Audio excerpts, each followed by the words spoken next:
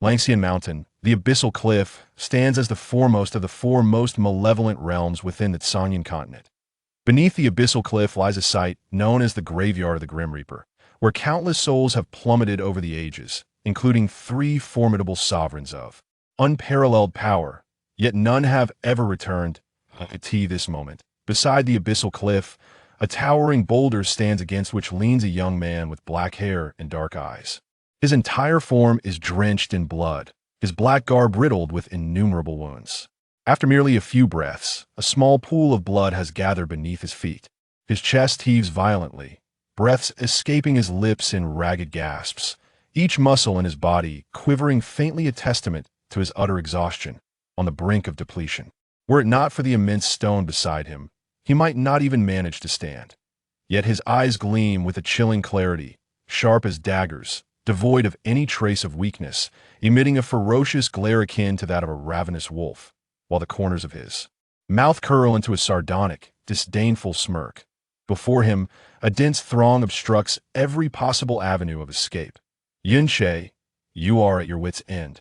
Hand over the heavenly poison pearl, and perhaps we may spare your life. Today, we shall act in the name of justice, eliminating you, the bane of our existence. Surrender the heavenly poison pearl at once, and I may grant you a swift death. Otherwise, you shall endure excruciating torment. Yunke, do not persist in your delusions. Your only option now is to relinquish the heavenly poison pearl. Such a divine artifact is not meant for one like you to possess. A chorus of shouts erupts from the crowd, each voice imbued with righteous fervor.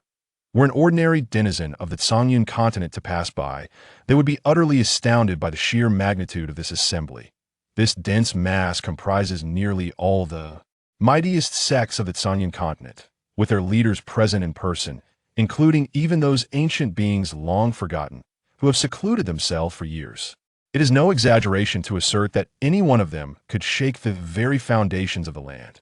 Yet now, they have all converged here, drawn solely by the man driven to the edge of the abyssal cliff, more precisely, for the heavenly poison pearl, the most coveted artifact of the Tsanyan continent. As the crowd threatens and shouts, they draw ever closer at last. When the heavenly poison pearl reveals itself once more, the overwhelming allure proves irresistible to these peak powers of the continent, who surge forward after 3 days and nights of relentless pursuit, finally poised to reap the fruits of their labor.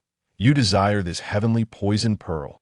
Yun Che scoffs coldly, his right hand slowly rising to unveil a verdant orb that emits a dim luminescence. The moment the pearl reveals its radiance, the advancing steps of the crowd come to an abrupt halt, their eyes fixated on the glimmering green, radiating an insatiable greed. These formidable beings, capable of astonishing feats, appeared so humble and grotesque in the eyes of Yun Che at this moment. His gaze, though filled with scorn and pride, even amid despair, was suffused with an indelible hatred. My master dedicated his life to healing the world, saving countless lives, without seeking any fame or fortune. Yet because of his heavenly poison pearl, 7 years ago, you so-called righteous sections forced my master to his demise. I loathe my own inadequacy. For 7 long years I have failed to annihilate all of your detestable sects. Each word resonated with profound hatred. Even after 7 years, the memory of his master's tragic death brought forth 2 streams of blood tears from the corners of his eyes. Yun Che was unaware of his parents' identities. His master found him mere days after his birth. It was during the depths of spring, amidst gentle breezes and clear waters, that his master named him Yun Che, hoping his heart would be as pure as the clouds and as clear as the waters, destined to inherit his teachings and become a healer, untainted by malice. And no matter how grievous the ailments or injuries, all could be cured under his master's skillful hands. The reason lay in the heavenly poison pearl, which he carried within him. The term heavenly poison signifies the immense toxicity of this pearl, yet akin to medicine, poison and remedy share the same origin. Throughout his life, his master never unleashed its toxic potency, instead utilizing its essence to forge countless miraculous medicines, saving innumerable lives. He imparted his medical knowledge to Yun Che. But 7 years ago, The secret of the heavenly poison pearl was revealed. He entrusted the pearl to Yun Che for his escape, sacrificing himself at the hands of various sects. Upon learning of his master's demise, Yun Che wept for 3 days and nights, planting the seeds of vengeance deep within his heart. He abandoned the study of medicine, instead fervently absorbing the terrifying toxicity of the heavenly poison pearl. Revenge became his sole creed. After 7 years, having mastered the arts of poison, he finally unsheathed his fangs of retribution. In less than 10 days, his poison spread across thousands of miles, claiming countless lives and inciting turmoil and panic throughout the Sanyin continent. This also attracted the covetous eyes of the pinnacle powerhouses, who banded together to pursue Yun Che for the heavenly poison pearl. Leading to this moment, with a gaze of disdain directed at all those before him, he smiled with increasing coldness. "You despicable wretches, dreaming of obtaining the heavenly poison pearl from me. How naive!" As his deep voice fell, Yun Che suddenly raised his hand and forcefully crushed the heavenly poison pearl into his mouth, but a surge of energy propelled the pearl from his mouth, swiftly plunging into his abdomen. What are you doing?" He actually swallowed the heavenly poison pearl. "Yun Che, are you insane? It matters not if need be. We shall kill him for the pearl." Yet, as the heavenly poison pearl entered his body, Yun Che did not succumb to the expected overwhelming toxicity that would lead to his swift demise. Instead, a faint greenish glow emanated from the surface of his body. "Kill him immediately. Otherwise, if the heavenly poison pearl undergoes any transformation within him, it will spell disaster." With a thunderous roar, a dozen individuals surged towards Yun Che. Gazing upon the figures he longed to annihilate, Yun Che erupted into a wild, hoarse laughter, yet his demeanor was imbued with audacity. "I may not have slain you, but you shall not take my life. You insignificant wretches are unworthy of the heavenly poison pearl, let alone of my life.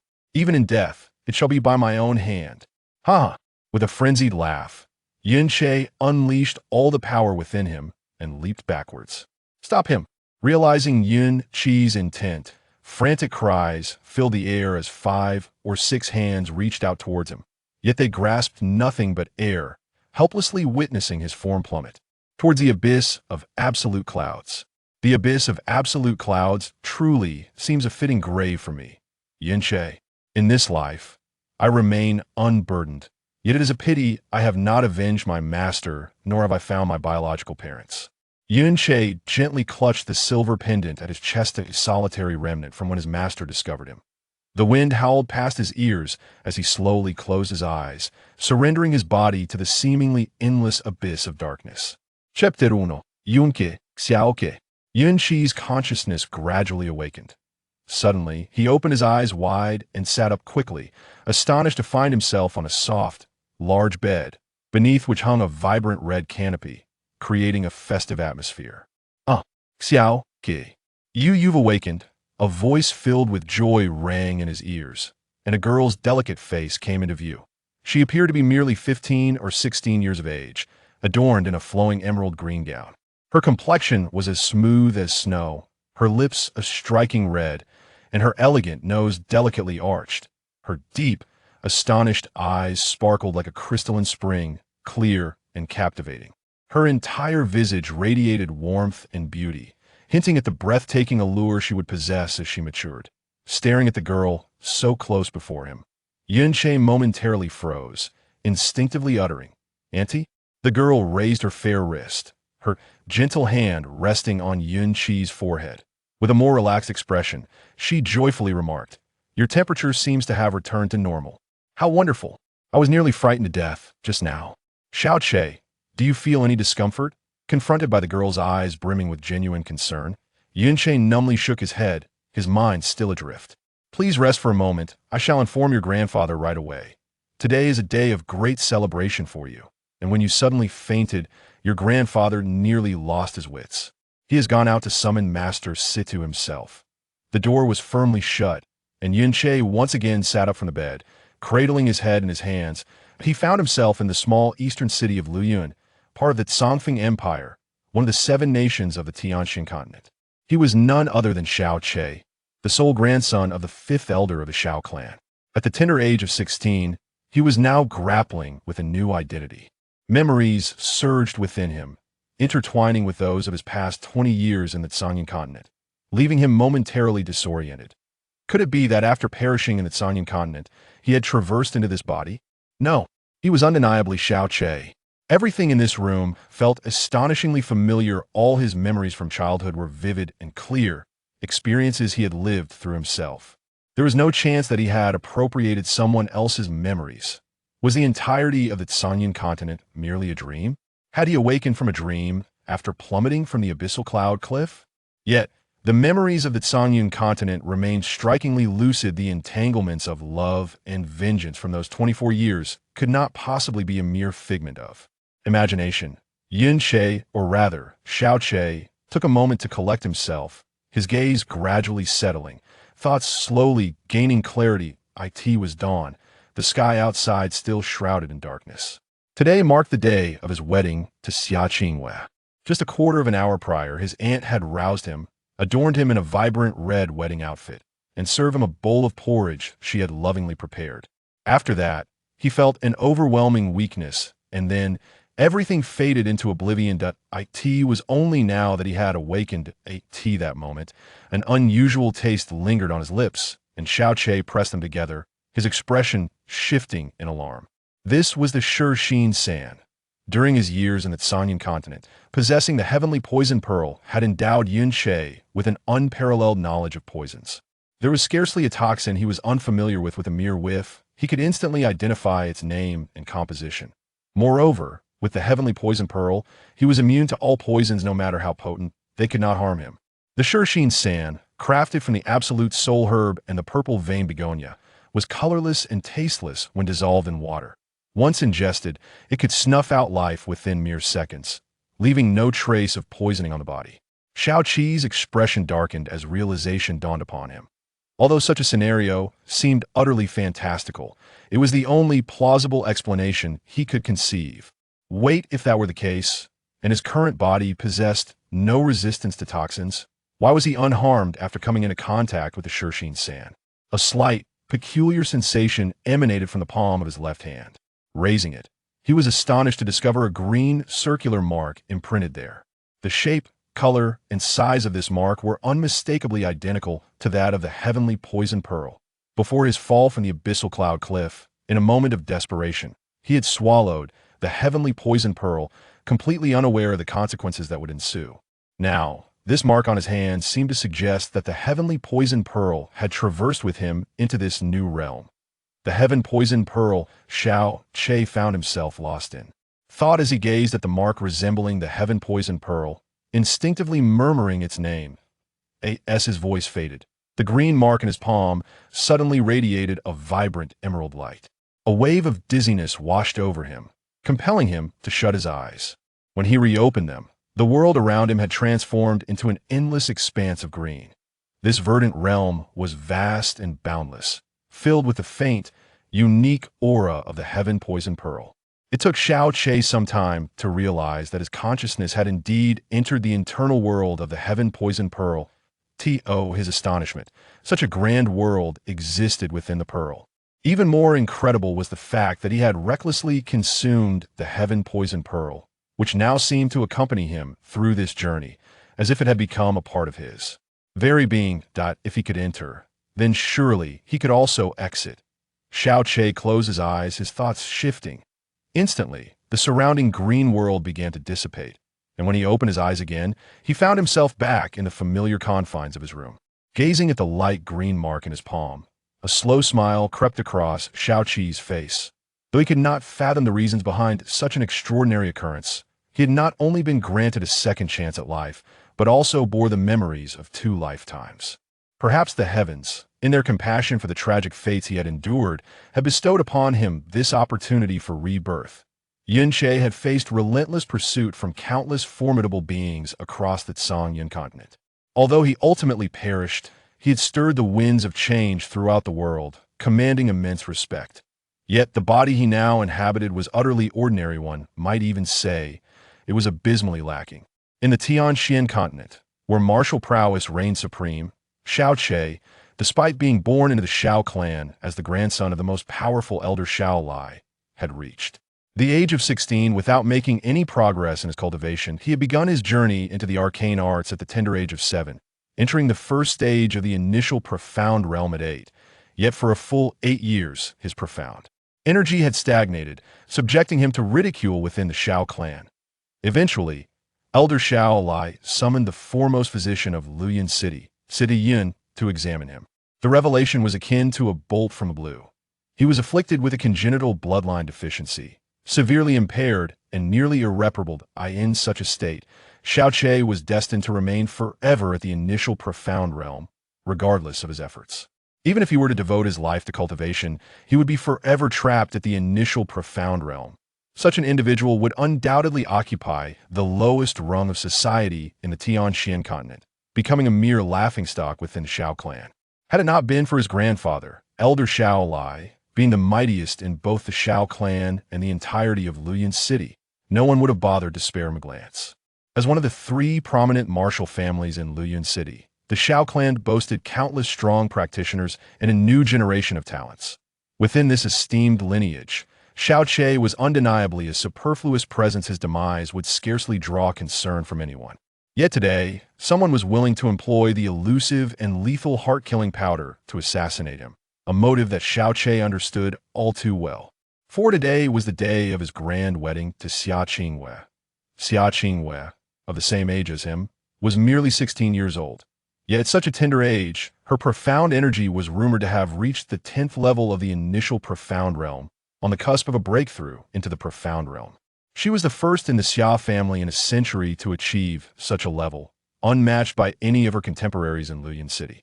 There were even whispers that if her progress continued unabated, decades hence, she might become the first ever from the Xia family to step into the earth profound realm, and perhaps even attain the celestial profound realm, a feat no one in Luoyang City had dared to dream of in 100 years. What was even more critical was that she possessed not only extraordinary talent, but also stunning beauty, being universally acknowledged as the most exquisite maiden in Luoyang City. Almost every young man of some means in the city was infatuated with her. If the Xia family were to seek a marriage partner, the line of suitors would likely stretch from the northern to the southern gates of Luoyang City. Such a prodigious beauty, with unparalleled gifts, was set to marry a member of the Shao family, the most inept of his generation, with no prospects whatsoever.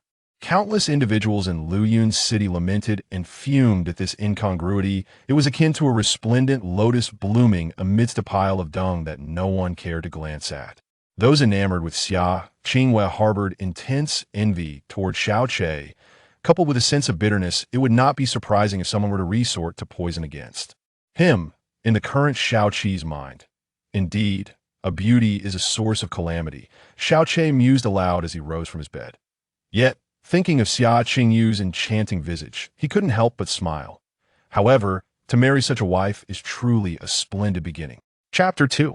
Involuntary emotions. At this moment, he was adorned in a splendid red wedding robe, and the room was festooned with auspicious characters and crimson fabric. This had been meticulously arranged by his grandfather, Shao Lai, and his petite aunt, Xiaolingxi, the previous night. This space was not only his usual residence but also his bridal chamber for this grand occasion. Xiaolingxi, the cherished daughter of Shao Lai, though she is the aunt of Shao Che, has only just turned 15 this year, being a year younger than him. Despite her tender age, she possesses an enchanting beauty, and her cultivation has already reached the 6th level of the initial profound stage. Although she cannot be compared to Xia Qingyue, her abilities are nonetheless commendable, earning her considerable regard within the Shao clan. Ah, Che-er, you are awake.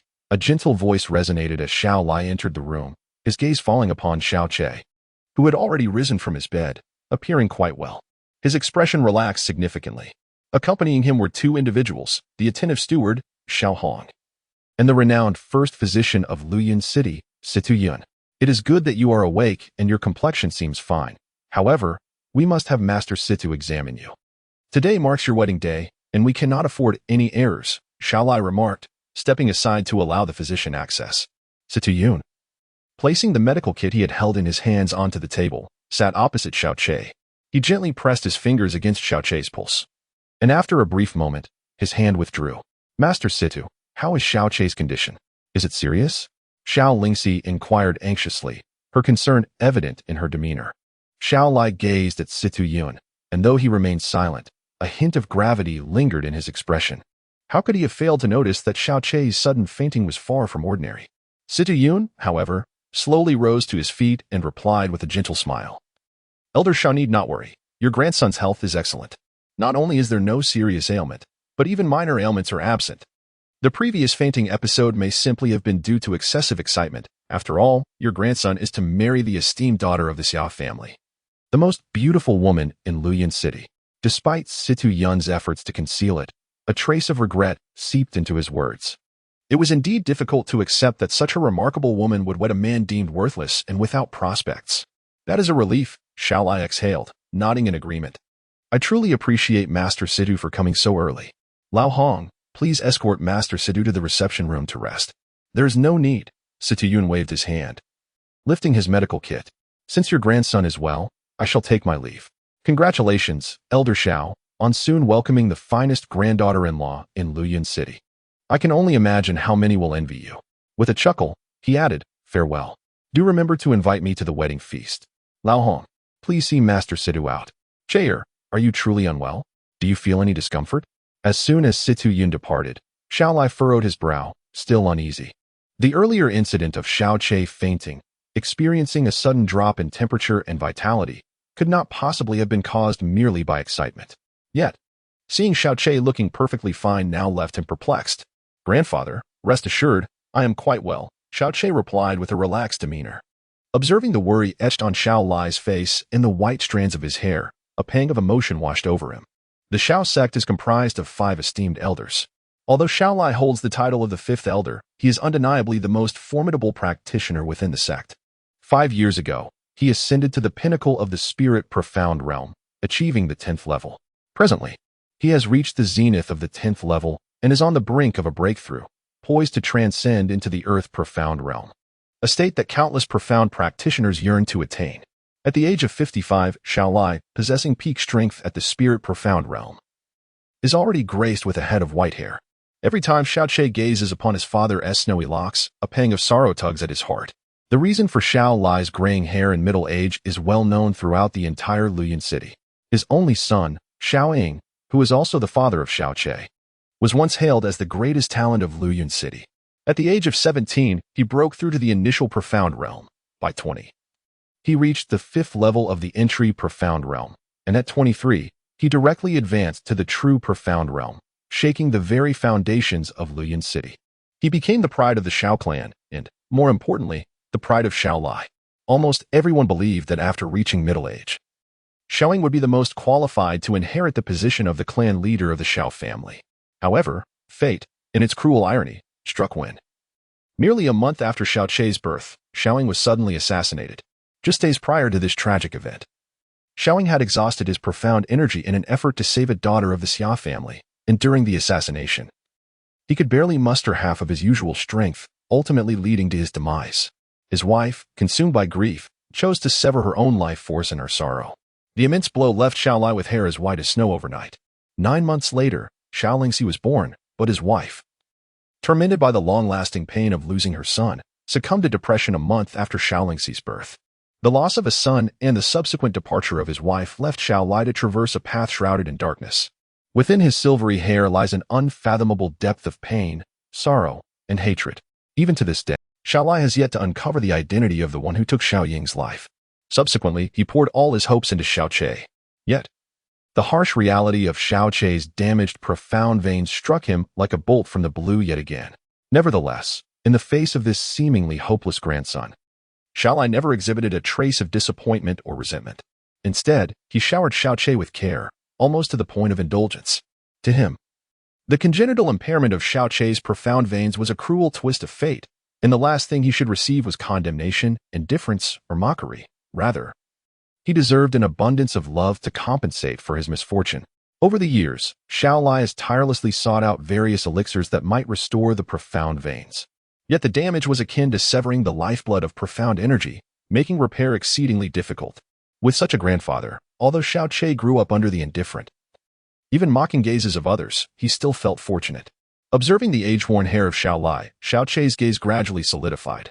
Since heaven had granted him a second chance at life and bestowed upon him memories of 2 lifetimes, even if only to bring a bit of solace to his grandfather, he resolved to live life to the fullest.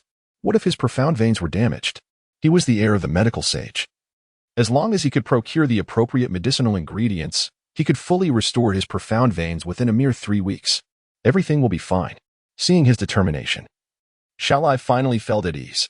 Glancing at the light outside, he said, "The time is nearly upon us. Chair, prepare yourself well. I shall make arrangements for the wedding procession. By the way, do you prefer to ride a horse or travel by sedan chair?"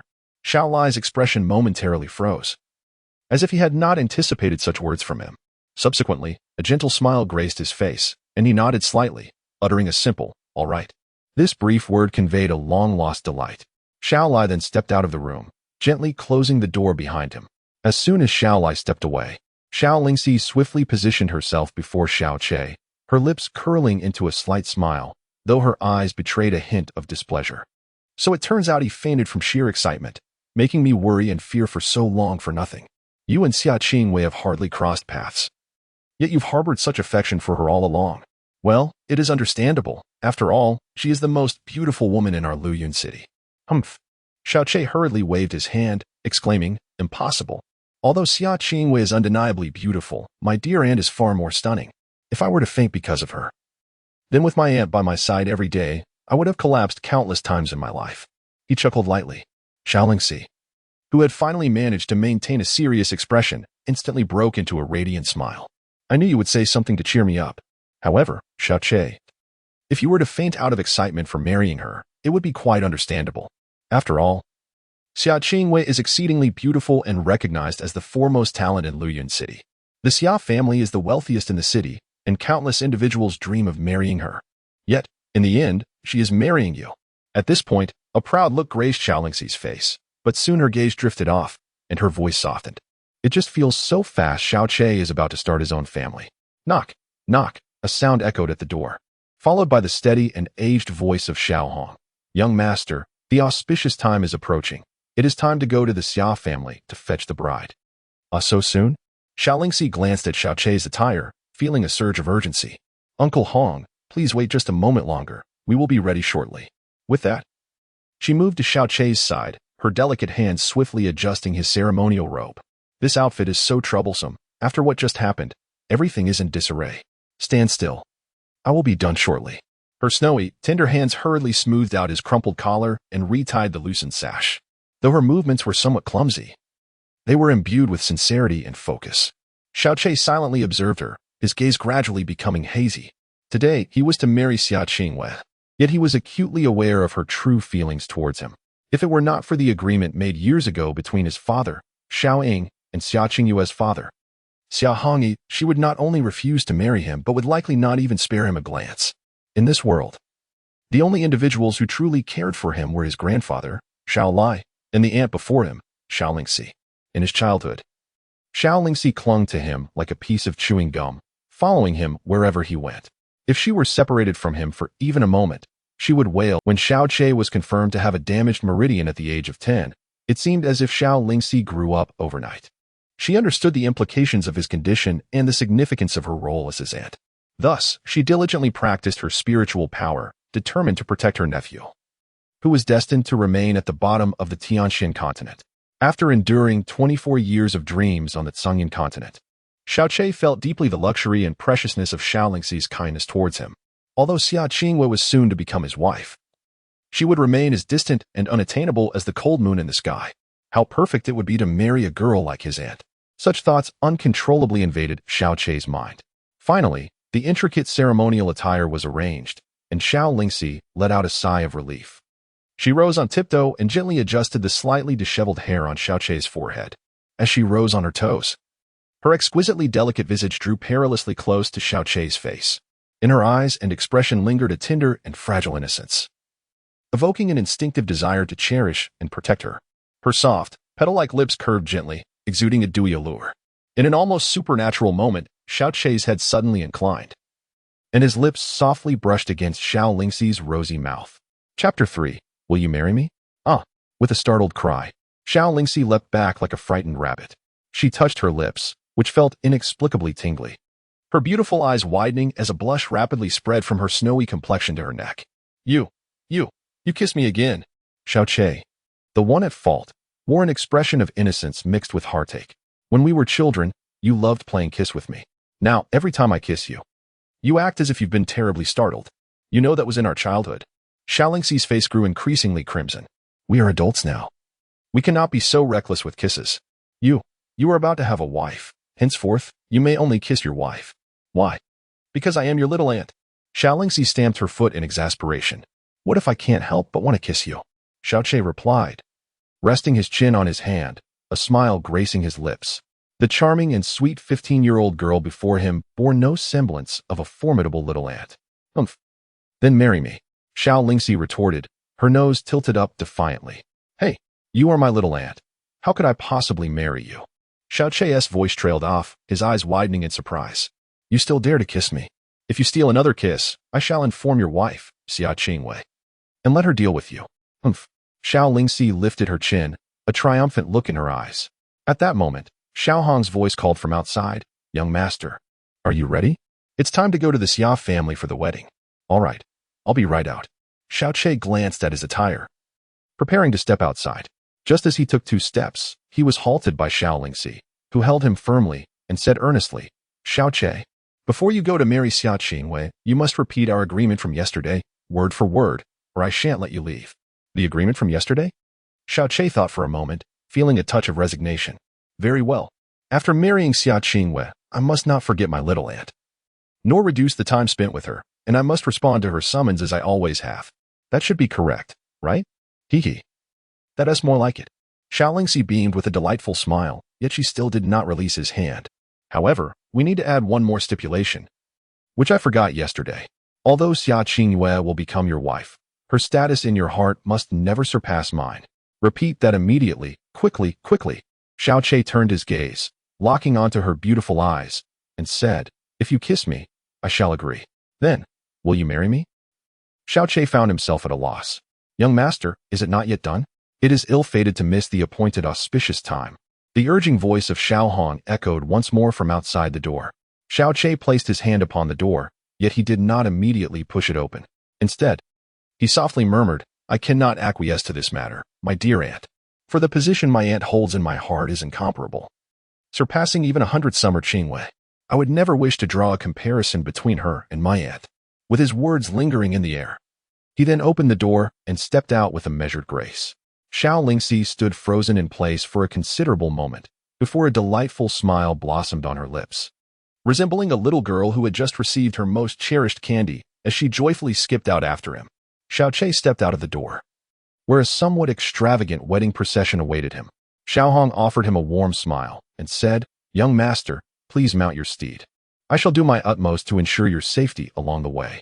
Of course, on such a joyous occasion, there should be nothing but happiness and no misfortune, so my services may not even be required. Thank you, Master Hong, Xiao Che replied with a slight smile, gracefully mounting his horse.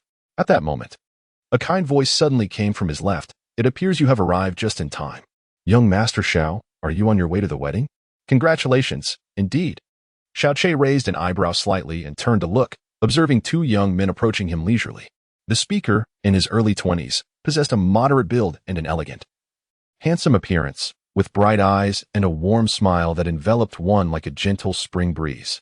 Following closely behind was a somewhat slender youth, who appeared to be slightly younger, maintaining a respectful distance of 1 step behind the man in front. Upon seeing them, Xiao Che smiled. Ah, it is Brother Yulong and Brother Xiaoyang. Have you come here specifically to see me off? Xiao Yulong, the sole heir of the current leader of the Xiao clan, Xiao Yuhai, has reached the age of 20 this year. In terms of appearance, talent, eloquence, and intelligence, he stands as the most distinguished figure among the younger generation of the Xiao clan. Presently, his profound energy has attained the 3rd level of the profound realm, making him a source of immense pride for Xiao Yuhai and a beacon of hope for the clan. Absent any unforeseen circumstances, he is poised to become the next leader of the Xiao clan. Despite the multitude of accolades surrounding him, he possesses no trace of arrogance. He treats everyone with grace and courtesy. Even towards Xiao Che, who is akin to a shadow of his former self, he consistently exhibits gentleness and respect, never hinting at derision, but but rather frequently expressing concern for Xiao Che's damaged meridians. All along, Xiao Che harbored deep admiration, gratitude, and reverence for him. That is, the individual accompanying Xiao Yulong possesses a remarkable identity. He is not merely an ordinary disciple of the Xiao clan, but rather the youngest grandson of the second elder, Xiao Yang. At the tender age of 19, he stands at the 9th level of the initial profound realm, having followed Xiao Yulong since childhood, always regarding him with unwavering loyalty. However, his attitude towards Xiao Che is far less amiable than that of Xiao Yulong. Despite being a fellow grandson of an elder, he has consistently looked down upon Xiao Che, often disregarding any attempts at conversation, either ignoring him completely or responding with a dismissive huff. As the grandson of an elder, Xiao Che enjoys the privilege of his own residence, complete with a separate courtyard. Yet, aside from his grandfather Xiao Lai, his little aunt Xiao Lingxi, and his sole confidant, this courtyard seldom sees visitors. At this moment, however, Xiao Yulong has brought Xiao Yang here, perhaps with the sole purpose of bidding him farewell as he prepares for his wedding. Ha ha, indeed, Xiao Yulong exclaimed with a hearty laugh as he approached. Today, you are to wed the brightest jewel of our Luyun city. This is not merely a significant event for the Xiao clan, but for the entirety of Luyun city. To marry such a gem brings me immense joy and envy as your older brother, and, of course, a touch of embarrassment as well. Ha ha. Xiao Che also broke into a smile, saying, Brother Yulong, you jest. With your remarkable talents, the most outstanding ladies of Luyun City would surely be at your disposal should you wish to marry. Young master, we must take our leave, Xiao Hong reminded. Brother Xiao Che, do hurry along. We eagerly await the day when you will bring the pearl of Luyun City into your home with great splendor, Xiao Yulong said with a smile. Xiao Che nodded, steadying himself in the saddle as the wedding procession emerged from the courtyard, accompanied by the resounding clamor of drums and gongs, heading straight for the Xiao residence. Humph. Xiao Yulong's brows furrowed, his face contorting with frustration. I went to great lengths to acquire this lethal poison, undetectable even by Sidu Yun, and yet you have managed to ruin it. Am I to simply watch as Xia Qingwen marries that good-for-nothing Xiao Che?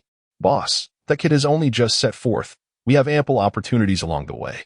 Xiao Yang interjected. Although we may not be suited to take direct action, we can certainly incite the members of the Yuan family and those young lords from the city lord's mansion. They all covet Xia Qingwen and resent her impending marriage to Xiao Che. With a little encouragement, and by joining them on the road, we could certainly. If it were that simple, would I have expended so much effort to procure the heartless powder? Xiao Yulong coldly interrupted Xiao Yang. Though Xiao Che is a worthless fool, his grandfather, Xiao Lai, is a formidable figure at the 10th level of the spirit profound realm, unmatched within Luyun City. Who would dare provoke him? Xia Qingyue's father has never opposed this marriage. To cause a disturbance would be to offend both Xiao Lai and the Xia family simultaneously. Even if the Yuan family and those young lords dared to act, their families would undoubtedly intervene to prevent it. Moreover, did you not see that old coot, Xiao Hong, accompanying them? With him present, who would dare to stir up trouble? Xiao Yulong spoke, his tightly clenched fist producing a series of unsettling cracking sounds. The first time he laid eyes on Xia Qingwei, he was utterly captivated, losing himself in her presence, a stark contrast to his usual composed demeanor. From that moment forth, he vowed that he would make her his woman in this lifetime. Yet now, the shocking news reached him that Xia Qingwei was to marry Xiao Che, the most ridiculed member of the Xiao clan, a thought that left him seething with dissatisfaction. Boss, perhaps you need not worry so much, Xiao Yang cautiously remarked, glancing at Xiao Yulong's expression. Consider this, given Xia Qingwei's temperament.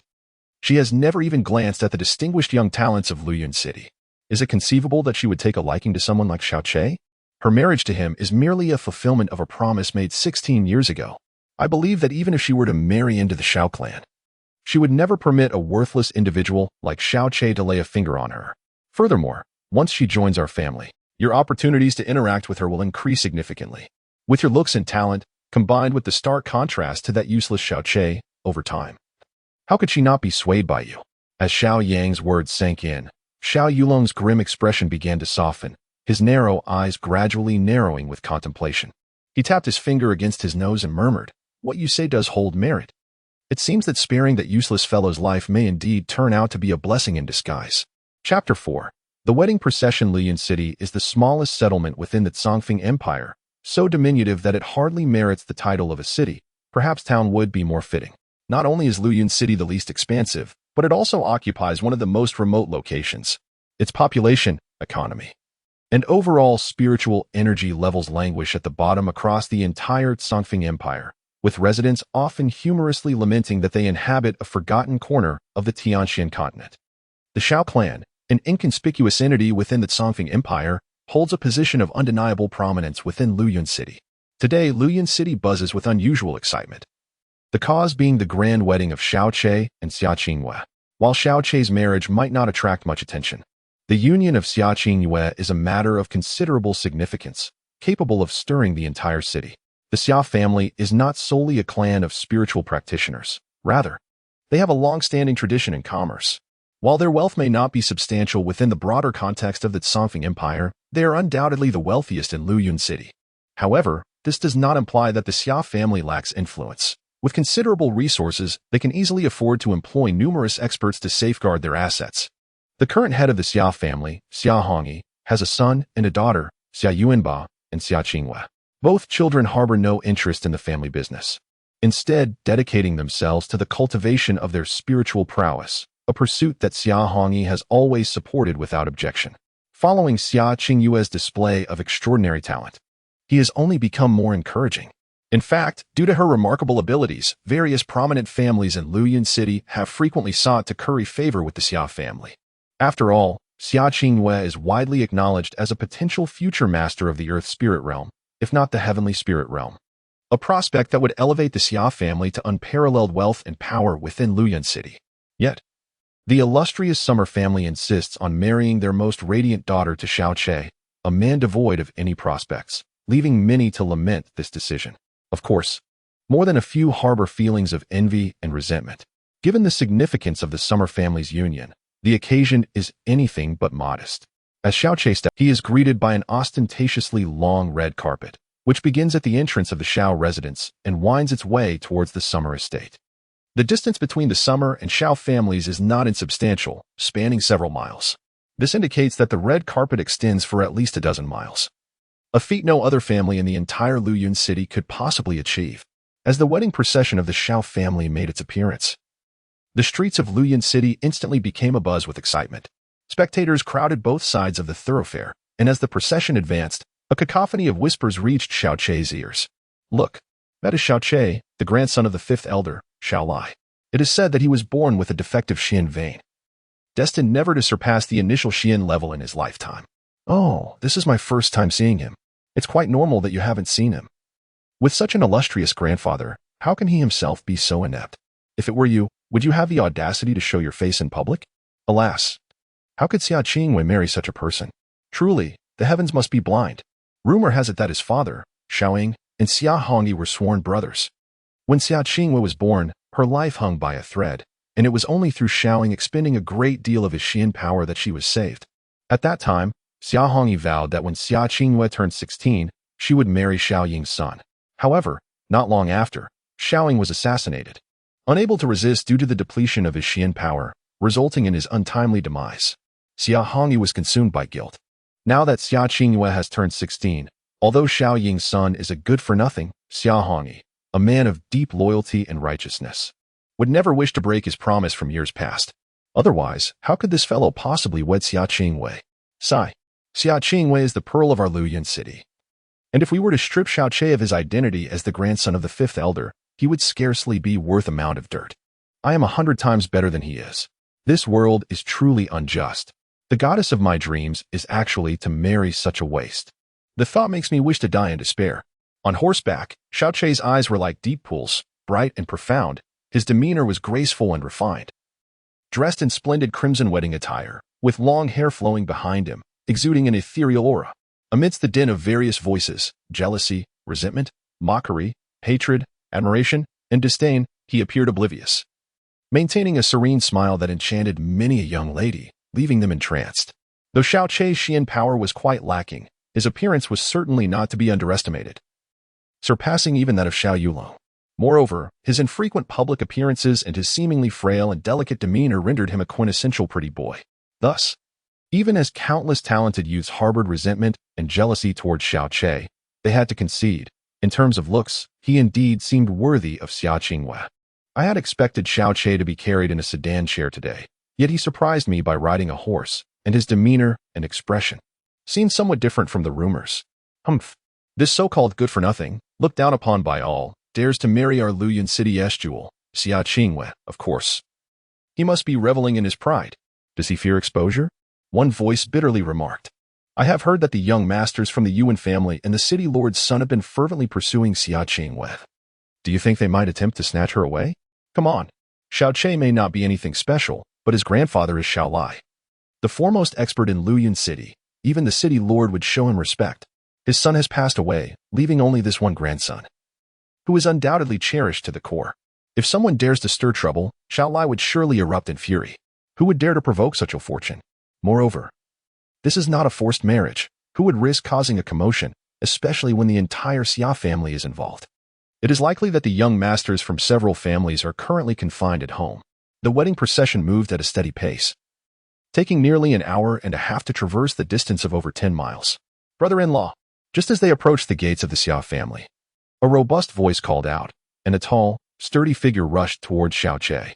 This individual, though seemingly young, stood at least 2 meters, with a physique as powerful as a bull, causing the ground to tremble slightly with each stride. Xiao Che, watching him approach, swallowed hard and exclaimed, Yuan Ba, we haven't seen each other for barely a month, and you've grown so much. This young man, more accurately, a boy, was Xia Qingyue's younger brother, Xia Yuan Ba, who had just turned 15. Indeed, he was truly only 15. However, one glance at his physique would leave no doubt that he was far beyond his years. Standing atop his horse, Xiao Che was barely eye level with him, and Yuan Ba's weight exceeded 350 pounds. Yet, this weight was not mere fat. His muscles were well-defined and radiated a dark metallic sheen, concealing an extraordinary strength, though his cultivation level was merely the 4th stage of the initial profound realm. He was exceptionally powerful, capable of holding his own even against those at the 6th stage. Xia Yuanba was Xiao Che's only true friend, having called him brother-in-law since childhood. And they had grown up together. Before the age of 8, Yuanba had been lean and frail, often bullied. However, after turning 8, he experienced an astonishing growth spurt, his appetite and strength becoming increasingly remarkable. Now, at 15, while his face still bore traces of youth, his physique was nothing short of monstrous. Upon hearing Xiao Che's words, Yuanba scratched his head sheepishly and replied, Well, I can't help it. My father insists I lose weight, but starving myself feels worse than death. Xiao Che was at a loss for words. To be in such a state at just 15, one could hardly imagine what he would become as an adult. Xiao Che had witnessed Yuanba's eating habits numerous times, and it was fortunate he was born into the Xia family. Had he been born into an ordinary household, he would have likely consumed them into bankruptcy. Hee, brother-in-law, today you officially become my brother-in-law. Yuanba grinned, genuinely delighted about his sister marrying Xiao Che, eagerly anticipating this day. In his eyes, having such a formidable sister as a wife would ensure that no one would dare to look down upon Xiao Che. Come on in. My sister has everything prepared. At this point, Yuanba smacked his forehead and exclaimed, Oh right, I need to open the door. With that, he dashed toward the entrance of the Xia family, moving like a living mountain. As the wedding procession entered the Xia residence, Xiao Che immediately spotted Xia Hongyi, who greeted him with a warm smile. He quickly dismounted and approached Xia Hongyi, respectfully bowing and saying, Uncle Xia. He chuckled softly at this hour. Are you still calling me uncle? Xia Hongyi spoke with a gentle smile, although his stature was not tall and he had gained a bit of weight in middle age, giving him a somewhat endearing appearance. Not a single person in the entire Luoyang city would dare to underestimate him. Xiao Che's gaze softened as he respectfully addressed, esteemed father-in-law. He held great reverence for Xia Hongyi, as he was a sworn brother of his father. Throughout his life, he had endured countless disdainful glances. Yet Xia Hongyi had always shown him unwavering support.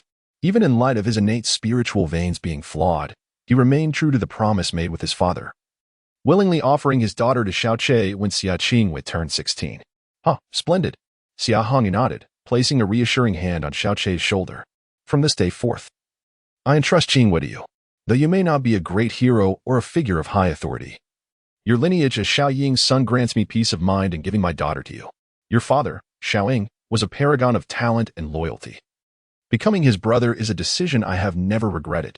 You are his son, and despite the damage to your spiritual veins, I refuse to believe that you will lead an ordinary life. Treat my daughter well, and as for the rumors and gossip, let them be. Xiao Che's gaze shifted slightly, and then he nodded slowly yet resolutely. Father-in-law, Rest assured, although I may currently be scorned by others, I am like a hidden dragon in the depths, destined to awaken one day. When that moment arrives, I shall silence all those who have looked down upon me, including those who deride the Xia family for acquiring a worthless son-in-law. Xia Hongyu was momentarily taken aback. The Xiaoqie he knew had always been gentle and mild-mannered, often betraying signs of insecurity. Yet now, he spoke such grandiose words, his gaze sharp and his demeanor composed, emanating a depth that made it difficult for Xia Hongyu to discern his true essence, a stark contrast to his previously feeble disposition. Excellent. Xia Hongyu nodded, patting Xiaoqie on the shoulder once more. I believe that the son of Xiaoying shall not remain ordinary. I shall await the moment when you rise like a dragon from the abyss. Now, Qinwei is ready. Go ahead. Chapter 5. The Wedding with the Assistance of Two Bridesmaids. Xia Qinwei finally appeared before Xiaoqie. Adorned with a grand red phoenix crown, the delicate beaded curtain cascading from it obscured her entire face, rendering her features and expressions indecipherable. Her lustrous black hair was elegantly braided behind her, and she wore a resplendent red wedding robe crafted from auspicious cloud-patterned brocade, cinched at the waist to accentuate her slender figure. A delicate jade belt adorned her waist, from which dangled fine pearl tassels, and she stepped gracefully in golden silk shoes, her opulent attire making her radiate with unmatched brilliance. Supported by her bridesmaids, Xia Qinwei approached the flower sedan chair beside Xiaoqie, each step ethereal and graceful, as if she were walking on clouds. While ordinary women merely walk, she glided like a celestial being, her every movement breathtakingly beautiful, captivating Xiaoqie's gaze. Upon reaching the front of the flower sedan, the two bridesmaids gently released her, stepping back. According to the wedding customs of the Songfeng Empire, it was the groom's duty to assist the bride into the sedan chair. Xiaoqie stepped forward, extending his hand to Xia Qinwei, who delicately raised her own. However, just as her hand was about to rest upon his palm, a chilling cold surged from Xiaoqie's hand, causing his entire right arm to stiffen painfully, immobilizing him entirely. Xia Qinwei's hand hovered above Xiaoqie's palm, her body gracefully entering the flower sedan. To onlookers, it appeared as though she had been supported by Xiaoqie as she entered. As the icy sensation gradually subsided, Xiaoqie's arm fell limply to his side, his expression unperturbed, silent. Aside from the fleeting furrow of his brow at the moment the coldness gripped him, he displayed no further emotion, nor did he utter a sound. At that moment, if one were to lift the delicate beaded curtain from Xia Qinwei's head, they would catch a glimpse of surprise flickering in her beautiful eyes, only to have it swiftly replaced by indifference. Xiaoqie mounted his steed, and the wedding procession immediately turned back in a grand display, with the Xia family's entourage closely following, heading straight for the Xiao residence. Xiao Lai had already positioned himself at the entrance, warmly welcoming the arriving guests. Naturally, those who came in throngs were primarily drawn by Xiao Lai and the illustrious Xia family. Given Xiao Lai's esteemed reputation in Luyan City and the Xia family's extensive connections, a substantial number of guests had gathered. Outside the gates of the Xiao residence, the crowd was so dense that it obstructed the thoroughfare, as onlookers flocked to witness the marriage of the city's most beautiful maiden. As the floral sedan chair carrying Xia Qinwei came to a gentle halt amidst the cacophony, a corner of the curtain was lifted. Her maid, Xia Dongling, softly announced, "Miss, we have arrived." A hand extended, and with Xia Dongling's assistance, she gracefully descended. The moment she emerged from the floral carriage, the previously thunderous clamor ceased abruptly, replaced by a chorus of gasps. The time was nearing noon, and the sun shone particularly bright and soft, casting a shimmering glow upon her phoenix crown and bridal attire, which radiated elegance and brilliance, dazzling to the eyes. She adorned a four-screen phoenix crown, her hair styled in an exquisite cloud-like updo embellished with delicate gold hairpins and cascading strands of intricately carved gold ornaments. She wore a resplendent red ceremonial gown adorned with cloud patterns, cinched at the waist with a matching wide sash, and her feet were adorned with golden silk shoes. The elaborate phoenix crown, bedecked with slender pearl tassels, swayed gently, revealing her refined features, delicate brows, fair skin, bright eyes, and luscious lips, exuding an ethereal beauty that transcended the mortal realm. A length of red silk was entwined around Xia Qingyue's hand, the other end naturally tied to Xiaoqie's. With a smile gracing his countenance, Xiaoqie led her across the fire pit, over the saddle, and through the threshold of the Xia family, making their way directly to the grand hall. Upon entering the Xiao family estate, the din persisted unabated. Xiaoqie remained composed, his pace unhurried, as he longed for the ceremony to conclude swiftly. This was the central deliberation hall of the Xiao clan, a venue reserved solely for the clan leader or the esteemed elders to host weddings. The hall had been lavishly adorned for the occasion. The beams were inlaid with yellow crystal, while the walls depicted dragons playing with pearls, encrusted with rare gems. A scarlet carpet stretched through the heart of the hall, leading straight to the golden steps at the front, where the delicate golden light illuminated the opulently decorated space even more brilliantly. The Xiao clan would not expend such grandeur solely for Xiao Che. These extravagant arrangements were generously provided by the Xia family. Xia Hongyi spared no expense for his daughter's wedding. At the hall's highest point, Xiao Lai and Xia Hongyi were already seated, both wearing smiles as they watched Xiao Che and Xia Qingwei enter. The Zetan banquet table flanked by the red carpet was filled with guests, with Xiao Yunhai, the clan leader, prominently present, alongside the other 4 elders of the Xiao clan. As Xiao Che entered, beaming with joy, their expressions remained unchanged. Yet their eyes betrayed a collective disdain. As a prestigious family of cultivation in the Xinxia realm, the Xiao clan bears the burden of shame with Xiao Che, who, despite being a direct descendant, possesses a crippled spiritual vein. Had he not been the grandson of the esteemed elder Xiao Lai, he would have long been cast out to the periphery of the Xiao family's enterprises, never to remain within the clan's fold. Furthermore, had he not wed the most celebrated daughter of the Xia family in Luyun City, they would hardly have bothered to attend, let alone inquire about his well-being. To the members of the Xiao clan, the mere mention of Xiao Che conjures thoughts of uselessness. They hardly remember his face, let alone regard him with any semblance of recognition. In the Tianxin continent, power equates to dignity, and this truth holds even within the same family. Such is the nature of reality. The expressions of the younger generation of the Xiao family were remarkably uniform. When their gazes fell upon Xia Qingwei, they could not suppress their infatuation. Yet, when they shifted their focus to Xiao Che, the flames of jealousy nearly erupted from their eyes. This lifelong cripple, whom even the outer disciples of the Xiao clan scorned, had somehow married the radiant jewel of Luyun City, a union they could scarcely fathom. As they witnessed the couple holding a red silk ribbon together, stepping into the sacred hall of matrimony, the sensation was akin to swallowing a dead fly, utterly distasteful. The officiant of the wedding was Xiao De, the chief steward overseeing the Xiao family's logistics, and the grand ceremony commenced under his booming voice. He began by introducing the bride and groom, followed by the acknowledgement of esteemed guests. Throughout the proceedings, Xiao Che maintained an unchanging expression, his heart as tranquil as still waters. As the officiant continued with his words, Xiao Che found himself disinterested, his thoughts consumed by a singular concern. Had the remarkable Xia Qingwei, who achieved the initial Xian realm at the tender age of 16, concealed her true strength? At this moment, the officiant's recitation came to a halt. After a brief pause, his voice rose an octave. Bow to heaven and earth. Bow to the elders. The couple turned their bodies, respectfully bowing towards Xiao Lai and Xia Hongyi.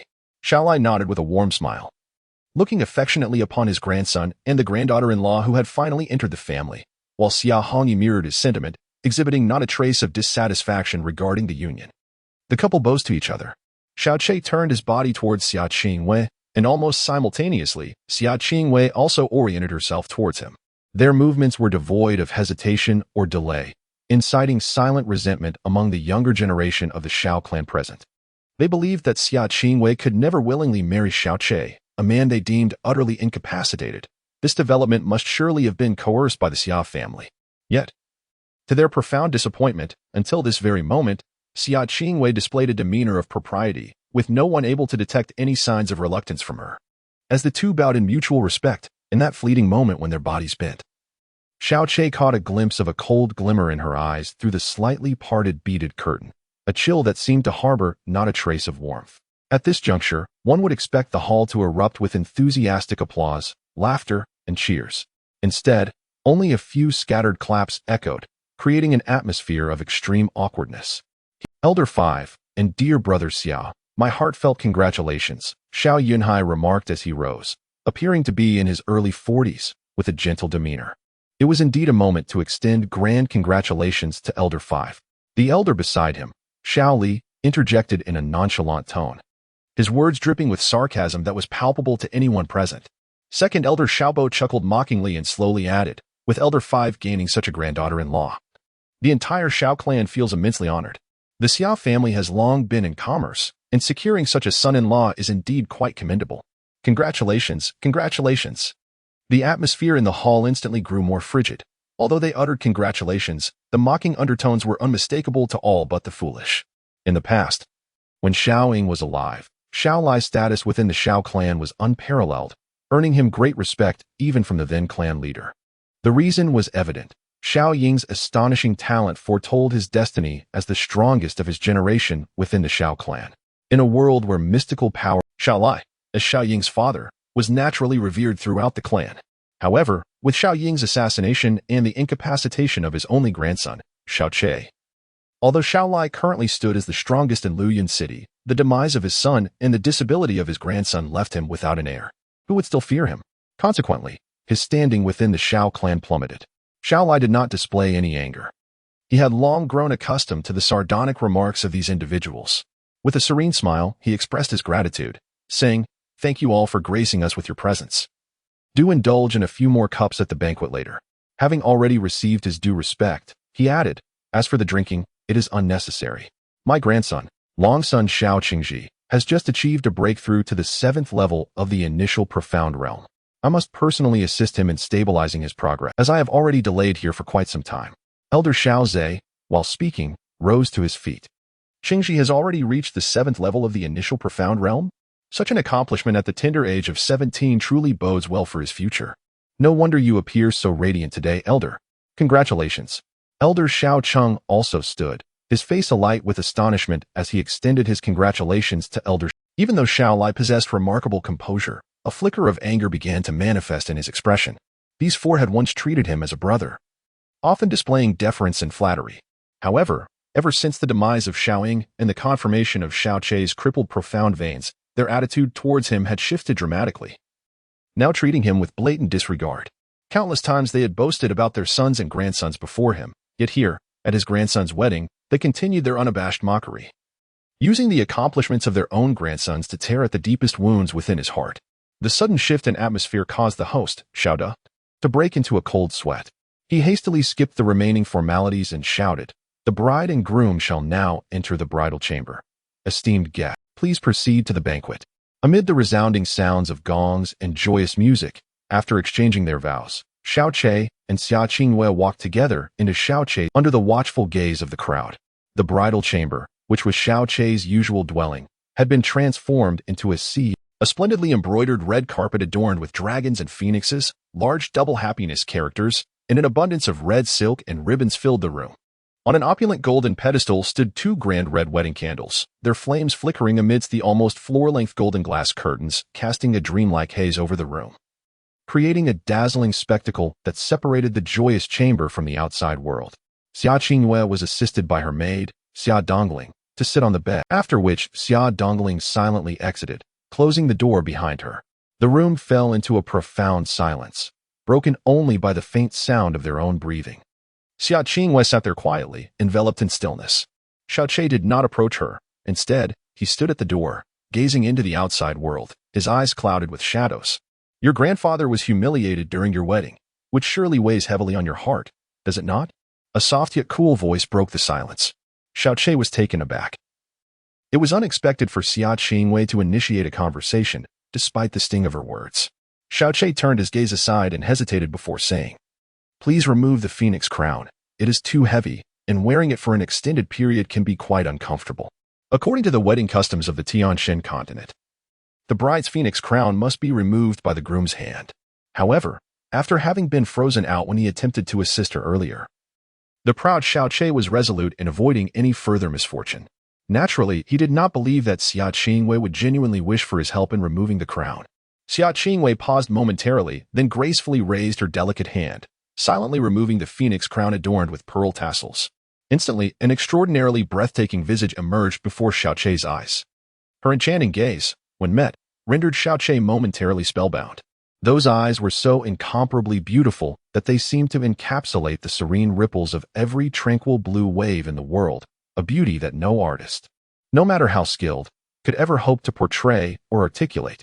Her skin resembled the finest jade, fairer than snow, and even in the dimly lit room, her luminous complexion radiated a translucent whiteness. Her lips were akin to the softest flower petals, while her elegantly sculpted nose appeared to be carved from the most exquisite white jade, exuding an innate nobility and grace. Indeed, her reputation was well-deserved. Xiao Che murmured, captivated by her gaze, which never wavered or blinked. Those mesmerizing eyes seemed to form an endless abyss, drawing his consciousness and thoughts deeper into their enchanting depths, leaving him utterly entranced. Though he and Xia Qingwei had been betrothed since childhood, aside from the occasional fleeting glances in their youth, this was his first true encounter with her beauty since turning 10. Xia Qingwei rarely ventured out, and Xiaoqi, burdened by feelings of inferiority due to his own frail talents, seldom left the Xiao residence. He had only heard whispers of her unparalleled grace, and in his mind, he had long been sketching an indistinct image of her. Now, as he finally beheld Xia Qingyue's true appearance, the vague silhouette he had envisioned vanished into thin air. Her beauty surpassed all his imaginings. He found himself at a loss for words to describe such transcendence. Even with the memories of 2 lifetimes, Xiaoqi found himself momentarily lost in reverie before her visage. Although Xia Qingwei was known as the most beautiful woman in Luyun City, even if someone were to claim she was the most beautiful in the Songfeng Empire, Xiaoqi would harbor no doubts. It was unfathomable to him that any beauty could eclipse the stunning spectacle before him. Moreover, the girl standing before him was merely 16, an age at which a young woman has yet to fully unveil her beauty. He could only imagine the extraordinary charm Xia Qingwei would possess in a few years' time, perhaps to an ethereal degree. In the small Luyun city, a girl whose every smile and frown could captivate the world had emerged, and today, this girl had become his wife. Xiaoqi was overwhelmed by a profound sense of unreality. Yet you, dear one, are not quite as I had envisioned, nor as the rumors suggested. As Xia Qingwei rose to her feet, her captivating silhouette was momentarily revealed. She approached Xiaoqi, her gaze as fluid as water, her lips slightly parted. It is said that your meridians are damaged, confining you to the first level of the initial profound realm for eternity. This has rendered you physically frail, instilling a sense of inferiority and timidity within you, leading you to seldom venture outside. It seems your only companions are your little aunt, Xiaolingxi, and my brother, Yuanba. The sole merit you possess appears to be your appearance. Your profound energy is not only weak, but also exceedingly muddled, a clear indication of your damaged meridians. Yet, the rumors surrounding your temperament seem entirely erroneous. Xia Qingwei halted barely 3 steps away from Xiaoqi, her beautiful eyes locking onto his. Although you strive to conceal it, your demeanor undeniably exudes a certain pride. From the moment I first laid eyes on you, this has remained true, starkly contrasting the alleged inferiority. Earlier, at my residence, when I encased your arm in ice using my profound energy, your calmness astonished me. Had your arm not briefly stiffened, I might have doubted the efficacy of my skills. Just now, in the hall, when you and your grandfather, Xiao Lai, faced ridicule in such a significant setting, you exhibited only a fleeting moment of anger before it vanished entirely. Your expression and heartbeat revealed no trace of abnormal fluctuation. Such composure is something even a seasoned practitioner of the spirit profound realm would find challenging to achieve. Moreover, when you looked at me, your gaze was yet unwavering. The fact that your meridians are damaged is indisputable, but the authenticity of your character and state of mind has eluded everyone. In her gentle words, Xia Qingyue's gaze remained fixed on Xiaoqi's eyes, which were as profound as an endless abyss. A sudden jolt surged through Xiaoqi's heart. As Xia Qingwei drew closer, an intoxicating aura of youthful femininity wafted towards him. However, Xiaoqi found himself devoid of the desire to savor it, as his mind was entirely consumed by astonishment. Indeed, he now exuded an undeniable arrogance, regardless of whom he faced. In the Tsungyan continent, he had stood proudly against a myriad of heroes, each of whom was a paragon of supremacy that even the entirety of Luyun City could not rival. Although his current strength was at its nadir, his temperament remained unaltered. This innate pride was not a facade he consciously adopted, but rather a natural manifestation of his essence. Nevertheless, the current state of his physique and circumstances compelled him to conceal this sense of superiority with great effort. Yet, Xia Qingwei had effortlessly unveiled these truths, even penetrating the depths of his psyche. Throughout the journey from the Xia family to the Xiao family, he had believed that Xia Qingwei regarded him with utter disdain. After all, one was a jewel of the heavens while the other was a despised wretch. This was a perfectly natural assumption. To his astonishment, she had been observing him all along, while he remained blissfully unaware. Xiaoqi's gaze towards Xia Qingwei shifted dramatically. Her eyes were not only exquisitely beautiful, but also so clear that they seemed capable of penetrating one's soul. The intricacies of her thoughts astonished him profoundly. It is worth noting that Xiaoqi possessed memories and experiences from 2 lifetimes, having faced numerous formidable foes and death itself with unwavering composure. Yet, she saw through him so effortlessly. Could she truly be just a girl of merely 16? How could a young maiden possess such an otherworldly gaze and depth of thought? Are you enduring? Xia Qingwei inquired softly. Enduring? Xiao Che replied with a semblance of self-mockery. Perhaps that is the case. However, the fact remains that my spiritual veins are damaged. In this Tianxin continent, having damaged veins signifies a lifetime of being relegated to the lowest echelon, looked down upon by others. Is there truly a distinction between being cowardly and self-effacing silence? Enduring? What a farce. Yesterday's Xiao Che was undoubtedly identical to the one Xia Qingwei had always heard about. Yet, no matter how astute she was, she could not fathom that today's Xiao Che bore an entire lifetime's worth of memories more than the one from yesterday. His temperament and mindset had undergone a transformation as a result. Chapter 7. The Ice Cloud Immortal Palace Destroyed by Others? Xiao Che's brow shot up in surprise. Throughout his life, whether from tales spun by his grandfather or the gossip circulating outside, he had always been told that his spiritual veins were inherently defective. Even he, after being reborn with the memories of a revered medical saint, had only just realized that his impaired veins were not a result of congenital issues. Yet, Xia Qingwei, with a mere utterance, revealed that his damaged veins were not due to nature, but rather the consequence of external forces after it. This truth had eluded everyone in the Shao clan, yet Xia Qingwei discerned it with remarkable clarity within just a few breaths. This woman, indeed, Xia Qingwei replied, lowering her lashes gracefully. Moreover, because you suffered significant trauma at such a tender age, and your family may not have noticed it at the time, no repairs or healing were initiated. As your body matured, the damage to your spiritual veins solidified, rendering any possibility of restoration utterly impossible. Her final statement was delivered with unwavering confidence. If an adult's spiritual veins are damaged, it can lead to a severe loss of spiritual power. Yet various methods for restoration exist. However, if an infant's veins are defective from the outset, their growth will be rooted in that defect, culminating in a more profound incapacity. By the time one reaches Xiao Che's age, it is essentially irreversible. Xiao Che, however, maintained an unchanging expression, responding with remarkable calmness. That is not. Xia Qingwei cast a gentle glance at him. It seems you have been contemplating the restoration of your meridians? I will certainly restore them, Xiao Che replied, his face devoid of emotion. Xia Qingwei gazed deeply at him, perceiving not only pride and confidence in his eyes, but also a profound coldness. With a sigh that echoed in her heart, she softly remarked, the Tianxin continent is vast, home to innumerable gifted individuals. Perhaps there truly exists a remarkable person capable of mending your meridians. I should not have made such a definitive statement earlier. Please consider it merely a reflection of my ignorance. After a prolonged silence, just when Xiao Che believed she would remain silent, she calmly spoke, the ice cloud technique. The ice cloud technique. The name caused Xiao Che to startle slightly, a vague sense of familiarity blossoming within him. Upon suddenly recalling the concept that name represents, his expression shifted dramatically, and he exclaimed uncontrollably, the ice cloud immortal palace. Xia Qingwei's beautiful eyes shifted, regarding Xiao Che with some. When she pronounced the four words ice cloud immortal palace, it was evident that Xiao Che had lost control of his emotions. Yet, to her, he still appeared remarkably composed. Even the Lord of Luyan City would likely be so shocked by the name that he would tremble and weaken. She spoke lightly. My master is indeed from the Ice Cloud Immortal Palace, and I can be considered a disciple of that esteemed establishment. This matter is known only to my father in the entirety of Luyan City. You are the second to learn of it. I share this with you, as a gesture of respect, since you are, at least in name, my husband. Xiao Che's heart remained in turmoil, unable to settle in the face of such revelation. The four words Ice Cloud Immortal Palace detonated within him like a colossal bomb. This palace was one of the mightiest sects in the Songfeng Empire, a sanctuary that all practitioners in the empire yearned for and aspired to. Even the imperial family of Songfeng Empire offered tributes to this transcendent existence annually.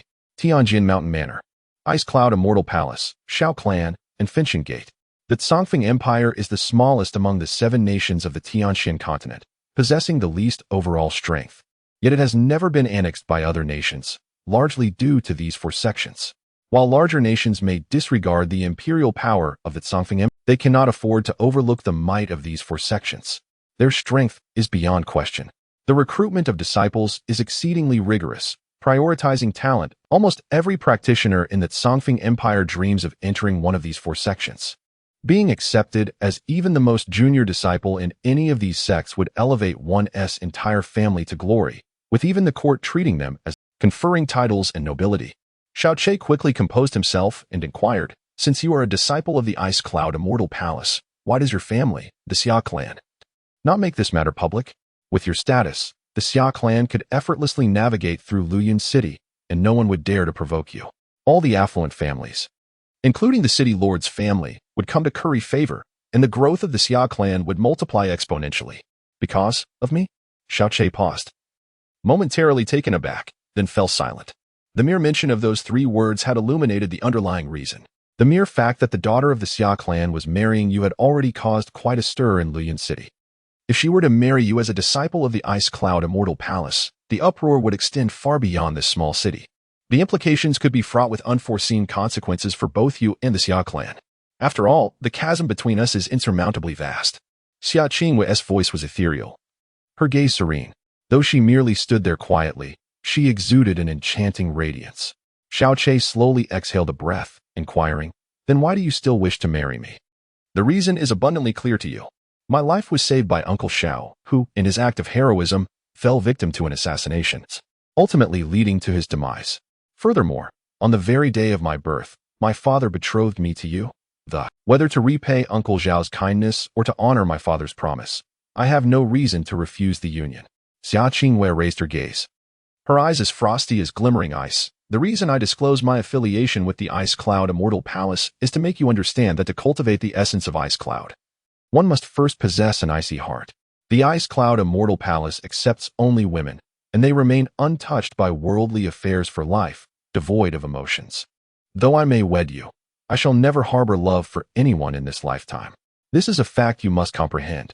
Even if you were not of the Ice Cloud Immortal Palace, I do not believe you would come to love me." Xiao Che smiled bitterly in self-mockery. Xia Qingwei gently shook her head. "Perhaps you have misunderstood. I hold no disdain for you, nor have I ever looked down upon you.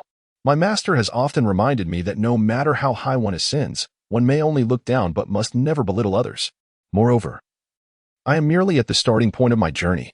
Though the heavenly Xian continent reveres profound strength, the esteemed practitioners of medicine, alchemy, and craftsmanship were countless. The impairment of one's spiritual meridians does not signify the end of one's life." Xiao Che was momentarily taken aback. In Luoyang City, only the beauty and talent of Xia Qingwei were spoken of. Perhaps few knew that beneath her resplendent exterior lay a composure that even most middle-aged individuals could scarcely possess. And she was merely 16 years old. The prospects of her future were almost unfathomable. It was no wonder that she had caught the eye of the people from the Ice Cloud Immortal Palace. To think that such an extraordinary woman, in terms of appearance, talent, and demeanor, was now truly his wife felt surreal. Were it not for his experiences and memories from 2 lifetimes, he would undoubtedly feel so inferior in her presence that he would not dare to meet her gaze directly. "Thank you for sharing this with me." Xiao Che sighed, then shifted his tone, his gaze becoming resolute. "So, could you enlighten me on the current realm of your mystical energy?" Achieving the initial Xian realm at level 10 at the age of 16 was undeniably a talent remarkable enough to astonish all of Luoyang City. Yet, Xiao Che could not bring himself to believe that Xia Qingwei was genuinely only at the initial Xian realm. Such unparalleled talent in Luoyang City was hardly worthy of the Ice Cloud Immortal Palace's attention. "You should go and pay your respects," Xia Qingwei remarked, turning her gaze slightly. As her words fell, the sound of footsteps approached from outside, followed by the calm and aged voice of Xiao Hong. "Young master, it is time to pay your respects." "Master Hong, I shall attend to it shortly," Xiao Che replied, casting one last glance at Xia Qingwei before adjusting his attire and stepping out of the room. As soon as Xiao Che departed, a brilliant shimmer of ice suddenly appeared within the room. Amidst this ethereal brilliance, a figure clothed in white materialized before Xia Qingwei in a dreamlike manner. Xia Qingwei stepped forward, gracefully inclining her body, softly and respectfully calling out, "Master." Her voice was gentle and melodic, as ephemeral as clouds and as delicate as the wind, capable of melting even the coldest of hearts. The white-clad woman gazed at her with a serene expression, and after a brief moment, she slowly nodded and smiled faintly. "Very well. Since I have made an exception to allow you to be the first disciple of the Ice Cloud Immortal Palace to marry in a century, it is permissible to delay for another month." "Thank you, Master, for your understanding," Xia Qingwei replied, bowing once more. After a moment of hesitation, she softly inquired, "Master, is there truly no possibility of restoring his profound veins?" The white-clad woman shook her head with almost no hesitation. "In this world, Perhaps nothing is absolute, but at least in my view, it is indeed impossible. Qingyue, you possess a kind, compassionate, and grateful heart, which is commendable. However, this time, I genuinely cannot assist you. Chapter 8. The wedding night, Xia Qingyue refrained from asking further. With the white-clad woman's elevated status and unwavering certainty, there was clearly no remaining glimpse. Xia Qingyue gently nodded. I hope that is the case. His profound veins lay in ruins, and lacking any other talents, he would never achieve anything in his lifetime. Yet, you are not only beautiful and wise but also gifted beyond measure, a rarity within my ice-cloud immortal palace. Otherwise, the palace master would not have made an exception to grant your wish to marry him. His ability to wed you is his greatest fortune and blessing in this life. You have done all you could, even if his father, Xiaoying, were to return to this world, if he were wise enough. I believe he would have already taken the initiative to dissolve the previous engagement. I shall take my leave now. I will return to collect you in a month. During this time, I shall not stray far. Should you encounter any insurmountable issues, use the sound transmission talisman to inform me at any time. Farewell, master, Xia Qingyue said. The white-clad woman nodded, turning away, revealing an exquisitely beautiful face tinged with an air of coldness. She wore no makeup, yet her skin was as smooth and white as snow jade, evoking thoughts of the phrases ice-like skin and snowy complexion with crimson lips. Her features were exquisitely flawless, radiating an unparalleled beauty intertwined with a sanctified aloofness that made one almost hesitant to gaze directly upon her, akin to a fairy descending from the heavens. Untouched by the mundane world, she opened the rear window, her form swaying slightly, and with the ethereal movement of ice spirits, she vanished as if enveloped in mist. In the grand hall of the Xiao residence, guests filled the space. Uncle Lu Qi, please have a drink. Xiao Che respectfully presented a wine cup before a refined-looking middle-aged man. The man, affectionately referred to as Uncle Lu Qi, stood up with a smile, accepted the cup, and downed its contents in one gulp. With a grin, he remarked, Dear nephew, your father and I were once close friends. Now, witnessing your marriage and your choice of such a wonderful wife brings me great joy. Thank you, Uncle Lu Qi. Elder, please drink. Elder Xiao Li of the Xiao clan raised his wine cup, consumed its contents in one gulp, and then slammed the cup down onto the table. Throughout the entire process, he merely emitted a grunt through his nose without uttering another word, nor did he spare a glance at Xiao Che. His demeanor suggested that drinking the wine offered by Xiao Che was an immense favor bestowed upon him. Xiao Che remained silent as he approached the next table. After taking just a couple of steps, Xiao Li spat on the ground, emitting a disdainful snort loud enough for Xiao Che to hear, exclaiming, What a beautiful flower! Yet it is marred by the filth of dog excrement. How revolting! Xiao Che's expression remained unchanged, and his footsteps showed no sign of hesitation, as if he had not heard anything at all. Yet, deep within his eyes, a trace of profound coldness began to crystallize. Approaching Elder Xiaobo, he slightly bent his body and said, Elder, allow me to offer you a toast. Xiaobo, however, did not even cast a glance at Xiao Che. Instead, he turned his aged face away and said nonchalantly, Yang, drink this for me. Yes, grandfather, Xiao Yang replied without hesitation, seizing the cup from Xiao Che's hands and gulping it down in one swift motion. To have a junior drink on behalf of an elder is not merely a sign of disdain, it is an unabashed humiliation. After finishing the drink, Xiao Yang set the cup down and, as he took his seat, an unmistakable sneer of contempt glimmered in his eyes. Xiao Che remained silent, merely nodding slightly as he walked towards the next table. Just as he took a couple of steps away, a cold snort pierced the air. Humph. A useless person is simply a useless person. Even if he has climbed onto the coattails of the Xia family, he remains a waste. Does that old fool Xiao Li really expect to rise through the fortunes of his granddaughter-in-law? Bah! The voice dripped with profound disdain and mockery, accompanied by a palpable jealousy. Setting aside the wealth of the Xia family, considering only Xia Qingyue's astonishing talent, had she married Xiao Yang instead of Xiao Che, he would undoubtedly be laughing in his dreams. Xiao Che remained oblivious, walking away with a serene smile. As Xiao Che concluded his toasts and bid farewell to the guests, the night had completely enveloped the surroundings. Throughout the proceedings, a select few expressed genuine congratulations and blessings. Yet this group was exceedingly scarce, so few that Xiao Che could count them on his 10 fingers. The majority maintained a polite demeanor, for it was indeed his wedding day. But the disdain in their eyes was unmistakable. Some sighed, others exhibited jealousy and resentment, while a few openly displayed contempt, their expressions revealing their perception of him as a worthless individual. Due to his crippled spiritual veins, he was destined for a life devoid of achievement. Consequently, there was no need for them to feign camaraderie or concern for offending him. They were utterly indifferent, for even if they did offend him, no repercussions would arise from his incapacitated state. Instead, they reveled in their superiority, unabashedly flaunting their sense of dominance, gazing down upon this perpetual weakling who could never surpass them. Such is the harsh reality and the ugly nature of the majority of humanity. Rest early, Xiaolai said, patting Xiao Chei's shoulder with a gentle smile. At that moment, Xiao Chei was well aware of the underlying implications behind his grandfather's smile. As Xiaolai aged, his temperament had become increasingly gentle. In his youth, however, Xiaolai's disposition was as fiery as his name suggested. The slightest annoyance would ignite his fury, and anyone who displeased him would bear the brunt of his wrath. There was no one he feared to confront. Xiao Chei understood clearly that his grandfather's growing gentleness was not a result of age bestowing a calm demeanor, but rather a necessity born from his desire to protect his utterly inept grandson. He had to become mild-mannered and discreet, enduring insults and bullying as long as his fundamental principles remained unchallenged. This way, whether in life or after death, he would have no enemies to contend with. Otherwise, those he offended would easily exact revenge upon his powerless grandson, once the most formidable elder of Luyun City. Xiaolai now found himself frequently bullied and mocked by the other four elders, and even the younger generation showed him little respect or fear.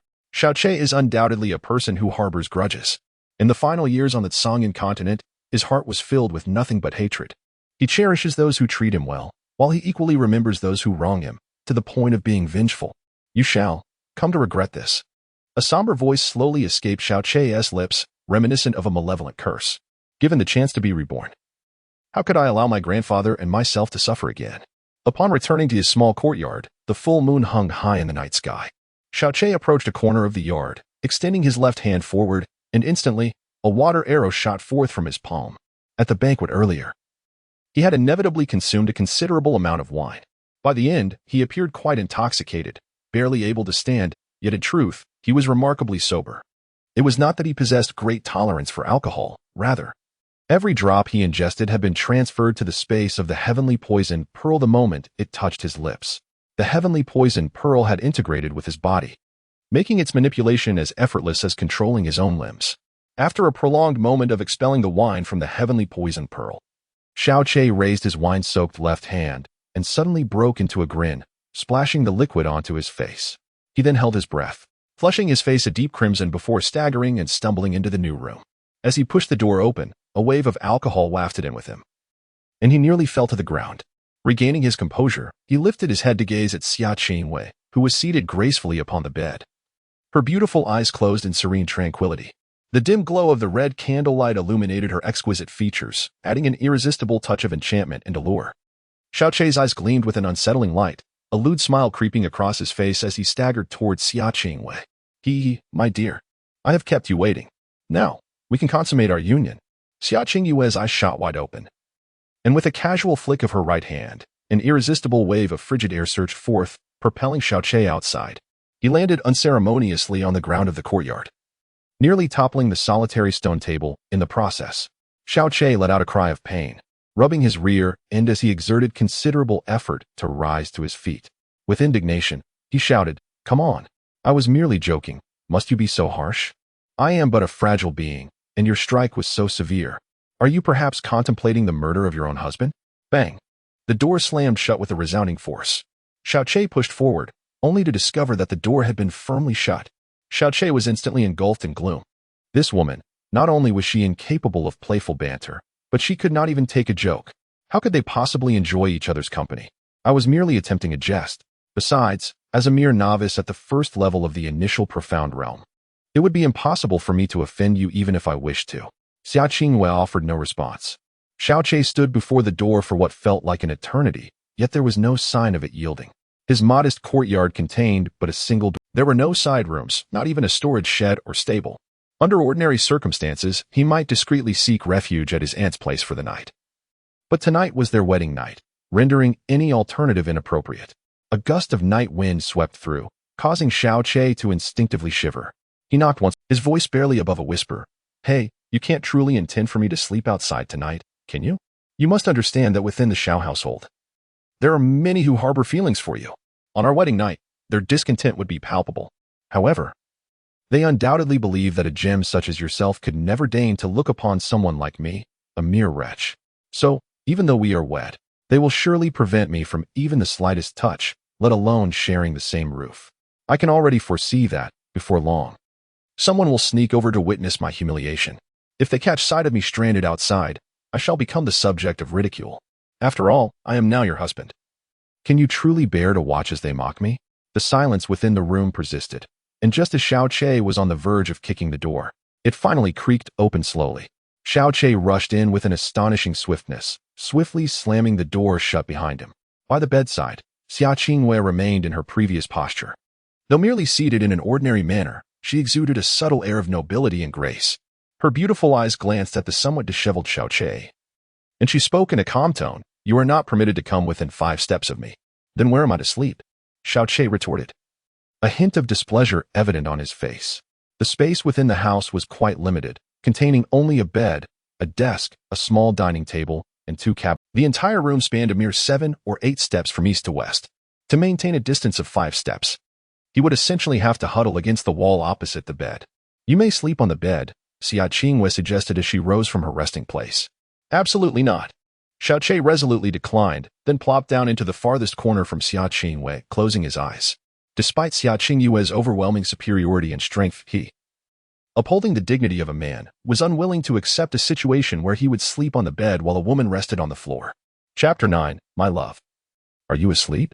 Having married a wife as beautiful as a celestial maiden, yet on their wedding night unable to touch, to caress, or even to share the bed, he could only silently curl up against the wall, hugging his knees in the corner. Xiao Che acutely perceived the malevolence of this world. The flickering red candlelight cast a dim and ambiguous glow upon the newly adorned chamber. Silence enveloped the room, both figures clad in resplendent crimson garments. One sat serenely and aloof by the bedside, while the other huddled pitifully in a corner, barely able to discern the sound of their own breath. After a considerable pause, Xiao Che could no longer contain himself and ventured to speak. You cannot possibly intend to let me spend the night here, can you? Xia Qingyue's long lashes fluttered slightly as her graceful form turned, reclining upon the bed. The crimson drapes fell, shrouding her in shadows, leaving Xiao Che to perceive only a vague silhouette illuminated by the flickering candlelight. In an instant, with a delicate wave of her hand, both candles extinguished simultaneously in a sudden gust of cold wind, plunging Xiao Che into darkness where even her shadow was. Were it not for the futility of opposing such a formidable woman, he would have surely acted with reckless audacity, driven solely by her haughty demeanor. I was merely jesting, he lamented, a look of melancholy adorning his face. I assure you, I am not intoxicated. I haven't touched a drop of alcohol all afternoon. What a lack of whimsy this has become. I know you are not drunk, Xia Qinghua finally replied, but I find men who relieve themselves indiscriminately quite repulsive. Relieve themselves? Indiscriminately? Could it be that the sound produced while expelling the wine from the heaven-poisoned pearl was misconstrued? Good heavens! Xiao Che's eyes widened in disbelief, and he erupted in indignation. Do you dare to accuse me of such disgraceful behavior? Which of your eyes witnessed me committing such an act? What you heard was merely the sound of me pouring wine. Pouring wine. Pouring wine, I say.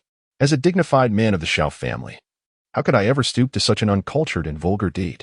You may look down upon my martial prowess, but you shall not tarnish my noble character and integrity. Xiao Che erupted in a fit of rage, but after a brief moment, he heard the tranquil voice of Xia Qingwei. I was merely jesting. Xiao Che nearly spat out a mouthful of blood. Xia Qingwei.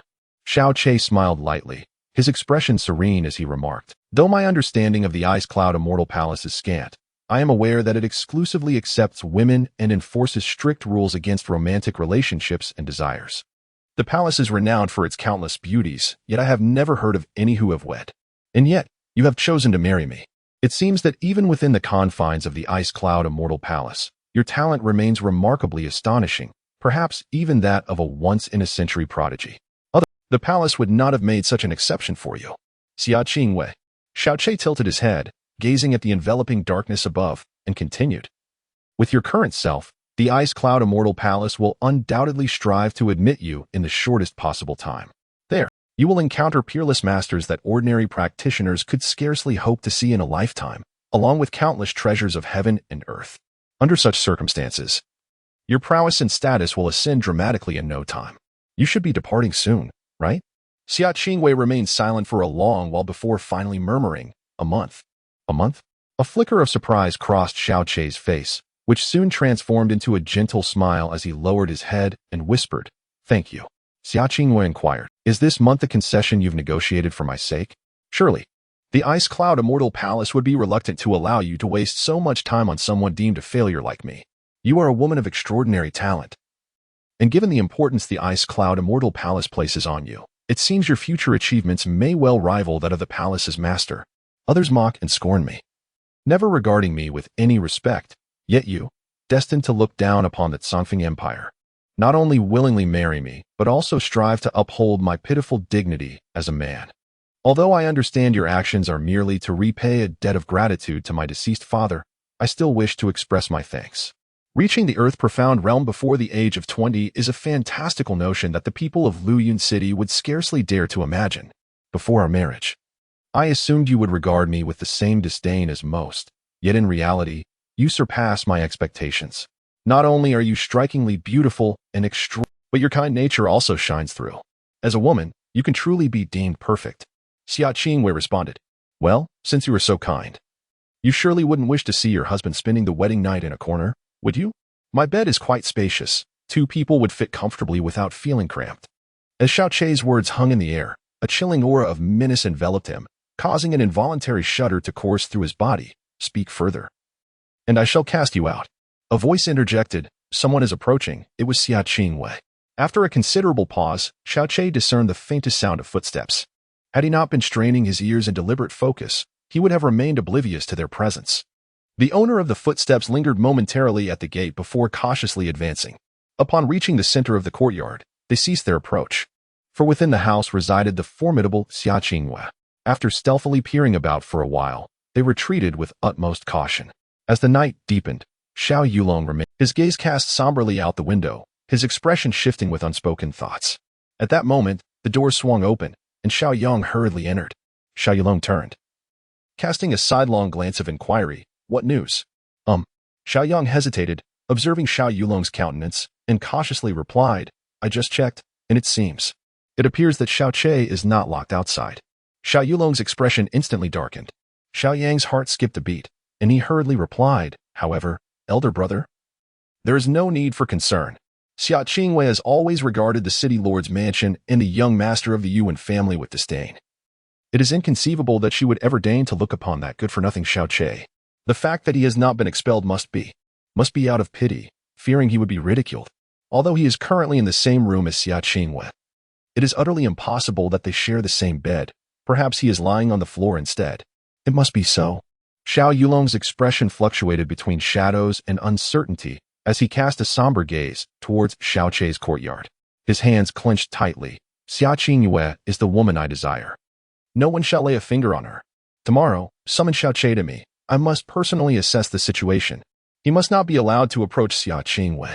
"Understood," Xiao Yang promptly replied. In the corner, Xiao Chei remained awake throughout the night, devoid of any semblance of slumber. He opened his eyes and raised his left hand, gazing at the palm. In the enveloping darkness, the faint green glow emanating from the heavenly poison pearl was strikingly conspicuous. In the Tsangyan context, with the might of the heavenly poison pearl, he single-handedly stirred the tumult of the world, instigating unrest across the entire realm. However, this came at a cost, nearly depleting all of his toxic energy. Now, the heavenly poison pearl had merged with his body, yet he could scarcely sense any residual poison. During the harrowing pursuit that nearly claimed his life, he had utilized the pearl's toxic power to vanquish numerous unparalleled warriors, yet this had overdrawn its strength, leaving it utterly exhausted. Overdrawing and exhausting are two distinct concepts. While exhaustion can be gradually restored, overdrawn energy signifies that even the source of power has been nearly, perhaps rendering recovery impossible. Presently, the heavenly poison pearl possessed little more than the capabilities of detoxification, refinement, and fusion, along with storage. With his meridians in ruins, the toxic potency of the heavenly poison pearl rendered ineffective, and finding himself in a small, unremarkable town, Xiao Chei felt an overwhelming sense of confusion after prolonged silence. In such a state, he felt utterly unworthy of safeguarding his grandfather and aunt, let alone deserving of. What was even more unbearable was his inability to assert himself even with the wife he had married. To attain sufficient strength, The foundational step must be the restoration of his damaged meridians. Restoring the meridians. Xia Qingwei had confidently asserted that his meridians could never return to a state akin to that of an ordinary person. Yet, to him, this was not an impossibility, for he was the heir of the saint of medicine. His master had repeatedly imparted the wisdom that the principles of medicine are akin to the law of causality. For every cause, there is an effect. For every ailment, there exists a remedy. In this world, there are no ailments beyond healing, only healers lacking the requisite ability to dismantle the old meridians and cultivate new ones. He would require at least 3 critical components. Wife, are you awake? Xiaoqi inquired. Ahem, dear wife, you wouldn't truly be asleep, would you? He asked again. I am Xia Qingwei, came her voice, gentle yet laced with an icy undertone. I know your name is Xia Qingwei, Xiaoqi replied, scratching his brow in perplexity. But I have something I wish to ask you. Call me Xia Qingwei, she retorted, vexed. Oh, very well. He nodded earnestly, then posed his question. Wife, if you were to visit the Ice Cloud Immortal Palace, would you be able to procure the 7 mystical Linglong herbs, the purple, vein heavenly crystal, and the earthly realm beast elixir? Chapter 10. Star-hidden grass. Upon hearing Xiaoqi's mention of the 3 items, Xia Qingyue's delicate phoenix eyes, which had been gently closed, suddenly opened wide. What do you intend to do? Could it be that you truly have a way to acquire them? Noticing that Xia Qingwei had not outright dismissed the idea, Xiaoqi immediately inquired with a glimmer of hope. Xia Qingwei furrowed her brow slightly and replied slowly. I have never heard of the 7 Xian Linglong grass. The Xiandan from the earth Xian beast can only be obtained by hunting the beast itself. And how many individuals in the entire Songfeng Empire possess the ability to hunt such creatures? Even if the Ice Cloud Immortal Palace has it, it would surely be as rare as a unicorn's horn. As for the purple vein heavenly crystal, no amount of wealth can procure it. The 4 great sects would go to great lengths for such a treasured artifact of heaven and earth. Obtaining one is equivalent to years of arduous cultivation. These 3 items are not just unattainable for me. Even the palace master would find it nearly impossible to acquire them all at once. Xiaoqi's chest heaved heavily, and then he closed his eyes, remaining silent for a long time. What exactly is the purpose of obtaining these 3 items? Xia Qingyue inquired proactively. I cannot assist you, Xia Qingwei replied, and at the same time, she harbored doubts about the efficacy of these 3 items in repairing the mysterious veins. Otherwise, her master would surely be aware of it. Do not call me your wife again. My name is Xia Qingwei. Unable to endure any longer. Her voice had dropped at least 8 degrees in temperature. Xiaoqi, however, remained unfazed and calmly stated, I have wed you, and you have married me. We have reverently honored the heavens and the earth, with 1,000 witnesses to our union. All necessary rites have been fulfilled. I am your husband. And you are my wife. What else should I call you but my beloved? Xia Qingwei found herself at a loss for words. After a considerable pause, she finally replied indifferently, very well. Do as you please. Xiaoqi instantly broke into a grin. This wife is off limits in every sense. Yet indulging in a bit of verbal advantage is still permissible. Casual, said Xia Qingwei, her expression devoid of emotion. Well, that is more like it. Otherwise, you shall never see me again in this lifetime. If you refuse to allow me to take a concubine, I might truly consider divorcing you. Even though Xia Qingyue's heart was as tranquil as still waters, an overwhelming urge to kick him out surged within her. At that moment, she noticed Xiaoqi rising from his seat and striding towards the door, prompting her to inquire, Where are you going? Xia Qingwei fell silent, and Xiaoqi pushed open the door, stepping outside. At midnight, silence enveloped everything. Standing in the center of the courtyard, Xiaoqi gazed at the myriad of stars adorning the sky. Though his gaze remained resolute, a lingering sense of confusion lay deep within. Today marked the first day of his rebirth. His temperament had undergone a profound transformation compared to the past. Yet, the frailty of his meridians rendered him incapable of finding a way out of his current predicament, regardless of how formidable his resolve might be. If he could obtain the 7 Xian Linglong grass, the purple vein heavenly crystal, and a Guxian beast Xian pill, he would possess over a 50% chance of restoring his meridians. However, given his current capabilities, acquiring even one of those 3 items seemed an insurmountable challenge. Ultimately, this world reveres strength above all. Without sufficient power, aspirations remain mere fantasies. What am I to do? At that moment, a faint tremor emanated from the palm of Xiaoqi's left hand. Instinctively, he raised his left hand and was astonished to see the subtle glow of the heavenly poison pearl pattern pulsating at an astonishing frequency. Xiaoqi's pupils instantly constricted slightly as he abruptly turned to gaze towards the north. Could it be? The heavenly poison pearl possesses not only a terrifying toxicity and formidable refining ability, but also a unique capacity for sensing high-grade poisonous materials or medicinal herbs. When such superior substances are within a certain vicinity, it becomes aware and emits a radiant glow, indicating the direction of the target. However, this is contingent upon the materials being of the utmost quality. In the context of the heavenly poison pearl, its interpretation of high-grade diverges significantly from that of humans. Throughout the vast Sanyan continent, he had witnessed the heavenly poison pearl flicker only 6 times, each instance revealing extraordinary treasures. On the very first day of his return to the Tianshan continent, the heavenly poison pearl astonishingly exhibited such a response. What unparalleled treasure could be concealed in this vicinity? The direction indicated by the heavenly poison pearl is to the north, precisely towards the back mountain of the Shao sect. Although Xiaoche possesses a private courtyard, its location is the most remote and perilous within the entire Shao clan. Beyond the walls of this small courtyard lies the rear mountain, a secluded territory belonging to the Shao clan, where a handful of low-tier mystical beasts wander. Occasionally, these creatures breach the courtyard walls, and the rear mountain serves as a viable entry point for those seeking to infiltrate the Shao clan. However, given the Shao clan's influence in Luoyang, no one has dared to undertake such an endeavor thus far. Xiaoche did not hesitate and swiftly scaled the wall. Although his strength was merely at the first level of the initial profound realm, surmounting a wall less than 3 meters high posed no challenge.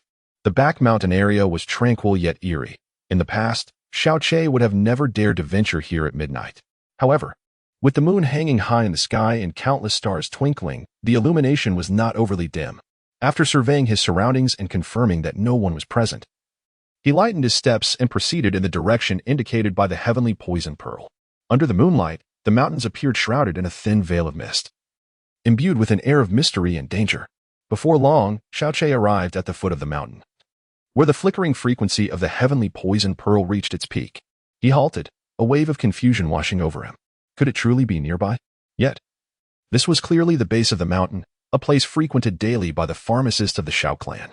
If anything were to grow here, be it a celestial treasure or even a moderately good herb, it would have been discovered long ago, leaving no opportunity for him to harvest it. Nonetheless, the flickering of the heavenly poison pearl indicated that the target lay within a mere 10 paces. Utilizing the radiant moonlight, Xiaoche furrowed his brow, his gaze beginning to sweep slowly across every inch of the land around him. Generally speaking, the more precious the herb, the more likely it thrives in perilous or extreme locations. This particular area at the mountain's foot, however, was overrun with weeds, prompting Xiaoche to question whether there was an issue with the heavenly poison pearl's sensing abilities. As he scanned the vicinity, he found nothing but weeds, not even the most ordinary of herbs. Just as he was about to abandon his search, a subtle change caught his eye in the periphery, hinting at the presence of something elusive. Xiaoche's spiritual perception was remarkably acute. He swiftly raised his head, instinctively directing his gaze towards the source of the sudden dissonance. There lay a patch of wild grass, undisturbed due to its growth on the edge of a rock, spared from trampling. Xiaoche approached, crouching beside the stone, his eyes fixated on the thicket of grass. After a prolonged moment, his focus locked onto a particular spot within the greenery. The vitality of the grass was astonishing. In the absence of interference, it thrived, taking root in every conceivable crevice. Yet, at the very center of this untouched cluster, there existed a peculiar void, a small gap, barely sufficient to accommodate the growth of 2 blades of grass. Its presence here was strikingly incongruous. A gentle night breeze swept through, causing the surrounding grass to sway slightly. At that moment, the vacant space that had captivated Xiaoche's attention suddenly manifested an eerie apparition of 2 tiny grass shoots, a fleeting glimpse, which vanished as swiftly as it had appeared. Xiaoche's eyes widened suddenly, filling with unrestrained joy. He swiftly extended his left hand, bringing the heavenly poison pearl close to the vacant spot. Immediately, under the faint green glow, 2 small blades of grass gradually materialized. Standing 2 fingers high and entirely dark green, they appeared indistinguishable from the surrounding weeds. Star-hidden grass. Indeed, it was star-hidden grass. And 2 of them. Xiaoche let out an excited low growl, his left hand reaching out directly, as the heavenly poison pearl emitted a flash of light. The 2 blades of star-hidden grass were uprooted and fell into the palm of his hand. The higher the grade of the medicinal herb, the more challenging it is to harvest. A moment's negligence could lead to damage, resulting in diminished efficacy at best, or complete ruin at worst. However, with the heavenly poison pearl in his possession, he harbored no such concerns when harvesting any herb, as its aura would envelop the target entirely at the moment of collection, ensuring that not a trace of spiritual energy could escape. The star-hidden grass appeared no different from ordinary weeds, nearly impossible to notice. Moreover, it possessed an extraordinarily peculiar ability, that is, invisibility. This made discovering it an even more arduous task. His master had once told him that although the star-hidden grass was a treasure of the heavens, very few were aware of its existence. No more than 5 individuals across the continent could recognize it, and only the heavenly poison pearl could fully refine it. Truly, fortune favored him. With these 2 blades of star-hidden grass, he possessed 2 infallible trump cards. After refining the star-hidden pill, he could protect himself, seize wealth, engage in nefarious deeds. He could do anything he desired. Clutching the star-hidden grass tightly, he transported it into the space of the heavenly poison pearl and smiled quietly to himself. Xiaoqi was about to take a step forward when he paused, turning to gaze toward the direction of a flickering cold light. Under the not-so-dim moonlight, he suddenly noticed, less than 50 meters to the north, a vague and indistinct white figure. What could that be? In Chapter 11, the red-haired girl, one might expect that a reasonably prudent individual, even one with considerable culture, would hesitate to advance under such circumstances. Yet, without a moment's hesitation, Xiaoqi strode directly toward the unusual white silhouette. As he drew closer, he was astonished to discover that it was, in fact, a person, a figure lying there in quiet repose. "Who are you?" he inquired tentatively, having discerned that it was indeed a human being. However, the figure remained utterly unresponsive, devoid of any sign of life or movement. Could it be that they had fainted? Or perhaps perished? Who could this person be, and why were they collapsed here? Wait, if this individual had fallen during the day, they would have surely been discovered by now. It appeared that he was indeed the first to encounter them, suggesting that the person had only recently arrived in this location, most likely after the night had fully descended. Xiaoqi no longer hesitated and swiftly approached. As he stood before the shadowy figure, illuminated by the moonlight, he was momentarily taken aback. Before him stood a girl.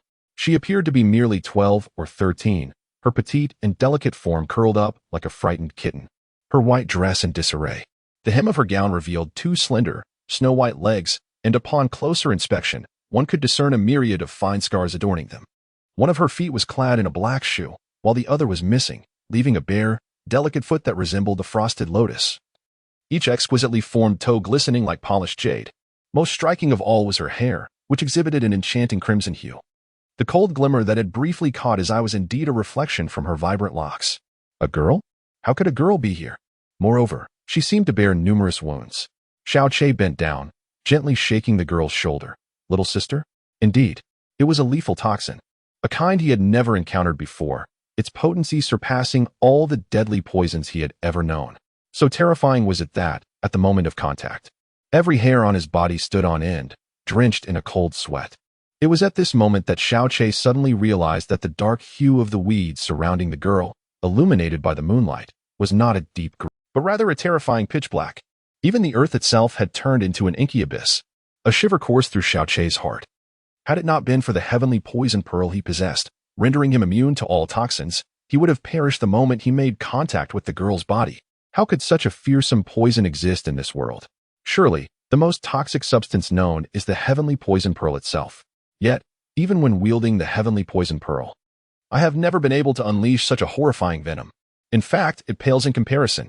Could it be that there exists something even more toxic than the heavenly poison pearl? Why had this little girl succumbed to such a dreadful poison? Lying here in this very spot? Countless questions flooded Xiaoqi's mind.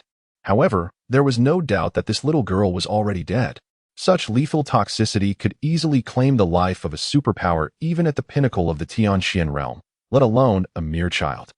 Such a beautiful girl? A cry of despair erupted from Xiaoqi's soul amidst the tremors. This girl was extraordinarily beautiful, exotic, captivating, and enchanting. Had he not witnessed her with his own eyes, he would scarcely have believed that such a diminutive figure could exude such breathtaking allure. Her crimson hair flowed like a siren's call, her complexion akin to white jade, and her features were exquisite beyond measure, coalescing into an astonishing beauty that defied belief. The delicate perfection of her visage left Xiaoqi at a loss for words, unable to find any language in his memories to adequately describe her. Though he gazed upon her from mere inches away, an overwhelming sense of unreality enveloped him, for his subconscious could scarcely accept that such flawless, transcendent beauty could exist in the world. Xia Qingyue was the most beautiful woman in Luyun City, and even within the entire Congfeng Empire, few could rival her. When he beheld her true form, Xiaoqi experienced only a fleeting moment of daze. Yet, upon encountering this girl's countenance, he felt as though his very soul had been struck with a profound force. He had never imagined that one day he would be so deeply shaken by a single visage. She appeared to be merely 12 or 13 years old. If she were to mature into the beauty of Xia Qingyue, it was a thought too overwhelming to bear. Perhaps, by that, a mere glance or smile from her could ignite the flames of chaos in the world.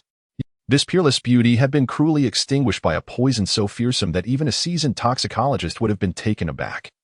And she lay dead upon the territory of the Xiao clan. At this moment, Xiaoqi's thoughts were not consumed by the nature of the poison or how it had come to be here, but rather by a profound sense of regret. Regret for the merciless destruction of something so exquisitely beautiful. What kind of person could be so cruel as to inflict harm upon such a lovely girl? Casting a glance at the charred vegetation and scorched earth surrounding him, Xiaoqi hesitated for a moment before extending his left hand. Pressing his palm against the girl's frigid chest, the heavenly poison pearl radiated a brilliant light, swiftly commencing the purification of the venom that coursed through her veins. This was, after all, the back mountain of the Xiao clan, and given the terrifying potency of the poison within the girl, if it were to spread unchecked, it could transform the entire area into a desolate wasteland. Although the toxic force of the heavenly poison pearl had nearly dissipated, its ability to detoxify remained intact. The light from the heavenly poison pearl continued to shine brightly, gradually purging the formidable poison from the girl's body. At that moment, Xiaoqi suddenly noticed a slight rise and fall in the girl's icy chest. Gradually, he observed her eyes, slowly, inch by inch, beginning to open. They were a pair of extraordinarily dark eyes, shimmering with a perilous and enchanting black light as they subtly shifted. The instant Xiaoqi's gaze met hers, he was overwhelmed by a terrifying sensation, as if he were plummeting into an abyss. His heart filled with horror. This girl, who was clearly with no breath and a frigid body, had evidently succumbed to death, and yet she was now opening her eyes. At that moment, the girl's right hand slowly extended, firmly grasping his left wrist amidst Xiaoqi's astonishment. Her lips fluttered, emitting a faint sound, and the essence of her words was unmistakably heaven, poison, pearl. Xiaoqi's heart trembled once more, nearly unable to believe his own ears. The heavenly poison pearl was something he had brought from the Congfeng continent. It did not belong to the Tianxian continent at all. How could this girl utter the name of the heavenly poison pearl so effortlessly? Had he misheard? Or was it merely a coincidence? Little sister, you. Ah. With a pained groan from Xiaoqi, the girl parted her pale lips, her sharp teeth sinking deeply into the flesh of his left hand. Xiaoqi's middle and index fingers were suddenly gushing with blood, the crimson liquid entirely consumed by the girl, not a single drop spilling onto the ground. Xiaoqi was taken aback, desperately attempting to withdraw his hand. The girl's small hands, pale and delicate, gripped his wrist with an iron-like tenacity, rendering him utterly powerless to escape. In the widening of his eyes, he sensed an irresistible force drawing the very lifeblood from his body towards his lips as it was drawn into her mouth. She is consuming my blood. The girl's inky black eyes were shut tight, greedily sucking on Xiaoqi's fingers, akin to an infant being nourished. Who exactly is this girl? Despite being a young woman poisoned to the core, she rendered him completely incapable of resistance or escape. After several futile attempts, he finally surrendered, helplessly watching as she voraciously drank his blood. Xiaoqi's frail body, already weakened, began to experience fleeting bouts of dizziness as a result of significant blood loss. Just as he pondered whether the girl would drain him of his blood entirely, the sensation of suction from his left fingertip abruptly ceased, and the small hand that had been gripping his wrist gradually loosened its hold. Xiaoqi swiftly retreated several steps, his countenance dark as he gazed at the exquisite and flawless girl who had just moments ago been draining his blood. Yet, after a considerable time, the girl remained immobile, lying in silence much like when Xiaoqi first encountered her, her eyes closed, devoid of any sound. A chilling night breeze swept through, brushing against Xiaoqi's back and caressing the stillness of the girl's form. Amidst the cold wind, her body suddenly dissipated like mist, vanishing entirely from sight, leaving behind only a tattered white dress, a lone black princess shoe, and a crimson butterfly hairpin. Xiaoqi, what? It's vanished. At that moment, a peculiar sensation emanated from the palm of his left hand. A flicker of surprise crossed his eyes as he felt a stirring in his heart. He promptly closed his eyes, focusing his mind, and directed his consciousness into the realm of the heavenly poison pearl. The emerald space of the heavenly poison pearl was initially devoid of any substance. However, upon this entrance, he beheld a figure of exquisite beauty, a snow-white form, delicately floating serenely before him. Xiao Chei's eyes widened, and he instinctively raised his hand to firmly cover his nose. The girl who had suddenly drawn his blood and then vanished before him was undoubtedly the same. However, what was different was that she now appeared within the core of the heavenly poison pearl, entirely unclothed, her petite form laid bare before his gaze. Her eyes were tightly shut, her snow-white complexion radiating tranquility. Her blood-red hair cascaded effortlessly, swaying gently as if stirred by an unseen breeze. Her skin was smooth and flawless, glistening with a creamy luster, tender and plump like that of an infant. Her brows arched like emerald feathers, her waist slender as a silken ribbon, and her legs were delicate and straight, sculpted as if from jade. Though still young, her upper body displayed a remarkable development, with perfectly shaped snowy skin, too soft, tender orbs resembling spring bamboo shoots, breathtakingly beautiful. This was a form not yet fully matured, exuding an astonishing allure that could ensnare one, embodying nearly all conceivable perfection in the realm of beauty. Xiao Chei, with immense composure, reluctantly averted his gaze, covering his nose as he turned away. The moment he beheld the girl's form, a surge of blood rushed through him, and he believed that if he continued to stare, this torrent would surely burst forth on. How could she be without clothes? No, that is not the crux of the matter. She had clearly vanished moments ago. So how could she possibly manifest within the heavenly poison pearl? The heavenly poison pearl had fused with my being. Only I possessed the ability to wield it. Without my consent, how could she appear here? Could it be due to her having consumed my blood?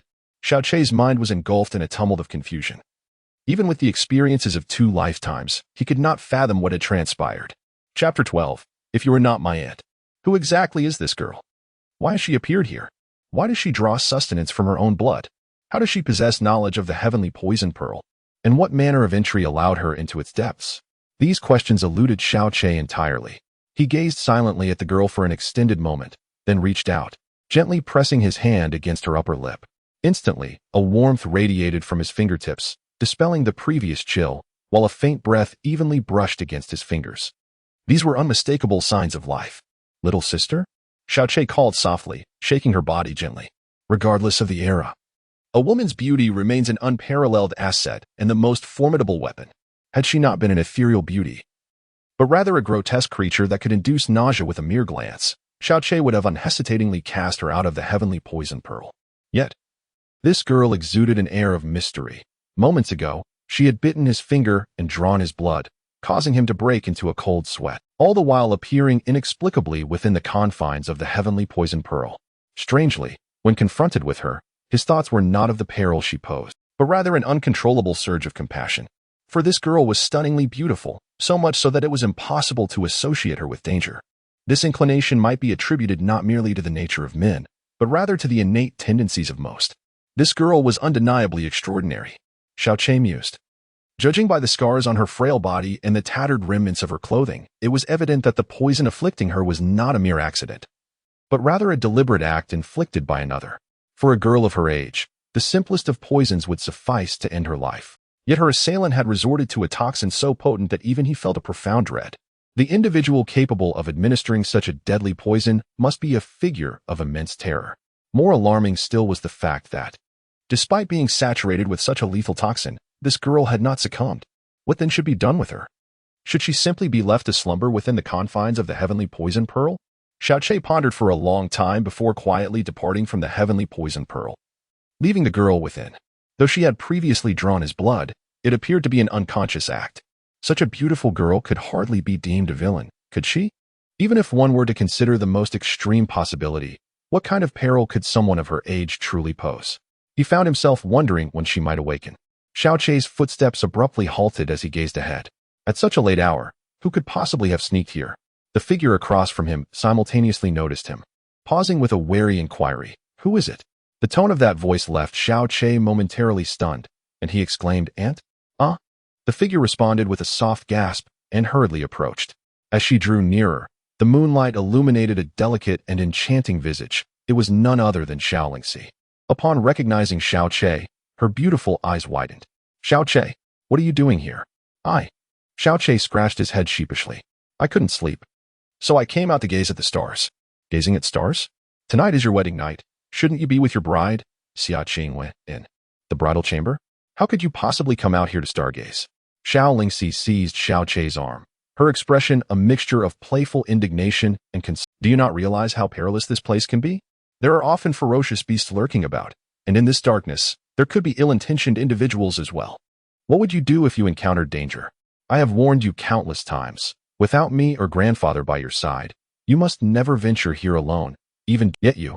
Disregard my advice once again. As she spoke, Xiao Lingxi playfully pinched Xiao Che's arm with just enough force to convey her admonition. Ah, that hurts. Xiao Che cried out in distress, pleading, "Aunt, I understand my mistake. I won't dare do it again. Another time?" Xiao Lingxi shot him a stern look. That is more like it. There shall be no next time. Then, Aunt, what brings you here at such a late hour? Xiao Che inquired. His expression one of confusion. I. Xiao Lingxi's voice softened, revealing a hint of bewilderment in her eyes. I don't quite know, but I simply couldn't sleep tonight. Then I noticed how numerous and bright the stars are, and I thought I might come to the back mountain to admire them. Xiao Che gazed up at the sky, a smile gracing his lips as he reminisced, in the past. My little aunt and I would often sneak out at midnight to enjoy the night breeze and gaze at the stars. We frequently got caught by grandfather, who would then scold us. Xiao Lingxi responded softly, I was reminded of those times too, which is why I wanted to experience the feeling of stargazing alone. Because in the future, I may have to do it alone, without Xiao Che by my side. Why? He asked, puzzled. You silly. It's because Xiao Che is getting married. From now on, you'll have to accompany your lovely wife, Xiang Yue, to sleep at night. Leaving no time for sneaking out to enjoy the stars with me, Xiao Lingxi said, casting him a playful glare, her lips curving into an involuntary smile. That is not true. As long as my little aunt wishes, I would gladly accompany her to stargaze any time. See, am I not with you right now? Xiao Che retorted with a grin. You dare say that? On your wedding night, sneaking away to the back mountain alone. Oh, you weren't chased out by Xia Qingwei, were you? At this thought, Xiao Lingxi's face turned to one of indignation as she stamped her foot. Humph, how outrageous. I shall confront her. Don't bother with her. Xiao Che grasped Xiao Lingxi's hand firmly. I wasn't chased out by her. I chose to come here myself. Perhaps I subconsciously sensed that I would meet you here. Come, let us go to that special place. Hand in hand. They ran towards the familiar spot against the cool night breeze. This was the summit of a gentle hill, carpeted with soft, tender grass.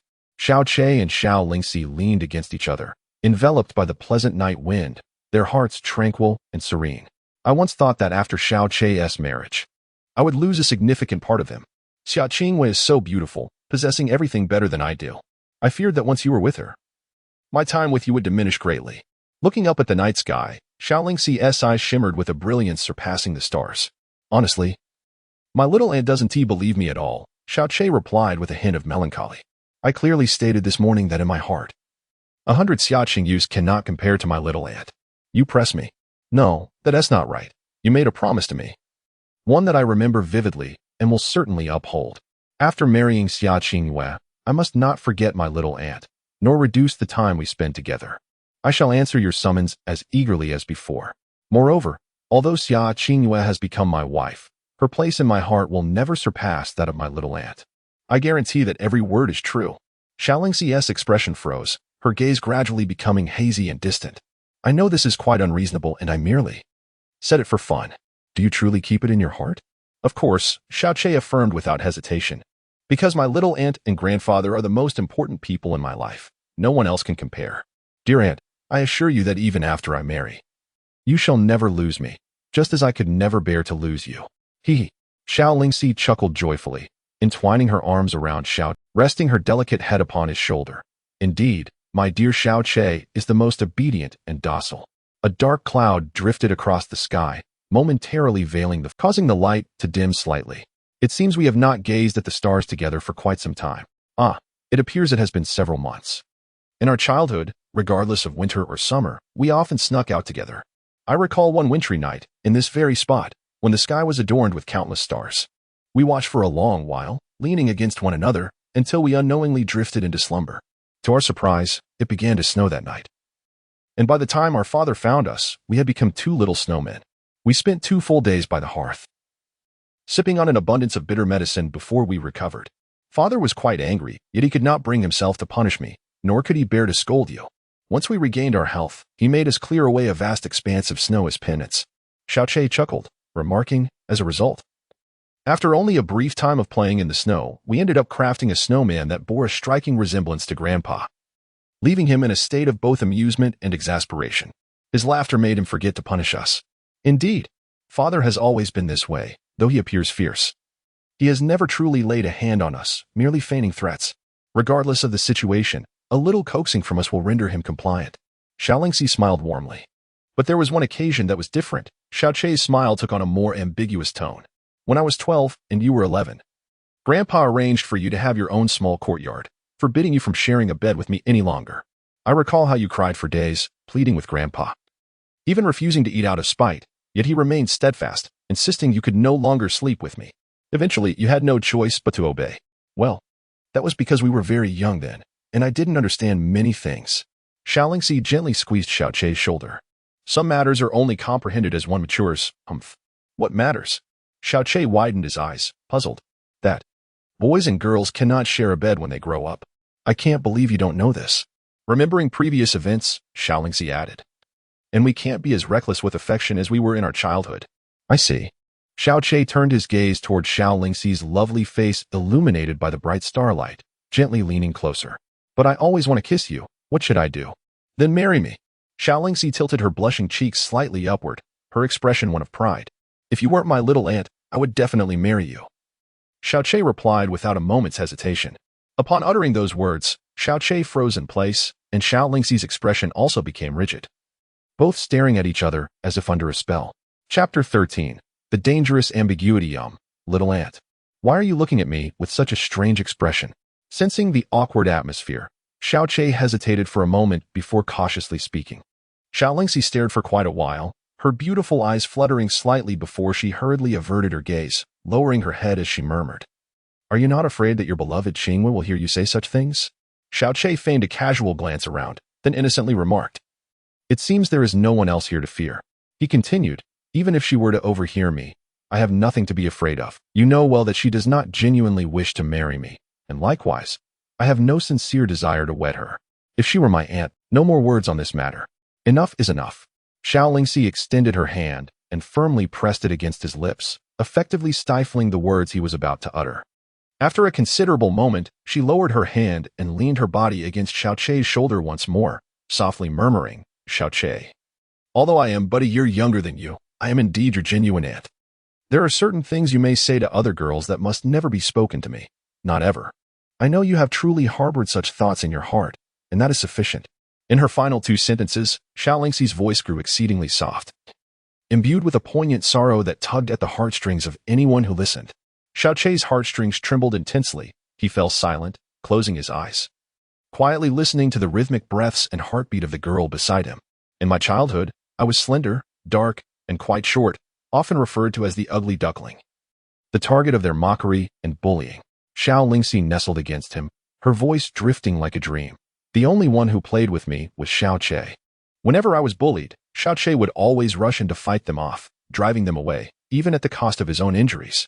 Most of the wounds Xiaoqie bore during that time were almost entirely for my sake. I had grown accustomed to and cherished the feeling of being protected by Xiaoqie, believing that he would continue to shield me forever. Xiaolingxi's words evoked memories of her childhood in Xiaoqie's mind.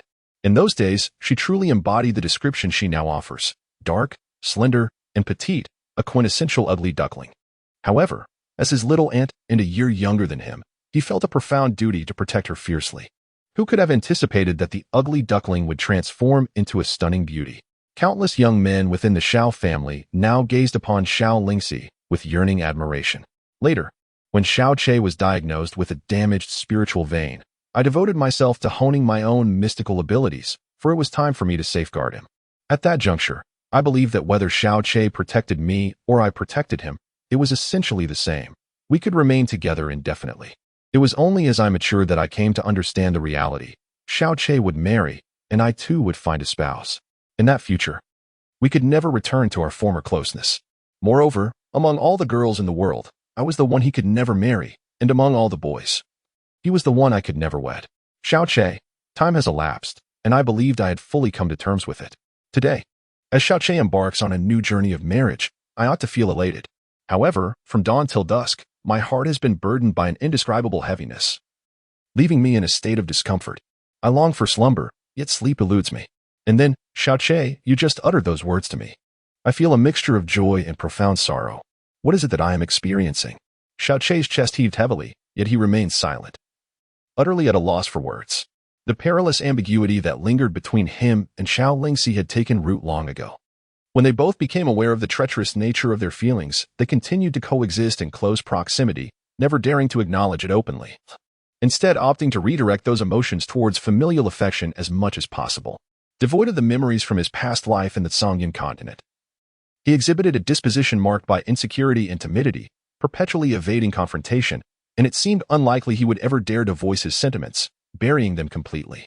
Xiao Lingxi, at least until today, had never revealed her feelings even once. However, today, Xiaoqi was not the same as he had been yesterday. He uttered a profoundly shocking statement, prompting Xiao Lingxi, in the midst of bewilderment, to express the words she had believed would remain forever unspoken in the solitude of that moonless night on the rear mountain. Xiaoqi's heartbeat began to exhibit a subtle disarray. Inhaling the intoxicating fragrance of the young maiden before him, he extended his right arm, gently enveloping Xiao Lingxi's delicate form. A tremor coursed through her body, yet she offered no resistance. Instead, she closed her eyes and gradually leaned her weight fully against him. The girl's figure, as soft as a willow, possessed a grace akin to warm, fragrant jade. Her tender, silky skin, even through several layers of fabric, stirred him. Xiaoqi dared not embrace her too tightly, fearing he might inadvertently startle or disrespect her. Soon, however, he felt a pair of delicate arms subtly entwining around his back, tightening their embrace with delightful insistence. An elusive fragrance, seemingly emanating from nowhere, wafted into his nostrils and deep into his heart. Encouraged by Xiao Lingxi's initiative, Xiaoqi's apprehension melted away, and he opened his left arm to draw her slender waist closer. Yet, in a moment of distraction, his hand strayed, and as he lowered it, he found himself grasping a soft, supple fullness. Ah! A soft moan escaped from Xiao Lingxi's lips. Xiaoqi, momentarily flustered, instinctively sought to withdraw his hand. However, before he could do so, one of Xiao Lingxi's delicate hands grasped his left hand. He initially believed she intended to dismiss his inadvertent transgression, yet her graceful hand remained firmly clasped around his palm, neither retreating nor allowing him to move. Through the proud elevation of her bosom, Xiaoqi could still distinctly sense the tumultuous rhythm of her heartbeat. Xiao Lingxi's breathing grew slightly labored. A hint of rosy hue had already spread from her delicate face to her snowy neck. She tightly shut her eyes, burying her elegant head against his chest, remaining utterly still, as if striving to prove that she had indeed fallen asleep. Xiaoqi also closed his eyes, devoid of movement or words, and simply nestled quietly against her. At that moment, neither of them wished to utter a single word, for it would disturb this serene dream, untouched by any external intrusion. As the night deepened, when Xia Qinghua found them, they remained in that position, yet were soundly asleep. Moreover, judging from the direction of the earlier sounds, it seemed he had scaled the wall to the back mountain of the Xiao residence, with his feeble energy at the initial level of Xian, venturing into the back mountain alone in the dead of night and not returning for a long while. Xia Qinghua could no longer contain herself and set out to search for him. Thus, she witnessed a scene that left her astounded. Today marked the first day of her formal interaction with Xiaoqi. On the way to the Xiao residence, his demeanor was calm yet proud. In the hall, he restrained his anger and resentment, and in the new chamber, though he was loquacious and sharp-tongued, his expressions and gaze reflected confusion, unwillingness, and a sense of loss that she could not comprehend. Yet at this moment, nestled with Xiao Lingxi, he appeared to be sleeping exceptionally soundly. A faint curve graced his lips, revealing a warm smile. His features completely relaxed, embodying a tranquility akin to an infant slumbering in its mother's embrace. A disquieting sensation welled up within Xia Qinghua. Of course, this did not signify any feelings for Xiaoqi, rather. It stemmed from the fact that they had indeed become husband and wife.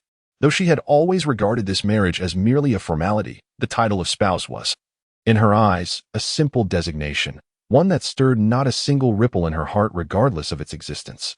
Yet, some matters transcend mere conscious thought, particularly for who are often more attuned to emotion, unless one is devoid of feeling. They were, after all, legally bound as husband and wife. Despite her indifference towards this, the fact that Xiaoqi was her husband was indelibly etched into her subconscious. As her husband, he was a man uniquely hers, and now, on their wedding night. He lay entwined with another woman, asleep, his face adorned with a warm and content expression. Naturally, her subconscious would evoke a response that felt foreign to her. Despite this girl being his aunt, this uncomfortable sensation stirred a slight agitation within her usually placid heart, prompting her to quickly regain composure. After a considerable time, the agitation gradually subsided, leaving her mind clear. She refrained from disturbing Xiao Che and Xiao Lingxi, treading lightly as she departed silently. After a brief interval, Xia Qingwei returned, this time cradling a moderately thick crimson blanket.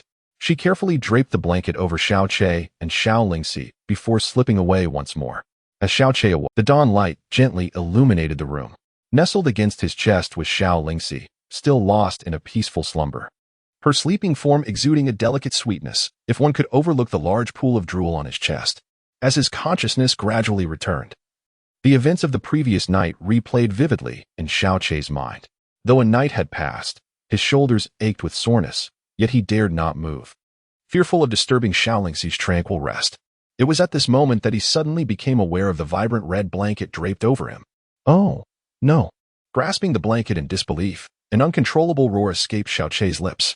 This was unmistakably the very blanket that had been prepared just the day before, laid upon the new bed in their newlywed home. Xiao Che raised his head, gazing towards the direction of his small courtyard. A wave of lamentation washed. On the night of his marriage, not only was he absent from the bridal chamber, but he had also spent the night with another woman. To add to the absurdity, his newlywed wife personally came to deliver a blanket. This scenario is utterly exhilarating. Chapter 14. A letter from Xiao Zong in the early morning. As dawn barely broke, the lord of the Xiao clan, Xiao Yunhai, was roused from his slumber by a series of urgent knocks at the door. Lord, are you awake? Xiao Yunhai opened his eyes, glancing at the light filtering through the window, and frowned. So early in the morning, what could it be? It's from Xiao Zong. A letter from Xiao Zong. A voice trembled with excitement came from outside the door. What? Xiao Zong, the master of the Xiao clan, a figure of unparalleled prominence in Luoyuan City, felt as though he had been pierced by a sharp blade. Springing up from his bed in response, the abruptness of his reaction nearly caused him to tumble to the floor. He hastily donned his garments, neglecting to arrange his disheveled hair, and rushed to the door, flinging it open. He seized the disciple of the Xiao clan standing outside, his eyes wide with disbelief as he bellowed, "You said Xiao Zong? Are you truly speaking of Xiao Zong?" "Yes, indeed, it is Xiao Zong, beyond any doubt." The disciple of the Xiao clan swallowed hard, nodding vigorously, and hastily presented the letter before Xiao Yunhai's gaze. The seal bears the emblem of the heavenly eagle. No one in the entirety of the Songfeng Empire would dare to impersonate Xiao Zong's unique insignia. As his eyes fell upon the heavenly eagle emblem on the letter, Xiao Yunhai's body trembled involuntarily. He swiftly grasped the letter, and with trembling hands, he hurriedly and cautiously tore open the envelope to extract the thin parchment within. Although the name of the Xiao sect bears only a slight resemblance to that of the illustrious Xiao clan, the distinction between them is as vast as the chasm between clouds and mud. While the Xiao clan may barely maintain a semblance of dominance in the flowing cloud city, they remain a largely inconspicuous entity on the Songfeng continent. In stark contrast, the Xiao sect stands as one of the four most formidable sects within the Songfeng Empire.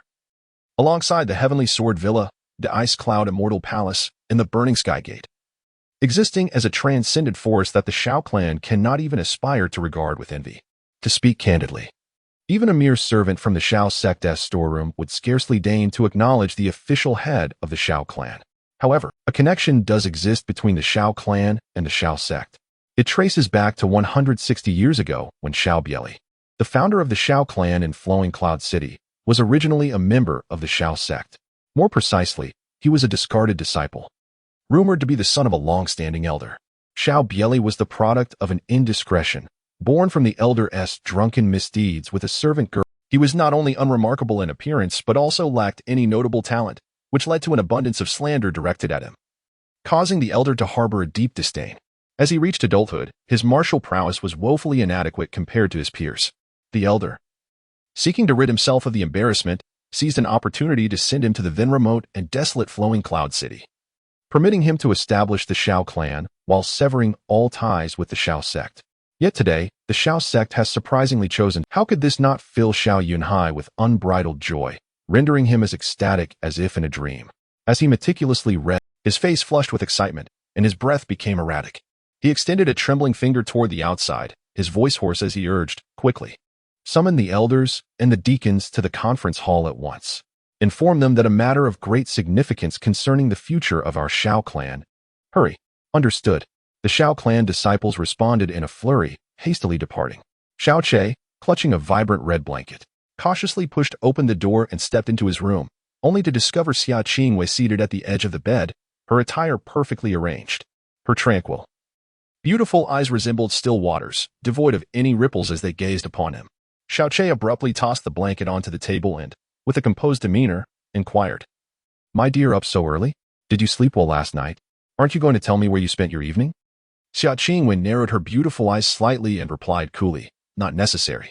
Stretching lazily, Xiao Che began to tidy his hair in front of the mirror, adding, "Because I know you are certainly not interested." Xia Qingwei remained silent, though he had spent the night nestled with Shaolingxi on the back mountain.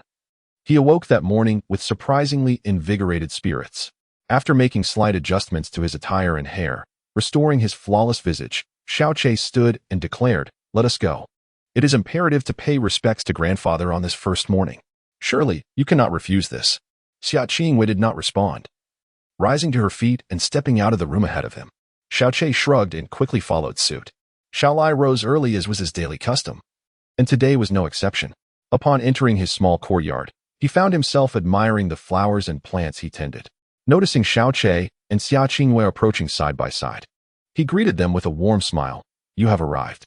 Under Xiao Lai's watchful gaze, Xiao Che swiftly reached out, taking Xia Qingyue's delicate hand into his own. Her skin was soft and smooth, likely imbued with a hint of coolness due to her practice of the ice cloud technique. Xia Qingwei stiffened momentarily, preparing to forcibly withdraw from Xiao Che's grip, yet the moment she met Xiao Lai's gaze, she quelled her impulse, allowing Xiao Che to lead her toward him. She held deep respect for Xiao Lai, as did her father, thus, she could feign indifference toward Xiao Che in his presence. But the thought of brusquely shaking off his hand before Xiao Lai was unthinkable, for his displeasure would surely be palpable. That despicable scoundrel. "Grandfather. You are up early again today," Xiao Che said, guiding Xia Qingwei closer and naturally performing the respectful gestures of a junior. "Ah, you two are also awake quite early," Xiao Lai replied, a look of delight crossing his face as he observed their closeness. "Chair Qingwei, though marrying at 16 is indeed somewhat premature. It has finally alleviated one of my concerns. Qingwei, you must be aware of Chair's situation. Frankly, this union may seem a burden upon you. However, we shall endeavor to make amends. My greatest wish now is to see you both lead a stable and harmonious life together." Had Xiao Lai not been present, Xia Qingwei would have undoubtedly unleashed the ice cloud immortal technique to permanently seal Xiao Che's lips. "Ha ha ha," Xiao Lai chuckled heartily, shaking his head in exasperation while affectionately gazing at Xiao Che. "You, Chair, have taken to teasing her the moment she stepped in.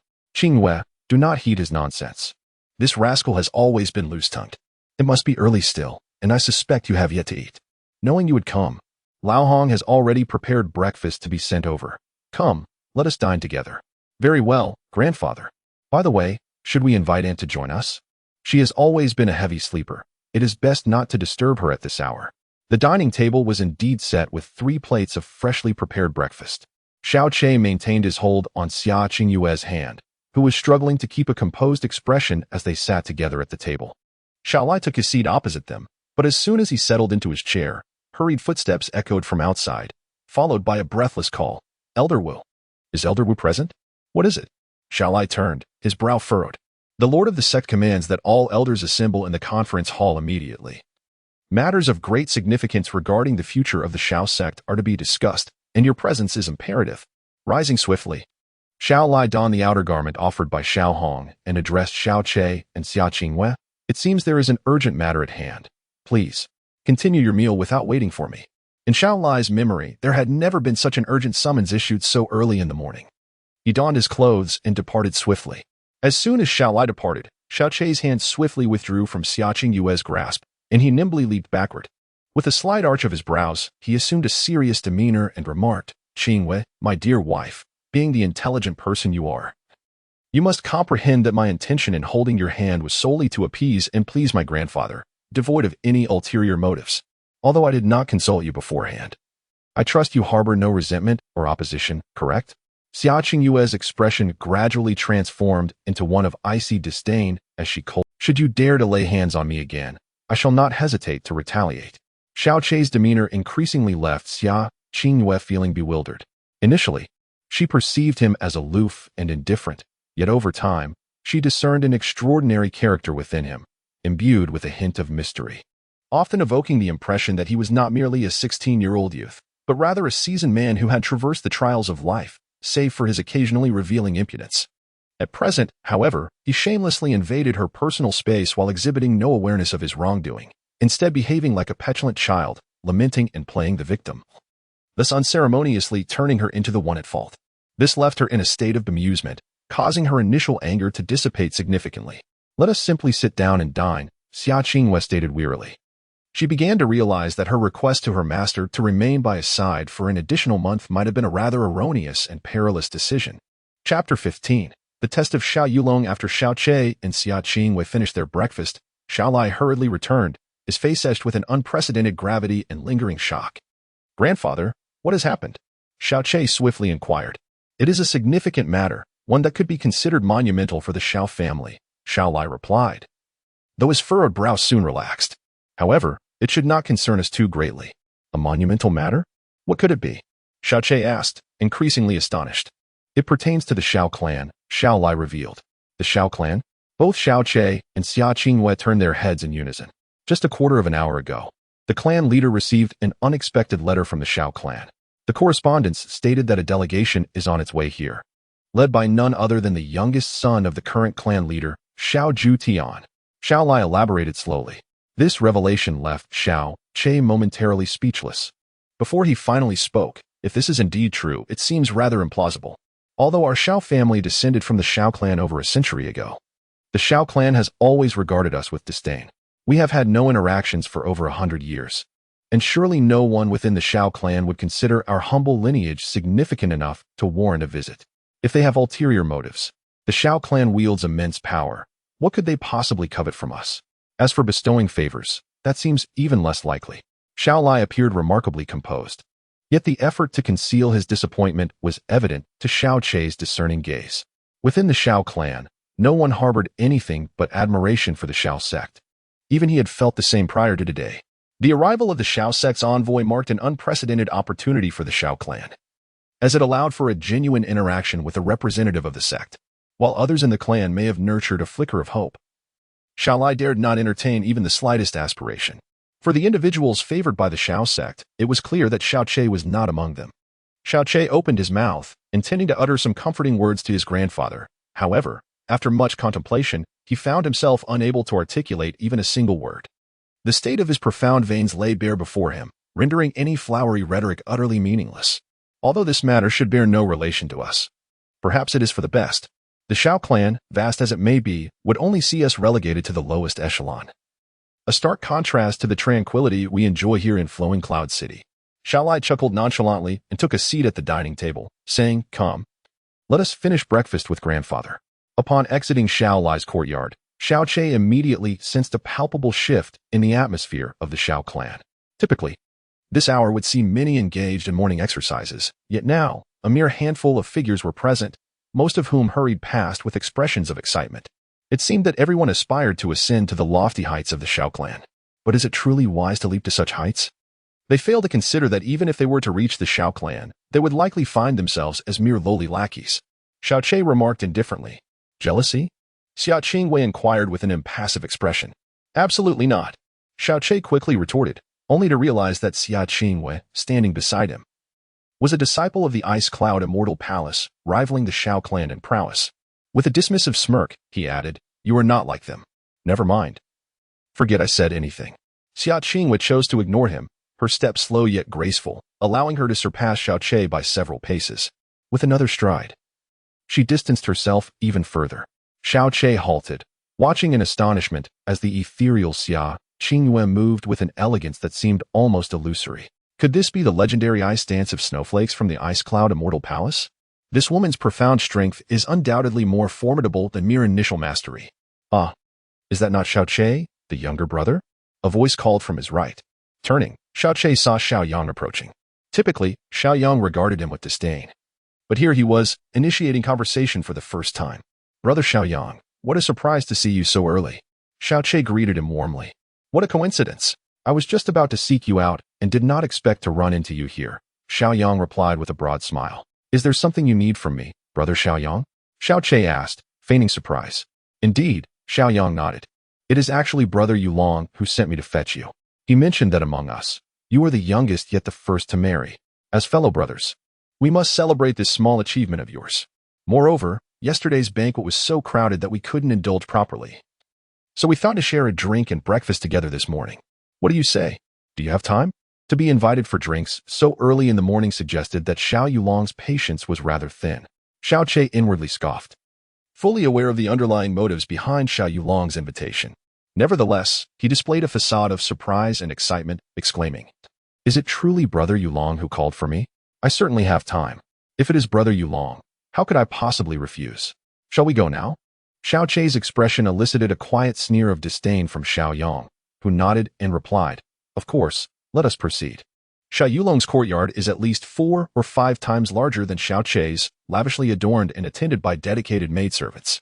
At the northern center of the courtyard stands a square pavilion, where a round table is already set with food and drinks. Xiao Yulong raised his glass, a warm smile gracing his face. "Brother Xiao Che, you have wed the most illustrious gem of our Luyun city, and I extend my heartfelt congratulations once more. It seems I, as your elder brother, must also strive to achieve greater heights." "Thank you, Brother Yulong," Xiao Che replied promptly. His face flushed with excitement as he lifted his glass. "In truth, when it comes to my marriage, it is but a trifling matter. The real occasion for celebration should be directed towards you, Brother Yulong." "Oh, I beg your pardon," Xiao Yulong replied, a look of curiosity crossing his features. "Celebration directed towards me? I find myself somewhat perplexed." "Indeed, without a doubt, the one chosen by the Xiao clan this time will surely be you, brother." Xiaoyang chimed in eagerly. His talents were only moderately above average within the Xiao family, and he was acutely aware of his own limitations regarding the Xiao clan's matters. The most likely candidate for selection was undoubtedly Xiao Yulong. Having followed closely in Xiao Yulong's footsteps over the years, if Xiao Yulong were to enter the Xiao clan, it would be immensely beneficial for him as well. He even began to feel that his decision to curry favor with Xiao Yulong throughout the years was indeed the most prudent choice he could have made. Xiao Yulong shook his head, a humble expression gracing his face as he remarked, "You overestimate me. Within our Xiao clan, there are numerous exceptional brothers and sisters. In terms of profound strength, I may be fortunate enough to claim the top position, yet when it comes to innate talent, I cannot make such a bold assertion. Nevertheless, I shall strive earnestly." He raised his glass and continued, "Come, Brother Xiao Che, let us toast to your joy from yesterday." Although his tone was casual, there lay a fervent madness hidden deep within Xiao Yulong's eyes, more intense than anyone else's. As the wine coursed through him, Xiao Che's complexion flushed a deep crimson. At that moment, Xiaoyang leaned in closer, a broad smile on his face as he said, "Brother Xiao Che, the one you wed yesterday is none other than the most beautiful woman in Luyun City. Truly, we brothers are envious of your fortunate fate. I can only imagine the delights of your wedding night. Surely, it must have been exceedingly pleasurable?" Xiao Yulong raised his wine glass, a smile gracing his lips. Yet his gaze was fixed intently on Xiao Che, keenly observing his expression for any hint of embarrassment. However, at the very moment Xiaoyang finished his inquiry, Xiao Che's eyes sparkled, and a knowing smirk graced his face, one that all men would understand. Leaning closer to Xiaoyang, he lowered his voice and chuckled, "Indeed. Brother Xiaoyang, let me tell you, women truly are all the same. Xia Qingwei, who usually resembles a proud peacock, transforms entirely in bed, becoming nothing short of a wanton. The sound she makes, the sensations, it's beyond delightful." Xiao Che spoke with his eyes narrowed and a rosy hue gracing his cheeks, his countenance reflecting pure enchantment. A ping. The wine glass in Xiao Yulong's hand was abruptly crushed, shards scattering across the table. Chapter 16. The Reckless Young Master Xiao. Brother Yulong, what has happened to you?" Xiao Che quickly rose, displaying an expression of alarm. A stiff and unsightly smile emerged on Xiao Yulong's face as he brushed off the fragments of the wine glass from his hand. "It's nothing. Just a momentary lapse in control." Understanding dawned on Xiao Che, and he quickly exclaimed, "Brother Yulong, you have achieved another breakthrough. Congratulations. I heard you reached the 3rd level of the entry realm 3 months ago, and now, just 3 months later, you've made further progress. Truly, You are the greatest prodigy of our generation. It seems that for this selection by the Shao clan, there can be no one else but you. Xiao Yulong's expression twitched momentarily as he rose to his feet, suppressing the turmoil within his heart. With a forced smile, he said, "Brother Xiaoqi, you flatter me. Indeed. I have just recently made a breakthrough, and my internal energy is somewhat turbulent. I must stabilize it immediately. I may not be able to continue hosting you." "Not at all, not at all." Xiaoqi quickly waved his hand, nodding in understanding. "Of course, it is imperative for Brother Yulong to stabilize his internal energy. Therefore, I shall not intrude any longer. I appreciate your gracious invitation today. In a few days, once Brother Yulong is selected by the Shao clan, I shall be the first to come and offer my congratulations. Elder brother, this matter." Observing the change in Xiao Yulong's demeanor, Xiao Yang swallowed hard and cautiously stepped forward. "Ah!" Xiao Yulong roared, as if driven mad, sweeping all the wine and tea utensils from the table, shattering them into pieces. He then kicked the stone table, toppling it to the ground. Clenching his fists, he gasped for breath, his eyes ablaze with jealousy and hatred. His voice a deep growl. "Did you not tell me that Xia Qingwei would never allow that useless Xiaoqi to touch her?" Xiao Yulong seldom loses control of his emotions, yet his current demeanor sends chills down Xiao Yang's spine, causing a sense of dread to envelop him. He stammered. "It must be that scoundrel Xiaoqi fabricating this. Xia Qingwei would never deign to look upon such a wretch.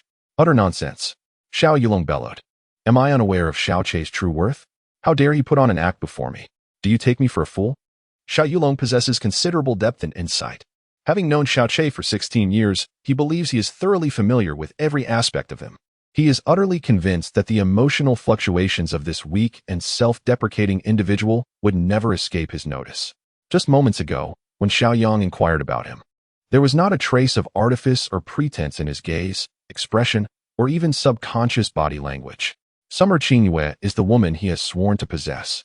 Her willingness to marry him stems from both resignation and the belief that even if she were to wed Xiaoqi, she would never truly submit to him, instead providing him with an advantage.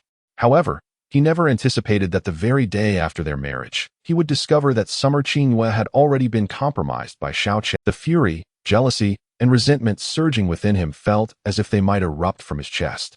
Xiao Yang stood there, retracting his neck, not daring to breathe a word. In the past, Xiao Yulong was the designated successor to the leadership of the Shao clan, and he had always been exceedingly obedient in Xiao Yang's presence.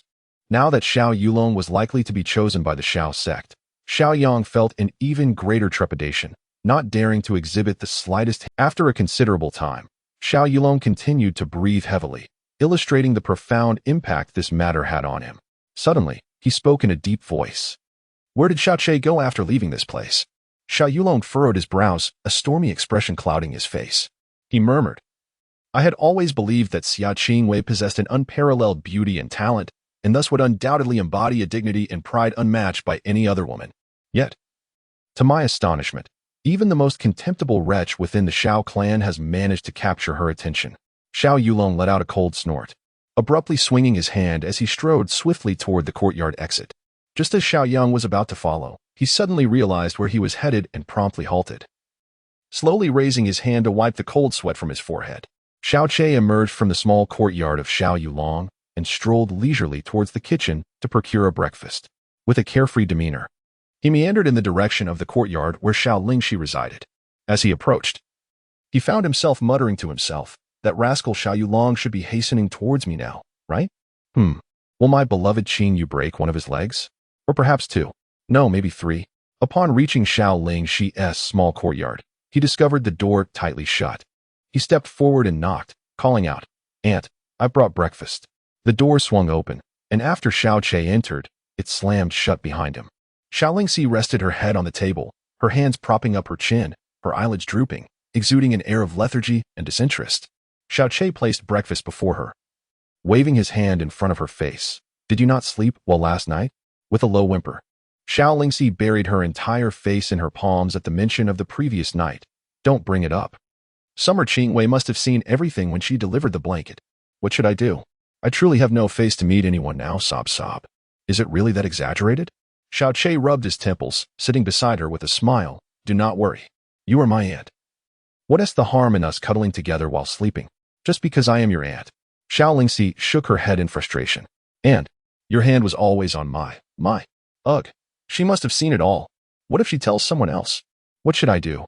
Rest assured, she would never share it with anyone. Besides, you are my aunt. What is the big deal if you accidentally touched your aunt's chest while sleeping?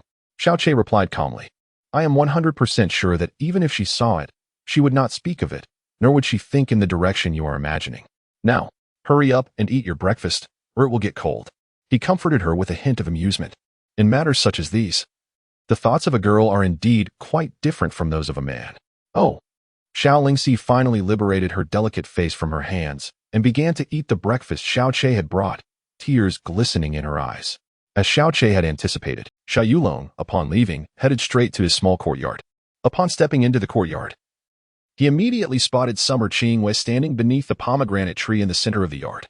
She stood there, arms raised, her expression tranquil and earnest, evidently in a meditative state to cultivate her mystical energy. Her long, dark hair cascaded gracefully over her shoulders, reflecting a soft luminescence in the morning light. Her exquisite visage, adorned with delicately arched brows resembling new crescent feathers, and her calm, crystal-like eyes shimmered with a dreamlike radiance. The red garment she wore subtly outlined her slender, graceful figure, contrasting beautifully with her smooth, porcelain-like skin. This was the first time Xiao Yulong beheld Summer Qingyue's unparalleled beauty at such close range. In that moment, he was utterly, his senses ensnared by the stunning tableau before him, as if the entire world around him had faded into oblivion. Noticing Xiao Yulong's presence, Summer Qingyue remained poised, her gaze fixed ahead as she spoke with an air of indifference. Xiaoqie is not here. Instantly, her delicate brows furrowed, and the initial flicker of goodwill she felt towards this gentleman transformed into disdain. Although Xiaoqie often provoked her ire with his flippant remarks and actions, she had never perceived any lewdness in his gaze, unlike the Xiao Yulong. Xiao Lingxi's voice, devoid of warmth, carried an unmistakable chill as she simply stated, Xiaoqie is not present. In response to the evident coldness from Xia Qingyue, Xiao Yulong appeared unfazed, nodding and remarking, that is indeed unfortunate. However, having long admired Miss Xia's esteemed reputation, encountering her is not a fruitless endeavor. As he spoke, Xiao Yulong adjusted his demeanor, expressions, gaze, and tone to a flawless state, showcasing his charm to its fullest extent. He was confident that he surpassed Xiaoqie by 1,000-fold. If Xia Qingyue could be taken with Xiaoqie, how could she possibly resist his advances? I am currently in seclusion and cannot receive visitors, Xia Qingyue replied, her gaze steady and her voice tinged with impatience. A true beauty, regardless of her demeanor or expression, captivates the heart. Gazing upon the ethereal Xia Qingyue, Xiao Yulong's eyes burned with fervor, and the flames of jealousy within him blazed ever brighter. Such a celestial being had become the wife of the worthless Xiaoqie, and to be favored above all. It was simply a tremendous waste, utterly unacceptable and unforgivable. Upon hearing that Miss Xia was merely 16 and already at the 10th level of the initial profound realm, Xiao Yulong had long held admiration and longing for her. He believed that by the time she reached his age, she would undoubtedly surpass him greatly. Suppressing his emotions, Xiao Yulong spoke with a gentle demeanor. Though there is only a single level of difference between the 10th level of the initial profound realm and the first level of the profound realm, the path to transcendence is fraught with difficulty if one lacks the proper guidance. While I do not dare to compare my talents with Miss Xia's, as someone who has traversed this journey, I possess a few insights regarding breakthroughs in the initial profound realm. Perhaps we could engage in a friendly exchange? With that, Xiao Yulong smiled and stepped forward, gathering his profound energy as he reached for Xia Qingyue's delicate hand. Although Xia Qingyue's talent was remarkable, she remained in the initial profound realm. Xiao Yulong, already at the 3rd level of the profound realm, believed he was entirely qualified to guide her. Or so he thought, seeing Xiao Yulong not only exhibit lewd intentions, but also make a move. A flash of anger crossed Xia Qingyue's beautiful eyes as she suddenly extended her hand, pushing toward him in the air. Upon witnessing her elegant hand reaching out, Xiao Yulong's eyes sparkled with delight. He was about to grasp it when he suddenly felt an overwhelming force, one he could not resist, collide fiercely with his chest. The impact knocked the breath from him, sending his body flying backward. He flipped midair, landing headfirst, and crashing painfully to the ground, losing 2 of his front teeth in the process. In the esteemed realm of the Xiao clan, Xiao Yulong holds a position of considerable. The women who marry into the clan, despite being subjected to his teasing, would never dare to retaliate against him, even if they possess the strength to do so. Yet, what of Xia Qingyue's background? She is backed by the Ice Cloud Immortal Palace. It is not merely a matter of defeating him. Even claiming his life would elicit no response from Xiao Yunhai, who would undoubtedly be compelled to smile and offer his apologies. Chapter 17. Am I a divine healer? Do you believe it? Xiao Yulong, sprawled upon the ground, was left utterly bewildered. He had assumed that with his cultivation level at the third tier of the profound realm, teasing someone like Xia Qingwei would be a trivial endeavor. Little did he anticipate that in a mere encounter, before he could comprehend the unfolding events, he would find himself in a most humiliating position, lying on the ground. With wide eyes, he beheld two bloodied incisors lying on the earth before him. Xiao Yulong hastily rose from the ground, his features contorting in embarrassment. He was acutely aware of how utterly disheveled he appeared. It could be said that, in his esteemed position as the young master of the Xiao clan, he had never found himself in such a humiliating predicament, especially not before the woman he revered and yearned for most. Nevertheless, being the young master that he was, Xiao Yulong managed to swallow the salty blood that filled his mouth, and surprisingly, a gentle and handsome smile graced his face. Miss Xia, your profound strength at the initial level of the Xian realm, indeed, lives up to its reputation. I must admit, my earlier casual probing was somewhat short-sighted. Therefore, Miss Xia, you must be cautious this time. With two of his front teeth missing, Xiao Yulong spoke, and the words escaped him with an airy breath. Having said this, he raised both hands, summoning all of his profound energy. He naively believed that the previous misfortune was solely due to his casual approach, while Xia Qingyue had unleashed her full power without mercy. With his cultivation at the third level of the Xian realm, how could he possibly be incapable of contending with Xia Qingyue, who stood at the 10th level of the initial Xian realm? Xiao Yulong advanced with measured steps, executing 3 missteps before extending his hands to ensnare Xia Qingyue's arms. His actions incited not only her disdain but also extinguished her patience entirely. With a sudden flick of her right arm, accompanied by the swirling of her crimson sleeves, a wave of icy, ethereal energy struck fiercely against Xiao Yulong's face. This force did not carry the ice cloud technique, yet it was far beyond what Xiao Yulong could withstand. With a resounding thud, his right cheek caved in, propelling him backward like a top set adrift, spinning at least 7 or 8 times before crashing heavily to the ground outside the courtyard. 3 bloody teeth fell from his mouth, 2 of which landed squarely on his face. The sparring session had concluded, and there would be no further courtesies. Xiang Qingyue's gaze remained unwavering, her voice as frigid as the winter's breath. Xiao Yulong's entire right face was flushed crimson, akin to being stained with blood. At this moment, even a fool would grasp that his cultivation at the third level of the profound realm was utterly insufficient against Xia Qingyue. He clutched his agonizing right cheek, rising unsteadily, casting a fearful glance at Xia Qingyue, panting heavily, and uttered not a word more as he stumbled away. Xiao Yulong arrived at the pharmacy and was about to enter when he noticed Xiao Che emerging from within, holding a medicine jar in his left hand and a package in his right. Upon spotting Xiao Yulong, Xiao Che immediately greeted him with enthusiasm. Brother Yulong, what brings you here? Oh dear, your face. What on earth happened? Seeing Xiao Che, Xiao Yulong gritted his teeth, let out a cold snort, and stormed into the pharmacy. Moments later, the shocked voice of the chief pharmacist of the Xiao clan, Xiao Gu, echoed from inside. Young master, who would dare to harm you in such a manner? It's nothing. I merely fell while practicing on the back mountain, Xiao Yulong replied, his voice laced with evident pain. He certainly felt no inclination to confess that his current condition was a result of provoking Xia Qingyue, who had taught him a lesson. Nothing? Your cheekbone is significantly fractured, 5 teeth have been lost, and 3 more are at least half shattered. These cannot grow back. Xiao Che had not ventured too far when the sounds that reached his ears sent a chill down his spine. This woman, her methods are exceedingly ruthless. The poison that claimed her heart, the heart-corroding powder, undoubtedly originated from Xiao Yulong. He had initially intended to use Xia Qingyue as a means to impart a minor lesson, but this was no lesson. It was akin to a brutal beating. Recalling how he had taken his grandfather as a shield to grasp her hand earlier that morning, Xiao Che couldn't help but shudder. Ah, yes, I am aware.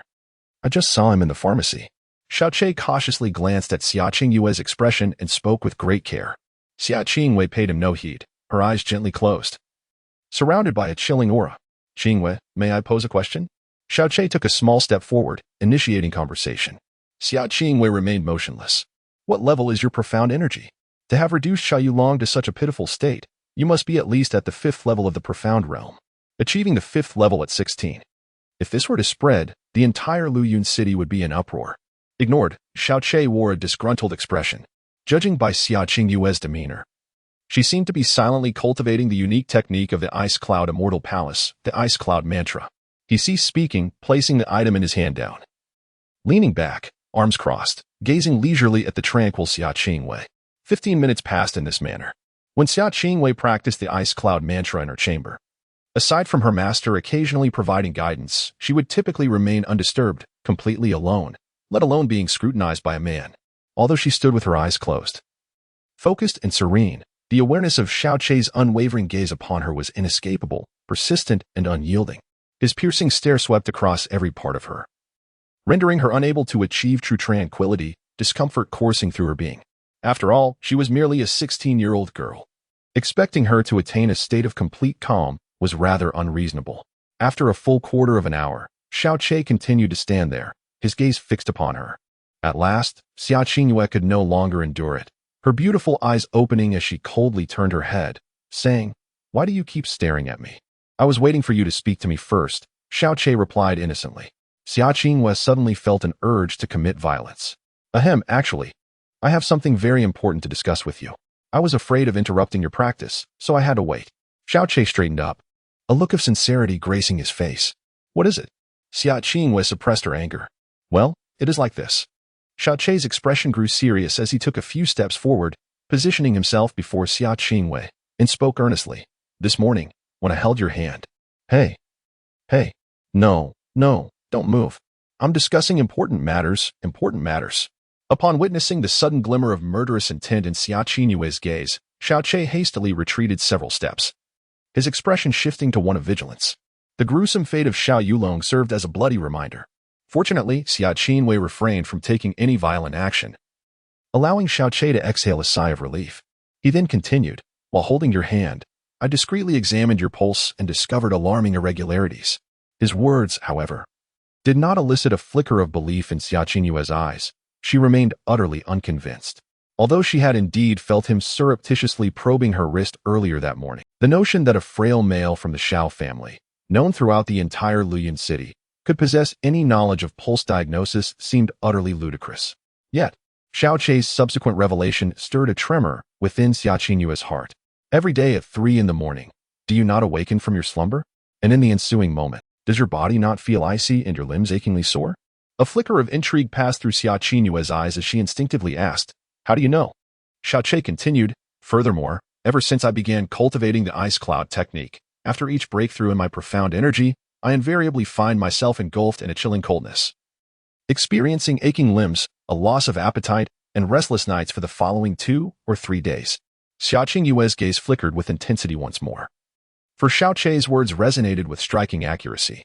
Moreover, as Xiao Chei advanced towards the gate of the courtyard, positioning himself partially outside, he composedly stated, "Last time. Did your, monthly visitor happen to be delayed by 7 or 8 days?" Xia Qingyue, taken aback, exclaimed, "How do you know this?" With a furrowed brow, she pressed on. "Your pulse. You can read pulses?" Xiao Chei replied earnestly.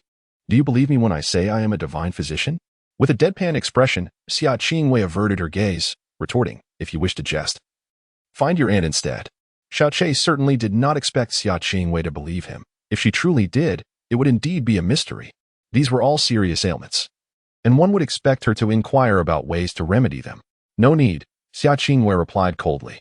"The Ice Cloud art is a unique arcane skill of the Ice Cloud Immortal Palace, with boundless intricacies. When one first cultivates the Ice Cloud art, the body struggles to acclimate to the cold energy, inevitably resulting in various adverse reactions. This is common knowledge within the Ice Cloud Immortal Palace, all disciples, even the masters and ancestors, have experienced this. Once the Ice Cloud art reaches a certain level of mastery, these negative effects will naturally dissipate." "Indeed, you are not mistaken." Xiao Chei nodded sagely, then chuckled as he remarked, "However, I now somewhat comprehend why one must abstain from emotions and desires upon entering the Ice Cloud Immortal Palace. For the women of the Ice Cloud Immortal Palace, even if they were to have men, it would be utterly impossible for them to conceive. Such information, if it were to spread, would greatly tarnish the reputation of the Ice Cloud Immortal Palace. It is wiser to entirely sever the path for disciples to seek men, thus preserving this rather disgraceful secret."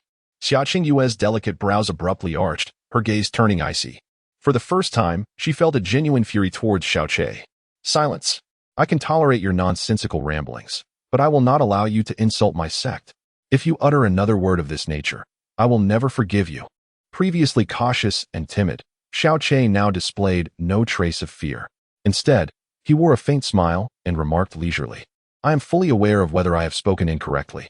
I can further inform you, the greater the mystical power, the longer the lifespan. However, from your pulse, I can ascertain with great certainty that, at equal levels of mystical power, the lifespan of those from the Ice Cloud Immortal Palace is nearly a third shorter, if not more, than that of other sects. Am I right, or am I wrong? Xiao Che's words resonated in Xia Qingyue's ears like a clap of thunder, causing her beautiful eyes to momentarily constrict. Chapter 18. The Silver Needle Unleashes Cold. Who told you that? Xia Qingyue inquired with a furrowed brow, a surge of astonishment coursing through her. It is a harsh reality that individuals from the Ice Cloud Immortal Palace possess significantly shorter lifespans compared to those from other sects. A truth that remains a closely guarded secret even within the palace itself, suppressed by its higher echelons. The elevated level of mystical energy within the Ice Cloud Immortal Palace grants its inhabitants an overall prolonged lifespan. Thus, this fact does not manifest overtly. Xia Qingyue was privy to this information only because her master had inadvertently revealed it after one of her breakthroughs, emphasizing that this was the greatest flaw of the Ice Cloud art and forbidding her from disclosing it to anyone, including her senior and junior sisters. Yet now, Xiao Che had articulated it plainly. If I were the master of the Ice Cloud Immortal Palace, I would employ every means necessary to suppress such a flaw and ensure it remains unknown to outsiders. Who do you think I could have heard this from? Xiao Che remarked dismissively. I merely deduced these conclusions from your pulse, nothing more. Judging by your reaction, I seem to have hit the nail on the head. I don't believe it. Xia Qingyue vehemently shook her head. To infer such a significant secret hidden by the Ice Cloud Immortal Palace from a mere pulse is utterly absurd. If it were truly that simple, with the multitude of divine physicians in the Songfeng Empire, this secret would have spread throughout the world ages ago. However, every word Xiao Che had just spoken struck at the heart of the matter, without a hint of deviation, leaving Xia Qingyue engulfed in doubt. I knew you wouldn't believe it, Xiao Che said as he picked up the medicine jar and package from the ground, heading towards the room. Come with me. Xia Qingyue's gaze lingered on the items he held, and after a moment's hesitation, she followed him into the room, closing the door behind her. Sit down, he commanded, placing the medicine jar and package aside. What are you planning to do? Xia Qingyue asked, her eyes reflecting her confusion. Of course. I intend to help you with your conditioning. That is unnecessary, Xia Qingyue replied, shaking her head resolutely. Whether it is necessary or not, you should reach a conclusion only after you've tried it. Hey, you wouldn't refuse to even give it a try, would you? Xiao Che had already unwrapped the parcel, revealing a silver box within. With a sigh, a trace of disappointment and despondency crossed his face. I understand that you hardly believe what I say. However, I assure you, I possess neither the capability nor the intention to harm you. My sole purpose in visiting the apothecary early this morning was to prepare these remedies for your well-being. If they prove effective, that would be splendid. If not, you stand to lose nothing. Yet, if you remain skeptical and are unwilling to even try, then so be it. I shall take it as my own folly. Xia Qingyue sighed softly to herself and sat beside Xiao Che. How do you intend to administer the treatment? Are you truly willing to undergo the treatment? Xiao Che glanced at her, then turned his face away with a huff. His childlike sulkiness left Xia Qingyue both amused and exasperated, prompting her to soften her tone. I wish to see how you will proceed with the treatment. Ah, now you become obedient, Xiao Che remarked, turning back with a beaming smile. Xia Qingyue was momentarily taken aback by the swift change in his demeanor. His ability to alter his expression was indeed astonishing. Extend your hand. Xiao Che sat before Xia Qingyue, who obediently extended her arms, laying them across the table. The loose red sleeves cascaded down to her elbows, revealing two segments of her skin, as fair as snow and as delicate as frost. Xiao Che opened the silver box, revealing dozens of slender silver needles arranged within. Silver needles. Are you intending to practice acupuncture? Xia Qingyue raised an eyebrow. You actually know about acupuncture? Xiao Che glanced at her in surprise. Back in the Sanyin continent, there were scarcely 10 individuals proficient in the art of acupuncture, including himself and his master, the esteemed medical sage. However, in the Tianxian continent, it appears to be a widely practiced medical technique. Even within the Shao clan's pharmacy, one can find a complete set of acupuncture tools. Of course, I know. I am also aware that mastery of acupuncture requires immense skill, often taking over a decade to achieve even a modest level of proficiency, and several decades to attain true excellence. I have never heard of you studying medicine, let alone acupuncture. Moreover, there is no trace or scent of the art of Qi Huang in your room. What exactly are you planning to do? A look of confusion and caution lingered in Xiaqing Yue's eyes. Xiaoqi retrieved a silver needle, deftly pinching its base between his fingers. As he lifted the needle, Xiaqing Yue's gaze momentarily faltered, for there existed an indescribable harmony in the way the silver needle rested in Xiaoqi's hand, as if it were inherently crafted to belong there. This sensation was subtle, ineffable, yet undeniably vivid and tangible. Xiaoqi uncapped a small vial, dipping a silver needle into it lightly, and spoke, "You will soon discover whether I am skilled in acupuncture. Of course, should you feel any discomfort or believe that I am jesting, you may terminate this at any moment." What resided within that vial? Xiaqing Yue's gaze shifted towards the small medicine bottle.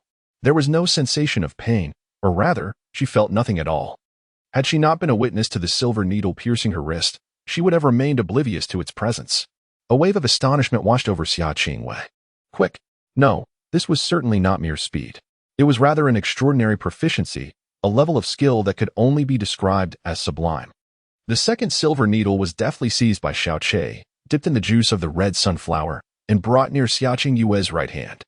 With a slight tremor of her wrist, the second needle was precisely inserted into the Yanggu acupoint. Following this were the third and fourth needles, each piercing the Zhengzhou and Higu points respectively. After addressing her right hand, another 4 needles were swiftly inserted into the left hand's Yaqi, Yanggu, Zhengzhou, and Higu acupoints. With each insertion, the movements were executed with such swiftness that Xiaqing Yue could only perceive fleeting shadows. Her astonishment compounded with every puncture of the silver needles. She was uncertain of the efficacy of Xiaoqi's treatment. Yet the extraordinary finesse of his technique made it nearly impossible for her to believe that it was being performed by a mere 16-year-old boy. Relax your hands, breathe steadily, and under no circumstances should you utilize your mystical energy. Xiaoqi's voice resonated in her ears. She harmonized with him, her arms relaxed, her mind tranquil.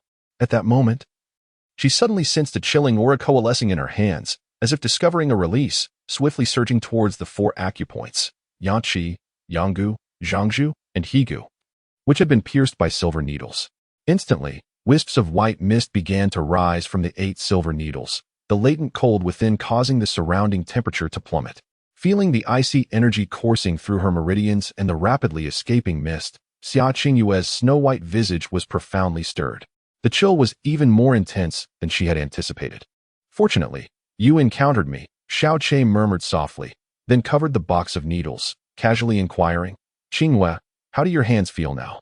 Xiaqing Yue lifted her hands, ripples of emotion flickering in her eyes. They felt light, comfortable, warm. This was the sensation coursing through her hands at that moment, akin to being suddenly liberated from a heavy restraint. The warmth in her palms and arms was something she had never felt before after practicing the ice cloud technique. She gazed at Xiaoqi in astonishment, asking, "What exactly is this?"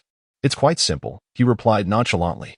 "I merely guided the cold energy in your hands and the meridians to release, while also unblocking the condensed pathways." Xiaoqi continued, "The profound arts of your ice cloud immortal palace can render the mysterious energy frigid, thereby amplifying its potency. The reason cold energy is more formidable is that it can inflict harm.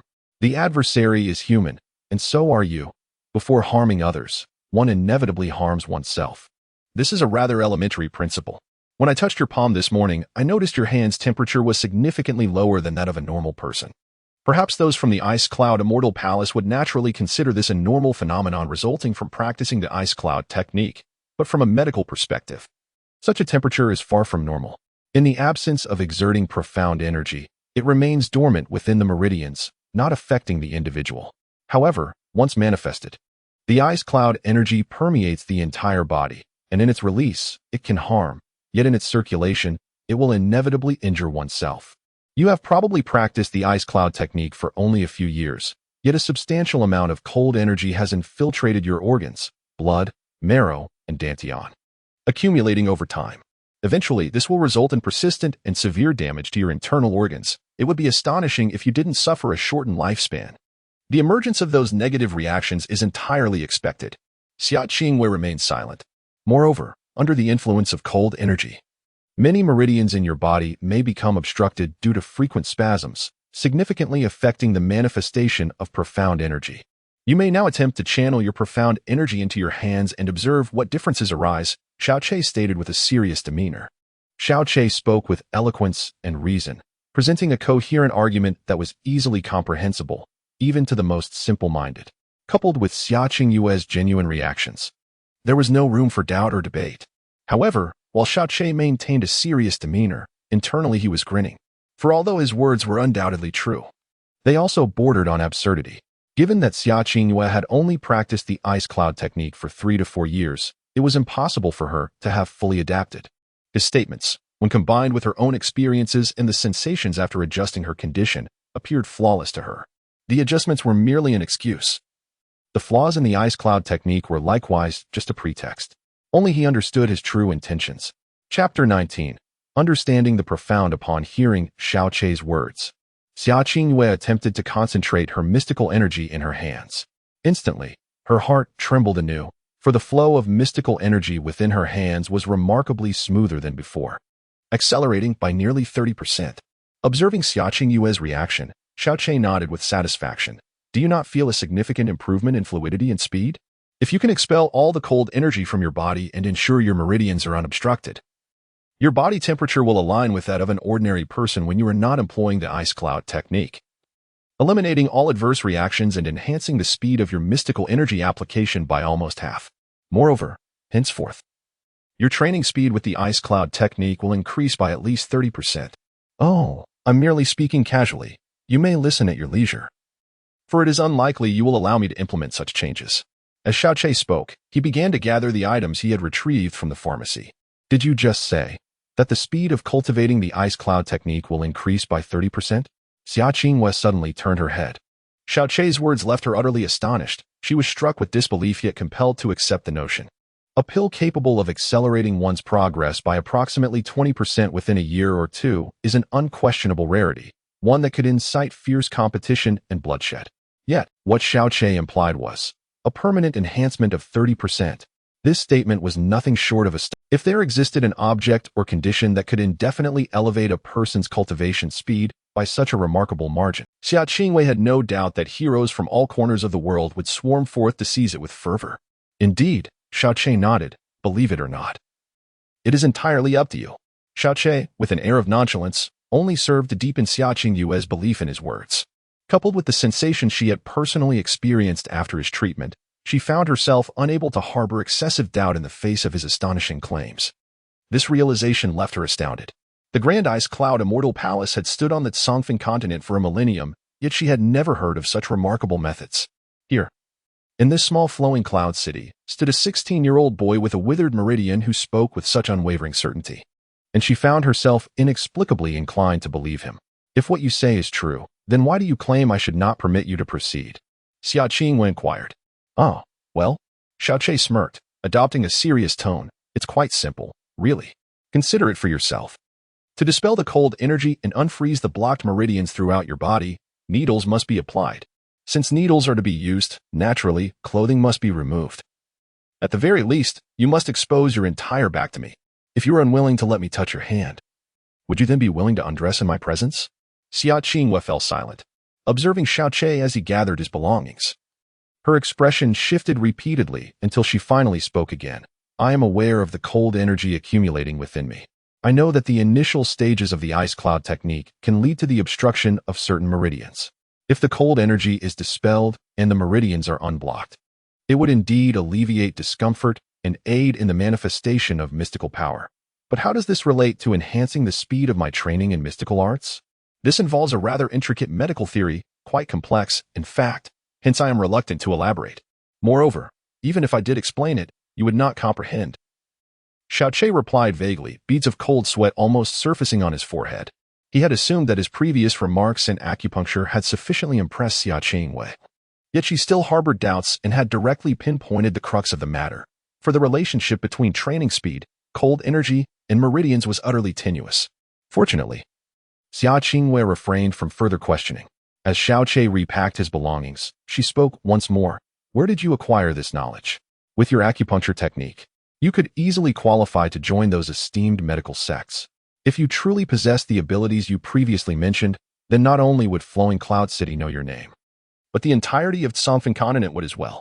How is it that you remain so obscure, known only by your reputation as a cripple? Joining those medical sects? Xiao Che scoffed dismissively before turning to her, calmly stating, all of this has been imparted to me by my master. Your master? Xia Qingwei raised an eyebrow, having never heard of Xiao Che's master before. My master is a great healer, a lifelong practitioner dedicated to saving lives and alleviating suffering for countless individuals. I encountered him at a very young age. He taught me the fundamentals of diagnosis, acupuncture, and herbal medicine, as well as the intricate knowledge of poisons and the identification of myriad herbs, toxins, insects, and plants. I am the sole heir to his legacy, burdened with an immense debt of gratitude that I shall never be able to repay. Yet, not long ago, he departed from this world, leaving me in a state of profound loss and longing. This explains my knowledge of certain medical practices. As for the rest, I would prefer not to elaborate. I am reluctant to discuss my master too much. Moreover, my proficiency in medicine is a secret known only to myself. Not even my grandfather or my aunt is aware of it. You are, apart from myself, the only individual privy to this knowledge. As he reminisced about his departed master, a wave of sorrow and nostalgia washed over Xiao Che's face, revealing his genuine emotions, devoid of any pretense or artifice. This authenticity resonated with, deeply moved, fully believed in Xiao Che's words. She remarked, to possess such astonishing skill in acupuncture at such a tender age. It seems your master must have been an extraordinary healer. He was the greatest healer in the world, bar none. Xiao Che asserted with unwavering conviction. Xiao Che's demeanor unconsciously alleviated some of the doubts harbored in Xia Qingyue's heart. After a moment of hesitation, she resolutely inquired, are you certain that what you claim will permanently enhance my cultivation speed by 30% is indeed true? Since I have spoken it, I shall not tarnish my master's esteemed reputation in medicine. You aren't contemplating a trial, are you? Xiao Che turned around, his face a portrait of astonishment as he regarded her.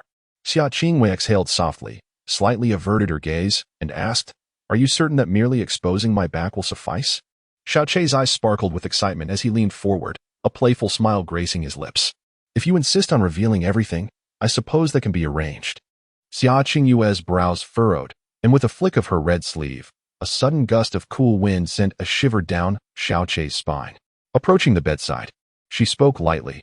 Let us begin. I wish to witness whether your medical skills are indeed as miraculous as you claim. However, should you entertain any inappropriate thoughts, I assure you, I will not show you mercy. You could easily crush me with a single slap. Even if I wished to, I wouldn't dare. Xiao Che chuckled mischievously. He retrieved the silver needle case and the essence of the Qiyang flower, approaching the bed with a serious demeanor. Undress. Those three seemingly innocent words, uttered by Xiao Che, carried an undertone reminiscent of a tyrant coercing a virtuous woman.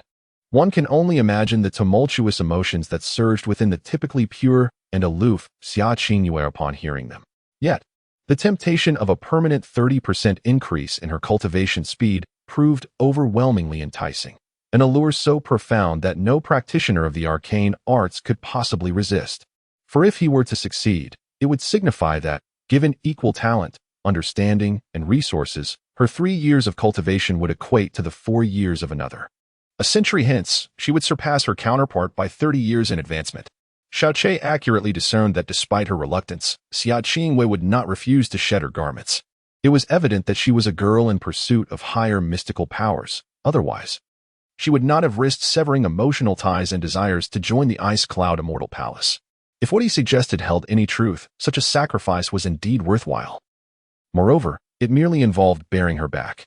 As Xia Qingyue contemplated this, she turned her back to Xiao Che, her chest rising and falling, her heart as calm as a mirror. She closed her eyes, unfastened her garments, and the vivid crimson attire gracefully cascaded down her fragrant shoulders and jade arms. Instantly, her exquisite, unadorned back was unveiled before Xiao Che's gaze, strikingly beautiful and radiant. She drew a silken blanket over her chest, allowing the falling red fabric to conceal her alluring curves while revealing the sinuous contours of her jade-like back, slender yet captivating, undeniably enchanting. The skin of her shoulders and neck was flawlessly pink, as if nourished by the finest oils, captivating Xiao Che's attention to the point of astonishment. Begin at once. Do not entertain any other thoughts. Xia Qingyue spoke coldly, her eyes still shut. Wasn't he a woman's body meant for her husband's eyes? Xiaoqi muttered cautiously under his breath, then sealed his lips, taking up a silver needle. The moment the needle touched his hand, his expression grew solemn.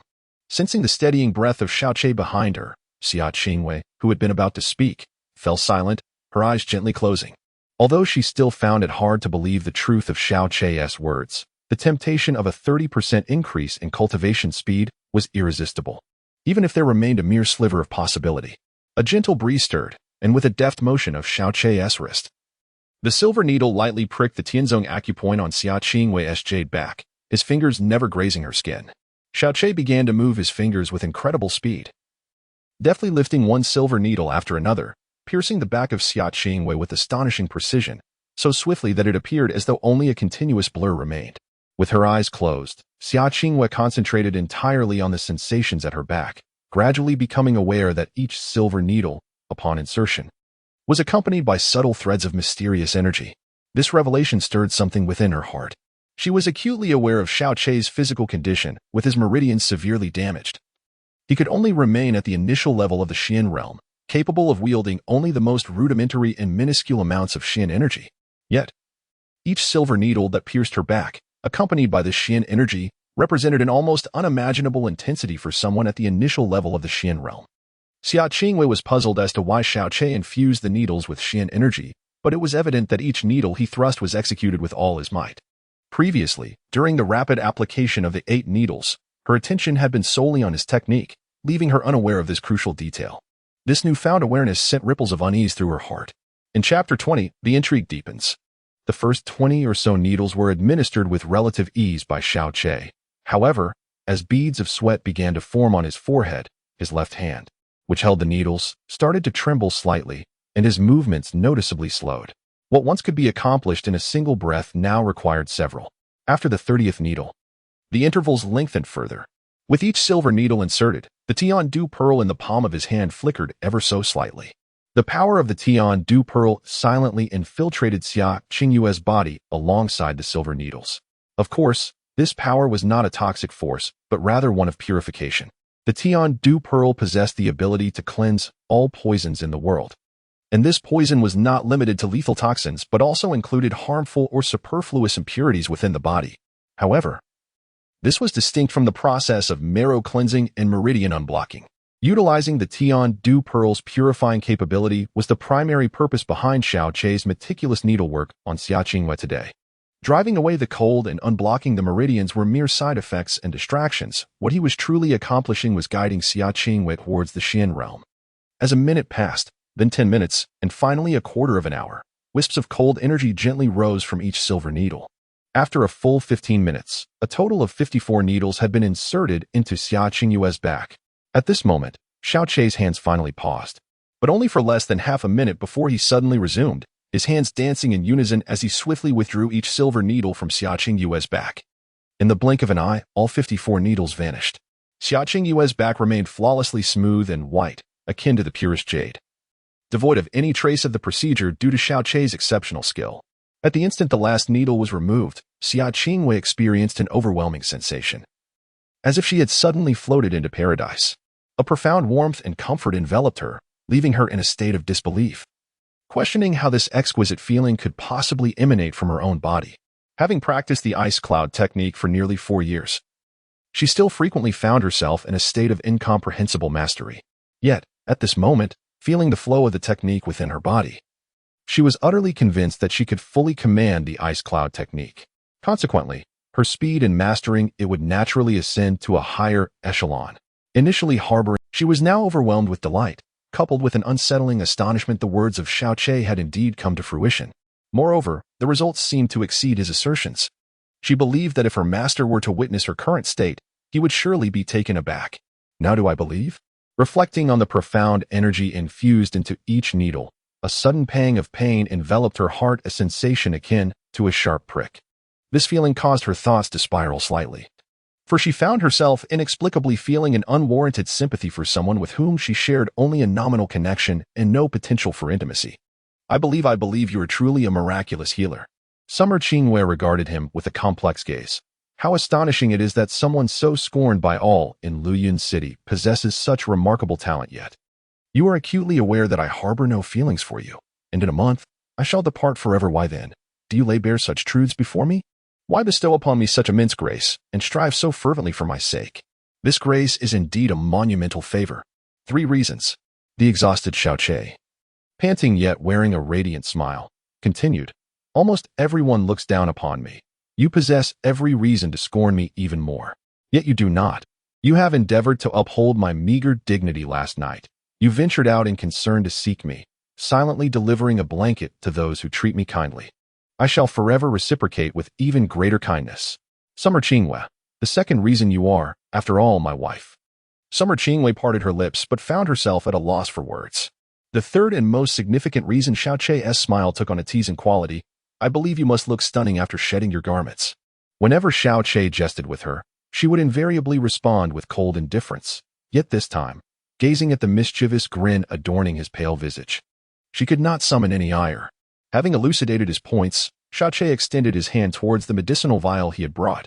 Qingwei, my wife, please pour out the contents of that vial and drink it. Summer Qingwei cast a deep glance at him, refraining from inquiring about the nature of the medicine. She approached, poured out the medicinal liquid, and consumed it in one gulp. This is merely the first instance of the treatment. If you wish to maintain your current state, a total of 7 treatments will be required. In the following 6 days, you must partake once daily. Ideally, this should occur at 3 in the morning, as it is the time of day when yin energy is at its peak, yielding the most effective results. Of course, the decision to continue rests entirely with you. With these words, Xiao Che wearily closed his eyes. His physical strength had indeed been severely depleted, and it was by no means feigned. Please rest well, Xia Qingwei remarked, her gaze growing more intricate. After softly speaking, she walked toward the door and silently closed it behind her. Standing in the courtyard, Xia Qingwei raised her hands. Gazing at her palms, her eyes clouded with contemplation. What manner of person is he? At the very least, I have persistently misjudged him. The entirety of Luoyan City has misjudged him as well. After Xia Qingwei departed, Xiao Che's body collapsed onto the bed, lying there devoid of any inclination to move, occasionally mumbling indistinctly to himself. Sigh. My physical constitution is exceedingly poor. Merely traversing the profound is nearly exhausting. If my master were to discover that I had the audacity to undress him, I wonder if he would descend from the heavens in a fit of rage to chastise me. After all, I was capable of performing acupuncture through clothing at the age of 13, and by 15, I could do so with my eyes closed. Sigh. Sleep. Since receiving the letter from the Xiao clan, the entire Xiao family had been engulfed in an atmosphere of extreme peculiarity. The clan leader, elders, and stewards were diligently preparing for the forthcoming events from dawn till dusk, fearing even the slightest oversight. Meanwhile, the younger generation was fervently training as if invigorated by a surge of energy, dreaming of an unexpected breakthrough in these few days to enhance their chances of being accepted into the Xiao clan. However, all of this seemed to bear little relevance to Xiao Che, who was arguably the most leisurely individual in the entire Xiao family. On this day, in the back mountain of the Xiao clan, there lay a cemetery established by the clan. It was here that the deceased members of the Xiao clan were typically interred. Xiao Lai stood silently before a gravestone, his white hair, imbued with the weight of time and sorrow, fluttering gently in the breeze. The wind howled, carrying with it a sense of desolation. The gravestone bore the carved name Xiaoying. Xiao Lai stood there with a hazy gaze, his body rigid, murmuring in a seemingly unconscious manner, I am aware that even after all these years, you still harbor countless concerns. Cheer, with his impaired meridians since childhood, is destined for a life of mediocrity. Yet, in this state of passivity, there shall be no strife or enmity. Now that Cheer has established his own family, I hope he can continue to live a stable and peaceful life, though not of your blood. He was preserved through the sacrifice of your lives and that of your biological son. I shall do my utmost to ensure his safety. With a sudden exclamation, Xiao Yulong emerged from behind the ancient, stout tree at the center of the graveyard. Upon seeing Xiao Lai, he appeared momentarily stunned, stepping forward to perform a respectful bow typical of a younger generation. Yulong pays his respects to the 5th elder. I did not expect to find the 5th elder here. Have I inadvertently disturbed you? Xiao Lai's gaze wavered momentarily. He had recently been engulfed in sorrow, momentarily lost in thought, and had not noticed someone approaching. It was uncertain whether Xiao Yulong had overheard his previous soliloquy. Furrowing his brows, he inquired, Yulong, what brings you here? Xiao Yulong hastily remarked, the messenger from the Xiao clan will arrive tomorrow. My father believes this is a matter that will alter the fate of the Shao family, and thus he deemed it necessary to inform our late great-grandfather, which is why I am here. I apologize for inadvertently disturbing Elder Wu. Did you hear what I was just saying? Xiao Lai's tone suddenly turned icy, an invisible pressure descending upon Xiao Yulong. The aura emanating from his peak spirit profound realm strength was far beyond what Xiao Yulong could withstand. His complexion paled, and he quickly shook his head. I have only just arrived here. Had Elder Wu not spoken, I would not have even noticed his presence, nor would I have heard anything he said. If Elder Wu wishes to avoid being disturbed, I shall take my leave immediately. Elder Wu, your words are too severe. I would never dare to feel such guilt. Xiao Yulong humbly replied. Xiao Lai nodded slightly to him, choosing not to linger any longer, and turned to depart. After his departure, Xiao Yulong's expression gradually became intricate. He rested his right hand on his chin, furrowing his brow as he murmured, could it be? If it is true, this could be quite intriguing. Chapter 21. Sharing the same bed habit is a formidable force, subtly altering a person's soul without their awareness. During the wedding procession, Xiao Che attempted to assist Xia Qingwei, only to have his arm frozen by her unyielding demeanor. When he first called her wife, she nearly erupted in fury, the first time he held her hand. He could feel the icy aura of her hostility. Yet, in just a few days, Xiao Che found himself calling her wife with increasing ease. And she had come to accept it, regardless of her inner thoughts. It was no longer awkward for her to undress in his presence. Nor was it an issue when he held her hand. During these days, Xiao Che undoubtedly slept in the corner, yet with a thick blanket spread across the floor. His rest was far from uncomfortable. Each night at 3 o'clock, he would awaken voluntarily, employing silver needles to conduct treatment on her. Over these days, she had been increasingly aware of the astonishing changes in her own constitution. Though the light was dim, Xia Qingyue's bare back remained as exquisite as jade, her skin luminous against the darkness. With silver needles in hand, Xiao Che's fingertips danced, and soon he was drenched in sweat. After a quarter of an hour, having completed the treatment once more, he withdrew the needles, exhaling a long sigh. Overcome by exhaustion, his mind suddenly swayed, and he collapsed onto Xia Qingyue's bare back, experiencing an indescribable sensation of warmth and softness emanating from his chest. Xia Qingyue abruptly opened her eyes, a flash of anger flickering within them. Just as she was about to exert force to push Xiao Che away, she suddenly sensed his aura was remarkably weak, weaker than any previous occasion by several folds. Xiao Che's complexion was pale, devoid of any trace of blood, and his eyes were only half open, as if he had lost the strength to fully open them. He shook his head slightly and weakly remarked, "It's nothing, just a bit of excessive exhaustion in both strength and energy. Allow me to rest for a while." Xia Qingyue's gaze flickered slightly, and an unwelcome pang of pain surged within her heart. After his initial acupuncture treatment, he had been utterly drained. While a single instance of fatigue might be relatively easy to recover from, the situation was different now. For several consecutive days, he had to perform acupuncture on her, exerting the utmost limit of his profound energy with each needle. His body was already frail, in such relentless depletion. How could he possibly endure it? This could very likely inflict permanent damage on his health. "You do not need to exert yourself so fiercely for my sake," Xia Qingyue said, her expression a tangle of emotions. Xiao Che closed his eyes, gradually gathering his strength, and spoke in a gentle voice. "Although you married me solely to repay a debt of gratitude and never regard me as your husband, I cannot help but see you as my wife. Unless I were to divorce you, treating my own woman well remains one of a man's most fundamental responsibilities and dignities." Upon uttering these words, a warmth surged within Xiao Che's chest. "Goodness, even I am moved. I refuse to believe that you, as a woman, possess not the slightest feeling in your heart." After a while, when he heard no response from Xia Qingyue, he opened his eyes, took a few shallow breaths, and with a pitiful expression, said, "Qingyue, my dear wife, I may struggle to move at present. Could you assist me to that corner?" His gaze indicated the spot where he usually slept. Xia Qingyue glanced at the blanket spread on the ground, and the unwarranted ache in her heart deepened. She shook her head and turned her body towards the bedside. "You should sleep on the bed. I will take that spot." Upon hearing this, Xiao Che immediately grew agitated. Drawing an unexpected surge of strength, he swiftly grasped Xia Qingyue's arm. "No, absolutely not. Though you excel in every aspect, I am a man and you are a woman. As a man, how could I allow myself to sleep on the bed while letting a woman sleep on the floor? If you choose to sleep there, I would rather take the courtyard." His voice was urgent, infused with an undeniable resolve. After speaking, he struggled to rise, making an attempt to get out of bed. Xia Qingyue's expression shifted to one of complexity. Biting her lip, she wrestled with her thoughts before finally deciding. She gently pushed Xiao Chei's frail form inward, then pulled the bright red blanket over both herself and Xiao Chei. "Do not touch me," she said. Lying on the outer side of the bed, turning her back to Xiao Chei to conceal her expression from him, Xiao Chei silently smiled. Swiftly arranging himself into the most comfortable sleeping position, his eyes gently closing in serenity. "Rest assured, with your mystical prowess, it is impossible for me to do anything to you, even if I wish to." He sighed. "Sharing the same bed, this is what truly defines a couple." Xia Qingwei replied. "I am so tired. My dear Qingwei, I shall sleep now. Tomorrow I shall ask my aunt to prepare a nourishing snow ginseng chicken soup for me. Xiao Chei's voice gradually diminished until it faded completely, his breathing becoming exceptionally steady as he succumbed to an overwhelming fatigue and fell into a peaceful slumber. Xia Qingwei quietly turned to face Xiao Chei's visage, a complex tremor flickering in her eyes.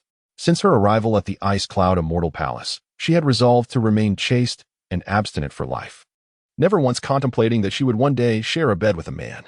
He too had firmly believed that such a circumstance would never come to pass. Before marrying Xiao Chei, she would not have permitted him to touch her in the slightest.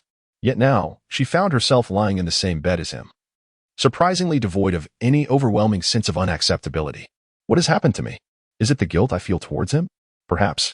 Lost in her tumultuous thoughts, she unknowingly drifted into a deep sleep. She did not realize that the quickness with which she fell asleep beside a man indicated that her subconscious had nearly relinquished all guard and aversion towards Xiao Chei. This slumber lasted until the sun had risen high in the sky. Upon awakening, Xiao Chei found that Xia Qingwei was no longer by his side, and her presence was absent from the room. Despite having rested throughout the night, he still felt a significant weariness in his body. Sitting up, he exhaled heavily and muttered to himself, "If this continues, I may truly exhaust myself. I seem to have pushed myself a bit too far." However, it was only through such exertion that he could compel her to seek out the 3 items for him. In the Songyan continent, his master had informed him that he wore this pendant around his neck when he was found. The one he currently possessed was also one he had worn since he could remember. His grandfather had told him that it was a relic of his father, Xiaoying, who had acquired it from an unknown source and placed it around his neck at birth. After changing his attire, Xiao Chei entered the Tiandu Pearl. In the verdant realm, the girl with crimson hair remained in her original posture, quietly floating without any signs of awakening. After donning a lighter outfit and stretching his limbs, an enticing aroma wafted into Xiao Chei's nostrils, instantly igniting his appetite. Following the scent, he spotted a pot of soup on the table and rushed over to lift the lid, releasing a plume of steam accompanied by a mouth-watering fragrance.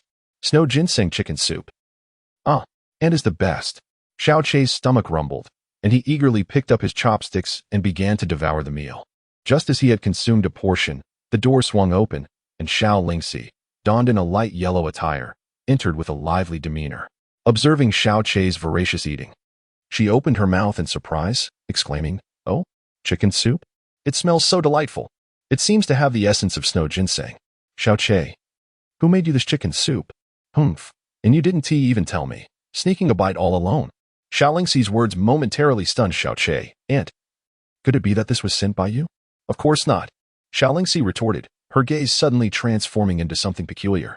"Within the Xiao family, the only one who would prepare a soup for you, aside from myself, it seems it could only be your beloved Qingwei. It appears that your marital relationship is quite harmonious." In Xiao Lingxi's words, there was an unmistakable hint of acidity. Xiao Chei set down his chopsticks and murmured, "How could she possibly make me chicken soup? It's utterly illogical." "Regardless of who prepared it, you have always enjoyed chicken soup. You should simply consume it all. I have come to inform you that the Xiao clan members will arrive this afternoon. The entire Xiao family is currently making preparations, so you must exercise caution and be mindful not to inadvertently offend anyone from the Xiao clan," Xiao Lingxi said earnestly. "I understand. If it comes to it, I simply won't go outside. After all, they cannot possibly choose me," Xiao Chei replied nonchalantly. "It is imperative that you go out," Xiao Lingxi insisted, shaking her delicate, snow-white fingers at him.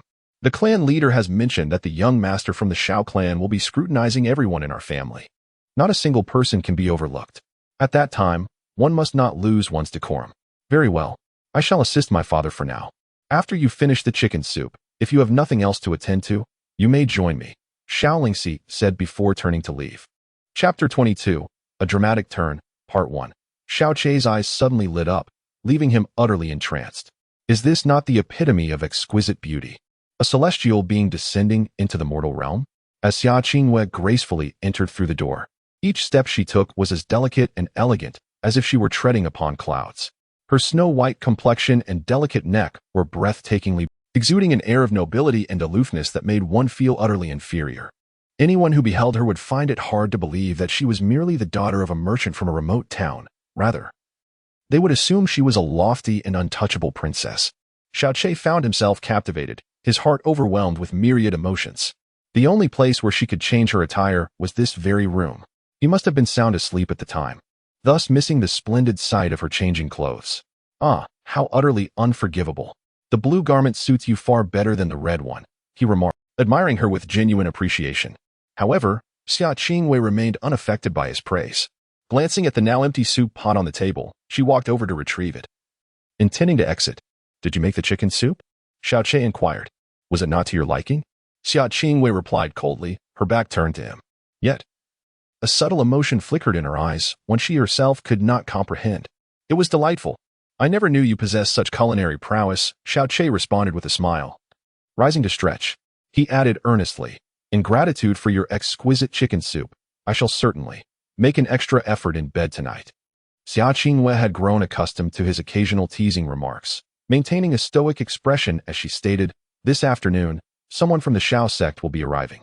Leading them will be the youngest son of the sect master, named Shao Kuangyan. I have heard from my master that Shao Kuangyan possesses only average prowess among the younger generation of the Shao sect and has a notoriously poor reputation. However, being the youngest son, he is immensely favored, and no one in Luyun City dares to provoke him. It would be best to avoid any encounters with him." Shao Kuangyan? Understood. Thank you for the warning, my dear Qingwei, Xiao Chei replied with a cheerful smile. Today marks the arrival of the Shao sect's representatives. The news of the arrival of the Shao clan's envoy has cast a profound impact not only on the Shao family, but also on the entire Luyun City. Luyun City exists at the very nadir of the Songfeng Empire, while the Shao clan occupies its pinnacle. The disparity between the two is unfathomable. The presence of the Shao clan's envoy, particularly that of the clan leader's son, is akin to an emperor gracing the most humble abode of a peasant. A palpable tension envelopes Luyun City. Some individuals harbor a subtle hope of establishing even the faintest connection with the Shao clan, while many others are gripped by anxiety. Upon learning that the envoy's arrival is scheduled for this afternoon, they seclude themselves in their homes, fearful of inadvertently offending their esteemed visitors. The prospect of the Shao clan's wrath feels as trivial as the act of crushing an ant underfoot, and the laws that govern them seem nothing more than a jest. The courtyard of the Shao family estate was meticulously arranged, pristine in every corner. The grandest and most opulent courtyard, where Xiao Yuhai had resided, had undergone a thorough renovation and cleaning 2 days prior. Even the bed linens and furniture had been entirely replaced. In contrast, Xiao Yuhai had relocated to a smaller courtyard next door. For the past few days, he had taken it upon himself to arrange the meals, and though he was exhausted, his heart brimmed with exhilaration. He was utterly convinced that the Shao clan would choose his son, Xiao Yulong. This time, when that moment arrived, his son would soar to great heights, and he himself would emerge as the undisputed sovereign of Luyun City. Nay, the absolute ruler for hundreds of miles around, feared by all. Suddenly, everyone was roused. With a determined stride, Xiao Yunhai stepped outside and bellowed, "Quick! Immediately notify everyone to make preparations. Anyone who neglects our esteemed guests will face dire consequences. Elders, follow me to extend a warm welcome." As Xiao Yunhai, covering more than a mile, he finally caught sight of a quartet approaching leisurely in his direction. Leading them was a young man, seemingly in his early 20s, clad in luxurious attire. He was of average stature and possessed an unremarkable appearance, though a pallid hue graced his otherwise fair complexion, hinting at a life of excess. In terms of looks, he was the kind of person one could easily overlook in a crowd. Yet his ordinary visage was imbued with an unmistakable air of arrogance and pride. With his hands clasped behind his back, he walked with his gaze lifted sky, disregarding the passers-by as though even a fleeting glance would tarnish his eyes. Trailing closely behind him was an elder clad in all black, his demeanor calm and composed as still water. Following them were 2 other young men, also dressed in black, each adorned with a silver eagle emblem embroidered on their shoulders. Xiao Yuhai inhaled deeply, hastening forward with purposeful strides. With hands clasped in a respectful gesture, he leaned slightly, Inquiring with utmost reverence, "May I ask, are you esteemed guests from the Shao clan?" The young man leading the group halted his steps, casting a languid glance in their direction, his eyes half closed as he replied, "Indeed, I am the illustrious Shao Kuangyan of the Shao clan."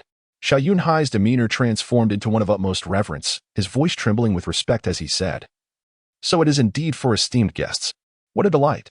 We have awaited your arrival for quite some time. I am the current leader of the Shao clan in Luyun City, and these 5 individuals behind me are the most respected elders of our clan. We are profoundly grateful and apprehensive that the 4 esteemed guests have traveled such a distance for our sake. Let us dispense with unnecessary pleasantries." Shao Kuangyan casually glanced at the 5 elders before lazily waving his hand. "Please, lead the way. May I inquire the name of this elder?" "Xiao Mozang." The elder in black replied with a detached tone, his aged visage devoid of emotion, akin to that of a corpse. Xiao Yunhai hesitated to speak, a chill enveloping his heart. While he could somewhat fathom the profound strength of Shao Kuangyan, he detected not a trace of such power emanating from Xiao. This scenario either indicated that Xiao Mozang possessed no cultivation at all, an assertion that seemed utterly implausible, or that his profound abilities far surpassed Xiao Yunhai's comprehension, remaining entirely beyond his grasp. Upon returning to the Shao clan, he was met by a throng of individuals at the entrance. Noticing Xiao Yunhai's respectful demeanor, they felt a jolt of apprehension, their gazes collectively fixating on the haughtily poised young man. Eagerly, they approached him. "May I inquire if you're the esteemed son of the Shao clan?" ventured a portly middle-aged man at the forefront, his tone imbued with reverence. "And you are?" Shao Kuangyan inquired, casting a sidelong glance at him. "I am but the humble lord of Luyun City, named Situ Nan. Having heard of the esteemed guest's arrival from the Shao clan, I have come to extend my welcome," Situ Nan stammered, his voice trembling as he spoke, beads of cold sweat forming upon his brow. Though he had encountered numerous significant figures in his capacity as the city lord, those he had met paled in comparison to the stature of the Shao clan scion before him. "I am Yuan Ba, a longtime friend of the Shao clan's master. Here to pay my respects to the talents of the Shao clan's young master, and to present a modest gift." Hoping that the young master will graciously accept it, the head of the Yuan family, also renowned alongside the Shao clan in Luyun City, hurried forward with a respectful demeanor, holding a delicately crafted jade box in his hands. Shao Kuangyan cast a fleeting glance at the jade box and gestured dismissively to the 2 individuals behind him, signaling them to take it. One of them stepped forward, expressionless, and grasped the jade box in his hands. Witnessing the esteemed young master of the Shao clan accepting his gift, Yuanba's face lit up with delight. Others who sought to forge connections with the Shao clan hastily surged forward, eager to present their own lavish offerings. Shao Kuangyan, unperturbed, accepted them all without reservation. He then glanced sideways, nonchalantly stating, "You may all withdraw. The hour is growing late, and any matters can be addressed tomorrow." "Indeed, young Master Shao has traversed great distances to arrive here and must surely be fatigued. We shall come to pay our respects once he has had a chance to rest," replied City Lord Situ, nodding earnestly. With that, the crowd gradually dispersed. Xiao Yunhai and the 5th elder respectfully led Shao Kuangyan into the Shao clan. Xiao Yunhai stepped forward and said, "The 4 esteemed guests of the Shao clan have traveled a long way. I presume you must be fatigued. Would you care to rest for a while? The accommodations have been prepared." "There's no need. My constitution is not so fragile," Shao Kuangyan replied, casting a sweeping glance around the Shao clan with a smirk that revealed unabashed disdain. He continued, "Were it not for the passing of Elder Xiaozheng, I would have remained oblivious to the existence of this place. I have heard that the ancestors of this site were banished by our Shao clan as worthless. Even the most insignificant of our kin, in such a locale, can still reign supreme. After all these years, its development is commendable. Indeed, we are grateful for your kind words, young Master Shao," Xiao Yunhai responded, nodding in appreciation, not daring to voice any objection in the face of Shao Kuangyan's blatant contempt. Chapter 23, The Great Change, Part 2, Very well. Tomorrow morning, everyone in the Shao clan will gather here. I assure you that not a single person will be absent," Xiao Yunhai hastily promised. "Excellent. Our time is precious. We have only tomorrow. I do not wish for any unforeseen events to occur," Shao Kuangyan remarked coolly, tilting his head. "Since you are the esteemed descendants of the venerable elder Xiaozheng, you ought to present a token of respect. Xiao Ba, please present the gift." A man referred to as Xiao Ba stepped forward, expressionless, placing a wooden box before Xiao Yunhai. With trembling hands, Xiao Yunhai accepted it, his face filled with trepidation. "Thank you. I am profoundly grateful for the generosity of the Shao clan. Inside the box lay a substance known as Tongchuan San, which could invigorate the meridians and significantly enhance one's cultivation speed for a limited time. It also possessed excellent restorative properties for meridians damaged by various causes. The implication being that while this substance was considered quite good within our Shao clan, here it could be regarded as a miraculous elixir. The mention of its restorative capabilities caused Xiao Lai, who had remained silent, to suddenly shift, his eyes gleaming with intrigue, only to quickly sigh and let his expression dim once more. Xiao Yunhai cautiously tucked away the wooden box, his face full of gratitude as he remarked, "Since this is the elixir from the Shao clan, its effects must surely surpass our expectations. The immense favor bestowed upon us by young Master Xiao leaves us at a loss as to how we might repay it. Given that young Master Xiao does not require rest, might I suggest that we arrange for a few of you to explore our Shao clan or perhaps the charming city of Luoyuan? While it may be a modest town, there are certainly places that might surprise you." Noticing that Xiao Kuangyan had not declined his suggestion, Xiao Yuhai quickly beckoned his son, Xiao Yulong, to come forth. "This is my son, Xiao Yulong, who is of a similar age to young Master Xiao. Perhaps he could accompany you on your tour." Xiao Yulong stepped forward, his demeanor radiating humility as he stated, "I am Xiao Yulong, and it is indeed a privilege of a lifetime to witness the grace of esteemed guests from the Shao clan." Xiao Kuangyan cast a casual glance at Xiao Yulong, nonchalantly remarking, "Very well then, lead us on a tour." After spending an extended period in grand locales, it is quite refreshing to explore the quaintness of smaller places. You may disperse now. I prefer not to be shadowed by too many followers. When I require your presence, I shall seek you out. Indeed. Xiao Yuhai promptly nodded in agreement, adding, "Should any of you have needs, feel free to instruct anyone here. Yulong, ensure that our esteemed guests are well attended to." "Certainly, Father." Xiao Yuhai and the fifth elder departed with utmost respect. The arrival of the Shao clan members was later than they had anticipated. Thus the pressing matters would naturally be postponed until tomorrow. Xiao Yulong stood beside Xiao Kuangyan, bowing slightly and exuding a demeanor of relative humility, with a smile adorning his face. "Young Master Xiao, although Luoyuan City is modest in size, it possesses most of what one might desire. Might I inquire whether you wish to first indulge in the scenic views, the delectable cuisine, or perhaps the enchanting ladies?" Observing the suggestive smile on Xiao Yulong's face, Xiao Kuangyan's eyes sparkled with intrigue, and a sly grin crept upon his features. "As a man, what do you think we ought to see first?" Recognizing the pallor that marked Xiao Kuangyan's countenance, Xiao Yulong was well aware of the latter's character. With a chuckle, he responded, "Young Master Xiao, you are undoubtedly a true man. And as a true man, we should certainly seek out what truly captivates our interests. Though Luoyuan City may be small, the Tianxiang Tower within it is renowned far and wide. Many travel hundreds of miles just to experience its offerings. Shall we commence our adventure there?" "You, my friend, are quite astute," Xiao Kuangyan remarked, casting a glance at Xiao Yulong, a smirk playing on his lips. "Let us proceed." Xiao Yulong moved forward, taking the lead. Just as they were about to set off, a captivating figure of a young girl suddenly appeared in Xiao Kuangyan's line of sight. Xiao Kuangyan stood there, his mouth agape, as his gaze fixated on the enchanting figure in the distance. Lost in a trance, he nearly believed he was beholding the fabled goddess of Luo Shui. As if sensing his stare, the girl turned her head slightly, casting him a cold glance before she turned away and entered the courtyard. Her visage, however, was imprinted in Xiao Kuangyun's mind with that fleeting glance, causing his body to shudder, as if all his bones had turned to jelly. When Xia Qinwen made her sudden and ill-timed appearance, Xiao Yulong's heart sank, fervently wishing that she would not be seen by Xiao Kuangyan. Alas, his hopes were dashed as Xiao Kuangyun did indeed notice her, displaying a reaction that surpassed that of most men upon first encountering Xia Qinyue's true beauty. No, it was even more exaggerated. His heart convulsed in response. In the small town of Luoyuan, how could a woman captured by Xiao Kuangyan ever hope to escape? And once she had caught his eye, it signified that he could never again possess Xia Qinwei in this lifetime.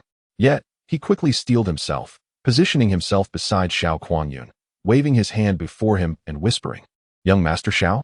Who is that girl? Who is she?" Xiao Kuangyun's expression was tumultuous, his voice trembling with excitement. How can there exist such a breathtaking woman? All my wives and concubines, none of them can compare to her, a celestial being. She is simply a celestial being. Xiao Kuangyun was so overwhelmed with excitement that he could hardly articulate his thoughts, his gaze burning with fervor. Xiao Yulong, having composed himself, smiled and said, "Her name is Xia Qinwei, the most beautiful woman in Luoyuan City. Indeed, She is a celestial being. Xia. Qingwei. Xia? So, she is not a member of the Shao clan? Indeed. Xiao Yulong nodded, his eyes narrowing slightly as he spoke each word with clarity. She is not one of us. She is the daughter of the wealthiest merchant in Luyun City, and she was just married to our Shao clan 3 days ago, to the grandson of Elder Wu. Xiao Che. What? She's married? A look of disappointment crossed Xiao Kuangyun's face, which quickly morphed into an intense blaze of jealousy and indignation. Married? And to one of your Shao clan members. It's utterly preposterous. Such a celestial being is unworthy of being paired with the grandson of a mere elder. Indeed. You speak the truth, young Master Xiao. Xiao Yulong immediately echoed in agreement. Such a goddess can only be worthy of someone like you, a true dragon among men. What you may not know is that the man she married, although the grandson of an elder, is the greatest waste of our Shao clan. He has been crippled since childhood and has only just reached the first level of the Xian realm this year, a complete disgrace to our clan. What? Xiao Kuangyun's complexion darkened, his hands trembling with rage. Such a beauty has married such a worthless fool. This is simply unforgivable. Unforgivable. That woman belongs to me. Xiao Kuangyun. How can a mere waste of the Shao clan be worthy of her? Fueled by jealousy. Xiao Kuangyun growled and strode directly towards the small courtyard where Xia Qingwei had just entered. However, after taking only 2 steps, a heavy, aged voice resounded from behind him. Young master, the clan leader has sent you out this time as a form of training. He specifically instructed you not to engage in any acts that would tarnish the clan's reputation, especially not to forcibly take another man's wife. Xiao Kuangyun halted his steps, his face a canvas of desire and reluctance, yet he obediently came to a standstill. Xiao Yulong cast a perplexed glance at the elder known as Xiao Mozhan. It appeared that he was not merely accompanying and safeguarding Xiao Kuangyun, but also serving as his overseer, as a single remark had thoroughly intimidated Xiao Kuangyun. Furthermore, from his words, it was evident that Xiao Kuangyun had engaged in numerous acts of forcibly seizing the wives and daughters of others. Xiao Yulong's gaze shifted, and he hastily caught up to Xiao Kuangyun's side, whispering, Young Master Xiao, if you are enamored with that Xia Qingwei, there is no need to resort to forceful means. There are numerous alternative approaches. Approaches? What kind of approaches? Xiao Kuangyun turned his head, his eyes gleaming with intensity as they fixed upon him. Xiao Yulong leaned in close to his ear, swiftly whispering a few words. As he finished speaking, Xiao Kuangyun's eyes suddenly sparkled with excitement, and a hint of an impatient, lewd smile crept onto his lips. This was information I had just acquired, kept to myself until now, and I never anticipated it would be of assistance to young Master Xiao. How fortuitous it was. Observing the grotesque smile on Xiao Kuangyun's face filled Xiao Yulong with disdain, yet he maintained a compliant smile. Excellent, truly excellent, Xiao Kuangyun nodded slowly. It appeared that young Master Xiao had quite the penchant for beautiful women. In truth, within our Shao clan, beauty was not solely embodied by Xia Qingwei. Xiao Yulong spoke in a hushed tone. Elder Xiaolai has a daughter, merely 15 years of age, yet she possesses a beauty that rivals the most exquisite, not falling short of Xia Qingwei. 15. Akin to that celestial maiden? Xiao Kuangyun's eyes widened, gleaming with a predatory light. A glance into his eyes revealed to Xiao Yulong the course of action to take next. He leaned even closer to Xiao Kuangyun, whispering, if young Master Xiao is interested, this opportunity is easily within reach, and the method is straightforward. It merely requires.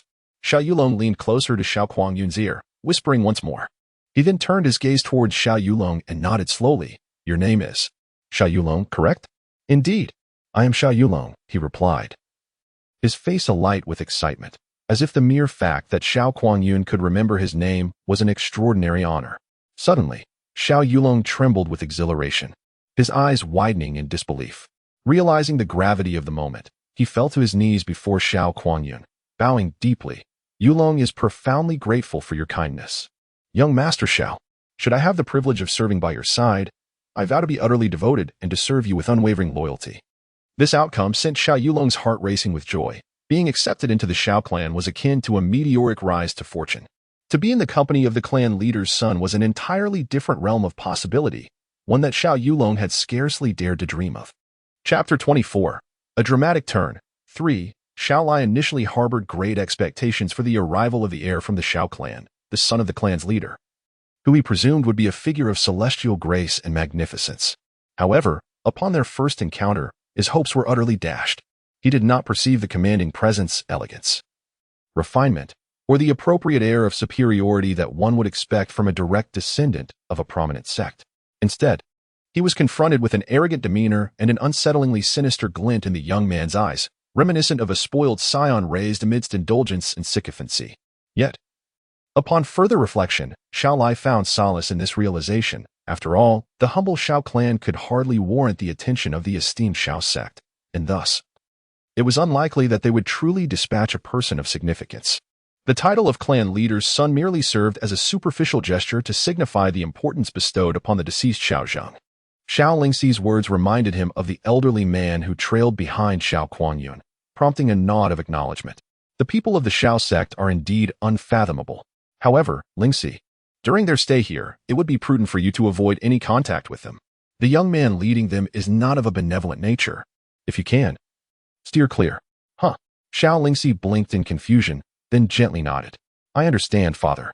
To be honest, I have always felt a bit intimidated by them. After all, they are members of the Xiao sect, undoubtedly extraordinarily powerful. Even if I am curious, I shall do my best to maintain my distance. Xiao Lai reiterated his caution. Inhaling deeply, his mind burdened as he stepped into the courtyard. Father, you appear to be troubled by something. Has something significant occurred? Understanding her father better than anyone, Xiao Lingxi immediately sensed his weighty concerns and inquired with a hint of anxiety. Xiao Lai was taken aback, then shook his head, saying, It's nothing. After a brief pause, he realized that if he kept his thoughts to himself, his perceptive daughter might spend the entire day in unease. Thus, he reluctantly continued. When the people from Xiao clan arrived here, they brought a gift called Tong Xian San. According to Xiao Kuangyun, this Tong Xian San has remarkable restorative properties for damaged Xian veins. It can repair damaged Xian veins? Is that true? Before Xiao Lai could finish his sentence, Xiao Lingxi exclaimed in excitement, her small hands gripping the hem of her clothing tightly. The restoration of Xiao Chei's Xian veins had always been her greatest wish, and for the past few years, she had been tirelessly collaborating with Xiao Lai to explore various possible solutions. To her, Xiao Lai's words were akin to heavenly music. The elixirs of the Xiao clan are undoubtedly far superior to ordinary potions. Perhaps they could indeed work wonders. However, as he spoke, Xiao Lai's expression gradually darkened. However, the primary function of Tong Xian San is to accelerate the speed of Xian cultivation for a limited time. Currently, the sect leader and the others regard this Tong Xian San as a precious treasure, convincing them to use it on Chair, whom they consider worthless. The hope seems exceedingly slim. Xiao Lingxi's expression momentarily faltered, as Xiao Lai's words extinguished all her excitement like a bucket of cold water. She bit her lip and resolutely declared, no matter the method, we must secure the Tong Xian powder. Xiao Chei is far from worthless. He is the one who needs it the most. I will exert every ounce of my strength to obtain it. Observing his daughter's demeanor, Xiao Lai let out a long sigh, fully aware of the minuscule hope of acquiring the Tong Xian powder, or rather, he understood that it was an utterly impossible endeavor. As night descended, Summer Qingwei, seated beside the bed, spoke softly. Today, I encountered Xiao Kuangyun from the Xiao clan. The candlelight flickered gently in the room. Oh, what kind of person is he? Xiao Chei yawned, casually inquiring, feigning indifference. True to his name, Summer Qingwei replied. Recalling the disdainful glint in Xiao Kuangyun's gaze, her brows knitting slightly in distaste, her mentor had informed her that among the 4 sons of the Xiao clan's leader, the other 3 were exceptional individuals, while this youngest son was a complete fool, yet he was the most favored by the clan leader. Perhaps due to being the youngest and the sole child born of the principal wife. It is quite predictable, isn't it? One can easily deduce the caliber of individuals sent by the Xiao clan to this place. However, it hardly concerns me. At most, I will merely follow along for appearances tomorrow. Xiao Chei shrugged, then suddenly furrowed his brow, his expression turning slightly grave. He looked up and asked, Qingwei, my dear, you mentioned you saw him? Did he see you as well? Indeed. Why do you ask? Summer Qingwei glanced sideways. Xiao Chei raised his hand to touch his chin and suddenly remarked, You previously mentioned that he possesses a notoriously unsavory reputation. Such individuals. Qingwei, my dear. If I am not mistaken, your master should be in the vicinity of Liyan City. Am I correct? How did you know? A flicker of surprise crossed Xia Qingyue's face. Xiao Chei did not offer an explanation, but with a serious demeanor, he stated, In that case, find a way to contact your master and have her come here by tomorrow if possible. After a moment's contemplation, his expression softened. If your master is nearby, then it likely isn't a grave matter. Go to sleep. Xia Qingyue raised her delicate brows, pondering deeply for a while. When she recalled the way Xiao Kuangyun had looked at her in the afternoon, She finally understood the implication behind Xiao Chei's words. Her countenance shifted, and she instinctively grasped the ice crystal-shaped communication talisman at her waist. Observing Xiao Chei as he arranged the blanket in the corner, her gaze flickered. Her lips moved several times before she finally managed to utter, "Get in bed." "What?" Xiao Chei turned around, his eyes wide with surprise. "Qingwei, my dear wife." "What did you say?" Xia Qingwei turned her face away, concealing her current expression, and coldly replied, "Forget it if you didn't hear." "I heard it. How could I not?" Xiao Chei quickly nodded like a chick pecking at grain, tossing aside the blanket and leaping onto the bed with a grin, looking at Xia Qingwei. "Qingwei, my dear wife. Will you sleep inside or outside tonight?" Xia Qingwei remained silent, her snow-white hand waved, extinguishing all the red candles in an instant. The room was immediately engulfed in darkness, and she secretly sighed in relief. She pushed Xiao Chei to the inner side, drew the blanket over them, turned her back to him, and coldly stated, "Do not overthink. I only need you to help me with my body at 3 in the morning. No inappropriate actions. Otherwise, you shall never sleep in the bed again. Understood?" "My dear wife." Xiao Chei pulled the blanket closer, inhaling the lingering fragrance of the girl, contentedly saying, "Now." Being called wife dozens of times a day by Xiao Chei had transitioned from initial irritation to a state of natural acceptance, instilling in her an indescribable sense of being his wife. This subtle change left her flustered and bewildered. She closed her eyes, striving to disregard these disconcerting thoughts, and before long, drifted peacefully into slumber. In the darkness, a faint creaking sound emanated from Xiaolingxi's courtyard, and the tightly shut door slowly opened with a noise. A petite shadow peeked out, surveying the surroundings for a moment before swiftly darting outside. Yet, just as the shadow was about to step out of the courtyard, a tall gray figure suddenly descended from above, landing before her. A startled exclamation escaped the girl, followed by a firmly suppressed, serious voice, "Sure. Where are you going at this late hour?" Father." The startled shadow pulled down the veil from her face, revealing a captivating young girl, Xiaolingxi. Faced with the unexpectedly appearing Xiao Lai, she momentarily lost her composure, stuttering, I. Sighing deeply, Xiao Lai spoke softly, "Xia. You intend to steal the Tongshan powder, do you not?" I. Xiaolingxi lowered her head, stammering, "You are my own flesh and blood. How could I not discern your innermost thoughts?" With a heavy sigh, Xiao Chei gently patted his daughter's shoulder. "From the moment you departed this afternoon, I sensed something amiss in your gaze, which compelled me to come and watch over you. Indeed, you harbored intentions of pilfering the Tongshan powder. Xia, you are being utterly reckless. Do you comprehend the peril you are courting? That Tongshan powder is no ordinary item. It is a precious gift bestowed by the Xiao clan. Should your actions come to light, it would be akin to provoking the Xiao clan itself. The 4 individuals of the Xiao clan would not hesitate to exact punishment upon you. Do not think I could save you, within the city of Luoyan. No one could come to your aid." Xiaolingxi lowered her head, biting her lip. I am aware of all this. However, Xiao Chei is so pitiable. He is undeniably kind, yet he has continually been mocked, looked down upon, and regarded as a worthless being by everyone. If he could mend his meridians, then he would no longer be subject to ridicule, nor would he fall short of anyone. Xiao Lai parted his lips, a fleeting expression of sorrow crossing his face. I often ponder why it is Xiao Chei whose meridians have been rendered useless, rather than myself. This world is undeniably unjust to him. Father, do you understand? Each time I witness Xiao Chei being ridiculed, while he feigns indifference to comfort me, my heart aches profoundly. If it were possible to restore his meridians, I would not hesitate to resort to thievery. Even if it meant facing the ultimate punishment of death, I would willingly embrace it 100 times over." As she spoke, tears brimmed in Xiaolingxi's eyes. She covered her face with her hands and could no longer contain her sobs. Xiao Lai's final words gently struck the soft chambers of Xiaolingxi's heart, causing a sudden wave of trepidation within her. Indeed, if I were to fail and be captured, facing severe punishment, what would become of Xiao Chei? Just be obedient." Xiao Lai nodded, offering a gentle smile. Yet, as he departed, he still uneasily picked up the black garment from the ground to take with him. Chapter 25, A Dramatic Turn, Part 4. Today could be considered the most bustling day in the history of the Xiao clan. Early in the morning, the entrance to the Xiao residence was besieged, bustling with an overwhelming crowd. Among the many esteemed families of Luoyan City, all the prominent figures could be seen here, primarily the highest authorities. Despite the throngs, not a single soul dared to raise their voice. They whispered softly, fearful of disturbing the significant figures within the Xiao clan. Long before, it had been said that the founder of the Shao clan hailed from the Shao lineage, and it turned out to be true. This revelation would undoubtedly elevate the Shao clan's status, compelling others to cultivate strong relations with them. Fortunately, I had never offended the Shao clan. Otherwise, I would be restless with anxiety. Old Mu, you have come as well? Alas, everyone is scrambling to be here. I had no choice but to join. They seek to forge connections, while I am here as a precaution. Should that little ancestor from the Shao lineage inquire about the prominent families in Luyun City and discover that no one from the Mu family has come, we might find ourselves in dire straits.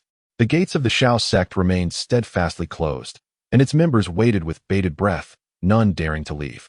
This vigil lasted until the clock struck 9. Even before dawn, a grand platform had been erected in the central square of the Shao sect, complete with tables, chairs, and various instruments. At 8 o'clock, an urgent assembly order rang out, causing a flurry of activity within the sect. All members rushed to the designated gathering spot. Within a mere quarter of an hour, individuals of all ages, from the young to the elderly, had congregated in perfect attendance at the appointed location. Today marks a momentous occasion for the Shao sect. Everyone was acutely aware of the significance of the day, and the overwhelming majority bore expressions of excitement and anticipation. Even those of more modest talents secretly harbored hopes of being noticed by the esteemed members of the Shao clan. Xiao Che was essentially the last to arrive. As he leisurely strolled in hand with Xia Qingyue, he instantly became the focal point of the entire gathering. Of course, if it were solely him, there would likely be few who would spare him a second glance. The crux of the matter lay in the enchanting presence of Xia Qingyue by his. Her figure was exquisite beyond compare, and her beauty was simply breathtaking, akin to a celestial fairy gliding gracefully toward them. Particularly among the young men, their gazes collectively dulled. Hearts racing, some even unaware as drool pooled at the corners of their mouths. In stark contrast, Xiao Che appeared pale, his eyelids drooping, his eyes devoid of vitality. And his steps lacked vigor. After merely a few strides, he yawned thrice in succession, exuding an air of lethargy, as though he had exhausted himself in the throes of passion. Excessive indulgence. Suddenly recalling this notion and observing the entwined hands of him and Xia Qingyue, many clenched their teeth, their bodies trembling with suppressed rage and jealousy. The thought that such an ethereal beauty, the goddess they all yearned for, was being dominated daily by this worthless individual they held in contempt ignited a furious jealousy within them, a sensation so intense they felt as though their Xiao Che's drowsy and weary demeanor was not feigned. It was certainly not a result of excessive intimacy. Awakened at 3 in the morning to provide acupuncture treatment to Xia Qingyue, he was utterly exhausted. To be roused again at the break of dawn, it would be astonishing for him to possess any semblance of energy. As for their intertwined hands, it was undoubtedly not initiated by Xia Qingyue. Rather, as they approached, Xiao Che unexpectedly grasped her hand. In the presence of onlookers, Xia Qingyue could hardly pull away, and having grown accustomed to his hold over the past few days, she resigned herself to the situation. Within the Shao family, everything was agreeable, except for the presence of an unnecessary and irksome waste of space. As Xiao Che passed by a young man, a derisive comment reached his ears loud and clear. He cast a sidelong glance and beheld Xiao Qingji, the eldest grandson of the third elder, watching the scene with a sidelong gaze, his lips curling into an unmistakable smirk, his face betraying a barely concealed envy. Though directed ahead, even a fool could discern that his words were a mockery of Xiao Che, prompting a ripple of laughter from the surrounding youths, who regarded him with derisive eyes. "Brother Qingji, were you speaking to me just now?" Xiao Che paused, inquiring of Xiao Qingji, his expression innocuous. "Oh, dear Xiao Che, you have misunderstood. I was clearly addressing the waste. Your question suggests you might consider yourself one of them." Xiao Qingji replied with a smile, turning to face him. Upon catching sight of Xia Qingyue's exquisite visage, his gaze ignited with uncontainable fervor. "What did you say?" Xiao Qingji suddenly spun around, his demeanor darkened. Xiao Che halted, feigning surprise. "Brother Qingji, what seems to be the matter?" "I was referring to a toad. Why such a peculiar reaction? Is there some special connection between you and the toad I mentioned?" "You."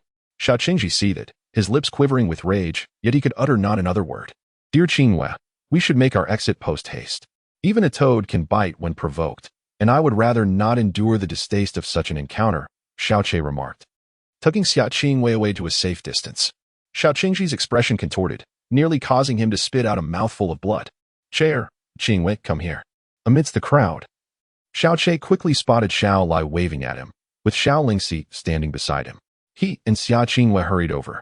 Suddenly, A soft groan escaped his lips as the small hand he held dug its nails sharply into the back of his hand.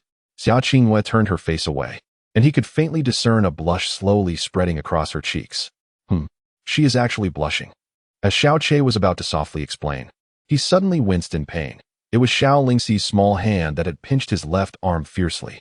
"Aunt, why did you pinch me?" Xiao Che looked at Xiao Lingxi, his face filled with grievance.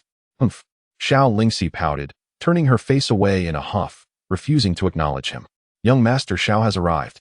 At that moment, a resounding shout echoed from the front. The crowd instantly fell silent, all eyes turning toward the source of the voice, eager to catch a glimpse of the Xiao clan's esteemed member. Before long, a young man, dressed in splendid attire and exuding an air of arrogance, approached amidst a throng of admirers. Behind him, Xiao Mashing remained close at hand, while Xiao Yuhai personally led the way in front, both showing utmost respect. With not a hint of negligence, under Xiao Yunhai's guidance, Xiao Kuangyun ascended the erected platform and seated himself in the central grand chair, surveying the members of the Xiao clan below with a demeanor as haughty as that of a king looking down upon his subjects. After a brief moment, he nodded to Xiao Yunhai, signaling that they could commence. Is this the significant figure from the Xiao clan? Regardless, his appearance is rather unimpressive. Shouldn't the lineage of a grand sect be remarkably strong? Could he possibly not be a biological descendant? Xiao Che muttered under his breath. 100 of them wouldn't compare to Xiao Che. Xiao Lingxi chimed in. Just after she spoke, she remembered she was still upset and quickly huffed, turning her face away to ignore him. Sheer, please refrain from speaking out of turn, Xiao Lai admonished softly. Oh, Xiao Che replied, falling silent. Is everyone from the Xiao clan assembled? Xiao Kuangyun's eyes narrowed as he slowly spoke, his voice lethargic. Yet, his gaze darted rapidly, searching the crowd for the enchanting figure he had seen the previous day, as well as the girl whom Xiao Yulong had claimed was equally remarkable. It has been confirmed. Everyone is present, not a single person is missing, Xiao Yunhai stated with a serious expression. Excellent. Xiao Kuangyun nodded, then glanced toward the entrance. Who are those waiting outside? I see, Xiao Kuangyun nodded. Then, raising his hand, he declared, since they are guests, we cannot leave them waiting outside indefinitely. Let them all come in. Having outsiders witness today's events is beneficial, as it will prevent any accusations of bias later on. Xiao Yunhai hastily offered a flattering remark. Young Master Xiao, you truly embody the essence of the son of the Xiao clan's leader. Such magnanimity at such a tender age is indeed worthy of our admiration. He then commanded, Xiao, please invite the guests inside. As the grand doors swung open, the esteemed figures who commanded respect in Luyan City entered with an air of decorum, each bearing significant gifts. Among them, Xiao Che spotted Summer Qingyue's father, Xia Hongyi. Excellent. The proceedings may commence now. Xiao Kuangyun straightened his posture from the slouched position he had been in, finally adopting a more conventional sitting stance. Looking down upon the assembly, he spoke in a measured tone. I am Xiao Kuangyun, hailing from the Xiao clan. The renown of the Xiao clan is something you are all undoubtedly familiar with. In the Tsongfeng Empire, there is nothing beyond the purview of the Xiao clan. You should feel a sense of honor, for despite your somewhat diminished stature, you are indeed part of the Xiao lineage. Your ancestors are the progeny of one of our elders. However, it is worth noting that while your forebear was the son of an elder, his union was with a maid, rendering his status rather lowly, compounded by his lamentable lack of spiritual talent. Such inadequacy renders one unworthy of remaining within the Xiao clan. Thus, your ancestor was banished by that elder to this place, resulting in the establishment of your Xiao family. Xiao Kuangyun's words were exceedingly harsh, offering no pretense to conceal his disdain for the entire Xiao clan, even for its founder. Some members of the Xiao clan furrowed their brows in discomfort, yet none dared to voice their dissent. Chapter 26, A Sudden Change, Part 5, Xiao Kuangyun is indeed audacious. And within the Xiao clan, he possesses the merit to be so. It is needless to say that his words may be harsh.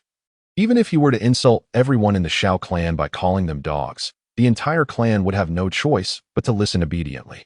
No one would dare to utter a word of dissent. Perhaps there would even be those who, in their submission, would wag their tails in agreement. Xiao Kuangyun picked up a roster prepared overnight by Xiao Yuhai, surveying the surroundings with an air of pride. Today, I shall personally oversee the proceedings. Soon, those whose names I call will step forward to demonstrate your profound abilities.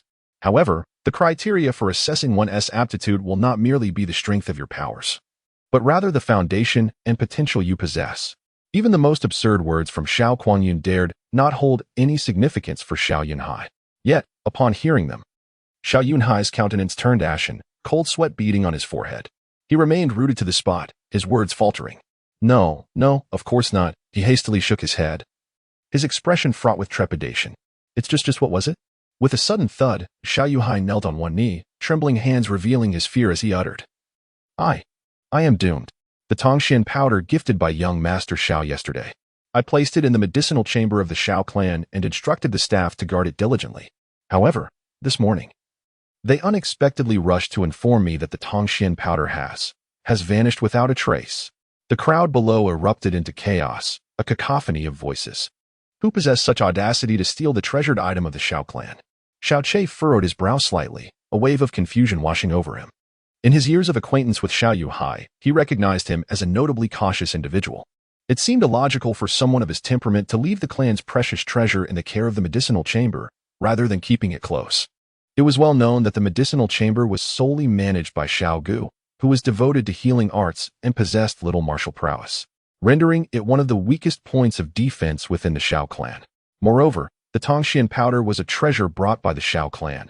Even if someone coveted it, they would likely wait for the Xiao clan members to depart before making a move. Why would they choose such a perilous moment?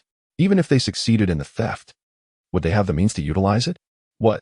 Xiao Kuangyan abruptly rose from his seat, his countenance transforming into a visage of profound severity, an aura of ferocity emanating from him.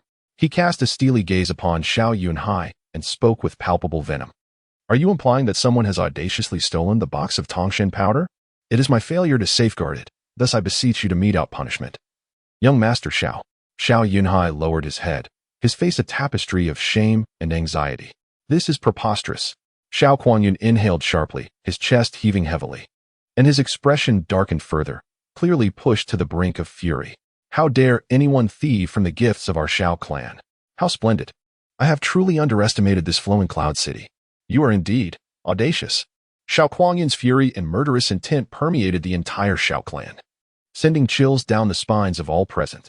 Fear gripped their hearts, and they dared not breathe a word, hastily lowering their heads in trepidation, lest they attract Xiao Kuangyun's gaze. Xiao Che narrowed his eyes slightly, his gaze fixed intently on Xiao Kuangyun's eyes. After a moment, he nudged Xiao Lai and whispered, Grandfather, could it be that the gatekeeper offended this Xiao Kuangyun yesterday? Xiao Lai was taken aback, then shook his head, remarking that Xiao Yunhai had always been prudent and should not act recklessly. That is indeed peculiar, Xiao Che mused softly, nodding thoughtfully. The anger displayed by Xiao Kuangyun is evidently feigned. If the sect leader had offended him, his act of self-theft to embarrass the leader would provide a plausible explanation. However, if that is not the case, could it be that Xiao Kuangyun is merely performing for his own amusement? Do not speak carelessly. Xiao Lai cautioned in a low voice, having failed to grasp the full implications of his words. Xiao Kuangyun's gaze was piercing, his expression as dark as storm clouds. Yesterday, when I revealed the Tongxian powder, only members of the Xiao clan were present. I trust that you of the Xiao clan would not be foolish enough to disclose the acquisition of such a prestigious elixir to outsiders. Moreover, considering the formidable defenses your clan possesses within Luyan City, breaching your stronghold is no trivial feat. Thus, it must be concluded that there is a traitor among your ranks. Xiao Kuangyun's words caused the countenances of all the members of the Xiao clan to shift dramatically, and the whispers among them grew louder. Xiao Yuhai nodded rapidly, affirming, Indeed. Young Master Xiao, you are astute. Upon learning that the Tongxian powder was stolen, I too suspected that it was one of our own from the Xiao clan. Xiao Gunyang, who is nearly 60 and has always shunned worldly affairs, would have no motive to steal the Tongxian powder. Thus, he is unlikely to be the thief. Others, however, may indeed harbor suspicions. Humph. The mere Xiao clan is utterly insignificant in the eyes of our Xiao lineage. Any servant from our esteemed clan could single-handedly eradicate your entire household. Our visit to your Xiao clan, undertaken with such humility and effort, was meant to bestow upon you great honor and grace. Yet you have repaid us with such an astonishing surprise. This is nothing short of a slap in the face to our Xiao lineage. A slap to the face of the Xiao lineage. This unfathomably grave accusation rendered Xiao Yunhai as pale as death. Xiao Kuangyun's eyes resembled those of a venomous serpent, sweeping across the faces before him.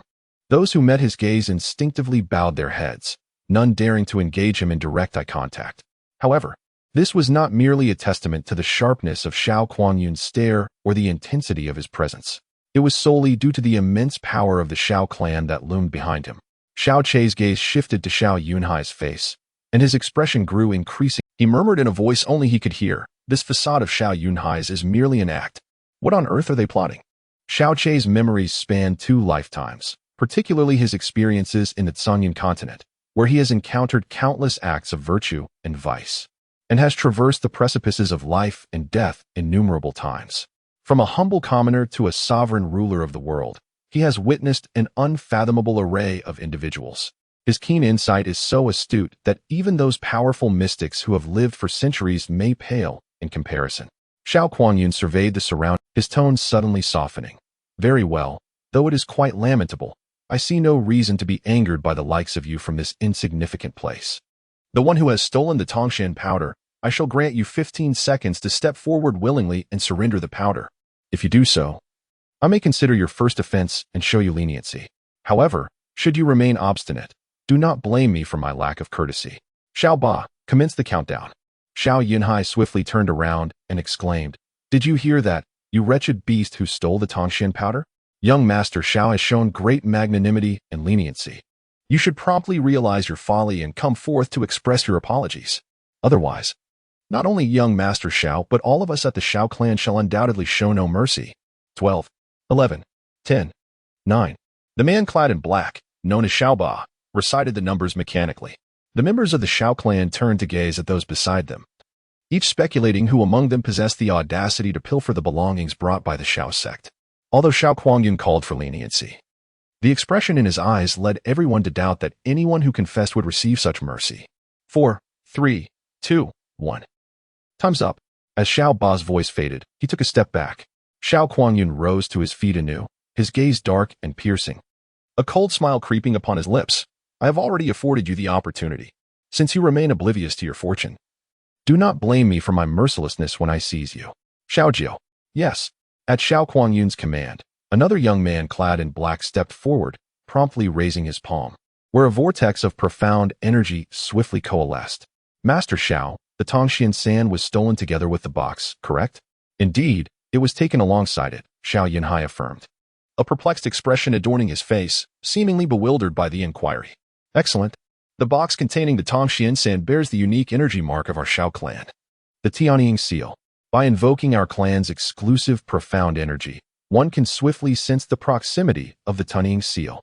As soon as Xiao Kuangyun finished speaking, Xiao Jiao suddenly lowered his hand, letting out a low roar before transforming into a whirlwind, darting towards the right with lightning speed, vanishing from sight in an instant.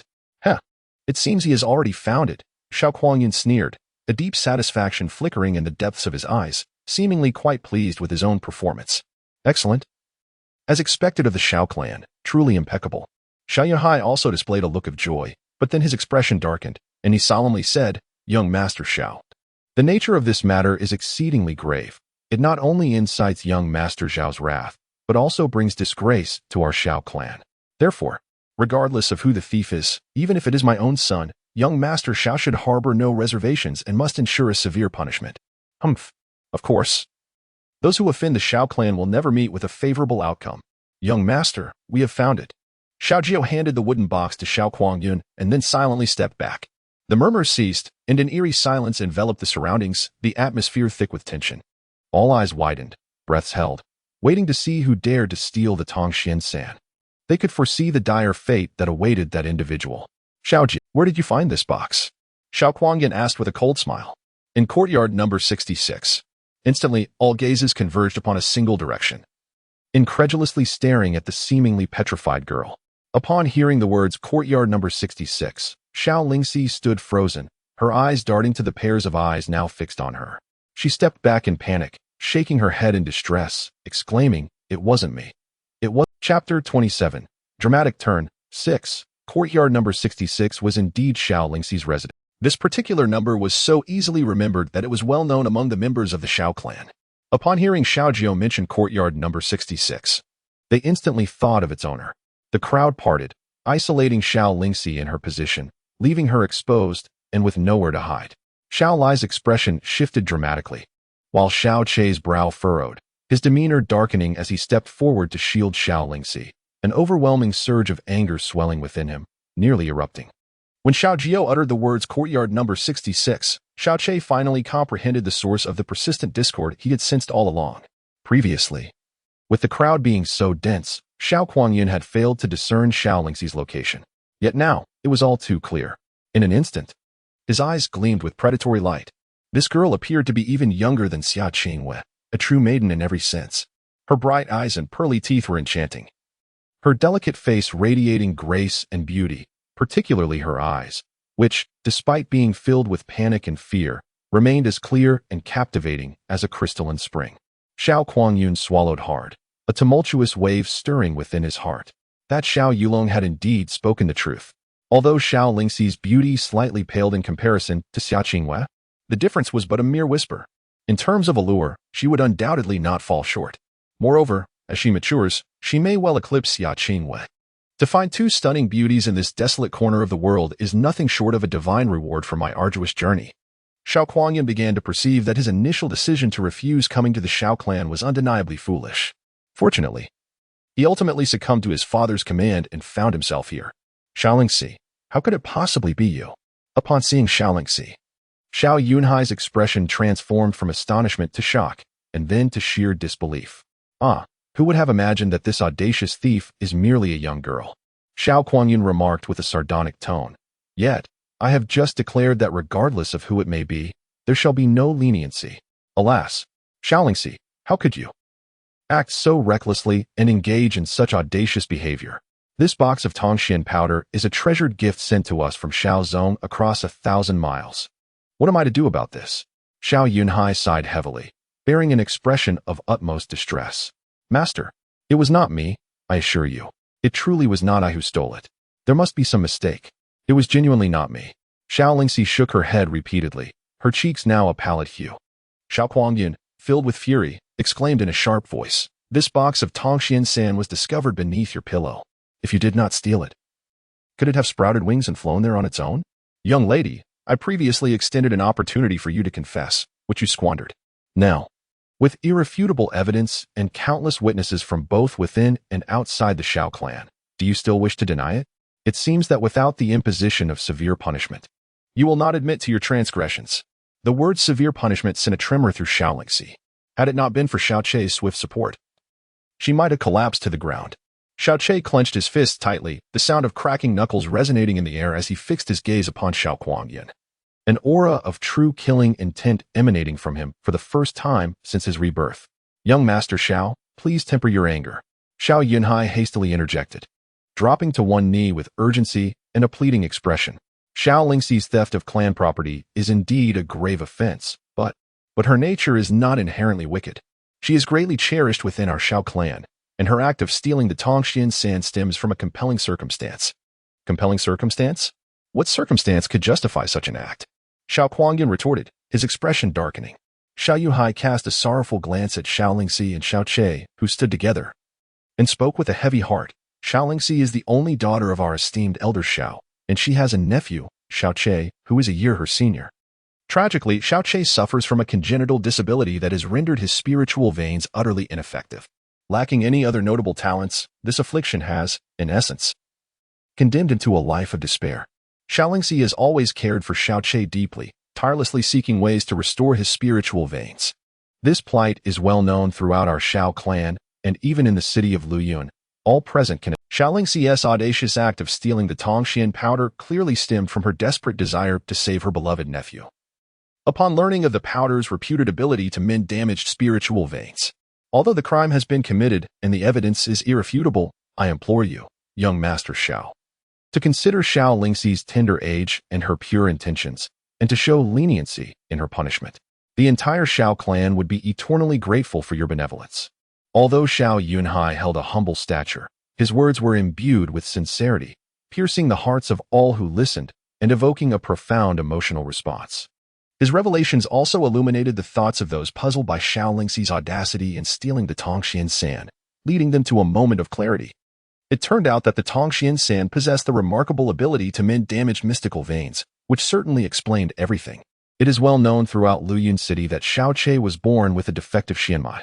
Xiao Lingxi has always shown him great affection and has continuously worried about his condition, a fact that is common knowledge within the Xiao family. Thus, when one considers that Xiao Lingxi would resort to stealing Tongxian's sand, it no longer appears to be an audacious act, but rather a reasonable response to her concerns. Xiao Yunhai had always presented himself in a subservient manner before Xiao Kuangyun, earning the quiet disdain of many. Yet, at this moment, all present felt a deep-seated respect for him. To protect the disciples of the Xiao clan, this clan leader, even in the face of the furious members of the Xiao sect, implored earnestly for leniency, his words both reasonable and heartfelt, even going so far as to kneel on one knee. Only Xiao Che watched with a cold, mocking smile, thinking to himself how masterfully orchestrated this performance was. Ostensibly, he was pleading for Xiao Lingxi's exoneration, yet in truth, he was solidifying the charges against her. Were he an outsider? He might have been persuaded to believe that all of this was indeed the doing of Xiao Lingxi. It appeared there were deeper motives at play. Upon hearing Xiao Yunhai's words, Xiao Kuangyun's demeanor visibly softened. He replied with a hint of disdain, I am not a heartless individual. Since she has committed such a grave error out of a desire to save her nephew, I might consider leniency, provided she admits her wrongdoing and offers an apology. It was not me. I did not steal it.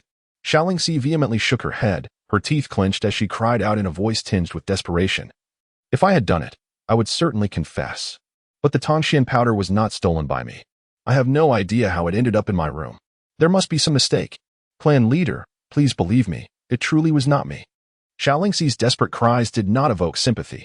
Rather, they backfired under the various machinations orchestrated by Xiao Yuhai. She possessed the most compelling motive to steal the Tongxian sand, which was discovered in her room, thereby solidifying her guilt beyond doubt. Xiao Yuhai, risking both his safety and dignity, pleaded for her with Xiao Kuangyun, demonstrating remarkable compassion.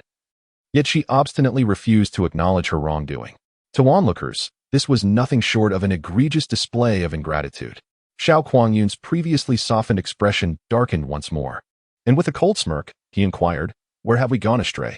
This Tongxian powder was personally discovered by members of our Xiao clan in your quarters. Are you suggesting that we, the esteemed Xiao clan, would deliberately frame a mere Xiao sect girl? His words were laced with palpable anger and authority. It was indeed a farcical notion that the venerable Xiao clan would conspire against someone they deemed insignificant. At that moment, the grand elder of the Xiao sect, Xiao Li, rose, pointing an accusatory finger at Xiao Lingxi, his voice sharp and authoritative. Xiao Lingxi, you have committed a grievous error, bringing disgrace upon the entire Xiao sect.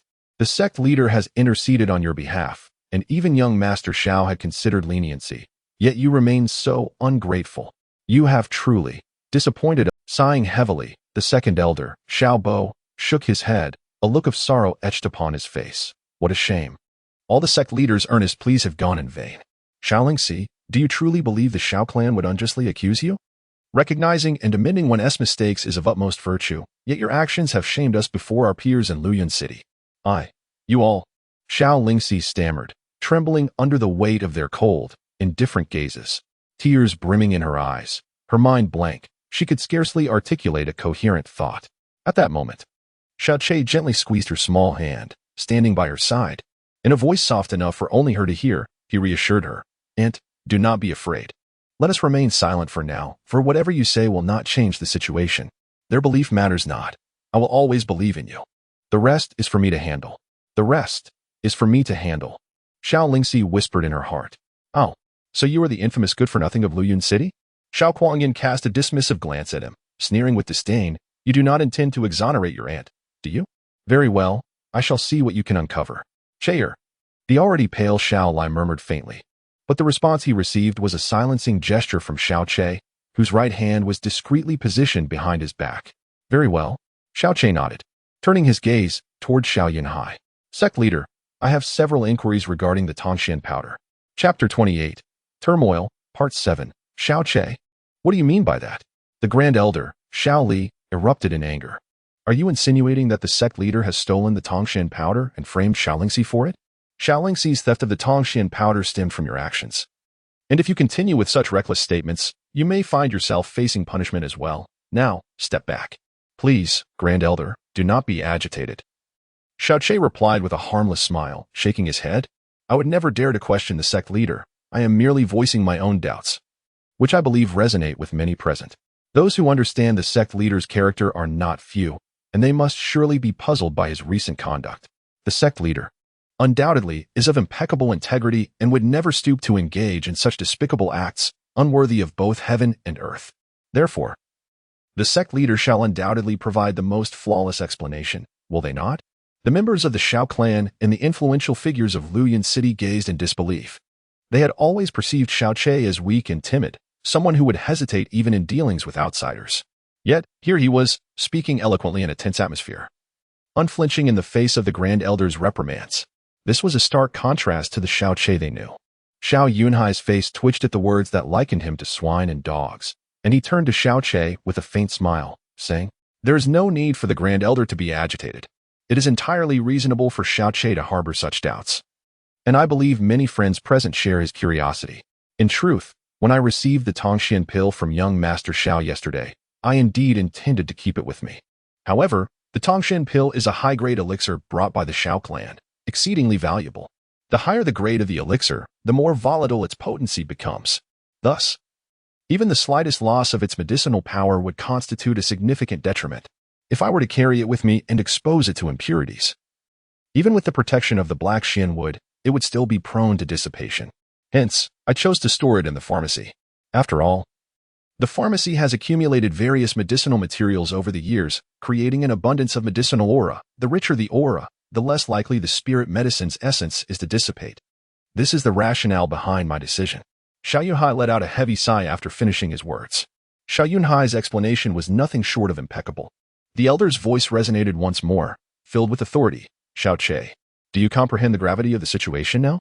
The sect leader placed the Tongxian powder in the medicinal chamber precisely because of his meticulous nature, intending to safeguard its potency. Who could have anticipated the betrayal from within? "Do you have anything further to say?" "Oh, I see." Xiao Che nodded, seemingly quite pleased with Xiao Yunhai's elucidation. The sect leader is indeed erudite, possessing knowledge of the very existence of medicinal aura. Thus, my second inquiry pertains directly to this medicinal aura. Xiao Che narrowed his eyes slightly and spoke with a faint smile. "Speaking of medicinal aura, our Shao clan's medicinal repository has amassed a plethora of various herbs over the decades, indeed in abundant supply. Furthermore, Ashaloa grass constitutes the majority within the repository. The essence of the medicinal aura predominantly emanates from its sweet and pungent fragrance. The clan leader is also aware that the box containing the Tongxian powder is crafted from black mysterious wood, which serves to effectively preserve the potency of the elixir from dissipating. But does the clan leader know the reason behind the black mysterious wood's ability to safeguard the elixir's potency? The principle is rather straightforward. Black mysterious wood possesses a remarkable capacity for particle absorption. When the diffusing medicinal potency comes into contact with the black mysterious wood, it is firmly absorbed, making it exceedingly difficult for the essence to escape. Once the surface reaches saturation, the medicinal potency cannot dissipate at all. I believe that anyone present with a modicum of medical knowledge would understand this principle. Upon hearing these words, Xiao Yunhai's expression subtly Xiao Che astutely deduced that Xiao Yunhai could never truly place the Tongxian sand in the medicinal chamber, for if it were to be stolen, he would be inconsolable. Indeed, Xiao Yunhai had not placed the Tongxian sand in the medicinal chamber. As for the medicinal chamber, Xiao Gu had already been informed through the proper channels. With the imposing authority of the Shao clan, Xiao Gu would scarcely dare utter a word of dissent. "I wonder if the sect leader dares to bring forth that box for us to ascertain if it bears the requisite scent," Xiao Che said with a charming smile. "Xiao Che, you are indeed questioning the sect leader. This is utterly preposterous." Before Xiao Yunhai could respond, Xiao Li erupted in fury once more. "In your misguided attempt to protect your aunt, you audaciously direct your doubts toward the sect leader. This is absurd and laughable. It is incomprehensible. The Shao clan has wasted years nurturing you, and yet you should simply depart. Ah, esteemed elder, there is no need for such agitation. Their familial bond has always been strong, and it is only natural for them to seek a justification," Xiao Yunhai interjected calmly. "Moreover, his inquiry is quite reasonable. If he wishes to ascertain whether there is an issue with the box, then let it be demonstrated to him. However, the Tongxian sand, along with this black mysterious wood, are treasures that cannot be handled indiscriminately." Having said this, Xiao Yunhai turned respectfully towards Xiao Kuangyan and added, "Then I would be obliged if young Master Xiao could act as a witness. Your presence would lend greater credibility than that of anyone else." Xiao Che concealed a cold smirk, yet his expression remained unchanged as he slightly nodded. "Of course, if it is young Master Xiao, then he is undoubtedly the most trustworthy. I kindly ask young Master Xiao to indulge me by discerning the scent emanating from this box, so as to alleviate the doubts that linger in my heart." As Xiao Kuangyun and Xiao Yuhai's gazes met, they simultaneously pondered how Xiao Che, that foolish individual, could possibly fathom that this was a scheme they had orchestrated together. Xiao Kuangyun picked up the box in his hand, a disdainful smile gracing his lips as he said, "This doubt is rather intriguing. Since that is the case, allow me to take a whiff." With that, he raised the box containing the Tongxian powder to his nose and inhaled deeply, his expression turning serious. After a moment, he slightly furrowed his brow and remarked, "Although the scent is not overpowering, there is indeed a peculiar sweetness mingled with a hint of blood." His eyes narrowed as he continued, "Elder, come and take a sniff as well, lest anyone further question my integrity with Master Xiao." How could young Master Xiao speak falsely? Given his esteemed status? Elder Xiaoli quickly flattered, obediently moving closer to inhale the aroma, then nodded affirmatively, "Indeed. There is a peculiar sweetness mixed with a hint of blood." His expression darkened as he sternly addressed Xiao Che. "What more do you have to say? Young master and the master have already extended you great courtesy. Should you continue to stir up trouble, I shall personally see you cast out." "Oh dear, Elder, please temper your anger." Xiao Che waved his hand, his expression shifting to one of confusion. Young master and Elder both detected a sweet, bloody scent. "This is..." Cough, cough, "It seems I misspoke earlier. Given young Master's noble status, he must engage only with superior elixirs, and something as mundane as shuluo grass would hardly warrant his attention. The master and elder, devoted to their pursuits, likely have little time for the apothecary, and thus may be unaware that the scent of shuluo grass is not sweet and bloody, but rather sweet and bitter. Anyone among you can verify this in the apothecary at this very moment. Huh? Yet, both young master and elder detected a bloody scent? I find this utterly perplexing. Might anyone present elucidate this for me? Upon uttering these words, the expressions of everyone present shifted dramatically, revealing a myriad of emotions. While Xiao Kuangyun, Xiao Yunhai, and Elder Xiaoli momentarily wore stiff expressions. Though it was but a fleeting moment, it was clear to many observers. Those familiar with the scent of shuluo grass, along with a few disciples of the Xiao sect who frequented the apothecary, were left astounded. Many hearts began to race as an unusual atmosphere began to permeate the air. "Xiao Che, you insolent wretch, cease your prattle. Not only do you attempt to shield Shaolingxi, but you also dare to question the master and young master. Your nonsensical ramblings suggest you are deliberately toying with us." Elder Shaoli's face turned ashen, his eyes glinting with fury. "Young master, do not heed his baseless claims any longer. The theft of the Tongxian powder has been thoroughly investigated. There is no need for further deliberation. This rascal not only instigated the incident but also harbored the criminal, thus transgressing against both the master and young master, and deserves to be punished accordingly." It was evident to all, even those with dull ears, that Elder Shaoli's words were laced with a mixture of indignation and embarrassment. He completely evaded any explanation regarding his earlier misjudgment of the scent. Having spoken, without waiting for Xiao Yunhai and the others to respond, Xiao Che's gaze fell upon Xiao Jiu's lifeless countenance. His expression remained unperturbed, yet his eyes had transformed into instruments of piercing scrutiny. With unwavering clarity, he inquired, "Xiao Jiu, you claimed that the Tongxian powder was discovered beneath the pillow in my aunt's chamber. Pray tell, can you elucidate whether the bed in my aunt's room is situated on the eastern or western side? What hue does the pillow possess? Is it placed at the southern or northern end of the bed?" Xiao Jiu's expression instantly stiffened, and the faces of Xiao Kuangyun and Xiao Yunhai turned exceedingly grim. Chapter 29. The Sudden Change, Part 8. Xiao Jiu's silence, coupled with the suddenly grim expressions of Xiao Kuangyun and Xiao Yunhai, made even the most obtuse individuals begin to comprehend the unfolding situation. Xiao Che. Shaolingxi covered her face with her hands, her gaze hazy.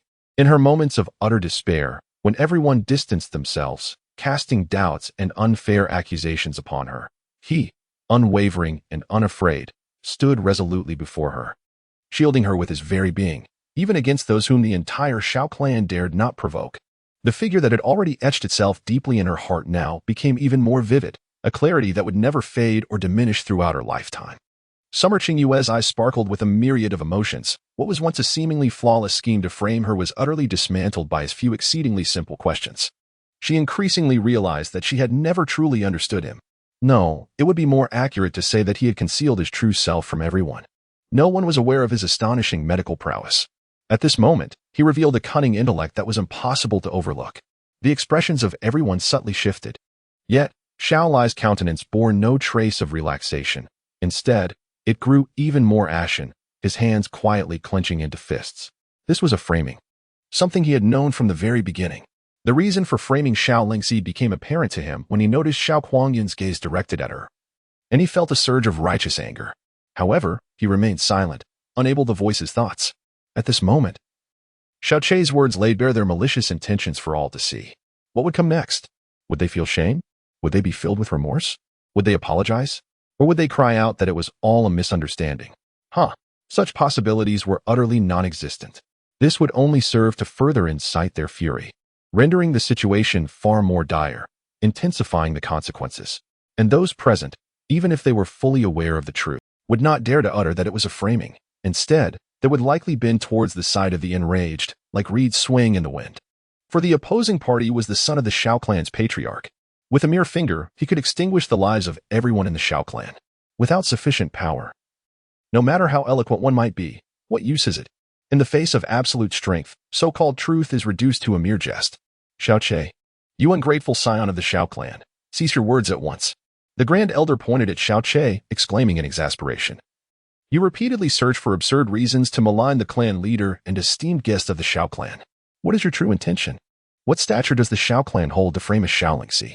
The name of the Xiao clan is known throughout the world. Their words are always as solid as gold.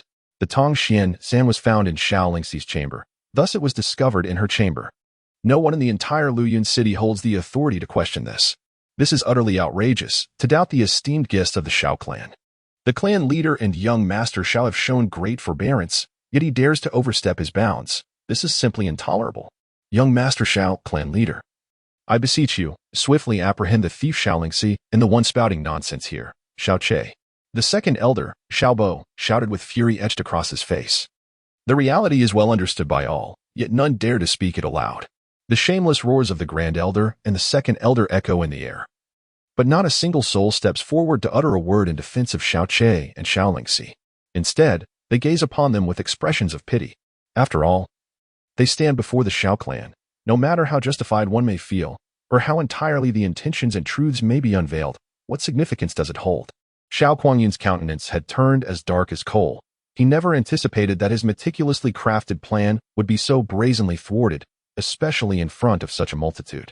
Although these individuals continued to regard him with reverence, none dared to utter a word, yet he could easily surmise that, in their hearts, they had undoubtedly mocked him as a fool. All of this turmoil was instigated by Xiao Chei. The situation had shifted far too swiftly. He had just gained the upper hand, and yet the opponent had abandoned all sense of shame and charged forward with reckless abandon. Xiao Chei was indeed somewhat taken aback. Retreating slightly as he whispered to Xia Qingwei, "Hey, my dear Qingwei, where is your master?"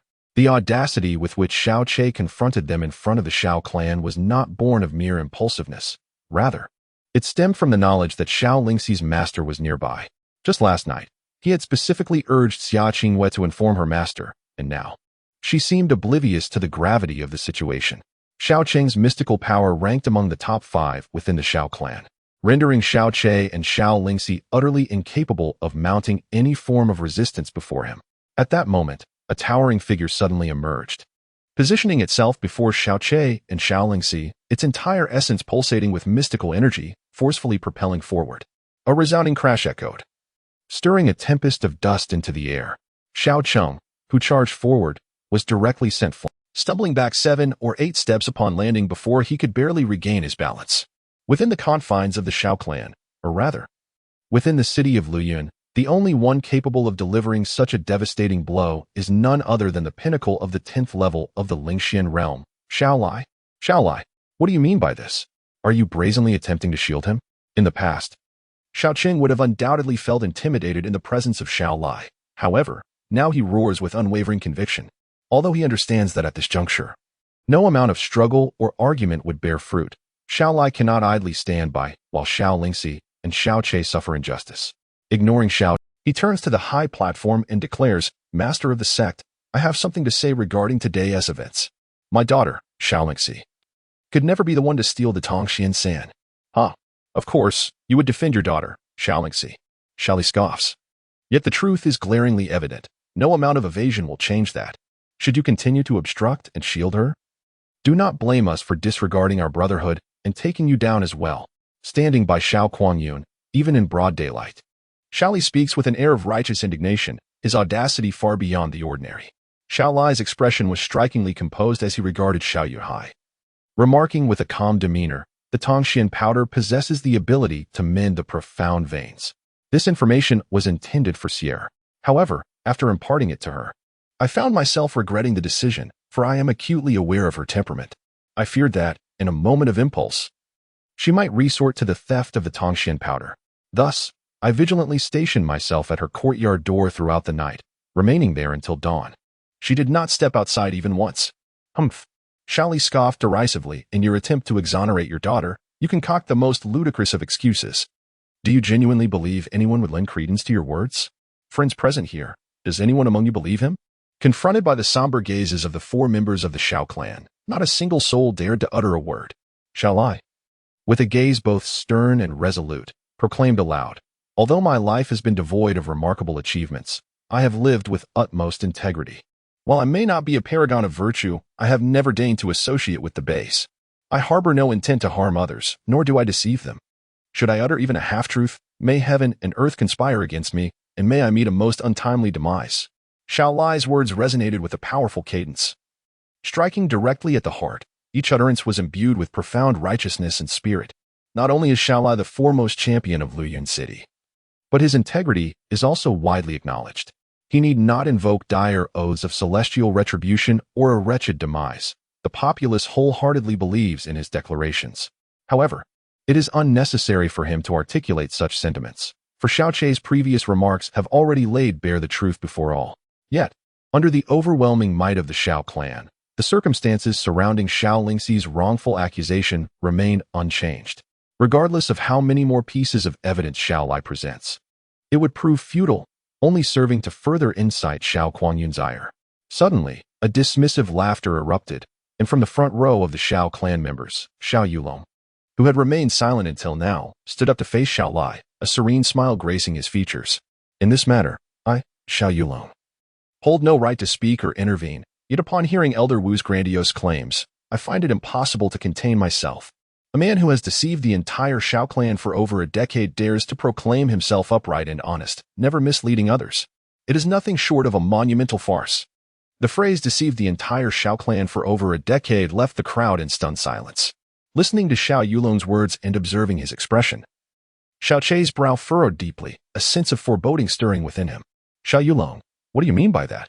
Xiao Lai demanded, his brow knitting in sudden concern. At this moment, Xiao Yuhai spoke with a serious expression, stating, Yulong, the 5th elder has always been esteemed and revered. Now, esteemed guests of the Xiao clan, along with friends from Luoyuan City, are present. Please refrain from making reckless remarks. Xiao Yulong inclined his body slightly and said, please rest assured, Father, I would never dare to speak recklessly in broad daylight. He gazed at Xiao Lai, his eyes narrowing as a faint smile graced his lips. 5th elder, you claim to be forthright and never deceive others. Then, do you have the courage to swear by all the honors your son Xiaoying possessed in his lifetime, that Xiao Chei is indeed your true grandson? Chapter 30, The Turmoil, Part 9. Xiao Yulong's words sent a shiver through Xiao Lai, causing his pupils to constrict sharply, leaving him frozen in place. As he beheld Xiao Yulong's sinister smirk, he could no longer comprehend the situation. It became evident that all the whispers he had uttered before his son Xiao Ying's grave had been overheard. Xiao Yulong's words instantly ignited a commotion in the gathering. With everyone gasping in astonishment, their eyes fixed upon Xiao Lai. Witnessing Xiao Lai's extraordinary reaction, the astonishment in the hearts of the onlookers magnified manifold, and the murmurs of discussion grew increasingly fervent. Xiao Chei stood utterly stunned, his mind blank as he registered Xiao Lai's reaction. Xiao Lingxi also wore a dazed expression, gazing at Xiao Lai in bewilderment. From Xiao Yulong's earlier words and Xiao Lai's response, the gathered crowd had subtly begun to infer this truth. Yet Xiao Yulong's candid declaration struck like a thunderclap, reverberating through the air. Everyone within the Xiao clan was left in complete astonishment. Those familiar and friendly with Xiao Lai widened their eyes in disbelief. Xiao Yunhai, too, bore a look of shock, quickly adopting a serious tone as he exclaimed, Yulong, this is a matter of bloodline significance. We must not speak carelessly. Xiao Yulong spoke solemnly. Such a significant matter My child would naturally not dare to utter a single falsehood. To uncover the truth, one need only consult Elder Will. Elder Will, I believe you have heard my words clearly. If your conscience is clear and Xiao Che is indeed your biological grandson, do you dare to swear by all the honors your son Xiaoing achieved in his lifetime? All gazes converged upon Xiao Lai. He stood there, frozen, his expression growing increasingly bitter. After a long pause, he remained silent, offering no defense. His son Xiaoing was the greatest pride of his life. Even in death, he could never swear an oath at the expense of all the glory Xiaoing had earned. Xiao Che opened his mouth, yet found himself utterly incapable of uttering a single word. A profound sense of oppression swiftly enveloped his entire being. Father, how could Xiao Che possibly not be your own grandson? Father, please speak, quickly inform them. Xiao Lingxi fervently shook Xiao Lai's body, her voice tinged with panic. Yet, Xiao Lai remained as still as a statue, rendered speechless for an interminable time. Gradually, his countenance shifted to one of despondency. As if he had aged a decade in the blink of an eye, Xiao Lai slowly raised his head, taking a deep breath. Xiao Yulong compelled him to swear by his son, Xiaoing, a demand he could never fulfill. Thus, the secret he had concealed for 16 years was destined to be revealed. He had believed that this matter would remain hidden for a lifetime, until the day of his demise, yet he never anticipated that it would be exposed so swiftly, in such an unimaginable circumstance, and before so many witnesses, mercilessly laid bare. Xiao Lai's demeanor was already taken for granted. Otherwise, he could have unreservedly sworn an oath to silence Xiao Yulong. Everyone within the Xiao clan was rendered speechless, their eyes wide with astonishment. Even Xia Qingwei appeared taken aback, her eyes brimming with disbelief. Standing silently on the periphery, Xia Hongyi wore an expression of utter shock. Xiao Che is not the son of Xiaoing? How could this be? Like this? Grandfather. Xiao Che approached Xiao Lai, each step weighed down by an immense burden. As he gazed upon his grandfather's face, which seemed to have aged significantly in an instant, a pang of bitterness surged within him. He struggled to maintain his composure and, in a soft voice, inquired, Grandfather, could this truly be real? Xiao Lai's head drooped as he gazed at Xiao Che, a bittersweet smile etched upon his face. Within his murky eyes lingered a complexity that Xiao Che could not fully comprehend. That you are not my biological grandson, for all these years, I have regarded you as such. The previous silence had been tacit acceptance, and this utterance was a clear and unequivocal acknowledgement for all to hear. The Xiao clan was suddenly engulfed in a fervor. Undoubtedly, this was the most sensational news they had encountered in many years. Xiao Che stood there, utterly stunned and silent, as if his soul had departed. Xiao Lingxi, equally bewildered, shook her head vigorously and exclaimed to Xiao Lai, Father, what are you saying? Xiao Che grew up alongside me. He is the biological son of my brother, Xiaoing. How could he possibly not be your grandson? You must be jesting, right? At that moment, a hand reached out and grasped Xiao Lingxi's, and Xiao Che's complexion returned to normal. He gazed at Xiao Lingxi with a gentle smile, softly shaking his head. It matters not, dear aunt. Grandfather has always been my grandfather, and you have always been my beloved aunt. We have always been the closest of kin. Regardless of blood ties, our bond remains unchanged. So, does it truly matter whether we are of the same flesh? Xiao Che. Xiao Lingxi's eyes suddenly became misty and unfocused. Meanwhile, a few rabid dogs, having seized upon Xiao Lai's significant flaw, began to bark furiously. This is simply outrageous. How could it be that our Xiao clan has nurtured a descendant for 16 years, only to discover he is not of our bloodline, but rather a wild seed of foreign lineage? This is undoubtedly the greatest jest in the history of the Xiao clan. The elder, Xiao Li, roared in fury. Xiao Lai, how could you bring such a wild seed into our Xiao clan, allowing us to raise him for 16 years? What can we possibly say to you? Alas. The third elder, Xiao Zhe, sighed heavily, knowing he is a wild seed, yet still allowing him to remain in the Xiao clan and enjoy the privileges of an elder's grandson. Xiao Lai, you have deceived our entire clan for 16 years.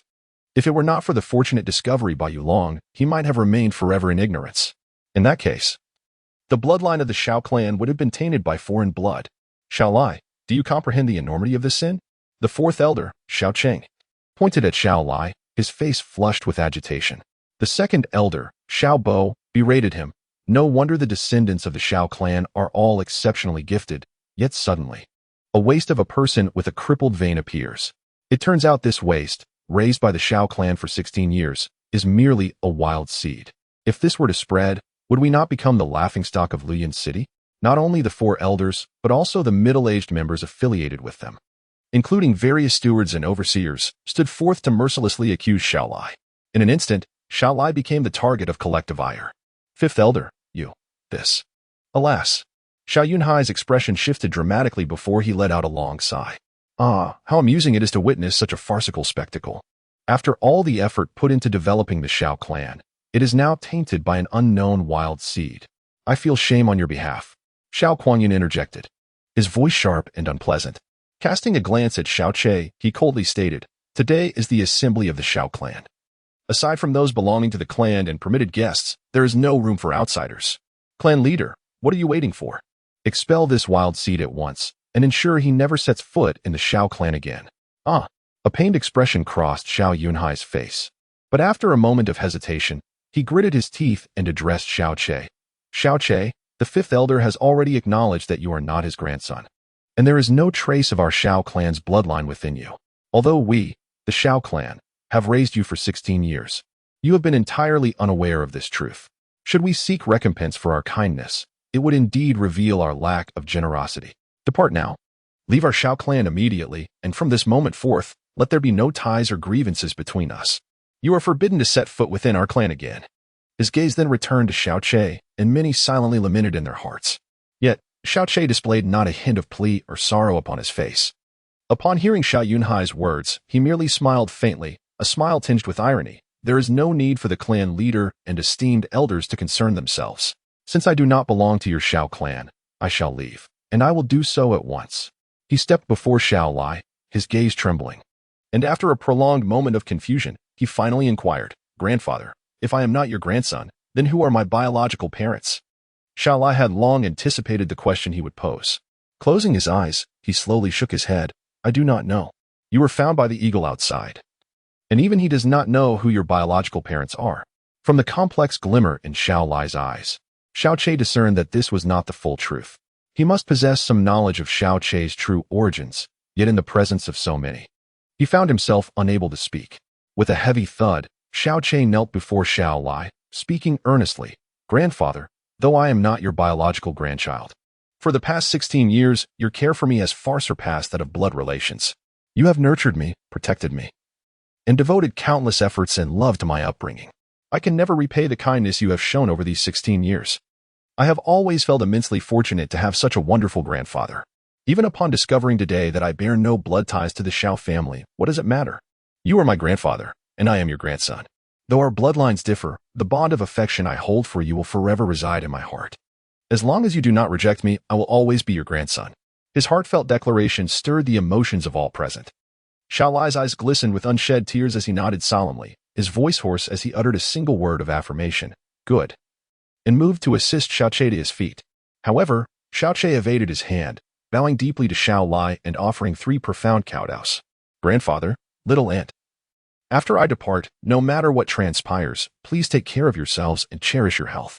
As Xiao Che rose to his feet, a bruise marred his forehead. Yet, the smile upon his face remained as gentle as the warm breeze of spring. He turned his head, his steps measured as he walked towards the door. He was reluctant to leave, for his grandfather and little aunt were still here, and he wished to protect them with his very life. However, he had no choice but to depart. Otherwise, his grandfather and little aunt would face unforeseen repercussions. Even if he wished to stay, he would inevitably be forcibly expelled. Xiao Che possessed extraordinary intellect and composure, yet he lacked the strength. Without power, he could not resist, nor could he safeguard his grandfather and little aunt. He was bereft of the energy to struggle, and could only be cast away like this. He yearned for formidable strength to shield his grandfather and little aunt, to cleanse all the disgrace, to make those who revealed their ugly faces today repent, and to ensure that Xiao Kuangyun met a gruesome end. He even desired that the entire Xiao clan pay a price that would forever linger in memory. Please protect my grandfather and little aunt, he implored softly as he passed by Xia Qinghua, his voice a mere whisper meant solely for her ears. This enigmatic and proud man revealed a profound plea in his gaze as he uttered those words. Perhaps he had never truly begged anyone in his life, making his request all the more poignant. A tremor coursed through Xia Qingyue's heart, leaving her momentarily breathless. Almost instinctively, she nodded slowly. Chapter 31. The Ice Cloud's 7 Fairies. Chu Yuli, wait a moment. You cannot leave just yet. A voice called from behind, causing Xiao Che to momentarily halt his steps. Xiao Yulong approached him briskly, his expression resolute as he declared, Everyone knows that Xiao Che was recently married just 4 days ago, and his bride is none other than the esteemed jewel of Luyun City, the young lady of the Xia family, Xia Qingwei. However, let us not forget the reason Xia Qingwei agreed to marry Xiao Che. It was due to the life-saving act of Elder Five's son, Xiao Ying, who saved Xia Qingyue's life, a gesture of gratitude, and the promise of the engagement made 16 years ago. Yet, whether it be gratitude or a promise, the one she should have wed is the biological son of Xiao Ying, not this wild child who lacks the Xiao lineage and has emerged from who knows where. Xia Yulong's words instantly awakened everyone's awareness. Indeed, Xia Qingyue's marriage to Xiao Che was based on a betrothal made 16 years ago. Now that Xiao Che is no longer the son of Xiao Ying, this grand wedding is fundamentally a mistake. If it is a mistake, it must be rectified. Xia Hongyi remained silent, yet his expression revealed evident discomfort. Those members of the Xiao clan who were already discontent with Xia Qingwei's union with Xiao Che seized this opportunity to voice their frustrations, erupting into chaos. Xia Yulong spoke the truth. Xia Qingwei is marrying into our Xiao clan, and now that we understand Xiao Che is not one of us, this union must be annulled. Elder Wu, fully aware that Xiao Che is not a member of the Xiao clan, facilitated this marriage. This is nothing short of a shameless deception. Xiao Che, a worthless individual, is utterly unworthy of Xia Qingwei. The marriage must be dissolved immediately. He should leave the Xiao clan. Xia family head, speak up. After being deceived by Elder Wu and Xiao Che for so many years, turning your daughter's marriage into a laughingstock, do you not feel a surge of anger? The atmosphere was rife with mockery, condemnation, schadenfreude, and incitement. The envy that had simmered since Xiao Che's marriage to Xia Qingwei finally found its outlet. With voices rising in a cacophony of discord, each individual, standing on the side of righteousness, bore expressions of indignation as if presiding over a trial. At this moment, Xiao Yinhai spoke up, his countenance icy. Xiao Che, you have heard the sentiments of the crowd. You are entirely unqualified to wed the daughter of the Xia family. To prevent the Xiao clan from becoming a laughingstock in Luyun City, and to spare the Xia family further humiliation, surrender the marriage certificate before you depart from the Xiao clan. Xiao Che remained silent as he reached into his bosom and, upon withdrawing his hand, revealed a marriage certificate. This document had been a constant companion, for within the Xiao clan, there were countless individuals who sought to obliterate its existence.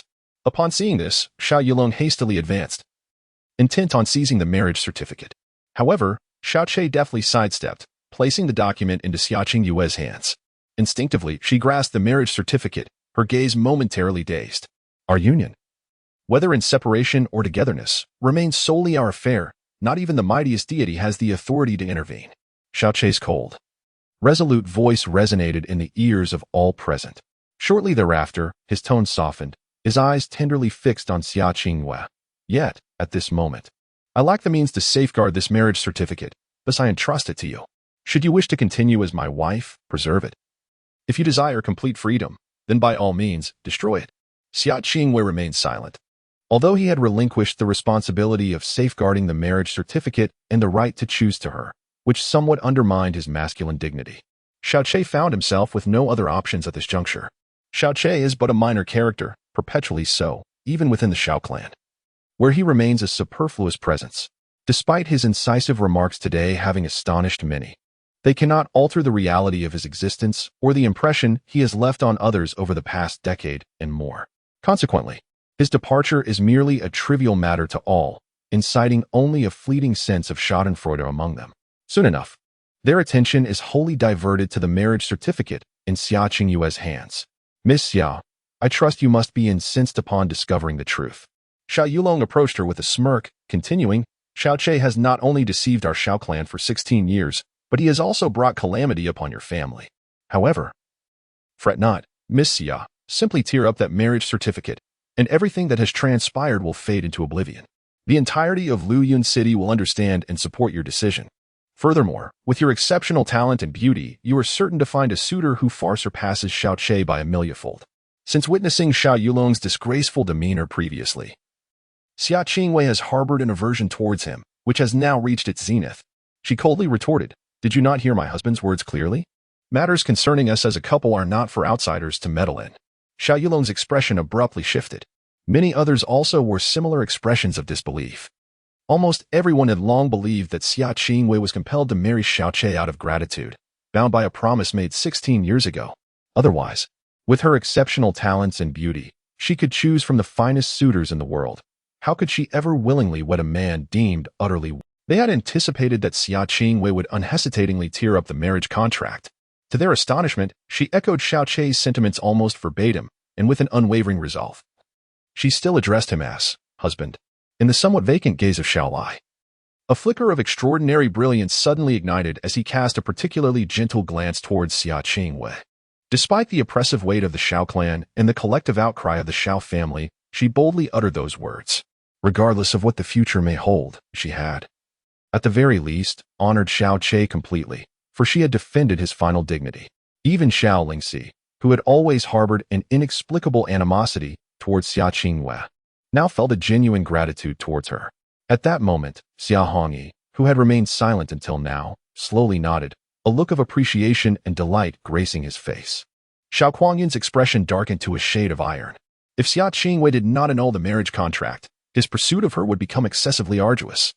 This was due to the presence of Xiao Mozhang, the deputy head of the Xiao clan's discipline hall, who had emerged alongside him, strict and unyielding.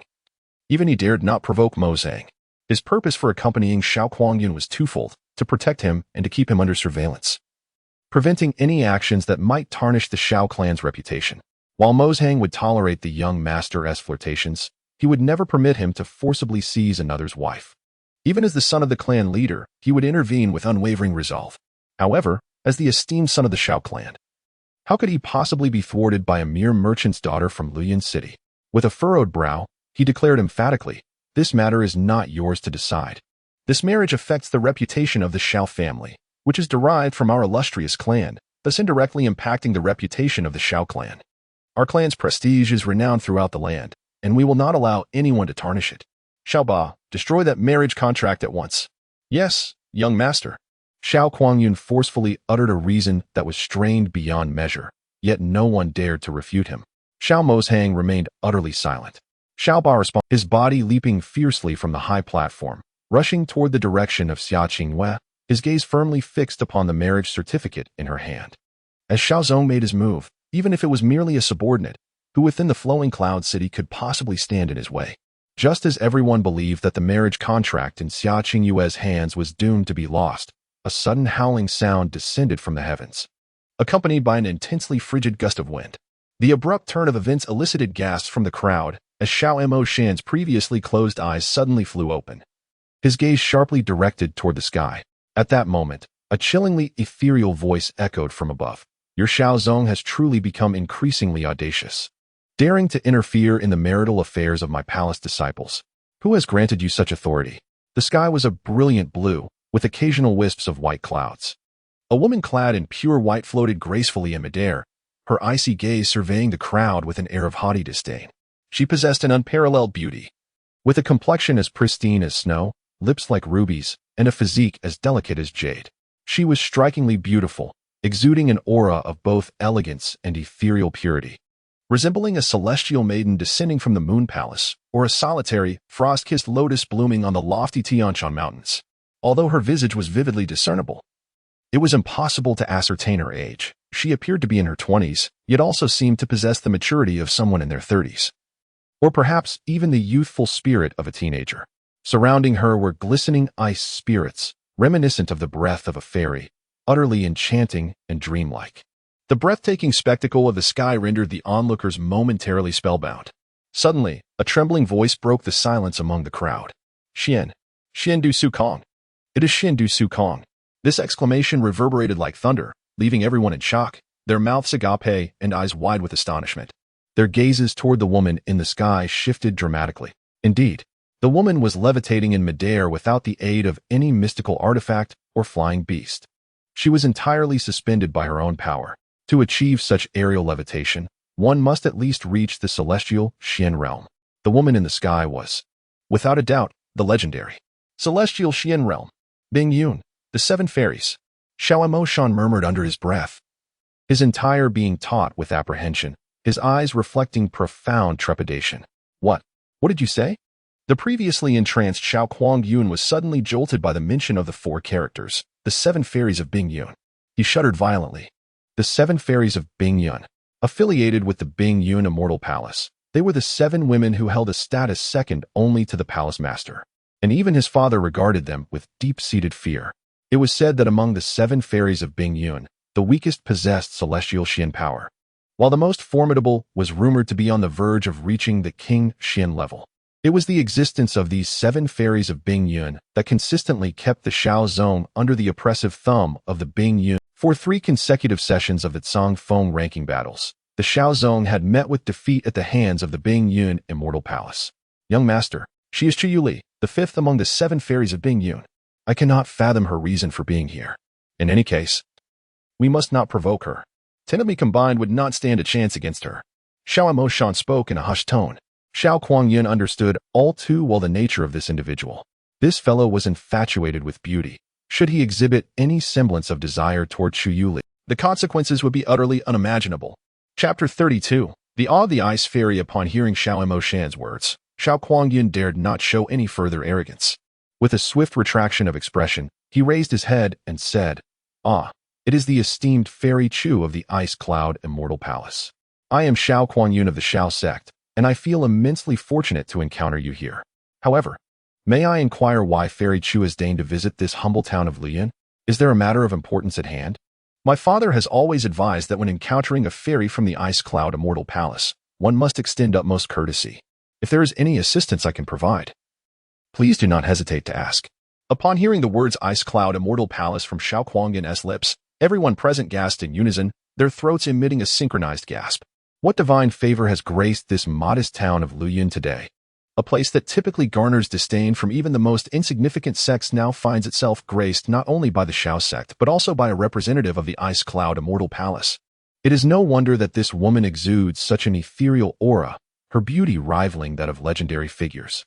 Capable of traversing the void, she is indeed from the Ice Cloud Immortal Palace, and her status there must be considerable. Otherwise, Xiao Kuangyun, as the son of the sect leader, would not exhibit such caution and deference towards her. "Why have I come here?" Chuyuli replied coldly. "Your Shao sect has already bullied my disciple. Should I remain silent and allow you to trample upon her? Your disciple?" Xiao Kuangyun was momentarily taken aback, his expression shifting as he exclaimed, "Fairy Chu, are you referring to Xia Qingyue?" At that moment, Xia Qingyue stepped forward and respectfully addressed, "Master." These 2 simple words caused Xiao Kuangyun to flinch visibly, while Xiao Yulong stood in dumbfounded silence. The members of the Shao family, along with the prominent figures of Liyun City, were left speechless, their hearts nearly ceasing in shock. Good heavens! This young lady from the Xia family is actually a disciple of the Ice Cloud Immortal Palace.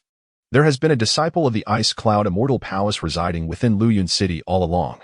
The expressions of those present towards Xia Qingyue shifted dramatically, transforming into one of profound astonishment and reverence. Even the gaze directed at Xia Hongyi altered significantly. Moreover, the plan to drive away Xiao Che and Xia Qingyue was his own strategy presented to Xiao Kuangyun, who had even mapped out how to win Xia Qingyue over after expelling Xiao Che. If the Ice Cloud Immortal Palace were to discover this, he would be left with nowhere to hide. As cold sweat trickled down his brow, Xiao Yulong turned to Xiao Kuangyun, his face full of desperation. It turned out that Xia Qingyue is indeed a disciple of the esteemed palace. This, the younger generation was completely unaware, leading to some misunderstandings. Were she a disciple of any other sect, Xiao Kuangyun would have dismissed her outright. However, the Ice Cloud Immortal Palace is different. It is not a familial lineage sect. Its disciples are all female, selected from the finest talents across the Cangfeng continent. Thus, though smaller in scale than the other 3 major sects, it ranks as the second among them, which speaks volumes about its power. Each disciple possesses exceptional talent, with none among them being mediocre, and each one is under the palace's unwavering protection. Provoking the lower-ranking disciples of other sects may appear trivial. Indeed, it is not uncommon for disciples from different sects to engage in lethal confrontations. However, to incite the Ice Cloud Immortal Palace, even the least esteemed woman within its ranks would elicit a rigorous response, leaving no room for unsatisfactory explanations. There would be no retreat. A misunderstanding? Let it be merely that. Do you intend to continue tearing apart the marriage contract of our palace's disciple? Chuyueli's demeanor was impassive, her gaze sweeping across the gathering, and none dared to meet her eyes. Although she was merely a woman, every male present felt as though she were a celestial being from the Moon Palace, while they, mere mortals, were overwhelmed by a sense of shame, scarcely daring to cast a lingering glance in her direction. Since this is merely a misunderstanding, how could I dare to persist? Xiao Kuangyun replied, managing to maintain a semblance of composure. However, there is one matter that perplexes me, though I am inexperienced. I am aware that the maidens of the Ice Cloud Immortal Palace are devoted to chastity and abstinence, never engaging in marriage. Why then is this Miss Xia Qingwei? No, this is truly just a misunderstanding, Xiao Kuangyun hastily interjected, then reluctantly turned to Xia Qingwei, saying, Miss Xia, I was unaware of your affiliation with the Ice Cloud Immortal Palace, and I apologize for my rudeness. Please do not take it to heart. Before his arrival, he could not have fathomed that such a personage as Chu Yueli would appear in this wretched place. His aspirations to court Xia Qingwei had become utterly unattainable, rendering his efforts over the past half-day futile. Before Chu Yueli, he found himself compelled to submit, which only intensified his feelings of frustration. His chest heaved as his gaze shifted to Xiaolingxi. Though Xia Qingwei was now out of reach, there remained at least one other possibility. Chu Yueli would undoubtedly protect Xia Qingwei, but she would never extend such protection to an outsider like Xiaolingxi. Otherwise, she would not have refrained from intervening during Xiao Chei's expulsion and only appeared when the focus shifted to Xia Qingwei. Indeed, for Chu Yueli, her sole concern was Xia Qingwei. The fates of others were of no consequence to her. She had neither reason nor obligation to intervene. Yes, young master. Xiaoba and Xiao Jiu descended simultaneously, advancing menacingly towards the flustered Xiaolingxi. Master. Upon witnessing this, Xia Qingwei hastily signaled with her eyes to Chu Yueli, hoping she would intervene to protect Xiaolingxi, at the very least, to prevent her from being taken away by Xiao Kuangyun.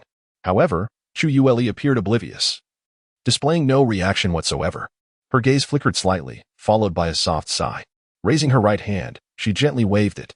In an instant, a wave of chilling air descended from above, enveloping Xiaoba and Xiao Jiu, causing an immediate shiver to run through their bodies, halting their advance in trepidation. Xiao Kuangyun's expression shifted subtly as he steadied himself and inquired, Fairy Chu, what do you mean by that? You previously admonished me, asserting that my sect should not interfere in the matrimonial affairs of your esteemed palace's disciples.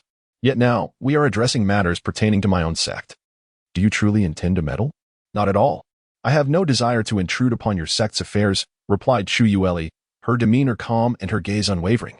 I merely find certain matters intolerable, prompting my spontaneous intervention. Since you claim this is an internal issue of your sect, may I ask, is Xiaolingxi not a member of your sect? Xiao Kuangyun shook his head and declared, No. What she has stolen is the Tongxian San of our sect. However, from what I have previously heard, this Tongxian San was a gift you brought from the Xiao sect and was delivered to the Xiao clan just yesterday. How is it that something sent by the Xiao sect still belongs to you? If this matter were to spread, would you not fear being ridiculed? Chu Yueli spoke without reservation. Xiao Kuangyun's eyes widened in astonishment, rendered speechless. Xiaolingxi belongs to the Xiao clan, not to your Xiao sect. The Tongxian San is also an artifact of the Xiao clan, and it no longer pertains to your Xiao sect. Therefore, even if Xiaolingxi were to steal the Tongxian San, it should be the Xiao clan that administers punishment, and it is of no concern to your Xiao sect. Chu Yueli cast a sidelong glance at Xiao Yuhai, and with just that single gaze, Xiao Yuhai felt a shiver run through him, instinctively shrinking back. Chu Yueli spoke with an air of indifference. Xiao clan leader, should not the members of your clan who engage in theft be dealt with accordingly? Xiao Yunhai cast a glance at Xiao Kuangyun, biting his teeth in feigned calmness as he declared, If any disciple under my command commits theft, the lightest punishment shall be 3 months of confinement in the back mountain. Xiaolingxi has stolen the treasured gifts sent by the Xiao clan. Thus she deserves the severest of penalties. She must be confined for 15 years, during which she shall not set foot outside the back mountain's reflective valley. Chu Yueli averted her gaze, choosing not to speak further. What are you still dawdling for? Hurry and imprison her in that reflective valley. Xiao Kuangyun bellowed with a stern face. Although he felt a sense of indignation and frustration, he was not so dim as to miss the considerable grace Chu Yueli had afforded him. Otherwise, she could have easily exposed his scheme to frame Xiaolingxi, leaving him powerless against her while simultaneously diminishing his own dignity in public. I have failed in my duties as a teacher and deceived the Xiao clan for over a decade. Thus, I too should receive a severe punishment. Lock me in the reflective valley as well. As the fourth elder, Xiao Cheng, approached, Xiao Lai spoke calmly, his expression unruffled. With Chu Yueli present, Xiao Cheng dared not act rashly, saying little as he dutifully escorted Xiao Lai and Xiaolingxi towards the back mountain. Although they ultimately faced the grim fate of 15 years of confinement, Xia Qingwei understood that Chu Yueli had reached her limit in this matter. Xiao Lai's request to accompany Xiao Lingxi into confinement clearly indicated his desire to be by her side, and more importantly, to protect her. Perhaps concerns for her safety were no longer paramount. As for what lay ahead, it would be up to their own destinies.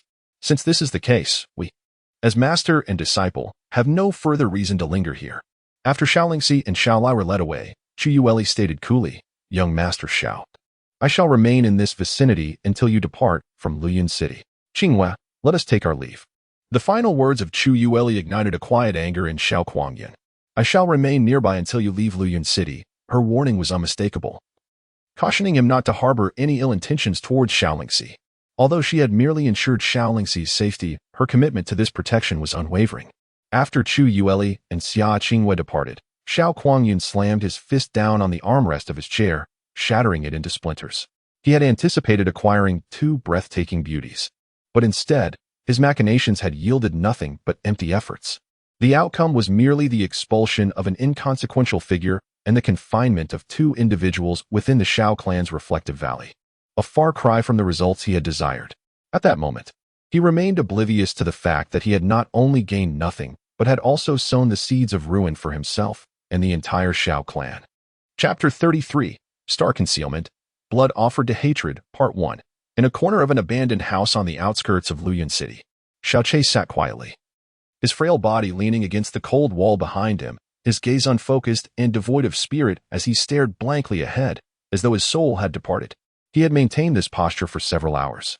In his existence on the Tsunyan continent, he was abandoned by his parents, and even in death, he remained ignorant of their identities. The only connection to them was the pendant he wore close to his heart.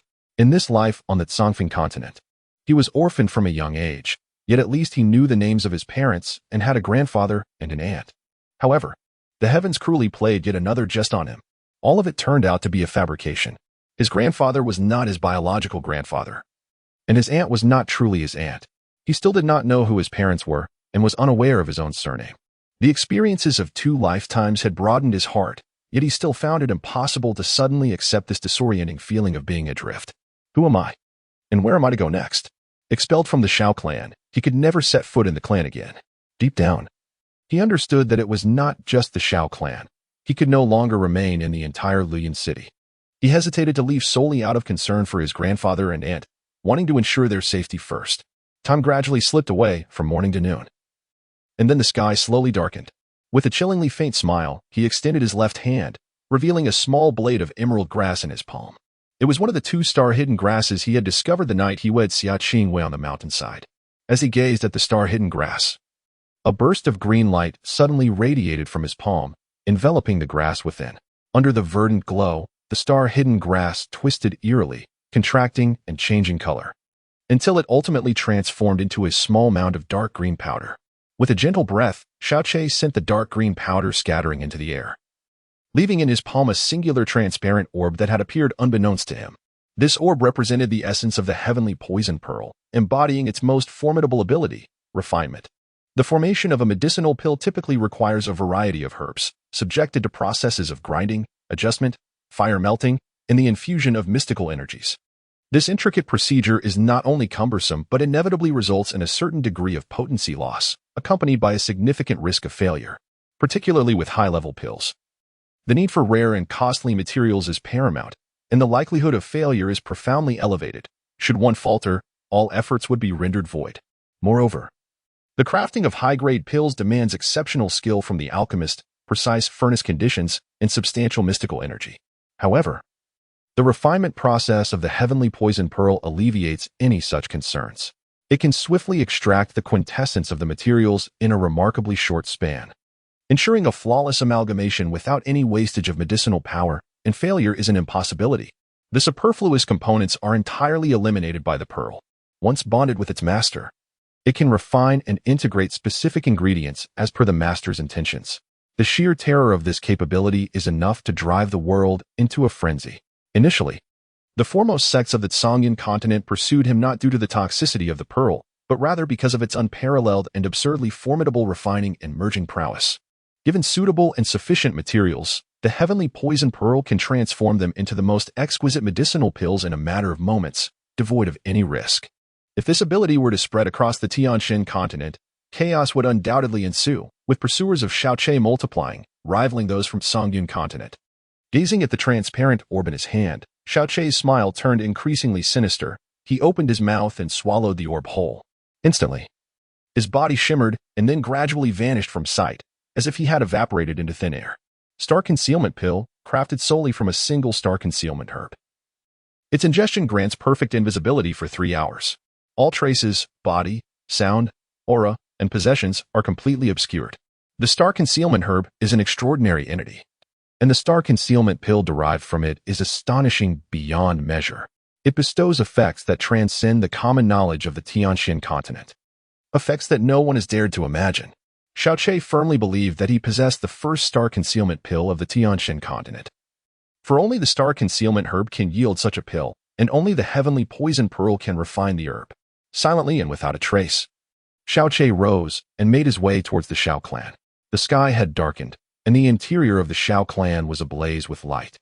Xiaoqi stepped through the gates of the Xiao clan, striding forward with an air of nonchalance, devoid of any semblance of caution. Though several disciples of the Xiao clan passed by, not a single one cast a glance in his direction. The concealment afforded by the Star Concealment Pill was nothing short of exquisite. It transcended mere physical invisibility, rendering both his external and internal energies completely hidden, as if his very essence had been nestled within an imperceptible crevice of space.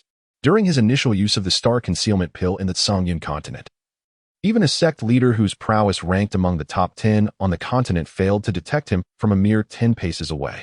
Xiaoqi proceeded with unwavering tranquility, his expression an embodiment of calm. Along his path, the whispers that floated around him revealed that Xia Qingyue had been taken away by her master, while Xiaolai and Xiaolingxi had been confined to the back mountain for a span of 15 long years.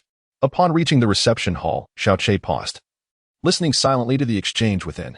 Yulong, tomorrow accompany young Master Xiao to the Xiao clan.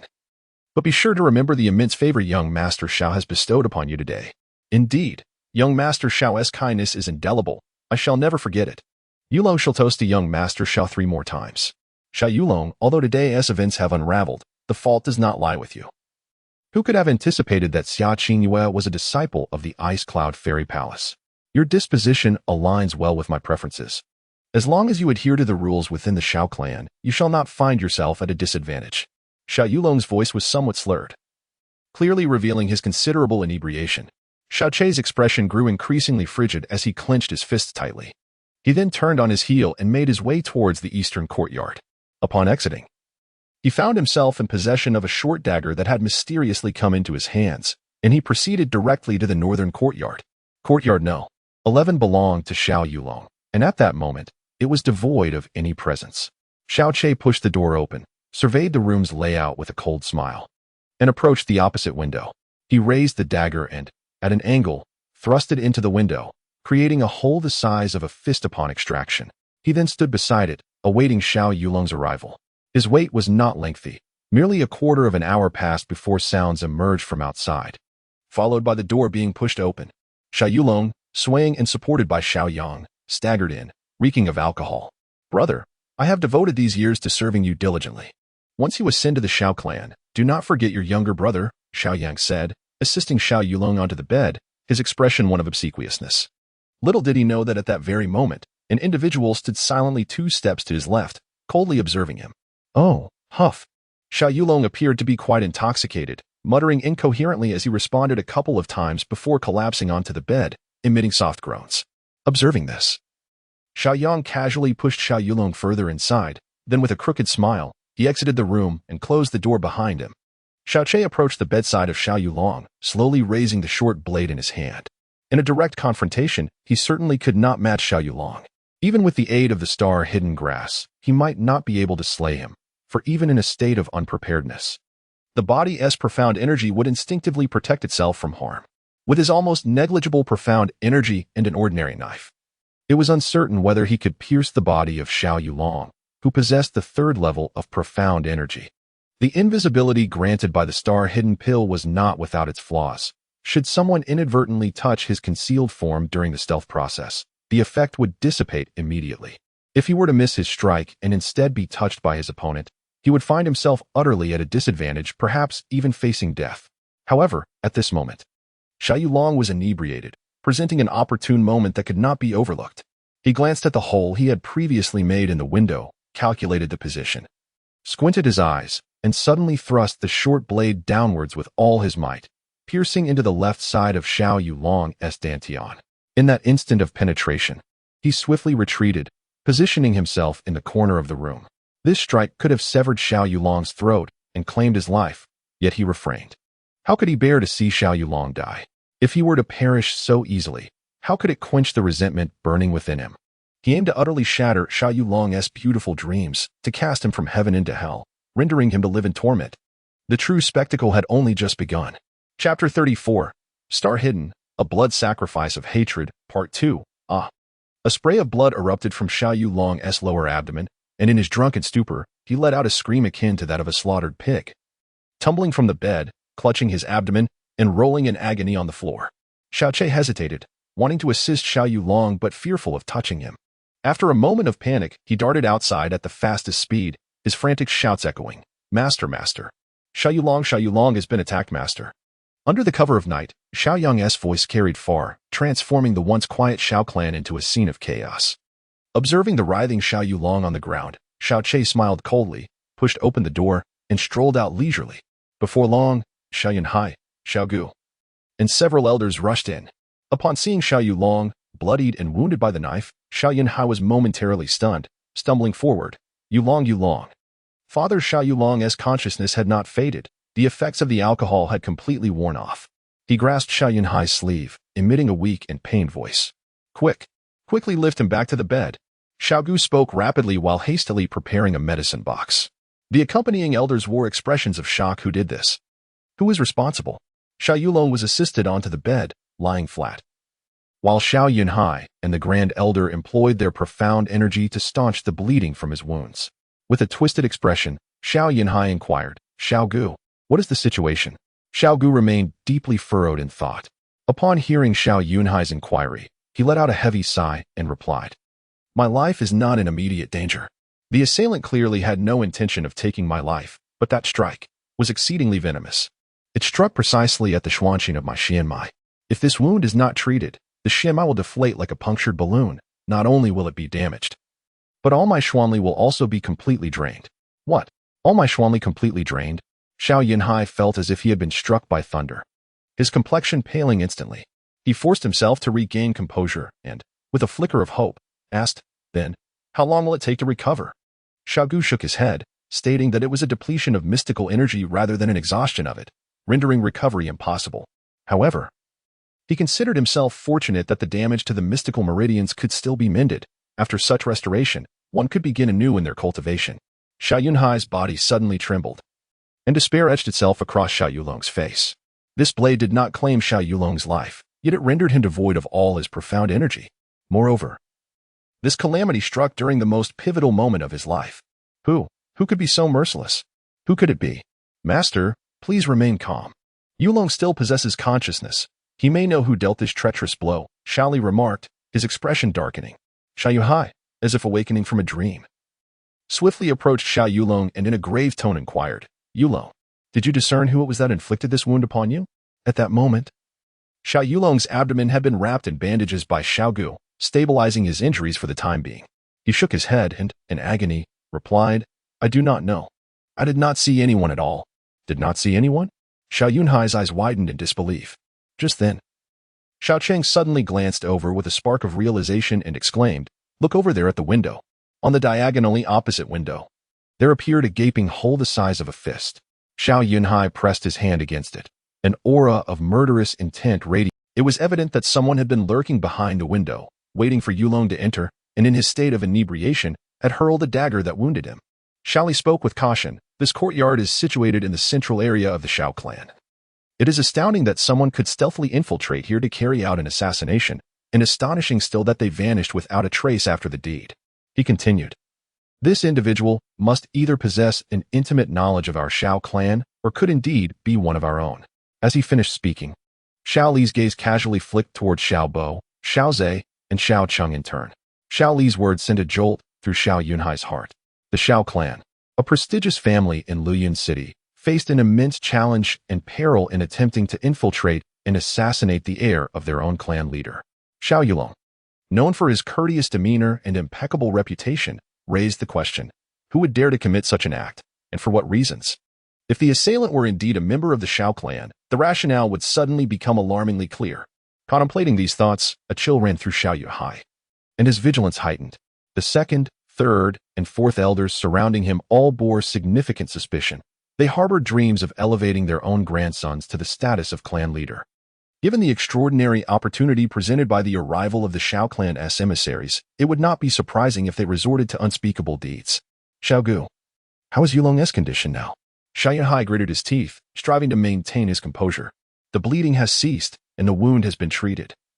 He is no longer in grave danger. Given Yulong's constitution, he should recover substantially within half a month. However, the restoration of his spiritual meridians may take several months, and he will need to rebuild his spiritual strength from the ground up, Xiao Gu replied candidly. Just then, a cacophony of frantic shouts erupted from outside. Fire! Fire! The medicinal chamber and the southern courtyard are ablaze. What? Xiao Gu swiftly turned and dashed out recklessly. The pharmacy was stocked with countless herbs and alchemical formulas, treasures he regarded as vital to his existence. Xiao Yunhai and others were equally astonished, for the southern courtyard was the residence of the sect leader and several esteemed elders. Without a moment's hesitation, the four elders sprinted away. After a brief hesitation, Xiao Yuhai urgently addressed Xiao Yulong. Yulong, your injury is no longer severe. Focus on resting and do not dwell on anything else. I shall certainly apprehend the fiend who attempted to take your life. With that, Xiao Yuhai hastily exited, heading straight for the southern courtyard, where he had accumulated all his invaluable possessions over the years. Hearing of the fire, he could not remain at ease without going there himself. In the room, only Xiao Yulong remained. With his meridians shattered and gravely injured, he lay motionless. He could hardly muster the strength to lift even a finger. His gaze was fixed blankly on the ceiling, his vision shrouded in despair. He wished fervently that this was merely a nightmare. Step, step, step. Although he believed he was alone, a deep, ominous footfall suddenly echoed in his ears. The sound sent chills down his spine as he strained to turn his head towards its source. He beheld a figure approaching him, someone who should never have been there. Xiao Che, staring at the ghostly apparition that materialized before him. Xiao Yulong's eyes widened in disbelief. He had been banished from the Xiao clan, never to return. How could he possibly be here? Why you, how? Are you here? Xiao Yulong's voice was hoarse and muffled. He struggled to sit up, but could only manage to lift half an arm before collapsing back down entirely. How am I here? Xiao Che chuckled, his laughter appearing congenial. Yet to Xiao Yulong, it bore an icy chill that penetrated to his core. He slowly lifted the short dagger that Xiao Gu had extracted from Xiao Yulong, pointing it at him. Of course, I have come to collect a debt. Collect a debt? What debt? Do you even comprehend your actions? Xiao Yulong's body convulsed, and suddenly, his pupils constricted in terror. You were the one who tried to kill me? No. It can't be. It's impossible. You dare ask me what debt I seek? The smile vanished from Xiao Che's face, replaced by a sinister grimace that contorted his features into something terrifying. The hand gripping the dagger trembled slightly, as boundless malice and resentment surged forth unabashedly. On the day of my wedding, you poisoned me with the heart-piercing powder. Had fate not favored me, I would have long been dead. Xiao Yulong, tell me, what debt should I collect from you? How must I treat you to ensure you repay this debt? Amid the roar of hatred, Xiao Che raised the dagger, thrusting it violently towards Xiao Yulong. Stop, stop. The gleaming dagger sliced through Xiao Yulong's feet, and amidst the splatter of blood, it mercilessly severed his two tendons. Xiao Yulong let out a blood-curdling scream, convulsing in excruciating pain reminiscent of hell itself. Observing his torment, a look of wicked satisfaction spread across Xiao Che's face. He raised the dagger once more, letting out a low growl before fiercely slashing down towards Xiao Yulong's hands. In an instant, two sprays of blood erupted, as the tendons in Xiao Yulong's hands were ruthlessly severed. Xiao Yulong's anguished cries echoed like the wails of a tormented spirit, his limbs stained with blood as he plunged into an abyss of pain and terror. He could hardly fathom that the usually frail and self-deprecating Xiao Che was genuinely intent on taking his life, and with such unrelenting cruelty. No. Please. Spare me, spare me. I do not wish to die. I do not wish to die. Xiao Yulong's complexion had turned as pale as paper, with his pupils dilated from agony and extreme terror. Xiao Che raised his knife once more, a cruel smile gracing his lips. Death? No. Rest assured, I shall not allow you to die. How could I bear to grant you such a swift end? Not only will I ensure you live, but I shall also make your existence a prolonged torment. You shall endure a life worse than death. You will spend the latter half of your days suffering, a constant reminder of the consequences of provoking me and harming my loved ones. With this strike, I shall render you blind. With a swift motion, the blade plunged into Xiao Yulong's eyes, reducing his bulging eyeballs to a grotesque mixture of black and white pulp. Hey! The scream that erupted seemed to originate from the depths of hell, excruciatingly intense. Enough to send shivers down the spines of all who heard it, their scalps tingling. Yet, Xiao Che wore a beaming smile, as if he were listening to celestial music from the heavens. He withdrew the knife, narrowing his eyes, and remarked with a light chuckle, "Tsk, what a resounding cry. Savor this moment, for you shall never again produce such melodious sounds. With a swift slash, this strike will render you mute for life." The short blade plunged mercilessly into Xiao Yulong's mouth, and upon withdrawal, a bloody segment of his tongue along with several teeth flew out. "This strike shall leave you deaf for eternity."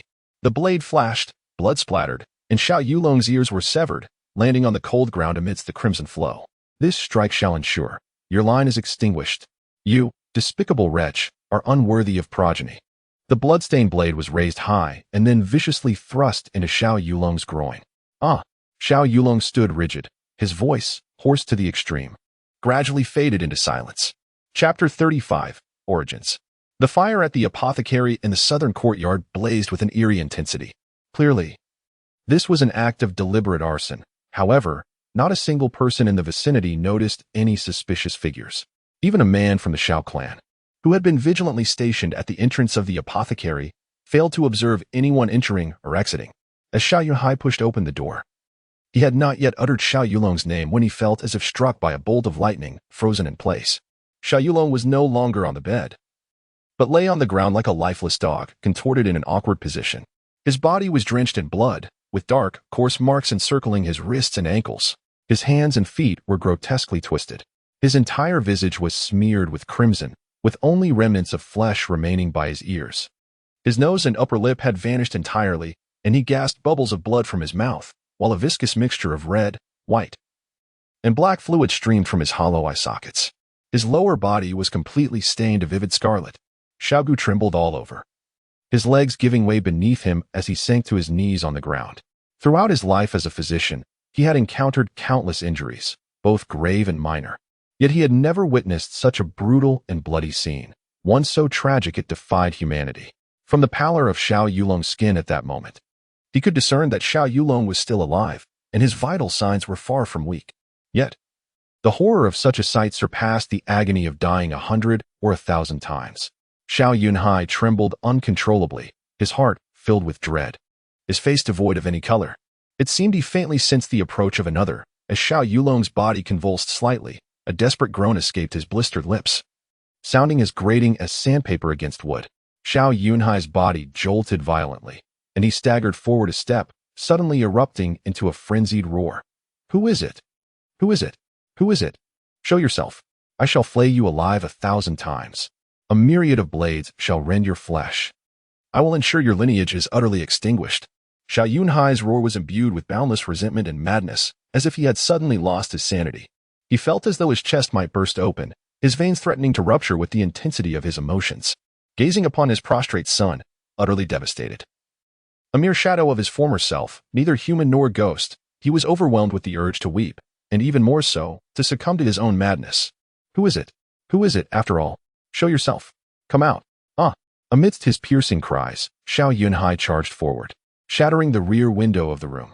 In that instant, he suddenly noticed 2 rows of blood-red characters inscribed on the wall beside him. Written in the blood of his son, Xiao Yulong. "Old dog Xiao, to celebrate your worthless son's imminent ascension to the Xiao clan, I present this grand gift. I trust you will accept it graciously."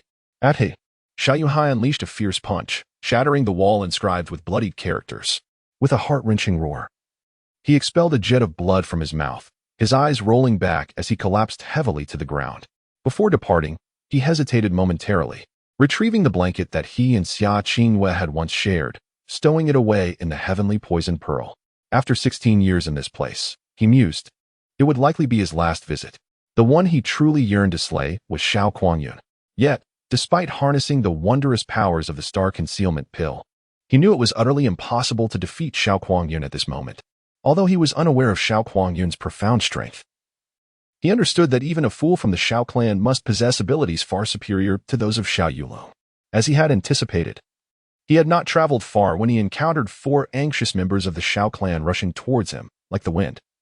As they sped past him directly toward the Xiao clan stronghold, Xiao Che quickened his pace, heading directly towards the Sorrowful Gorge in the back mountain. The Sorrowful Gorge served as a place for the Xiao clan to confine those disciples who had erred. It was a dark and damp place, sweltering in summer and frigid in winter. Fortunately, the entrance was narrow, ensuring that no ferocious mystical beast could intrude. In Xiao Che's recollection, few had been imprisoned within the Sorrowful Gorge, and none had remained for more than 2 months. Yet, the clan was fully aware that Xiao Lingxi had been wrongfully accused. Yet they still chose to confine her for 15 years. 15 years. How many 15-year spans can one experience in a lifetime? Xiao Lingxi was merely 15 this year. If she were to remain imprisoned, the most beautiful moments of her life would be spent in darkness, coldness, and solitude. What a cruel form of punishment this is. Emerging from his concealed state, Xiao Che gazed at the entrance of the Sorrowful Gorge, his hands clenching tightly. How could he permit his grandfather and aunt to remain trapped in this place? However, he currently lacked the strength to rescue them, forced to watch helplessly. Enduring and harboring resentment, taking a deep breath, Xiao Che stepped forward. Without concealment, his footsteps naturally echoed through the air. The sounds caught Xiao Lai's attention within the Sorrowful Gorge. He glanced outside, and when their eyes met, he froze in shock, exclaiming, "Che-er!" Suddenly, a girl's startled cry pierced the air, followed by hurried footsteps. Xiao Lingxi swiftly appeared by Xiao Lai's side, her complexion slightly haggard, her hair somewhat disheveled. Upon seeing Xiao Che, she covered her mouth with her fingers, momentarily frozen in place. In an instant, tears began to well in her eyes. "Xiao Che," she called, rushing forward and throwing herself against his chest, wrapping her arms around him tightly as she wept bitterly. She had believed she would be confined for 15 years, and that Xiao Che would be expelled from the Xiao clan. Thinking she would not see him for at least 15 years, unexpectedly, as if from a dream, he appeared before her once more. Xiao Lai nodded slightly, not inquiring about the turmoil within the Xiao clan, for his heart had grown callous towards it. Even if the clan were to be annihilated, he would not be deeply affected. The Sorrowful Gorge contained several caves, varying in depth, with a very simple arrangement inside. The only notable features were a few cold stone tables. Xiao Lingxi's tears fell like a torrential downpour, casting a shadow over the world around her. Xiao Che refrained from interrupting her lament, allowing her to unleash every ounce of her grievances, fears, worries, and he understood that if she lingered in this turmoil for too long, she might succumb to a melancholy that could plague her health. After all, she was merely a 15-year-old girl. When Xiao Lingxi finally ceased her weeping, she had nearly fainted from the sheer intensity of her sorrow. Xiao Che and Xiao Lai sat face to face at the stone table, while Xiao Lingxi leaned against Xiao Che's side, her delicate head resting upon his shoulder. She clasped his arm tightly, indifferent to Xiao Lai's presence beside them, unwilling to let go for fear that he might once again vanish from her world. Xiao Lai shook his head, offering a comforting smile. "Rest assured, the esteemed fairy Chu from the Ice Cloud Immortal Palace has hinted that she will protect us before Xiao Zong departs. With such a deterrent in place, how could they dare to harm me and Sheer? Once Xiao Zong and his entourage leave, their audacity will diminish even further. After all, my reputation as the foremost expert of Luyun City still stands." "That is reassuring," Xiao Che nodded, feeling a sense of gratitude towards Xia Qingyue's master. Xia Qingyue is a wonderful wife.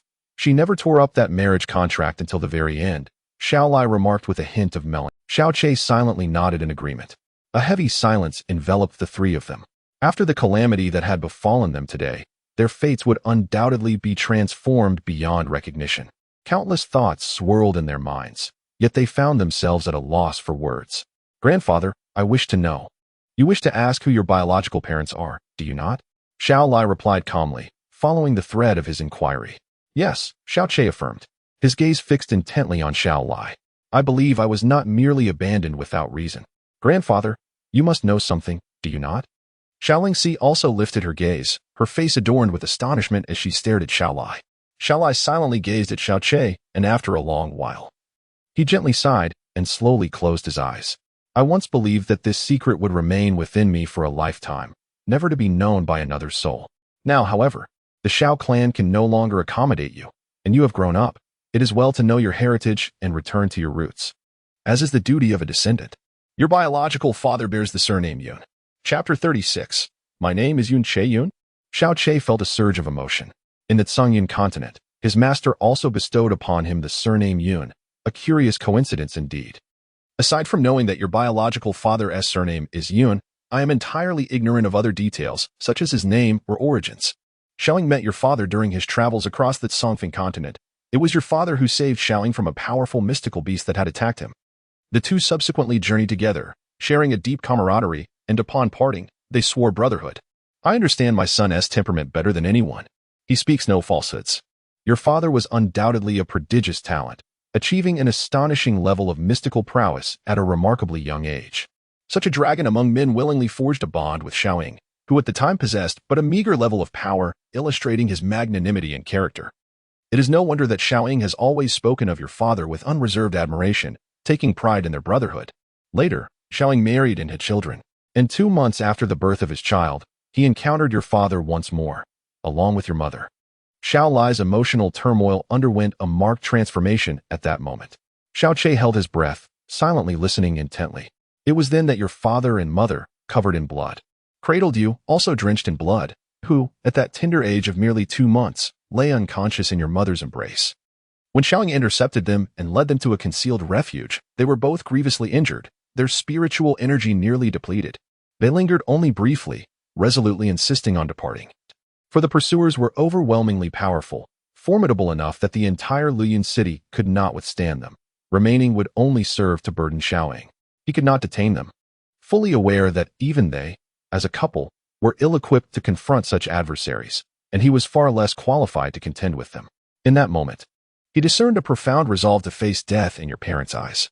It was evident that they had reached a state of utter exhaustion in their flight, no longer harboring any illusions of escaping the clutches of death. Thus, Xiaoying, under the pretext of embracing you, quietly placed his own son, my grandson, into your blood-stained swaddling, concealing you within the folds of his child's garment. Xiao Che's gaze trembled abruptly, and Xiao Lingxi let out a delicate gasp. In that moment, your parents, filled with anxiety as they fled, had no time to discern whether the tightly wrapped infant they rescued from Xiaoying was indeed their own child. After your parents departed, Xiaoying approached me, kneeling before me to seek forgiveness.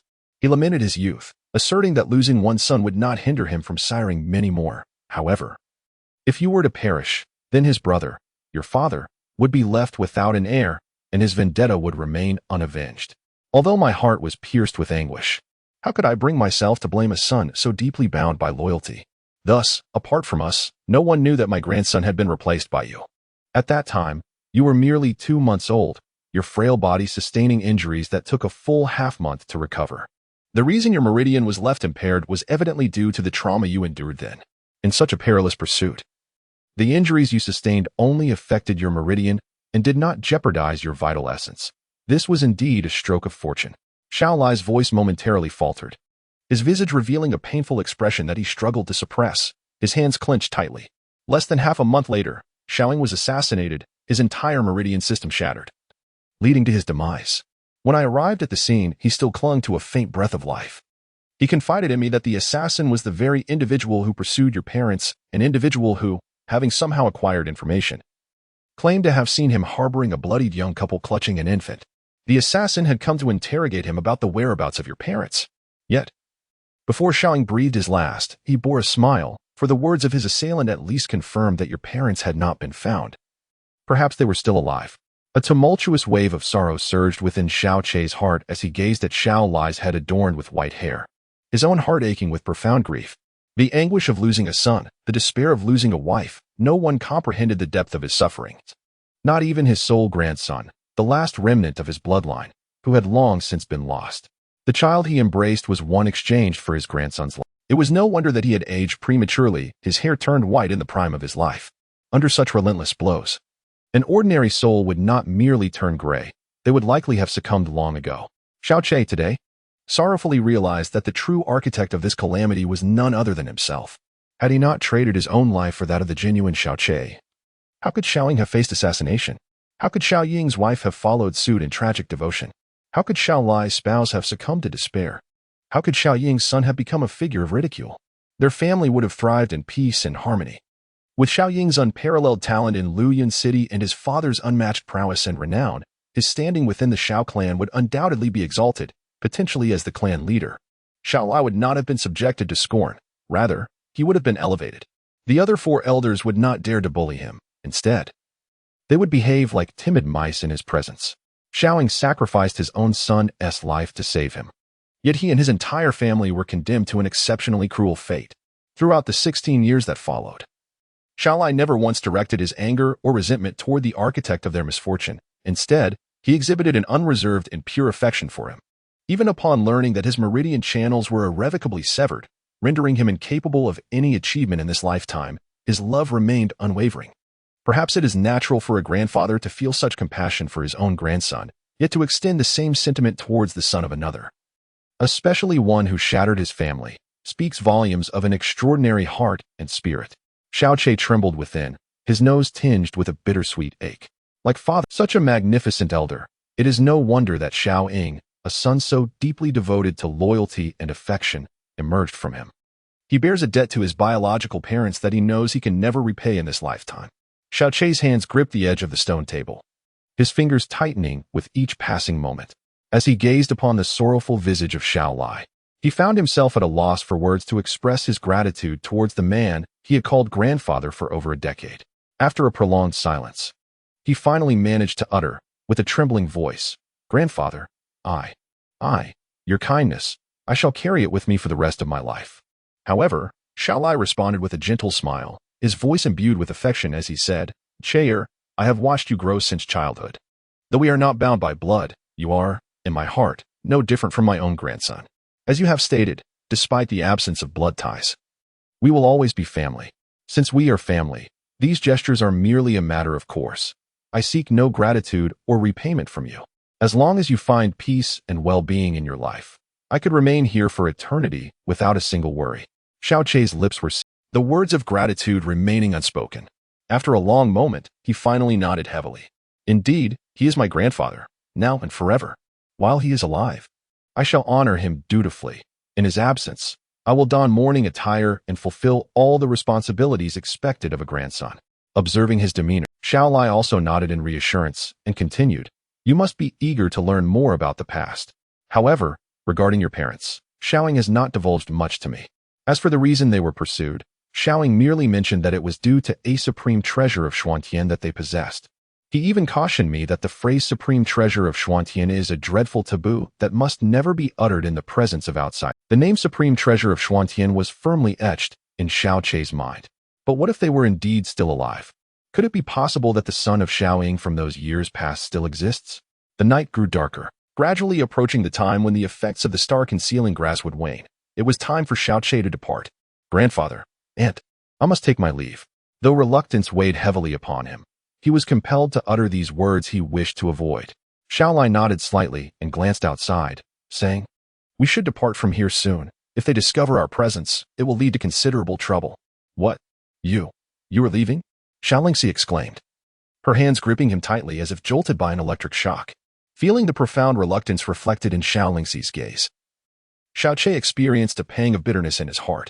He yearned desperately to take both Xiao Lai and Xiao Lingxi away with him, yet in his current state, what means did he possess to facilitate their escape? Even if they managed to leave, how could he protect them in the outside world? Instead, it seemed they were the ones safeguarding him. Chapter 37. The divine pulse of Tianling. Every word spoken by Xiao Che was resolute and unwavering. He was not comforting Xiao Lai and Xiao Lingxi, nor was he jesting. Rather, he was expressing a conviction deep within him, compelling himself to fulfill this resolve at all costs. His words left Xiao Lai and Xiao Lingxi in a prolonged state of shock. Eventually, Xiao Lingxi shook her head, tears glistening in her eyes as she gazed at him. "Xiao Che, I do not require you to be this way.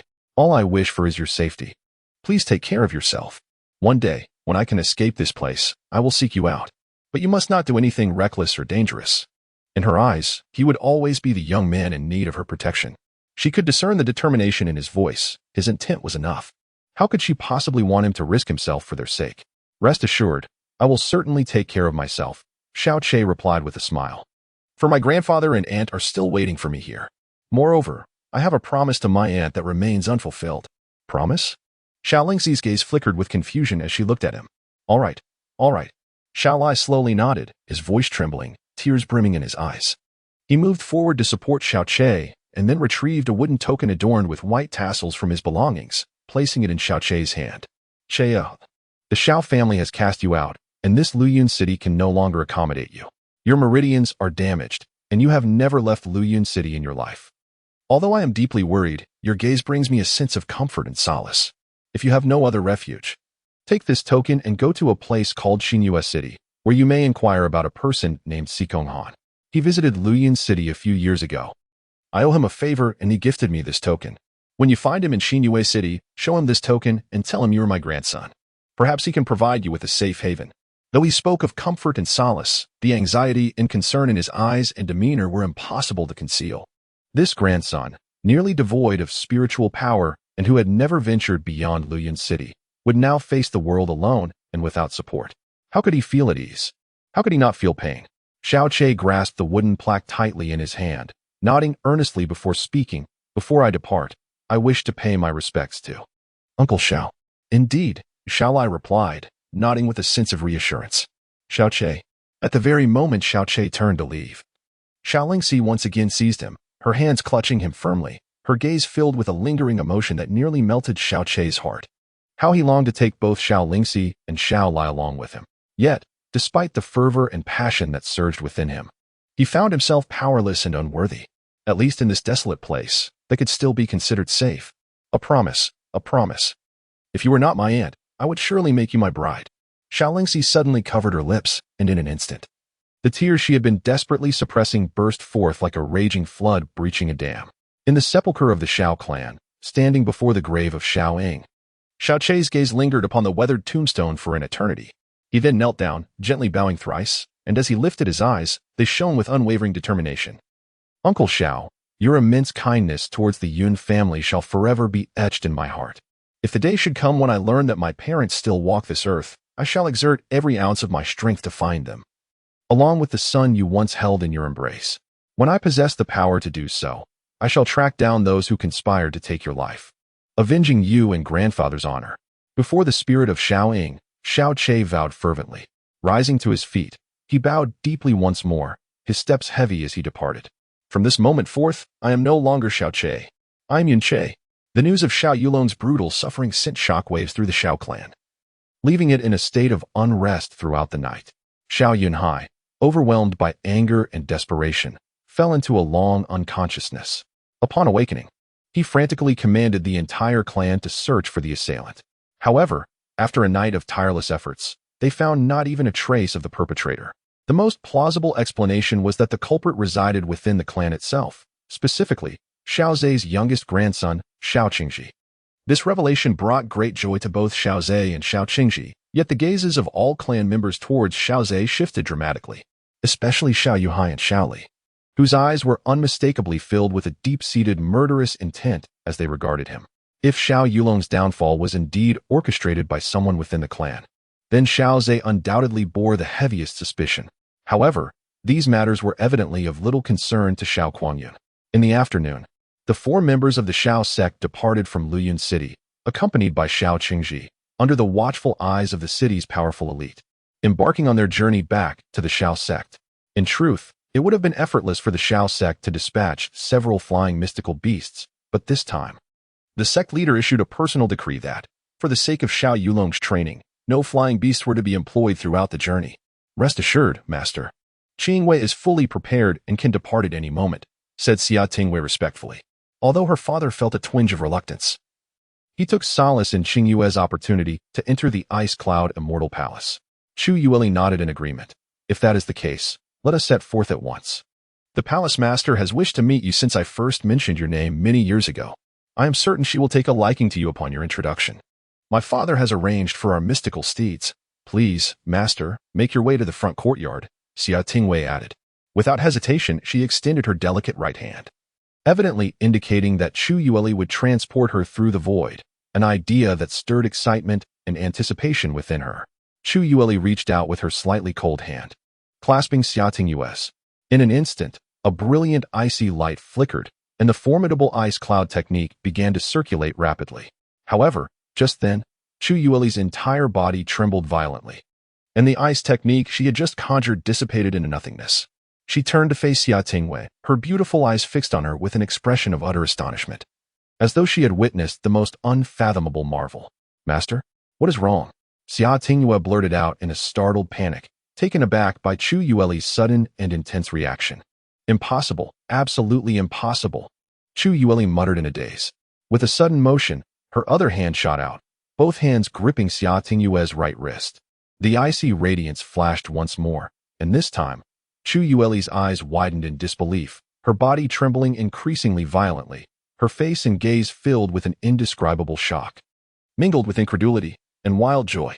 Grasping Xia Tingyue's hand tightly, she stared into her eyes, overwhelmed with emotion, momentarily rendered speechless. Xia Tingyue's growing alarm was palpable. "Master, what on earth is happening?"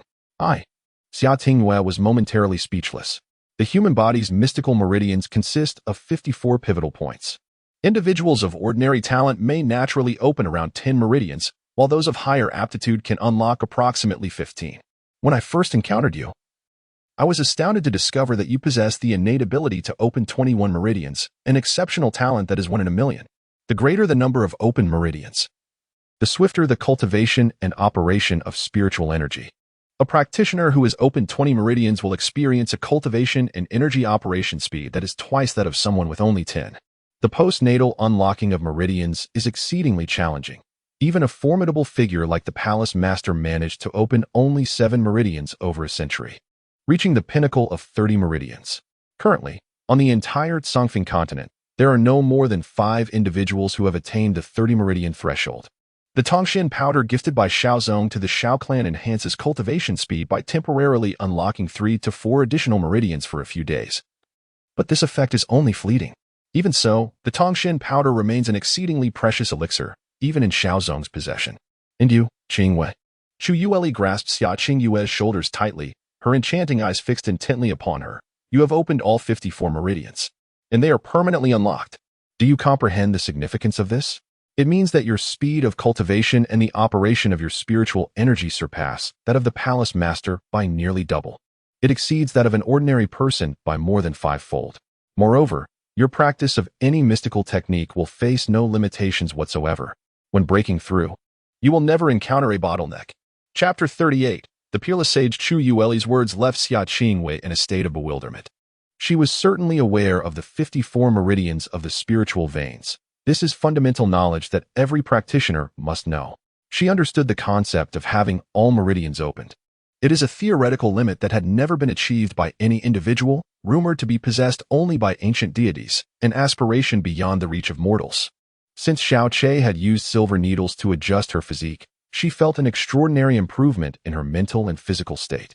With the flow of spiritual energy and its cultivation becoming remarkably smooth, so smooth, in fact, that it sometimes seemed impossible, as if it were not her own body.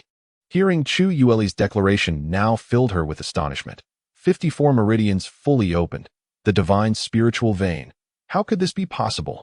However, as a member of the Ice Cloud's 7 fairies, how could Chu Yueli speak falsely?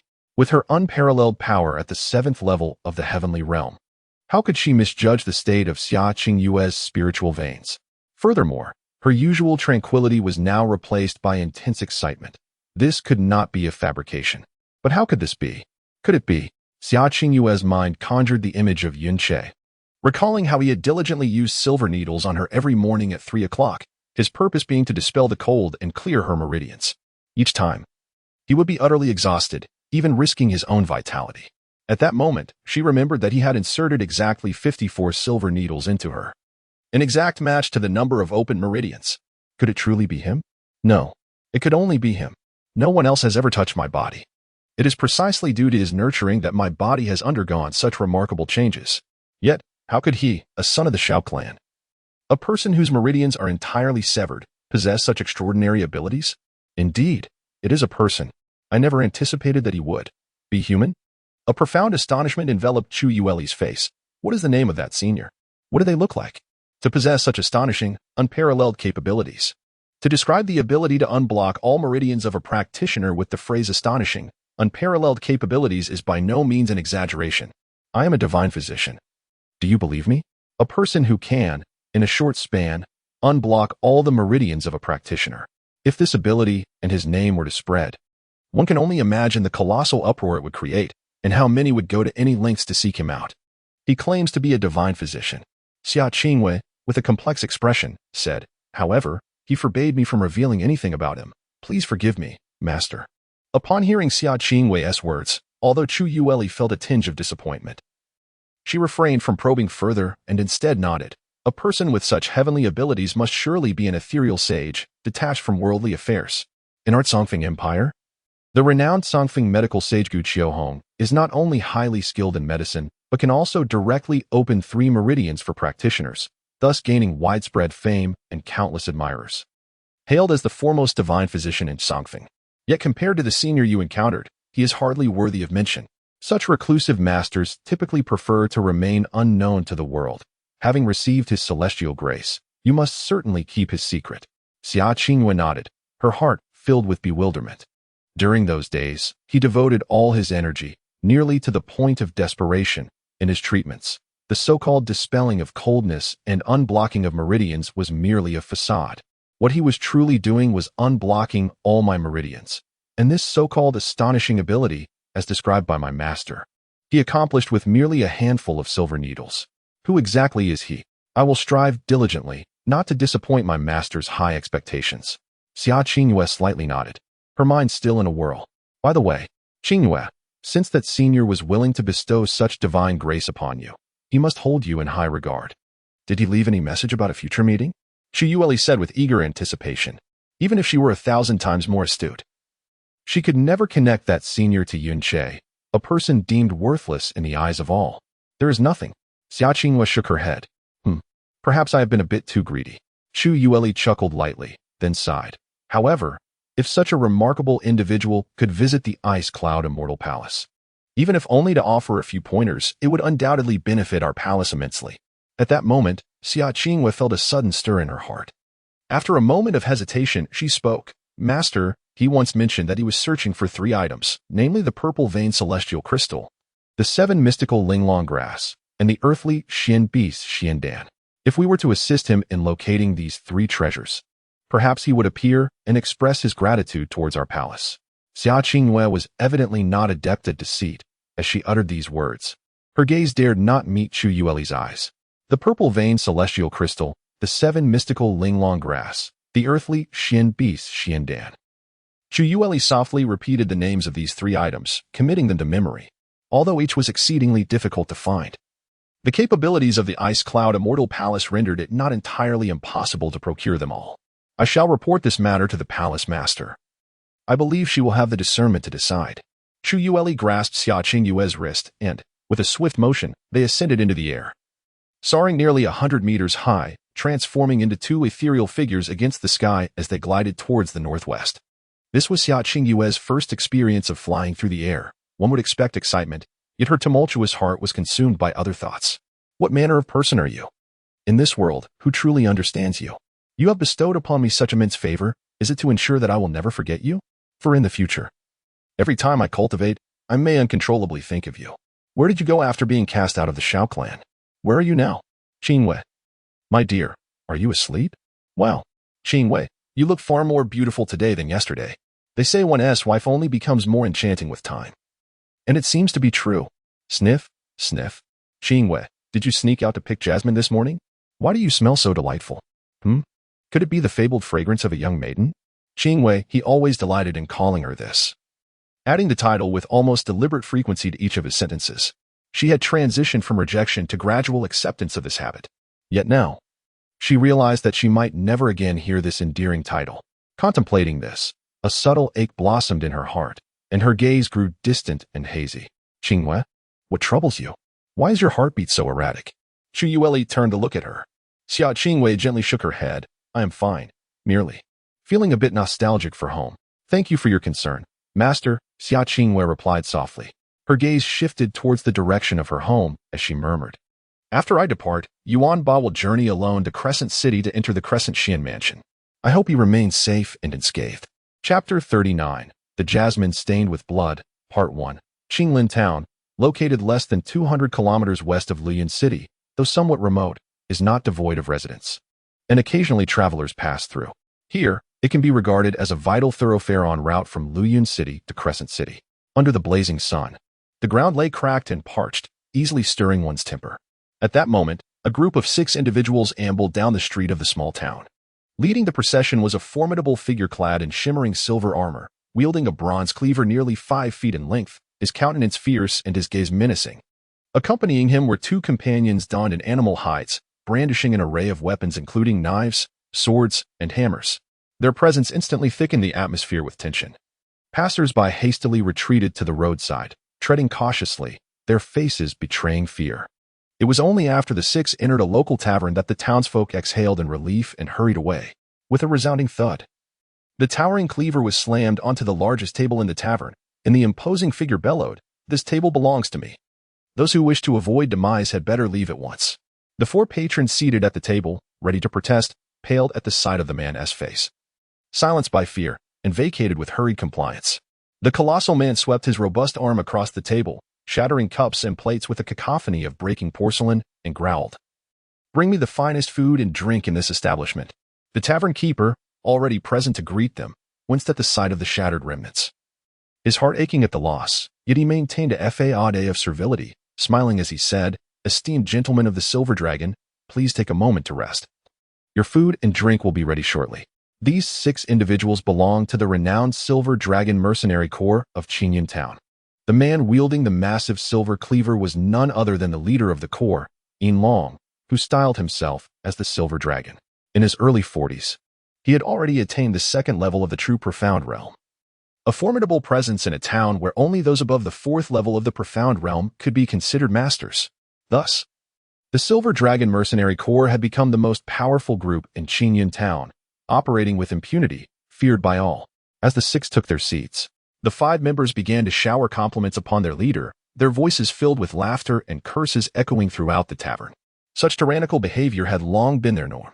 The patrons around them, daunted by the Silver Dragon's notorious reputation, dared not utter a word. At that moment, another group of 5 appeared at the tavern entrance. Leading them was a young man, appearing to be in his early 20s, of average build and unremarkable looks, yet his attire was extravagantly opulent. Anyone from the town who laid eyes on his garments would be envious and unable to look away. He stood at the entrance, surveying the room with an air of superiority, as if gazing upon a collection of inconsequential beings. With a dismissive flick of his brow, he emitted a derisive snort. Behind him, a strikingly handsome youth, seemingly only 17 or 18, hurried forward, bowing slightly and smiling ingratiatingly. "Young Master Xiao, taverns in such small places are always like this. It's unlikely you'll find anything decent within 100 miles, so let us make do." "Humph." Xiao Kuangyun snorted disdainfully, casting another scornful glance around before stepping inside. Xiao Qingji hurriedly took the lead, rushing to secure the best seat available. He crouched down and quickly wiped the wooden bench with his sleeve, then looked at Xiao Kuangyun with a flattering expression as he settled down. Following this, he shouted, "Innkeeper, bring forth the finest dishes and wine at once." As Xiao Kuangyun and his companions entered, the 6 members of the Silver Dragon Mercenary Corps immediately fixated their gazes upon them. One of them scoffed derisively, "Ha, that kid truly has some audacity. Just look at the way he regarded us earlier. TSK. He must be some young master from a prestigious family, out here enjoying a leisurely excursion. Just look at that delicate skin. I bet a mere pinch would leave a mark. Yet he dares to act arrogant in our territory. It's as if he doesn't know the meaning of danger. Boss, should I go teach them a lesson about whose domain this is? Regardless of his family background. In the territory of the Silver Dragon Mercenary Corps, he ought to learn some humility." With that, he seized a hefty blade and swaggered towards Xiao Kuangyun's table. Standing a few paces away, he slammed his weapon onto the table, adopting a menacing demeanor. "Kid, that outfit looks quite nice. However, on someone like you, it's nothing short of a waste. Hurry up and take it off. Off with it. Do you hear me? If you're reluctant, we can assist you in removing it. Should our boss decide to do it, it won't be quite as gentle." "Ah." The raucous laughter of the Silver Dragon Mercenary Corps echoed behind him. The patrons of the tavern instinctively distanced themselves, casting sympathetic glances at Xiao Kuangyun and his party. The innkeeper and his assistant scurried away, too fearful to intervene. What astonished everyone was that, in the face of the notoriously ruthless Silver Dragon Mercenary Corps, Xiao Kuangyun's table remained eerily calm. Xiao Kuangyun, with a look of disdain, brushed off the alcohol that had splattered on his attire, and coldly declared, "All of you are worthless." "Huh? Worthless? What did he just say?" "He said he would render us all worthless." Ah ha ha ah. The mocking laughter of the Silver Dragon Mercenary Corps abruptly transformed into deafening screams. Xiao Ba, like a bolt of lightning, surged forward and sent the loudest 3 assailants flying, accompanied by the sickening sound of cracking bones. Yin Long's laughter vanished as he stumbled back, terror etched across his face. Spirit Xian Realm. The mention of the Spirit Xian Realm resonated through the small tavern like a thunderclap, leaving everyone in a state of shock and disbelief. This was a level of power associated with sects, seen only in major cities, a realm they had never witnessed nor dared to dream of in this quaint Qingyan town. No sooner had Yin Long uttered those words than his remaining 2 lackeys were sent sprawling a dozen meters away by Xiao Ba's powerful strike. Lying unconscious on the ground, Yin Long trembled all over, then collapsed to his knees, desperately bowing his head. I'm so sorry. I was blind.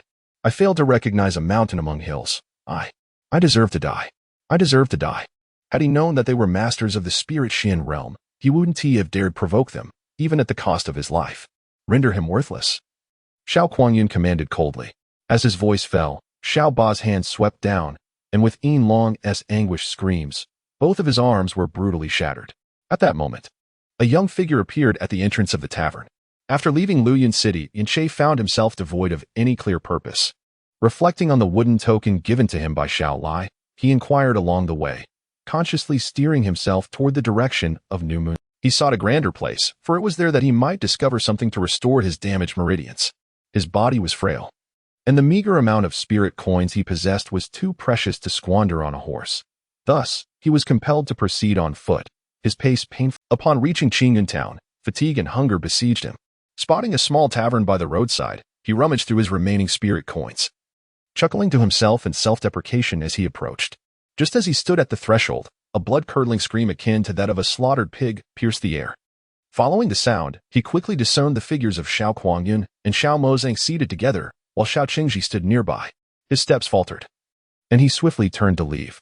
In that fleeting moment, Xiao Ba, who had just shattered Yin Long's arm, happened to glance toward the entrance, his expression shifting immediately. "Innkeeper, remove these eyesores at once," Xiao Kuangyun barked. A group of individuals so insignificant they could hardly be regarded as ants had managed to spoil his appetite. "Why, yes. The innkeeper stammered, trembling as he nodded vigorously, hastily instructing the trembling waiter to escort the members of the Silver Dragon Mercenary Corps out of the establishment. Yin Long, a second-tier true profound realm expert, was not to be trifled with in Qinglan town. This seemingly arrogant and ruthless young man had underlings who were spirit profound realm cultivators. They dared not display even the slightest hint of defiance. "Young master," Xiao Ba whispered softly in Xiao Kuangyun's ear as he approached his side. Are you referring to that waste who was expelled from the Xiao clan?" Upon hearing Xiao Ba's words, Xiao Kuangyun's eyes narrowed, a cold smile spreading across his face. "Excellent. I had almost forgotten about that character. Since fate has brought him to my doorstep. Xiao Ba, go and mar his visage for me." "The sect master has instructed that we must not bully others with our power," Xiao Mozhang stated expressionlessly. "Humph. That waste from the Xiao clan dared to humiliate me publicly that day. It is enough mercy that I did not have him displayed as carrion in Luoyuan City." Xiao Kuangyun said in a low voice, "Xiao Ba, after you ruin his face, cut out his tongue. He is quite the silver-tongued fellow. Let us see how he will charm others in the future." That day at the Xiao clan, Yin Che had publicly unveiled his schemes. Turning each of his words into a slap upon his own face, how could he not harbor resentment? The desire to disfigure Yin Che's face stemmed not only from jealousy, but also from the bitter envy that this waste had managed to wed the very woman, Xia Qingwei, that he himself could not possess. Xiao Mozhang fell silent, while Xiao Ba nodded in silence and gradually made his way out of the tavern, heading directly towards the direction Yin Che had taken. Chapter 40, The Bloodstained Jasmine, Part 2. The streets of Qinglan town boasted a few shops, yet they encompassed a sufficient variety. Yin Che furrowed his brows, quickening his pace until he swiftly turned into a pharmacy on his right. "Shopkeeper, do you have purple lantern flowers and iron sand vines?" Upon entering the pharmacy, Yin Che spoke directly, his gaze scanning the establishment rapidly. "Half a pound of each," he stated briskly. The shopkeeper casually wrapped the herbs and tossed them to him. "That will be 20 yellow mystic coins." Note: in the Tianshan continent, there are 3 types of circulating currency: yellow mystic coins, green mystic coins, and purple mystic coins. 1 purple mystic coin equals 100 green mystic coins, which in turn equals 10,000 yellow mystic coins. The value of mystic coins can be referenced. An average family in the Tianxian continent earns approximately 30,000 yellow mystic coins annually, equivalent to 3 purple coins. After placing the mystic coins on the counter, Yun Che hastily departed, continuing his journey towards the southern exit of the town. Xiaoba, having spotted his figure, did not rush to act but followed him expressionlessly. The exit of Qinglin Town soon appeared ahead. Southward from Qinglin Town lay an unbroken expanse of mountains known as the Qilong Mountain Range, home to a myriad of mystic beasts and fraught with peril. Even the formidable mystics or mercenary groups of Qinglin Town dared only to operate at the periphery of the mountains. Venturing deeper would summon the wrath of more powerful mystic beasts, often resulting in near-certain death. The mountain range earned its name from the legend that at its very heart resides a colossal flame dragon capable of spewing scorching fire. As Yun Che stepped into the territory of the Qilong Mountain Range, he inhaled deeply, cradling the 2 bags of herbs he had just purchased against his chest with his right hand, while his left hand covered them. The Tian poison pearl shimmered with brilliance. Instantly, a multitude of fragments fell from his hand. When he withdrew his left hand, only a small mound of purple-black powder remained in his palm. The purple lantern flower bore no toxicity, nor did the iron sandvine. Consuming them together would not evoke any toxic reaction, even in the presence of poison. For those who have reached the spiritual mystic realm, ordinary toxins would have a negligible effect, if not entirely ineffective. However, the powder formed by the extraction and fusion of certain components from both the purple lantern flower and iron sandvine possesses an extraordinarily potent irritant quality for the eyes. Should it come into contact with the eyeball, even the mightiest mystic would suffer temporary blindness. Surprised to find Yun Che, Xiaoba regarded him with disdain, coldly remarking, "You must be Xiao Che, the waste cast out of the Xiao clan." "No, I am Yun Che." Yun Che met his gaze with composure, devoid of any fear. "Humph." Xiaoba seemed unimpressed by what he called him, showing no reaction to Yun Che's calm demeanor. To him, a crippled mystic was hardly worthy of contemplation. By the young master's order, I am to escort you to meet the king of hell. In your next life, remember not to foolishly provoke those you cannot contend with. As the sound fell, Xiaoba had already acquired a gleaming short blade in his hand. With a swift flick of his right hand, the dagger soared through the air with a piercing whistle, aimed directly at Yun Che. Xiao Kuangyun had instructed him to mutilate Yun Che's face and tongue. However, he evidently lacked the patience to squander such time and effort on a thoroughly worthless being, even dismissing the need to physically engage him. Instead, he sent the blade flying, targeting Yun Che's throat with lethal intent. The moment Xiaoba brandished the short blade, Yun Che's brow furrowed sharply. As Xiaoba launched the weapon, a sense of alarm surged within him. He had braced himself for a brutal assault from the formidable figure of at least the spirit realm. Yet he had never anticipated that the Xiao clan member would resort to using a weapon against someone so utterly powerless. Moreover, he was employing a throwing knife for the kill. With his meager spiritual power, how could he possibly evade the attack of a spirit realm expert? Was Xiaoba's temperament truly so warped? Did he not adhere to the logic of a rational individual? To slay someone devoid of spiritual power with a weapon, what a disgraceful act. Yun Che inwardly cursed helplessly as the lethal glint in his opponent's eyes drew ever closer. His instincts prompted an immediate evasive reaction, yet his sluggish body rendered him incapable of escaping the impending doom. Just as the dagger was poised to pierce Yun Che's throat, a lightning-fast crimson shadow suddenly surged forth from his form, darting towards Xiaoba. The short blade failed to find its mark on Yun Che. In fact, the weapon had vanished entirely from his field of vision. However, behind Xiaoba emerged a petite and exquisite figure. She stood with her back to Yun Che, clad in a flowing white dress, her bare legs resembling polished jade, and her fiery red hair cascading down to her waist, a vision of unparalleled allure. In her right hand, she distinctly held the very dagger that Xiaoba had launched moments before. This girl, her attire and crimson locks, could it be? A cool breeze wafted through the air, and suddenly, Xiaoba's upright form began to collapse in the gentle wind.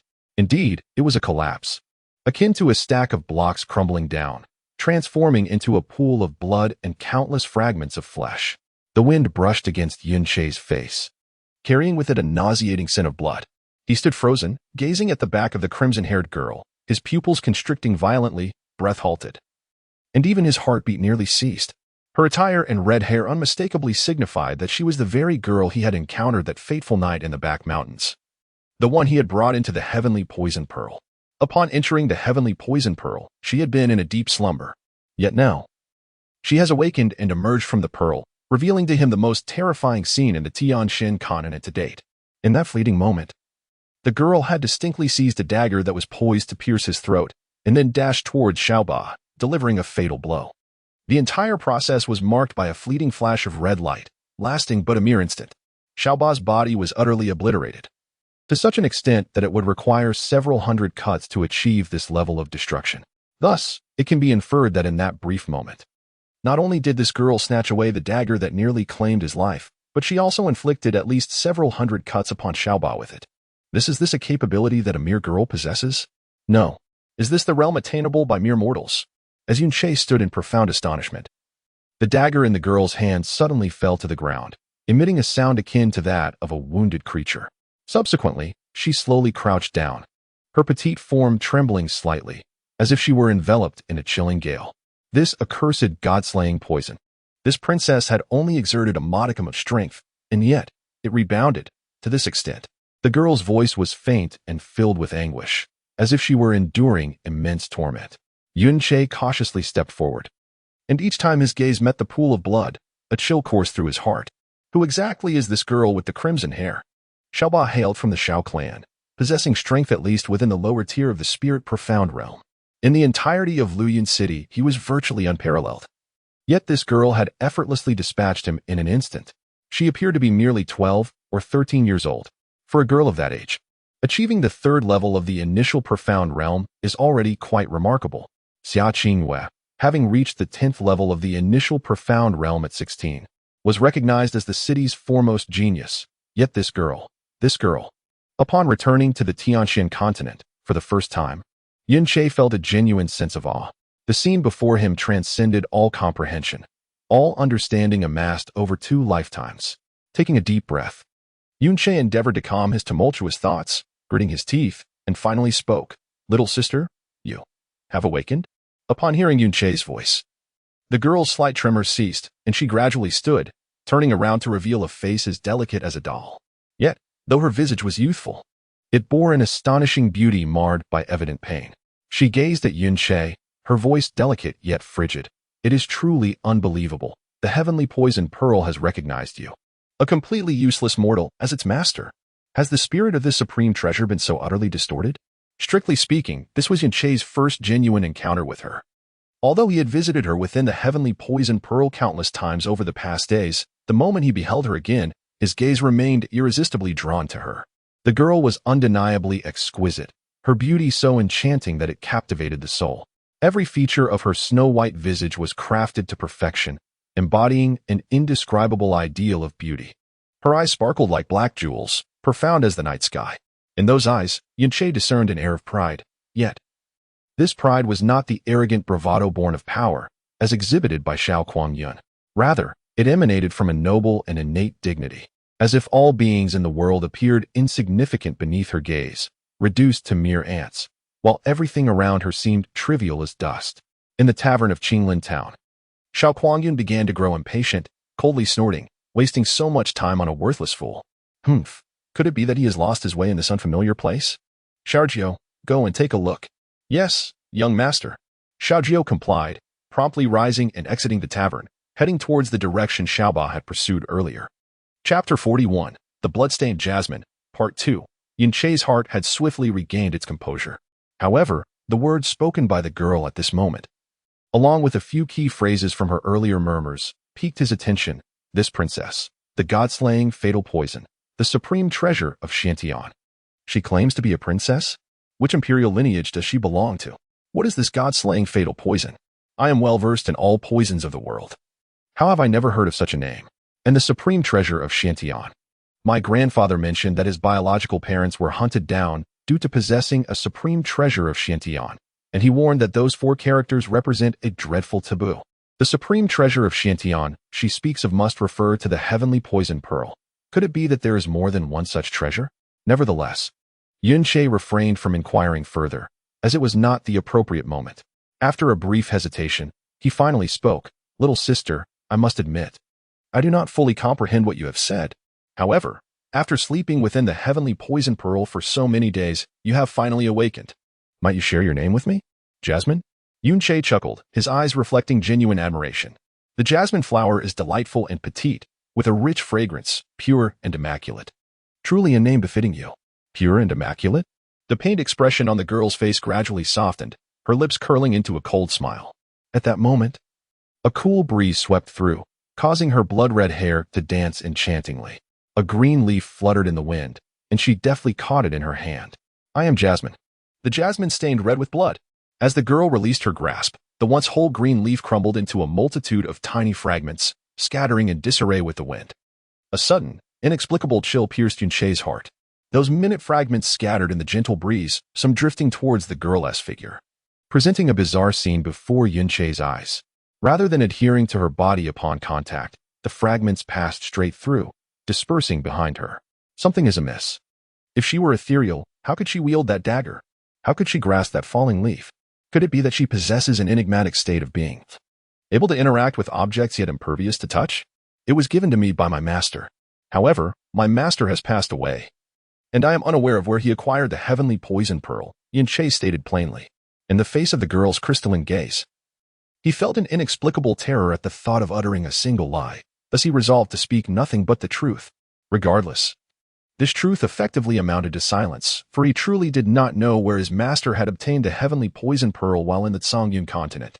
The girl's gaze lingered on his eyes for 3 seconds before it slightly wavered.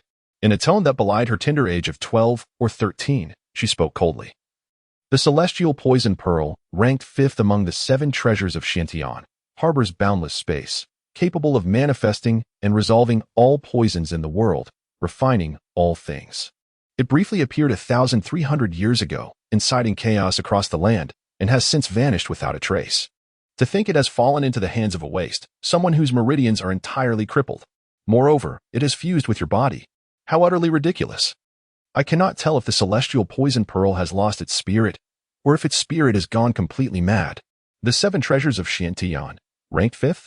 The girl's delicate brows suddenly furrowed, an icy, killing intent coalescing around Yunche, enveloping him entirely. Since the celestial poison pearl is willing to attach itself to such a waste as you, it has no reason not to adhere to this princess. A chilling gust of wind surged forth, and before Yunche could react, his back slammed against the tree trunk. The girl's frostbitten visage, filled with murderous intent, was now alarmingly close, her left hand gripping his throat with an unyielding force. Yunche's eyes widened in shock, his complexion paling rapidly as he struggled to breathe.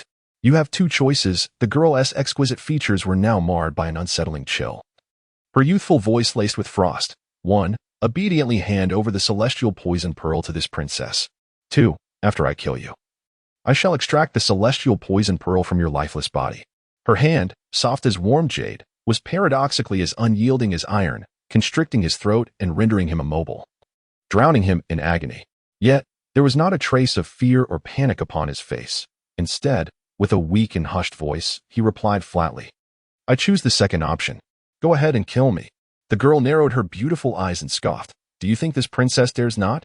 As she spoke, her grip tightened, 5 ghastly red marks appearing on Yunche's neck, his expression twisting further in pain.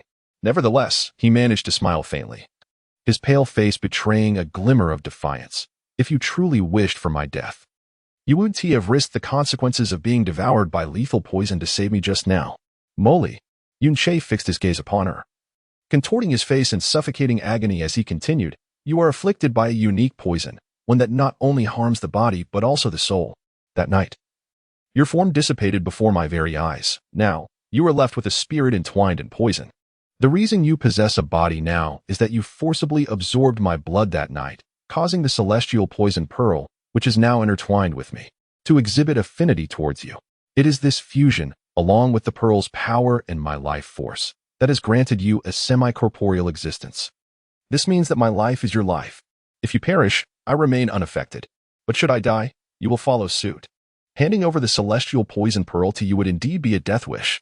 A profound astonishment flickered in the depths of Molly's beautiful eyes, and her delicate fingers slowly loosened their grip on Yunche's throat. Finally liberated from the torment of choking, Yunche erupted in a violent fit of coughing, followed by frenzied retching that expelled even bile, leaving his complexion a ghastly shade of pallor. You don't appear to be as ineffectual as you seem, Jasmine remarked, casting him a sidelong glance. How can you discern all of this? With a low chuckle, Yun-Che replied, because I am a divine physician. If you wish to survive, not only must you refrain from harming me, but you must also exert every effort to protect me. The ability to condense one's soul into form is a power attainable only at the realm of the King Xian. Your life, indeed, holds far greater value than my own. The gravity of such a statement from a mere 12 or 13-year-old at the King Xian realm was unimaginable, sending tumultuous waves through Yun-Che's heart. Across the vast Songfeng Empire, one could reign unchallenged upon reaching the Tianxin realm, while those who attained the King Xian realm numbered fewer than 10. Each of these individuals possessed an aura of supremacy akin to that of emperors, unparalleled in their might. Achieving such heights requires not only extraordinary talent and fortuitous opportunities but also ample time. Those within the Songfeng Empire who reached the King Xian realm were all over a century old. Once at this pinnacle, even if one's physical body were to be destroyed, the soul could still coalesce into form. As long as an opportunity to reconstruct the physical body arose, one could be reborn in perfection. The girl, whose physical form may have been obliterated yet whose spirit remained tethered to the vitality of life, evidently possessed strength that clearly belonged to the King Xian realm. What a terrifying concept that is. Yet, the next words from the girl rendered Yun-Che utterly speechless for 5 seconds. King Xian? Her gaze remained unperturbed, but her expression unmistakably conveyed profound disdain. What is that? Yun-Che. At that moment, a hurried sound of footsteps suddenly echoed from ahead. Jasmine's eyes sharpened as she slowly turned to face the source of the sound, which soon materialized into view. Xiaojiao, another would-be taker of my life has arrived. I leave it to you to decide how to proceed. Just moments ago, when confronted by Xiaoba, despite the secret weapon he clutched, it would have been impossible to claim I felt calm. Yet now, facing Xiaojiao once more, I find myself devoid of any sense of trepidation. Leaning casually against the trunk of a tree, my gaze towards Xiaojiao is tinged with a hint of pity and regret. Why is it that only Xiaojiao has come? How splendid it would be if more were to accompany him to their demise. Xiaojiao first beheld Yun-Che. Then his gaze fell upon the pool of blood and the scattered remnants of flesh on the ground. Although Xiaoba's body had been shattered into thousands of pieces, their decades-long acquaintance allowed him to recognize it at a glance. Instantly, a wave of horror washed over him, and when his eyes landed on Jasmine, he became utterly paralyzed with shock. Xiaoba and Xiaojiao, both born of the distant branches of the Xiao clan, occupy a lowly status within the vast lineage. However, due to their remarkable talents exhibited from a young age, they were selected for exceedingly rigorous training, ultimately becoming the personal guards of Xiao Kuanyuan. Not only do they possess formidable spiritual power, but their cold, unfeeling demeanor renders them solely devoted, devoid of interest in anything else, including women. Even in the presence of stunningly beautiful maidens, their expressions remain unchanged, their hearts undisturbed, resembling machines devoid of basic emotions.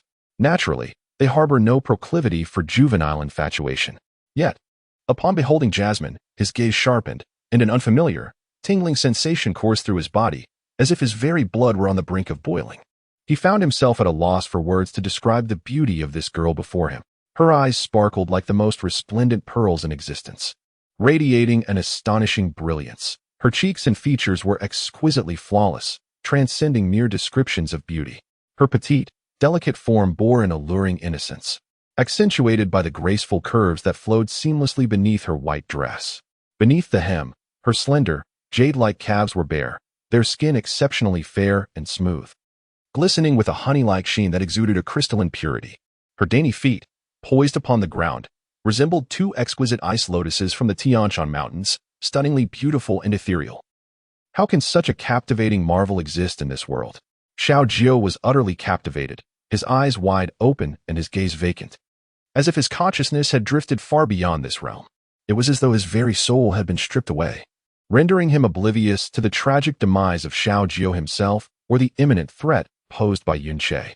In his vision and in his mind, there remained only the enchanting girl whose beauty eclipsed the heavens, her flowing crimson hair dancing in the wind, bestowing upon her an alluring and delicate charm that quickened his heartbeat, igniting a fervent desire within him to possess her, to pin her beneath him and ravage her with reckless abandon.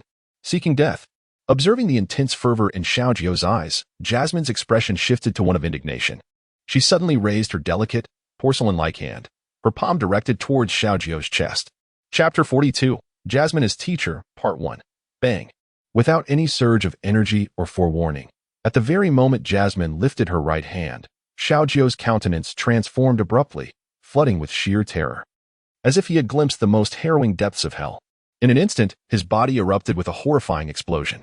His head, limbs, torso, and innards were all obliterated in a singular moment, erupting into a vast crimson bloom, with blood stars scattering far and wide, staining the ground within several meters in a deep scarlet hue. Yunche, Xiaoba and Xiaojiu, two formidable warriors hailing from the Xiao clan and serving as guardians to the clan's leader, met their untimely demise at the hands of the girl named Jasmine. One was instantly torn apart, while the other was obliterated in an instant, both perishing without even the slightest struggle, perhaps until their last breath. They remained oblivious to the manner of their deaths. Their demises were each more tragic than the last. Yunche, having taken countless lives and grown accustomed to the brutality of bloodshed, employed exceedingly ruthless methods when confronting those he loathed. Yet, never had he resorted to such ferocity as witnessed in Jasmine's actions on those two occasions. To be more precise, he lacked the capability to do so. This girl with crimson hair, who identifies herself as Jasmine, who is she truly? Suddenly, a profound groan of pain escaped Jasmine's lips, causing her petite frame to collapse onto the ground, trembling uncontrollably. Amidst the remnants of shattered corpses lay Xiao Baqian, while Xiao Jiuqing was reduced to a pool of blood. In that moment, Yunche began to comprehend why she referred to herself as the bloodstained Jasmine. From her method of killing, one could only imagine the countless lives she had extinguished, each demise marked by unfathomable tragedy, though she appeared to be nothing more than an immature girl. Her actions mirrored those of a ruthless and merciless harbinger of death. An uncontainable chill of fear surged within Yunche's heart, observing her anguish.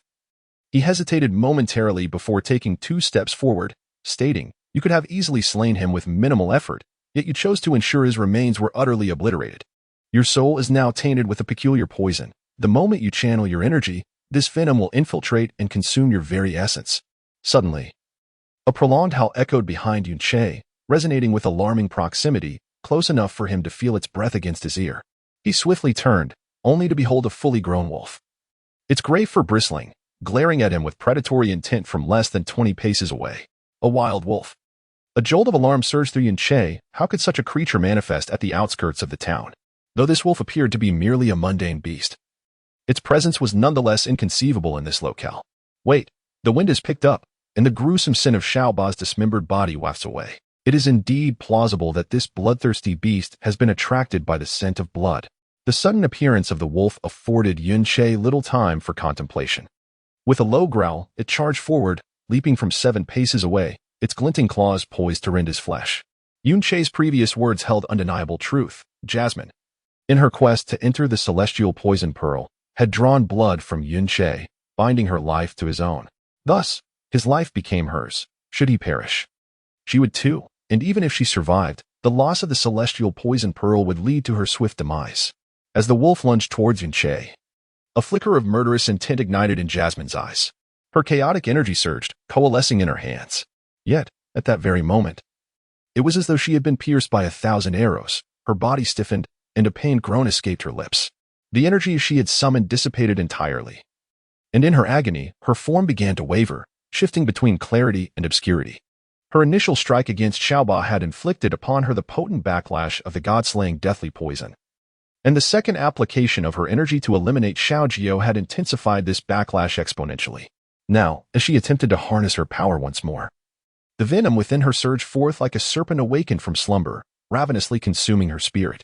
She found herself incapable of standing, her half-ethereal body threatened with dissolution under the onslaught of the poison. Do not use your energy. Seeing Jasmine's form flicker into near invisibility, Yunche's brows furrowed deeply as he roared in desperation. As the wild wolf lunged forward, its fangs approached his pupils like a razor's edge. With a sharp rip, the fabric of his right shoulder was violently torn, narrowly avoiding injury to his flesh. In a sudden, desperate dive to the right, Yunche barely evaded disaster. Without waiting to rise, he hurled the powder he had intended for Xiaoba with all his might towards the direction of the gray wolf. The fine dust landing precisely on the wolf's head as it descended. The creature let out a chilling, anguished howl, collapsing to the ground while frantically clawing at its own eyes. Yunche sprang to his feet with remarkable speed, swiftly retrieving the dagger that Jasmine had discarded. Gritting his teeth, he retaliated against the wild wolf, driving the blade with all his strength towards its throat. Though the wolf was a mere beast, its flesh and bones were remarkably sturdy, An ordinary person would only inflict a superficial wound upon its throat bone, awakening its ferocity rather than ending its life. Yet, with lightning speed, Yunchei's dagger found its mark, slicing through the interstice of the wolf's throat bone and severing its trachea. The wolf's cries turned into a feeble, mournful whimper as its body convulsed violently before collapsing, lifeless.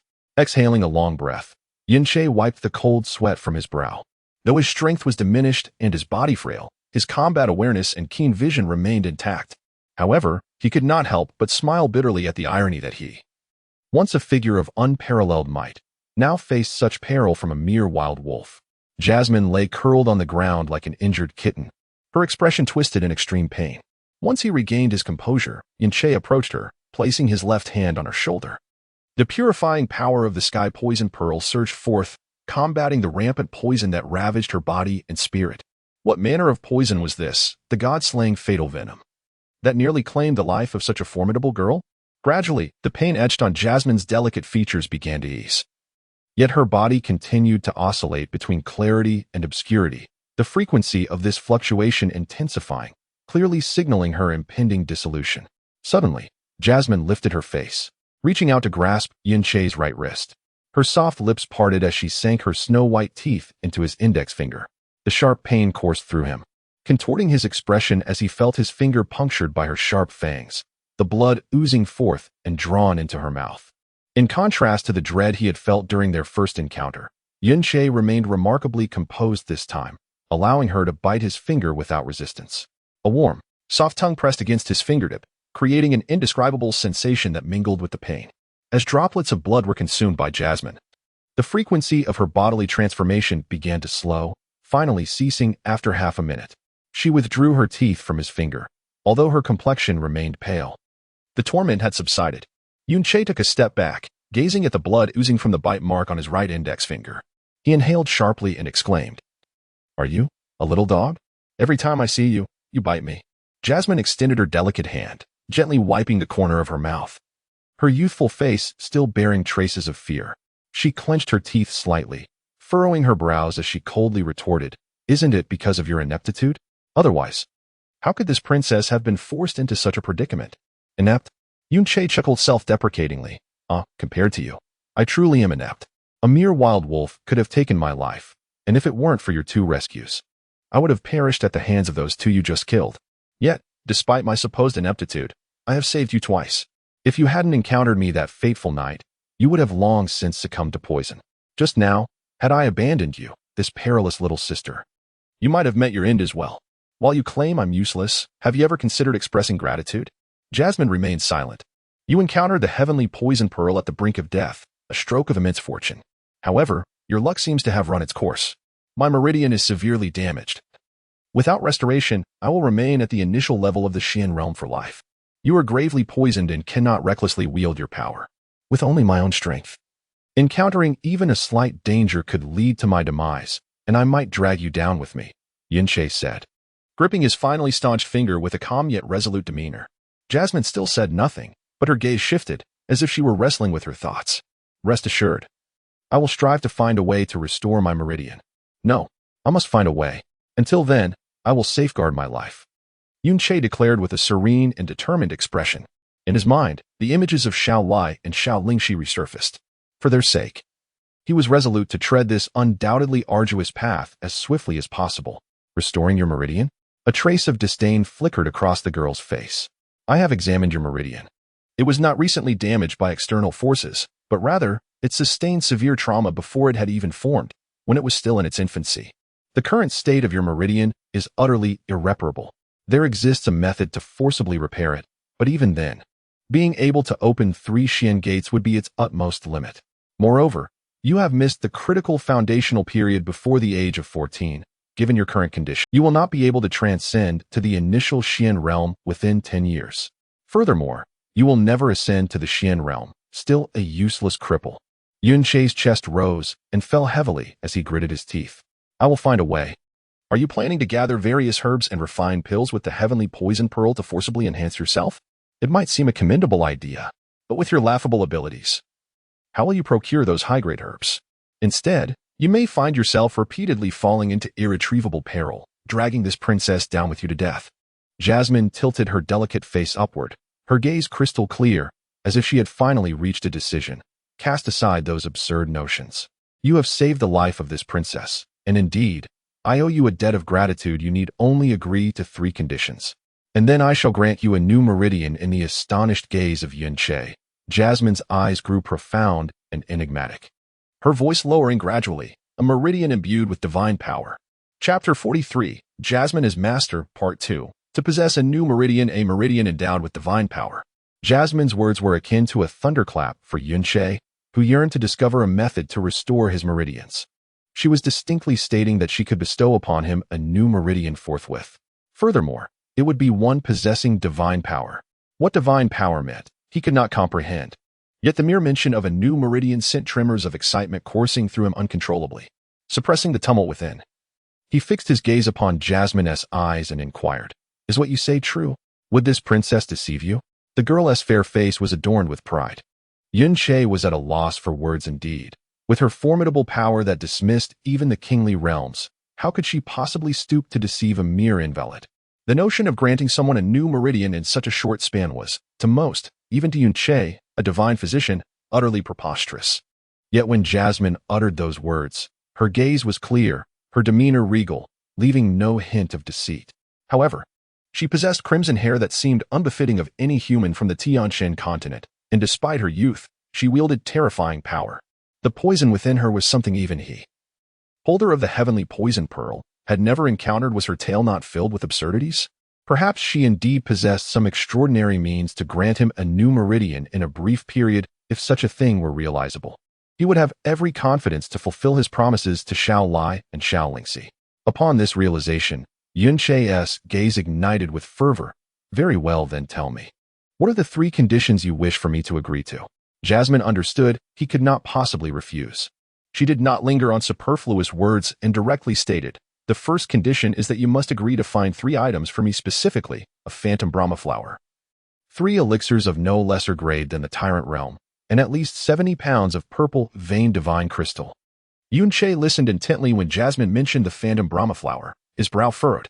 He had heard his master speak of this flower, yet he had never laid eyes upon it. His master once told him that the phantom Brahma flower is the essence of the utmost yin and evil, growing solely in the coldest and most sinister of places. Its stalks and leaves are a deep purple-black, blooming only once every 24, with flowers of an extraordinarily vivid violet, their petals wreathed in a faint purple mist that wafted with the eerie sounds of wailing spirits. After 3 days of blooming, the flower will wither, and the next bloom will not occur for another 24 years.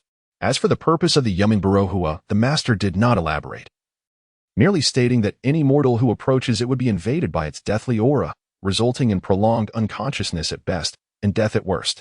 To venture to a place of utmost coldness and darkness, in search of a flower that only blossoms once every 24 years, with the potential of fatal consequences, stirred a slight furrow in Yunche's brow, yet he exhibited no extreme reaction. If Jasmine could indeed bestow upon him a new profound meridian, such a request could hardly be deemed excessive. However, the second item Jasmine mentioned nearly caused him to exclaim in disbelief. 3 profound pills, each no less than those derived from a dominant profound beast. Are you jesting with me? The concept of the dominant profound realm is legendary. An echelon that countless profound practitioners cannot reach, a pinnacle that remains elusive.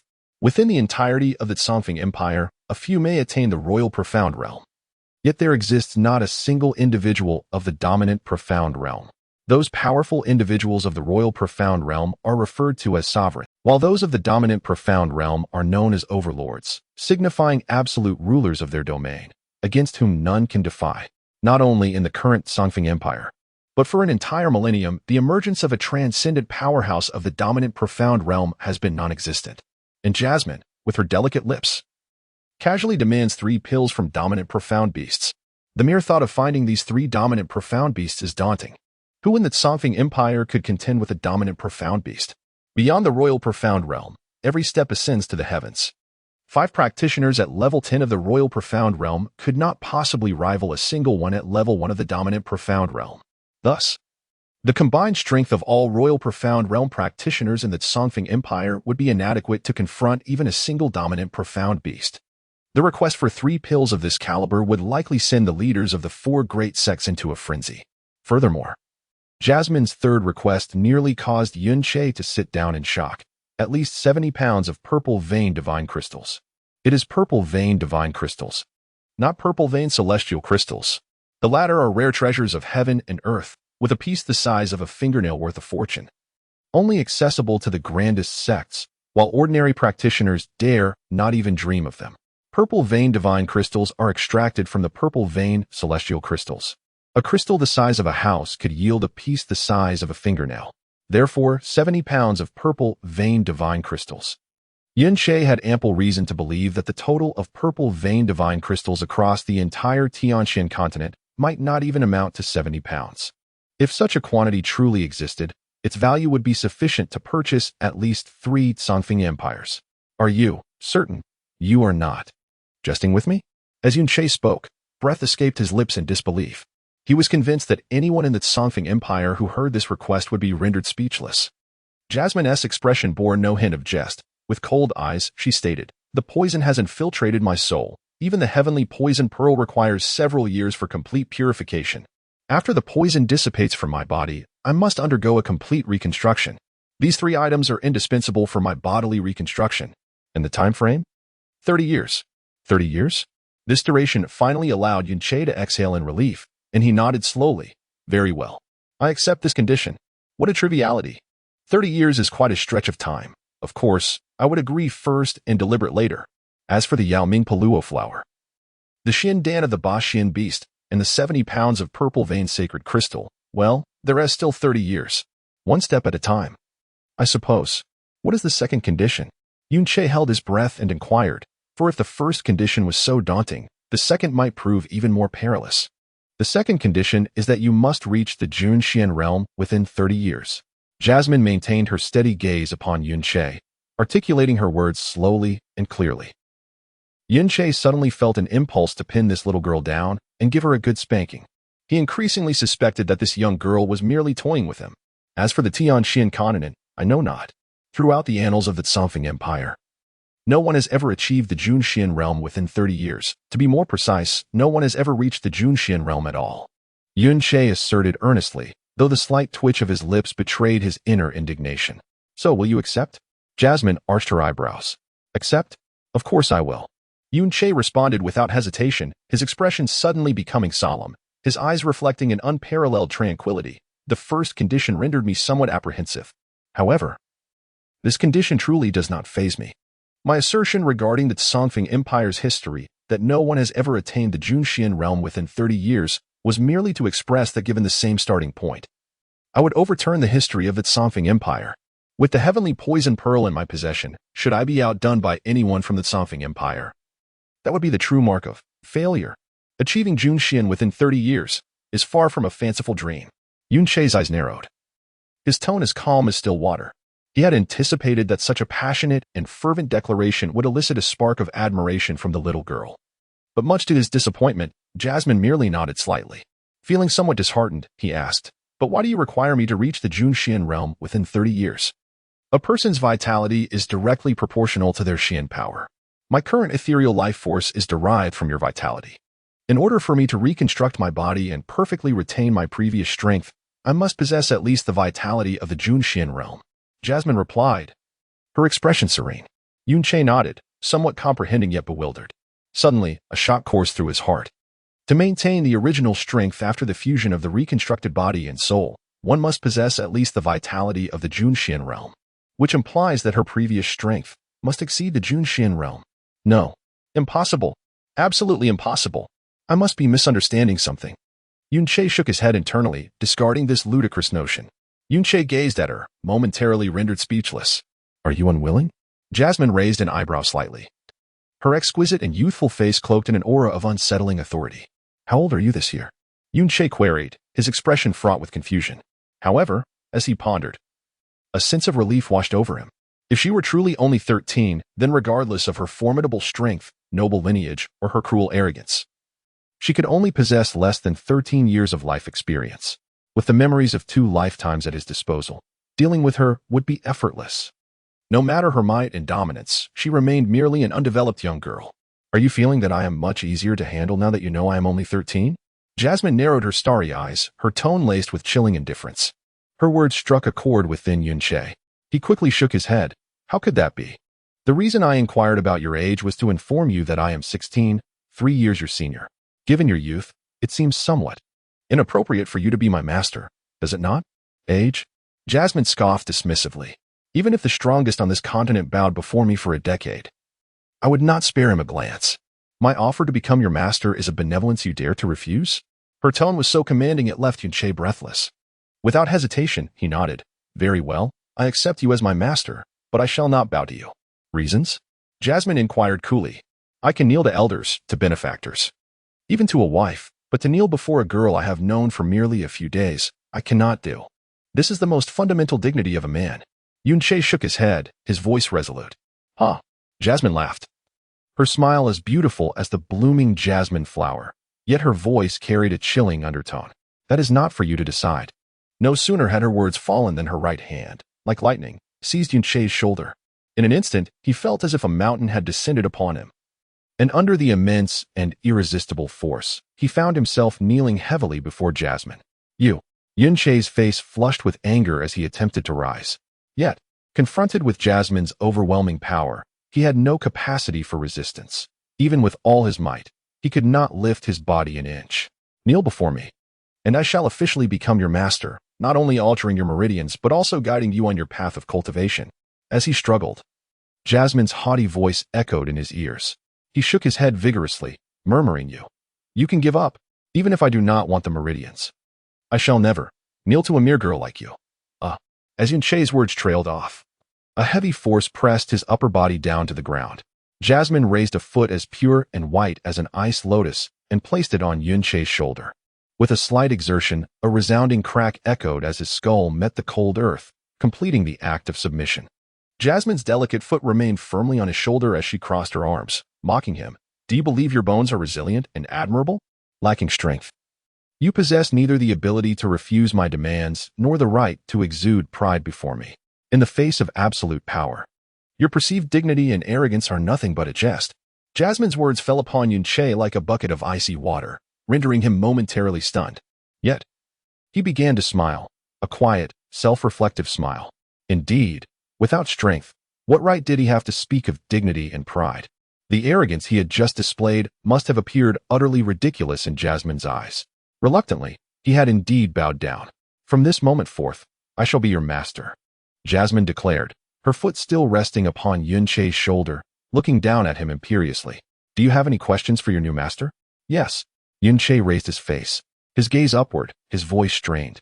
I wish to ask, do you lack hair that is yet to grow, or are you a natural white tiger? On the night Yunche first encountered Jasmine, her form dissipated, leaving only a heap of garments. He had merely draped her dress over her with the heavenly poison pearl, leaving her undergarments untouched. Upon awakening within the heavenly poison pearl, Jasmine could only wear the white dress, rendered entirely void of any other coverings.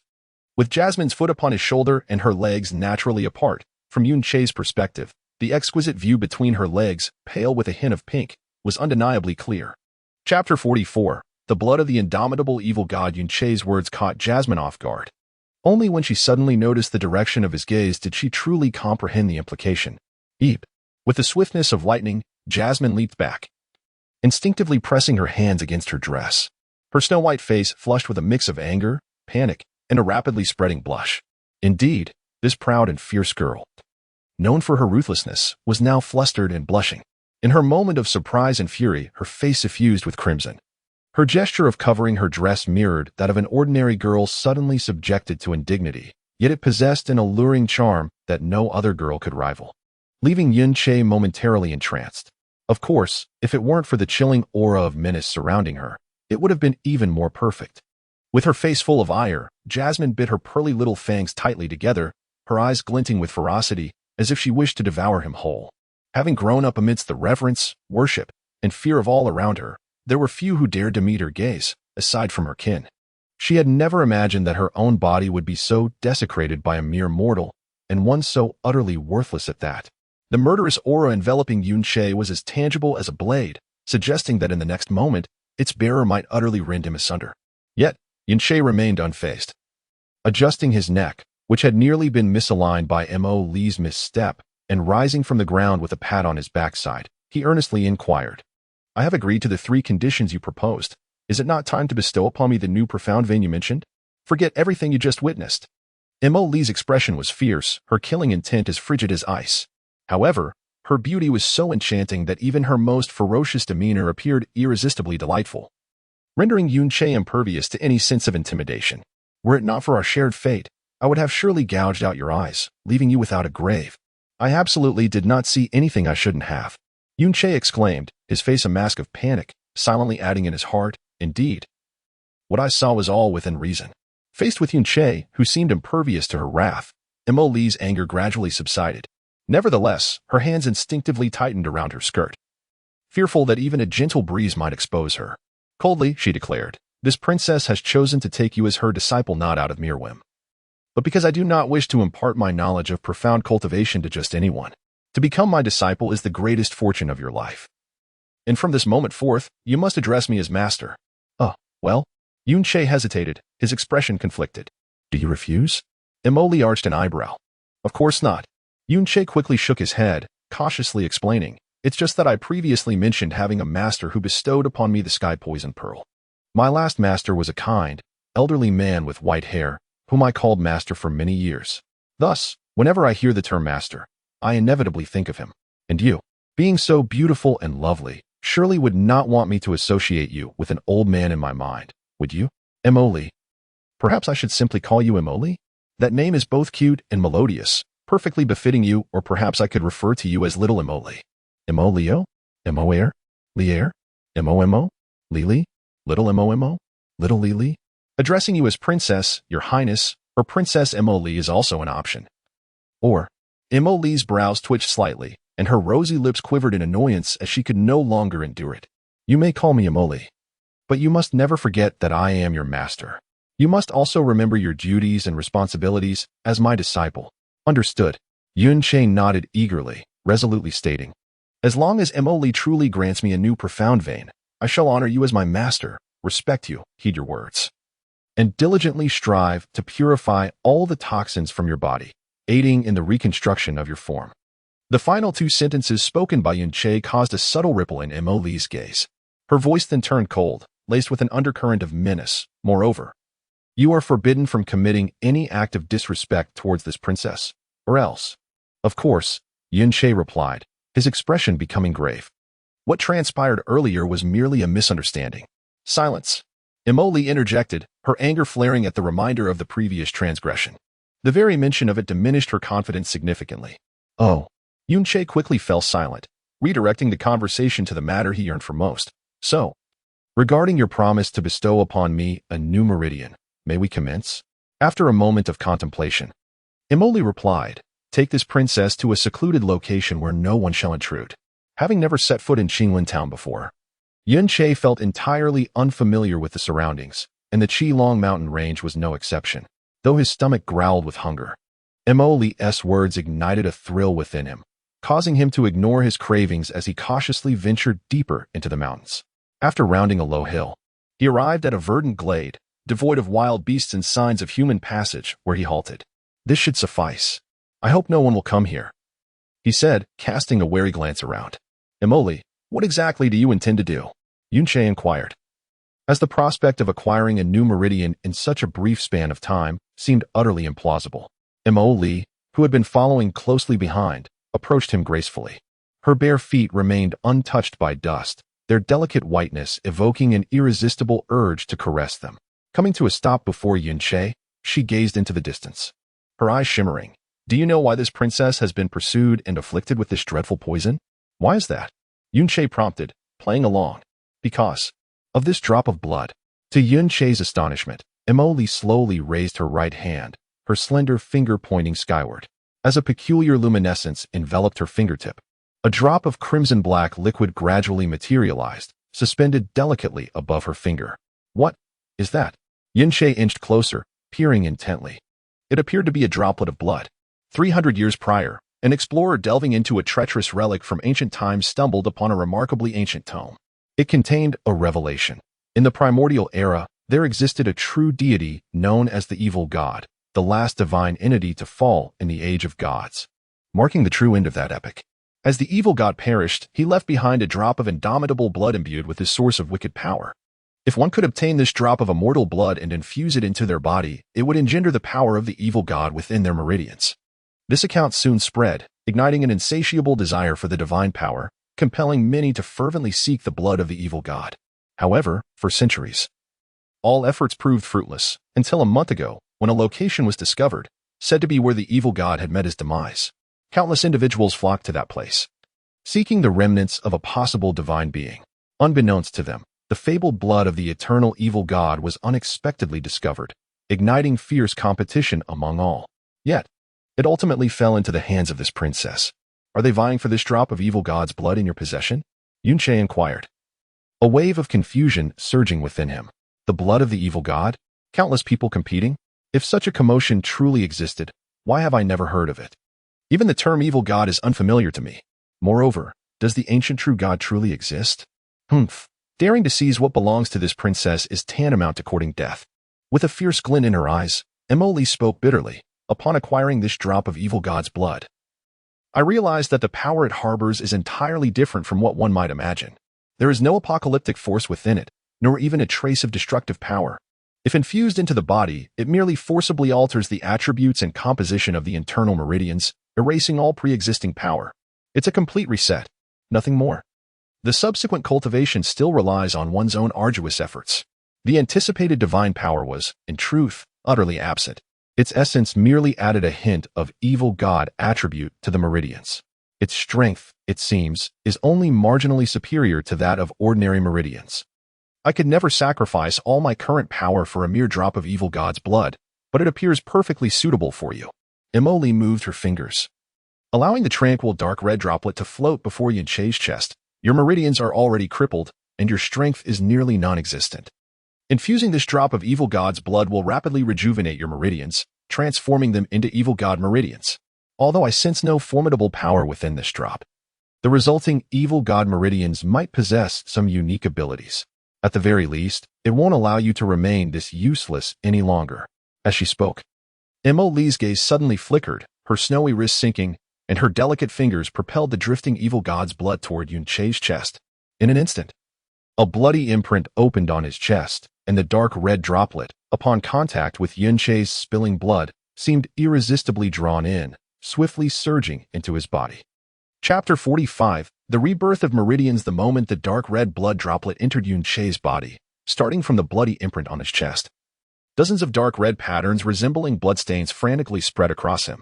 In the blink of an eye, they enveloped his entire being, his chest, hands, legs, face, ears, and even his eyes were adorned with blood-red, demonic patterns.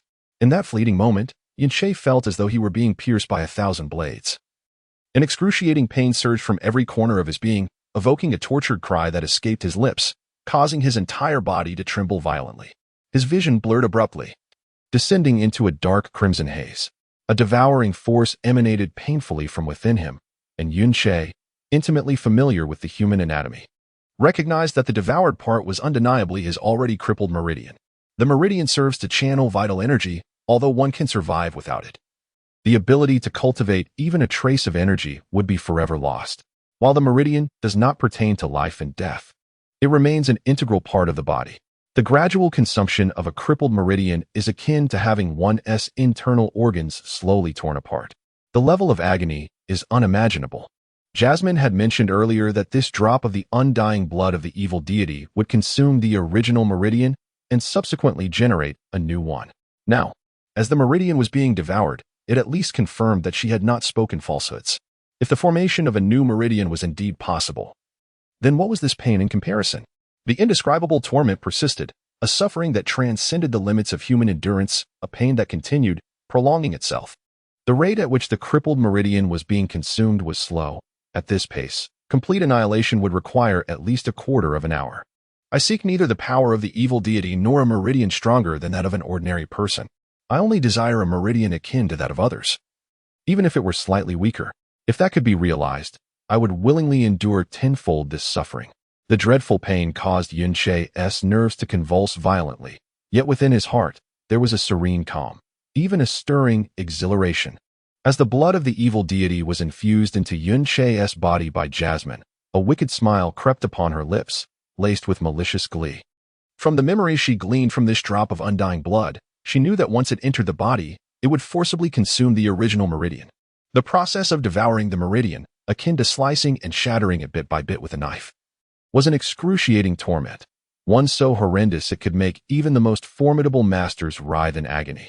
Did you think that by lewdly gazing upon my body, I would simply let you go? This drop of evil deity's blood will indeed grant you a new lineage, but it will also enact upon you the cruelest of punishments in my stead. Jasmine laughed cruelly, observing the crimson magical patterns spread across his body. Witnessing his eyes morph into a dark red hue, watching as he trembled and his visage contorted in pain. Gradually, however, her smile began to freeze, replaced by an increasingly profound astonishment. His limbs quaked, his muscles convulsed, and his features twisted together in a grotesque manner.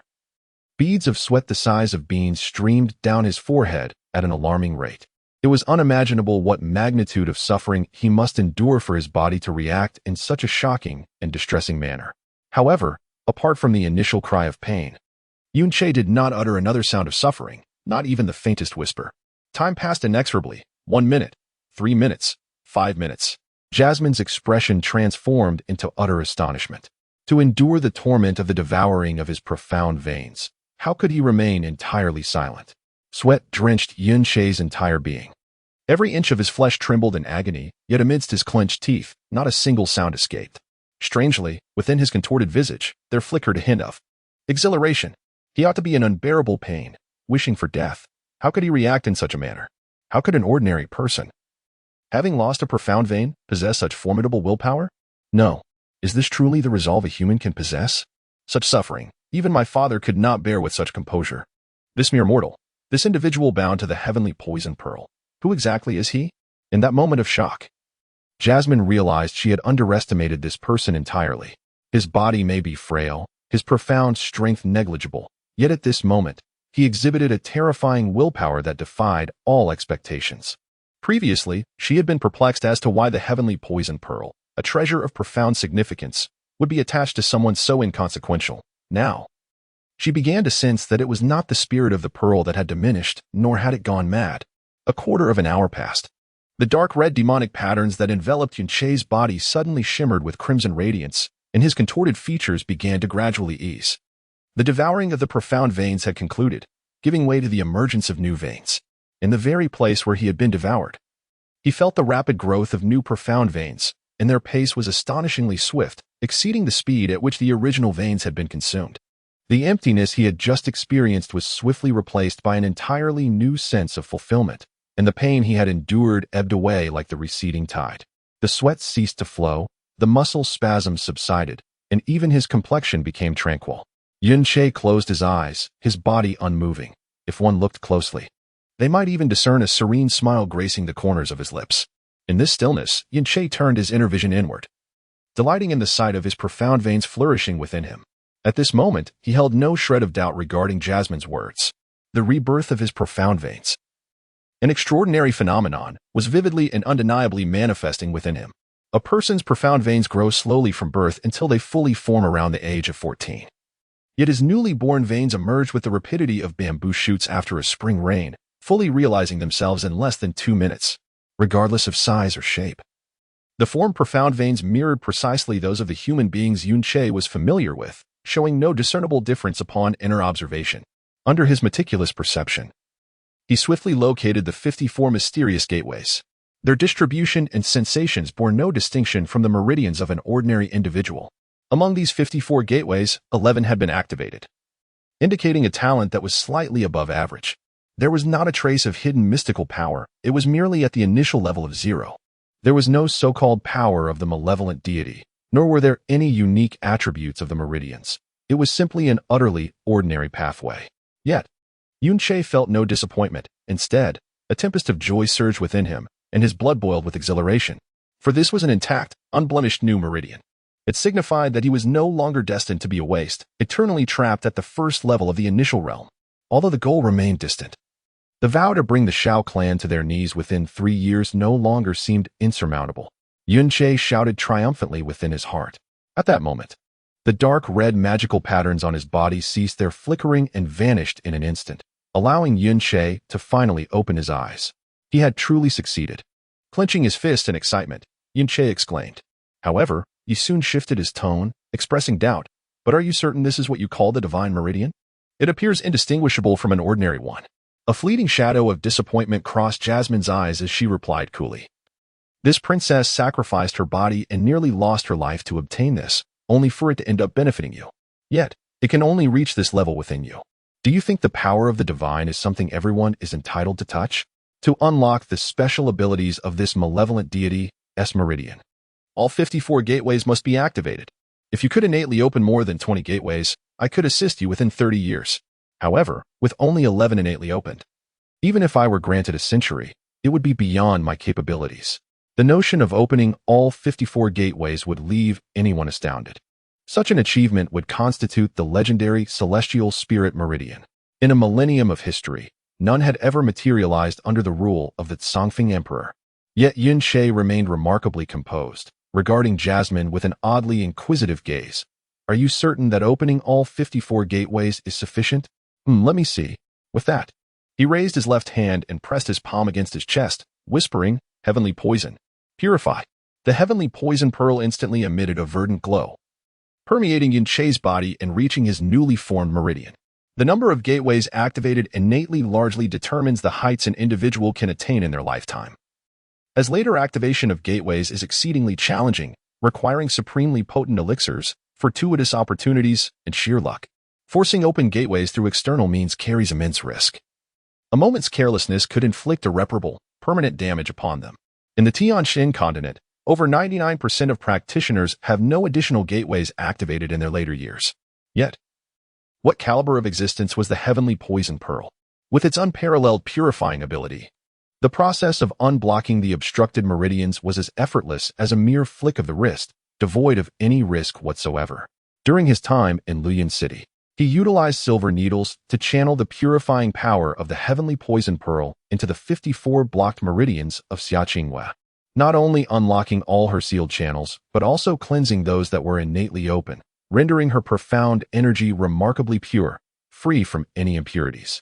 However, since Xiaqingwei was an individual distinct from him, employing the purifying capabilities of the heavenly poison pearl posed certain challenges, exhausting him with each attempt. Yet, purifying his own meridians was as simple as playing with one's own fingertips. Under Yun-Che's guidance, the purifying force of the heavenly poison pearl flowed smoothly through his 54 meridians. Yun-Che could almost hear the distinct sounds of the blocked meridians becoming unsealed.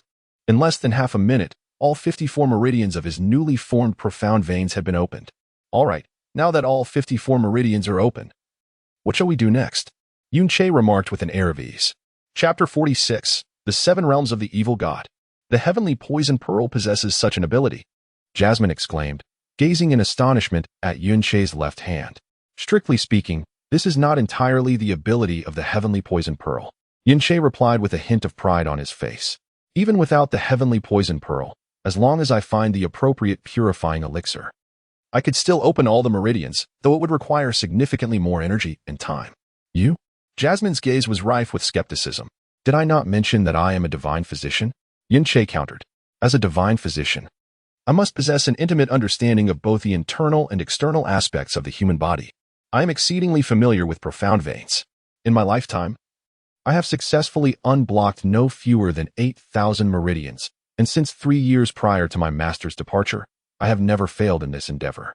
Moreover, the heavenly poison pearl possesses a purifying capability that surpasses even the finest elixirs, making the process of unblocking meridians extraordinarily simple. Yun-Che spoke with such nonchalance that his confidence seemed absent, as if recounting the most mundane of tasks. Jasmine found it difficult to harbor any doubts in her heart. After scrutinizing Yun-Che for a considerable time, she finally murmured, "You are indeed a peculiar individual. However, do you truly believe that merely opening all the meridians is an impressive feat? Your foundation already lags significantly behind others." Jasmine's cold water dousing did not faze Yun-Che in the slightest. He directly inquired, "Earlier, you mentioned that once the 54 meridians are fully opened, they would reveal their unique capabilities. Why do I feel nothing at all?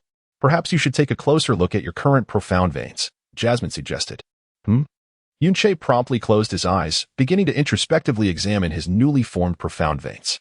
All 54 meridians had been opened, and while the space within was empty, the energy was astonishingly pure. Yunche scrutinized his surroundings meticulously when, all of a sudden, an unsettling sensation washed over him. In the next moment, his attention was firmly anchored at the very center of his meridians. The meridians within the human body resemble a robust tree, with numerous branches extending irregularly in all directions. Each branch hosts a pivotal gateway. The trunk represents the core of the meridians, serving as the foundation upon which the entire system rests, devoid of any gateways. Yet, to his astonishment, he discovered 7 markings resembling gateways at the core of his meridians, arranged in the precise formation of the Big Dipper constellation. They appeared like gateways, but felt distinctly different. Their colors were muted, and their placement shattered Yunche's understanding, leaving him utterly bewildered. How could there be 7 additional gateways? Yunche exclaimed in surprise. No, those are not gateways, Emoli replied softly. They are the 7 realms that unlock the evil god's secret art. Realm. Gates? This was the first time Yunche had encountered such terminology. The blood of immortality had indeed granted his meridians a unique essence, distinguishing them from ordinary meridians. As they bore the exclusive martial art of the evil god's secret art. This martial art comprises 7 major realms, existing inherently within his meridians without necessitating cultivation. Each time the evil god's secret art ascends a realm gate is activated. No, it should be said that each time you activate a realm gate, the evil god's secret art ascends a realm. Moreover, each realm of the evil god's secret art corresponds to a powerful evil god technique. Do you comprehend this? Emoli elaborated gently. Yunche remained silent, fully aware of the concepts of martial arts and techniques. In the Tianxian continent, a significant portion of practitioners possessed merely pure energy, without any martial arts. There are many varieties of martial arts, yet none can directly augment energy. Some can alter the properties or operational methods of energy. For instance, the ice cloud art of the Ice Cloud Immortal Palace transforms energy into an icy form. The higher the realm of the ice cloud art, the colder the energy becomes, with legends suggesting that at its peak, it can instantly freeze 100 miles. Similarly, the Burning Heaven art from one of the 4 great sects, the Burning Heaven Gate, alters energy properties in an entirely opposite manner, rendering it searingly hot. At its highest realm, it is said to be capable of melting weapons with bare hands. Additionally, certain martial arts are not employed during energy manifestation but rather assist in energy cultivation. For example, there exists a nefarious technique known as the yin-yang harmonious union, which enhances one's energy through the union of male and female. Generally, martial arts are preserved within sects or family lineages, seldom shared with outsiders. Those who practice independently rarely possess martial arts. The Shao family lacks any family martial arts, with their progenitor having only left behind a few techniques of limited power. As for techniques, as the name implies, they are a category of skills that enable energy to exert greater force through various means. Some techniques require specific martial arts to be activated. Are you saying that I can now use the evil god technique? Yunche asked in astonishment. Indeed, Emoli nodded. At present, your meridians are empty, so you cannot sense it. However, once you possess spiritual energy, you will naturally perceive the existence of this dark martial art. But you just mentioned that this evil god technique does not require my cultivation. It will elevate in rank with each realm I unlock. So, how do I unlock these realms? Yunche inquired cautiously. He had never encountered the concept of realm unlocking before, and thus refrained from making any reckless moves. If the method were akin to opening the spiritual gates, he could effortlessly unlock them all in a short span, allowing the evil god technique to reach its pinnacle. Such a feat was unattainable for others, yet within his grasp it seemed remarkably simple. It's quite straightforward, 1,000 times easier than opening the spiritual gates. Emoli chuckled, her laughter taking on an eerie quality. Her words left Yunche momentarily speechless. That is your own meridian. If you wish for it to open, it shall do so. If you desire, merely a thought will unlock all 7 realms. Just a thought? And then all 7 realms will open, elevating the evil god technique to its highest level? However, gazing at the distinctly dangerous smile on Emoli's face, Yunche hesitated to truly believe it. He weakly asked, is it really that simple? Indeed, it is that simple. But the consequences will be dire. You will die, instantly explode into oblivion. Emoli's voice lowered ominously. Yunche's mouth fell agape. The attributes of the evil god technique were frenzy, with the first realm, evil soul, the second realm, burning heart, the third realm, heavenly boom, the fourth realm, purgatory, and the fifth realm, king of hell. Imoli paused here, prompting Yunche to eagerly ask, what about the sixth and seventh realms? Why will I perish upon using it? The sixth and seventh realms are unknown even to this princess. The memory imprint of that indestructible blood only records up to the fifth realm. It seems that when the evil god left the indestructible blood, he believed that unlocking the fifth realm of the evil god technique was the ultimate limit for a human body and power.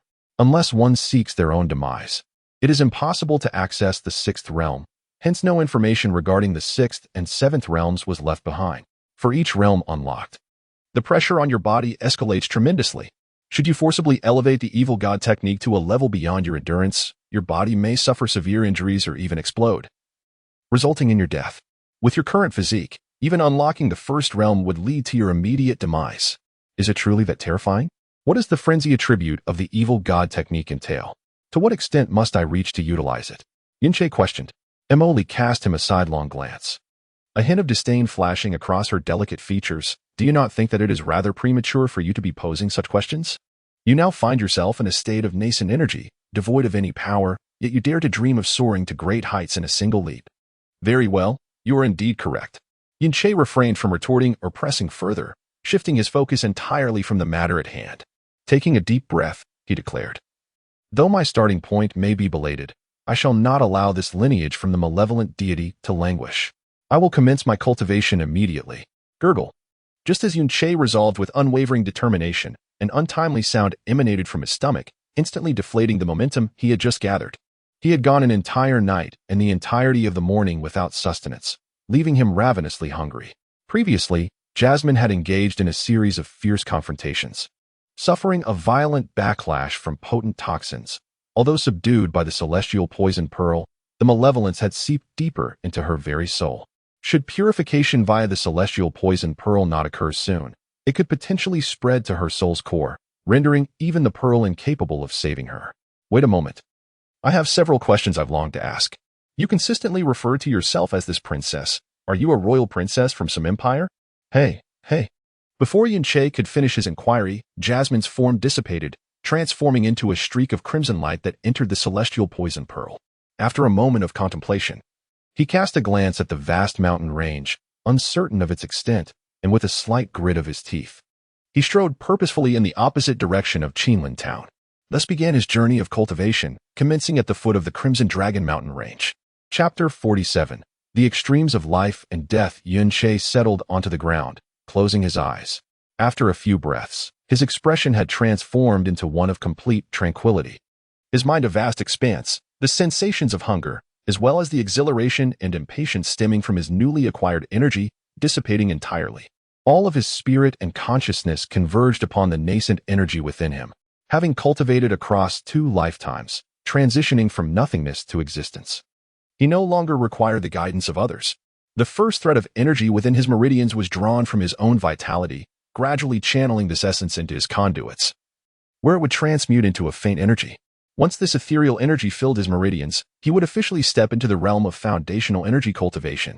This process typically requires an ordinary talent about 6 months to accomplish, while those of exceptional talent may complete it in 3 to 4 months. Upon successfully establishing this crucial foundation, subsequent cultivation could proceed through the absorption of natural energy. This process is irreversible, for only by entering the foundational realm can one acquire the ability to draw upon the energy of the world. In the stillness, strands of initial energy began to coalesce within Yunche's meridians. All 54 of his energy gates opened wide, with vitality surging in from all directions simultaneously, the speed of which was unimaginable. Before entering the celestial poison pearl, Jasmine had instructed Yunche not to disturb her for 3 days. However, she herself had not anticipated awakening after a slumber of 7 days. Her week-long repose within the celestial poison pearl had finally eradicated the adverse effects of her earlier reckless exertion of energy. Gazing at Yunche from within the pearl, she let out a soft "oh." After a brief moment, the Crimson Dragon Mountain Range, amidst the cascading waterfalls, on the towering cliffs, reaching heights of 200 to 300 meters, a colossal waterfall cascades down, creating a mist that rises above the tumultuous pool below. The thunderous roar reverberates like a clap of thunder, deafening and echoing far and wide. At the edge of the waterfall, a youth, bare-chested and barefoot, strides determinedly towards the curtain of water that seems to have descended from the heavens, unleashing all his innate energy to shield his head and back. His figure appears remarkably diminutive beneath this immense veil of water, though the waterfall's height is not excessively grand. The force of the rushing water is sufficient to shatter a person's body with ease. Yet, the youth presses on resolutely towards the massive stone, worn by years of relentless impact from the falls. When Jasmine departed from the heavenly poison pearl, this was the scene that greeted her. She glanced at the waterfall's height, her brows slightly arching in surprise. With a thunderous crash, the force of the water struck Yunche, instantly breaking through his fragile defenses and forcefully plunging him into the tumultuous pool below. A searing pain radiated throughout his body, turning his upper torso a vivid crimson. Blood trickled from the corner of his mouth, yet his eyes betrayed no hint of retreat or fear. Gasping for breath, he emerged from the churning waters, summoning every ounce of strength to resist the overwhelming current, struggling to reach the shore. The impact of the waterfall had inflicted considerable harm upon him, and battling the surging waters to swim ashore nearly exhausted his remaining strength. However, upon reaching the bank, he did not collapse in exhaustion.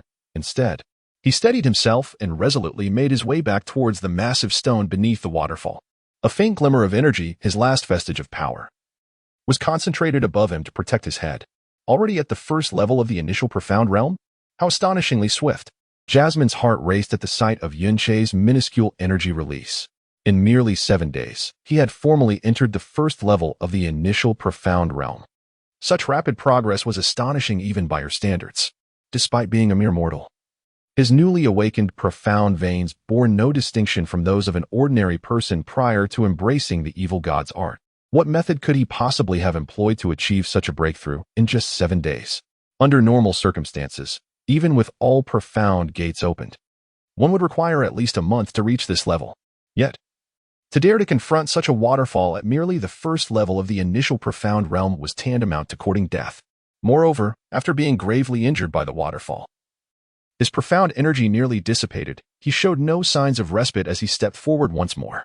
Jasmine hurried towards him, exclaiming, "Are you seeking death?"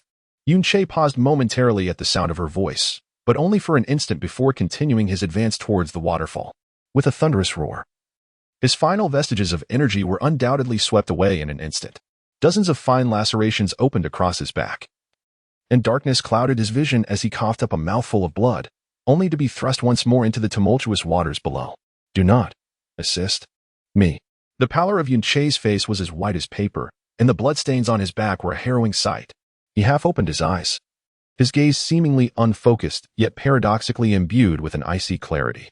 As he lay there, Emoli suddenly pondered whether he was desperately forcing himself to remain conscious through sheer willpower. It was remarkable that he had not succumbed to unconsciousness. "Are you certain you can still reach the shore?" Emoli floated above him, choosing not to extend her hand as he had wished. Just as she spoke, a thought struck her, causing her face to flush with embarrassment. Startled, she recoiled, retreating a considerable distance, her small hands pressing firmly against her skirt. However, at that moment, it was clear that Yunche's focus could not possibly be on her. Under normal circumstances, he might have resisted the current, but in his current state, the torrential waters were undeniably a terrifying nightmare. He strained against his nearly depleted vital energy, lifting an arm that had almost lost all sensation, fiercely resisting the relentless assault of the water as he inched closer to the shore. In mere moments, the muscles in his arms and shoulders began to spasm, a primal reaction of a body exhausted to its limits. In this condition, his arms were nearly incapacitated, rendering any lift impossible. The fissures on his back widened, blood gushing forth. This sight sent a chill through Emoli, causing her to unconsciously loosen her grip on her skirt. Yet, Yunche's arms began to rise, thrashing as he slowly drew nearer to the shore. It was unfathomable how, despite reaching the pinnacle of physical exhaustion and a mind that should be adrift, he still managed to summon strength from somewhere. Perhaps, at this moment, it was not strength but sheer willpower that propelled him forward. An unfathomably terrifying willpower. He was still able to stand, with renewed determination. Yunche staggered toward Emoli's direction, his steps labored, each movement causing his body to sway perilously, as if he might collapse at any instant. After trudging several paces, he finally halted, and it was then that Emoli noticed the small pond before him. This pond was evidently man-made, measuring no more than a meter in length, filled with black liquid. Yunche stepped into the dark waters, laboriously sinking down until his body, save for his head, was submerged in that moment, he closed his eyes and finally succumbed to unconsciousness. Emily descended from the air, her gaze complex as she regarded the unconscious Yun-Che. This pond was clearly excavated by him, surrounded by a plethora of items. The majority comprised various herbs, over 20 different kinds, among which the most plentiful were a collection of pitch-black twigs and leaves, exuding an aura akin to that of the pond. Emily casually picked one up, bringing it to her nose for a gentle sniff, her expression shifting dramatically. Demon skull vine. He had actually immersed himself in this. This was his method. In a mere span of 7 days, no, perhaps even less than 7 days, to force himself into the initial profound realm. Molly silently gazed upon Yun-Che's visage, the lingering innocence etched upon his features a testament to his tender age of merely 16. How could one so young possibly attain such prowess?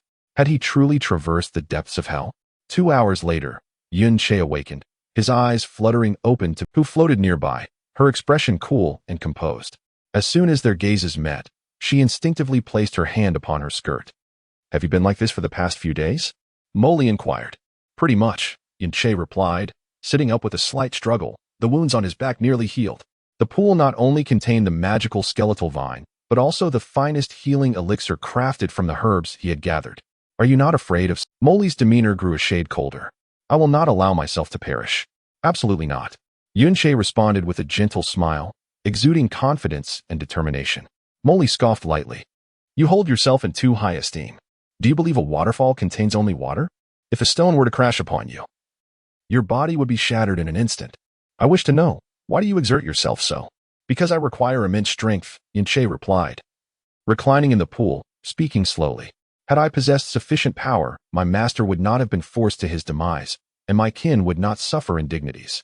Previously, my meridians were crippled, rendering me unworthy of pursuing strength. Now, fate.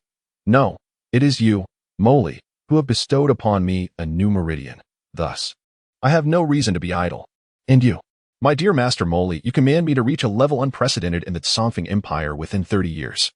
For your sake, how could I not strive with all my might?" Chapter 48. The Seed of the Evil God. Fire, Part 1.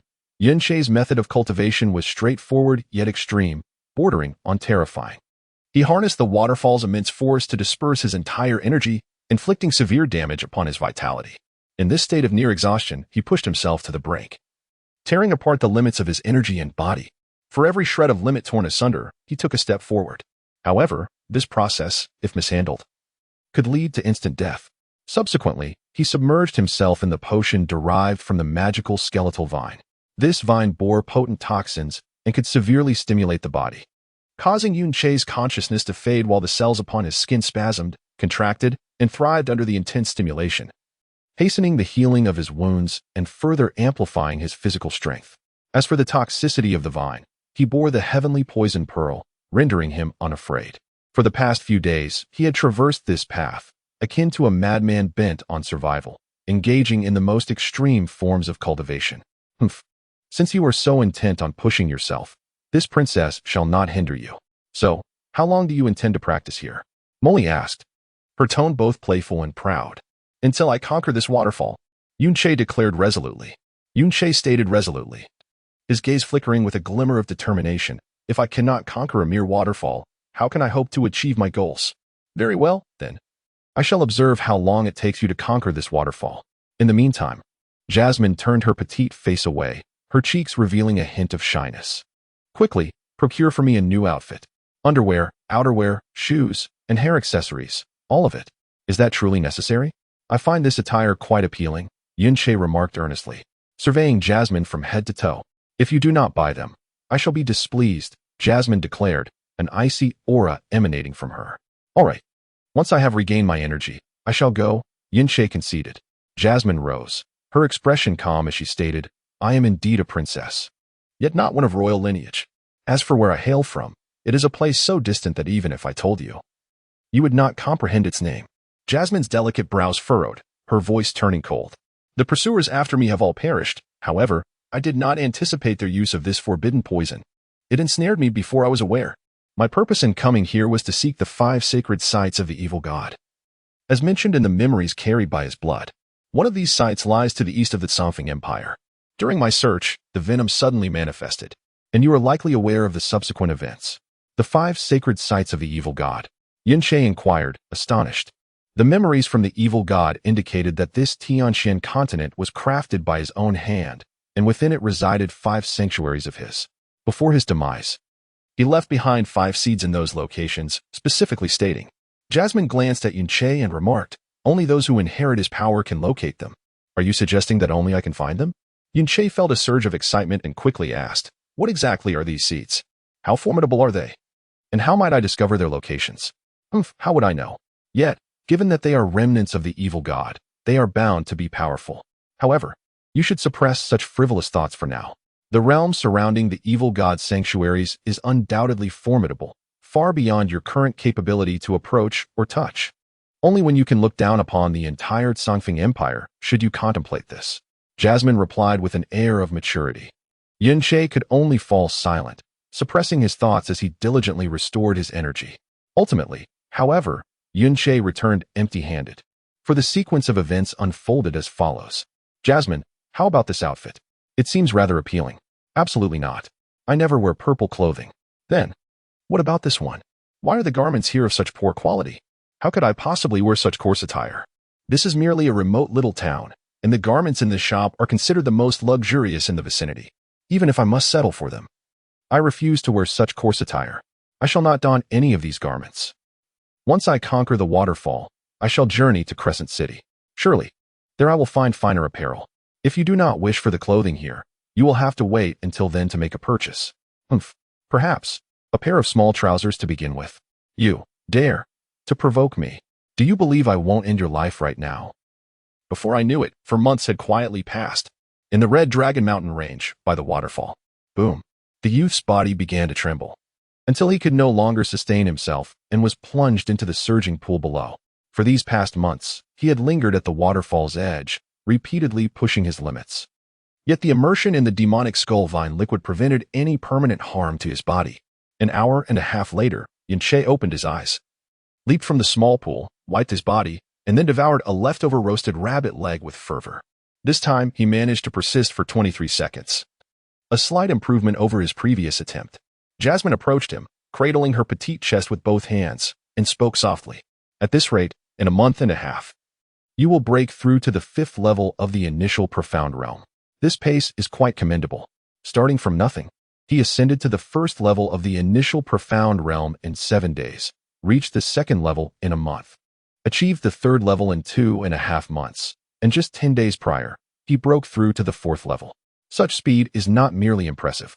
Within the annals of the Confronting Empire's profound cultivation history, it is unparalleled. Yunshe now has all 54 profound channels open. And with a thorough understanding of his body and the circulation of profound energy, coupled with his relentless efforts without day or night, achieving such extraordinary speed is no exaggeration. Not only has his profound strength vastly improved compared to 4 months ago, but his body has also become exceedingly resilient. The enhancement of his protective profound energy is but a fraction of the reason. The greater cause lies in the countless impacts from the waterfall and the immersion in the demonic skull-vine liquid over these months. Although his current profound strength is only at the 4th level of the initial profound realm, the strength of his body may very well rival that of a practitioner at the 6th level. When will you teach me profound techniques? You have claimed me as your disciple for 4 months, yet you have taught me nothing. While devouring his meal, Yunshe spoke indistinctly. You are fully aware of the foundational principles of profound cultivation. There is no need for this princess to instruct you. Jasmine, with a serious expression, assumed the authoritative demeanor of a master. What you must do now is solidify your initial profound realm. Once you break through and reach the entry profound realm, this princess will naturally teach you the profound techniques. At this juncture, Jasmine's gaze shifted slightly, and her voice lowered. Someone is approaching. People come every day, do they not? Yunshe replied casually. There were a total of 5 individuals, all at the celestial realm of Xian. Additionally, there was one who had already reached the threshold of the King Xian realm. Jasmine furrowed her brows, her voice tinged with gravity. What? Yunshe nearly bit his tongue in astonishment, exclaiming in disbelief. The celestial realm? How could such formidable practitioners appear in the remote Qilong mountain range near the small town of Qinlin? The celestial realm is the realm of figures like Chu Yuli, a transcendent existence revered at the pinnacle of the Confronting Empire. And the threshold of the King Xian realm signifies a superlative power, standing at the apex of the celestial realm. Just a half step away from the King Xian realm, a being capable of contending with the top 10 in the Confronting Empire. Such individuals typically hail from vast sects and hold esteemed positions within them, rarely seen by ordinary folk. How could 5 of them materialize in such an obscure locale? Chapter 49. The seed of the evil god Fire 2. The presence of such a cadre would incite considerable upheaval anywhere in the Confronting Empire. Their appearance in this remote place could only be described as extraordinary. Yunshe lifted his gaze and immediately spotted 5 dark figures soaring towards him from the northern sky. Once one attains the celestial realm, they can traverse the void and fly. Undoubtedly, these 5 were, as Jasmine stated, genuine superlative beings of the celestial realm. After they had flown far away, Yunshe pondered for a moment before making a decision. He swiftly stored all the medicinal herbs he had gathered into the heavenly poison pearl, changed his attire, and set off in the direction the 5 celestial realm practitioners had departed. "What are you planning to do?" Jasmine inquired with a frown. "Of course, I intend to catch up with those 5. Yunshe replied rapidly, not slowing his pace. "Surely you do not wish to pursue them and beg to be their disciple?" Jasmine remarked with an indifferent tone. "Impossible. I already have my master, Jasmine. Who else could possibly interest me?" Yunshe flattered with a grin, his eyes gleaming with intrigue. "The most plausible reason for the emergence of celestial realm practitioners in this place is their pursuit of a high-level Xian beast. Otherwise, there would be no need for 5 of them to band together. High-level Xian beasts are replete with treasures, and if we could collaboratively slay one, it would undoubtedly yield immense rewards. And how do you know they are not merely passing through?" Jasmine retorted, casting a sidelong glance. "Even so, what could you possibly achieve by pursuing them? A Xian beast requiring the combined effort of 5 celestial realm beings is bound to be a high-level Xian beast. That level of conflict is beyond your means to intervene. Would you merely serve as cannon fodder?" Jasmine scoffed derisively. "If my conjecture is correct, and they succeed in their endeavor, I could certainly glean some benefits from the sidelines, right? For instance, they might take the Xian Dan, eyes, or claws from the beast. I refuse to believe they would leave not even a shred of flesh behind." Yunshe grinned, baring his teeth. "What a hopeless fellow," Jasmine huffed disdainfully. The 5 figures soaring above were gradually slowing their pace, clearly indicating that, as Yunshe had anticipated, they were nearing their destination. He trailed far behind, untroubled by the prospect of being detected. Even if discovered, as a mere 4th-level practitioner of the initial profound realm, he was hardly a concern for them. They would likely dismiss him entirely.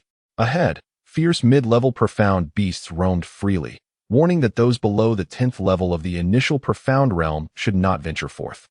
An ancient warning sign appeared before Yunshe, indicating that the Crimson Dragon mountain range was vast, and the deeper one delved, the more perilous the lurking profound beasts became.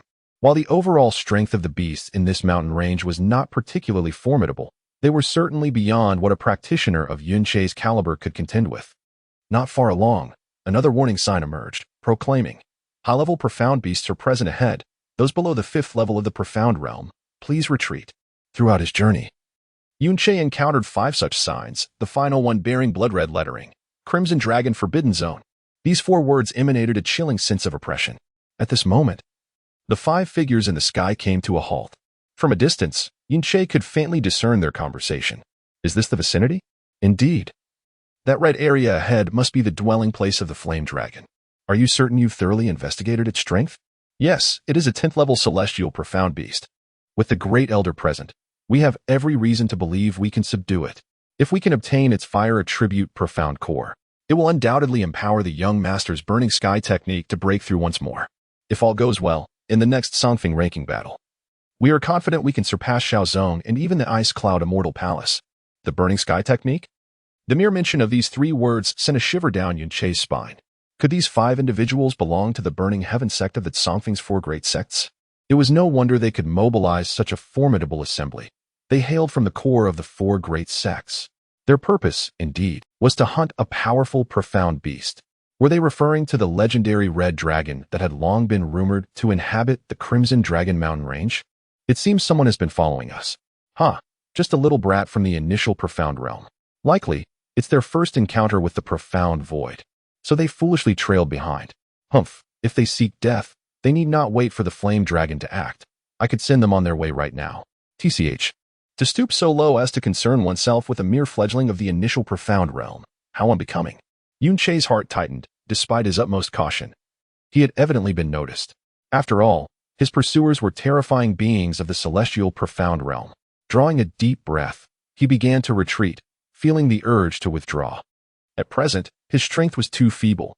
He was not even qualified to take risks. A moment's carelessness could cost him his life. As he took a few steps back, preparing to depart temporarily, his heart suddenly raced, and he could even faintly hear the sound of his heartbeat. Thud, thud. With each beat, an inexplicable sensation surged within him, growing ever more intense. This feeling was. Yun Che placed his hand upon his chest, his face a picture of astonishment. Something was calling to me? He turned to gaze southward, the peculiar sensation evidently emanating from that direction. This feeling was subtle, a mere ethereal essence that defied description, yet it instilled within him neither doubt nor resistance. What is the matter? Jasmine, from within the heavenly poison pearl, noticed his anomaly and inquired. Something seems to be beckoning me from that direction, Yun Che replied calmly, his gaze fixed on the south. Calling? Jasmine's voice was laced with surprise. It cannot be mistaken. It is indeed from there. Yun Che furrowed his brow slightly, pondering, what could it possibly be? Could it be some form of extraordinary technique? No. The response is not solely from my consciousness, but also from my profound veins. I must go there and see. The 5 individuals above had already pressed on, if he were to continue in their wake. Encountering a single profound beast would surely spell his doom. Should the members of the Burning Heaven sect discover his presence, they might perceive him as an obstacle and take action against him. After a moment's hesitation, Yun Che gritted his teeth, producing the last star-concealing grass, which he held in his left hand. Upon release, it transformed into a crystalline star-concealing pill. With a swift motion, he swallowed the pill, and his form instantly vanished like mist. Without a trace, Yun Che advanced swiftly. The moment he stepped into the Crimson Dragon Forbidden Zone, a wave of heat enveloped him, momentarily stealing his breath away. Ahead lay a modest hill, and he hurriedly ascended, pausing at the summit to survey the scene before him. His gaze fell upon an expansive area of crimson. At the center of this scarlet expanse was a colossal cave, nearly 100 meters high, surrounded by barren ground. Tendrils of scorching white vapor and flames intermittently erupted from the earth in the fissures of the cave, as if it had recently been scorched by celestial fire. At that moment, the 5 members of the Burning Heaven sect had also reached the cave's summit. From his vantage point, Yun Che finally discerned their features. 4 of them appeared to be around 50 years of age, their robes adorned with the emblem of crimson flames. The central figure, a man of advanced years with graying hair, wore a composed expression, emanating a terrifying aura that left Yun Che breathless. 5 individuals at the celestial realm. And the one in the center is the superlative powerhouse Jasmine spoke of, who has already reached half-step to the king realm. The Burning Heaven sect has dispatched such an astonishing lineup. It seems the Flame Dragon Profound Pill is indeed of utmost importance to them. It appears the information was not mistaken.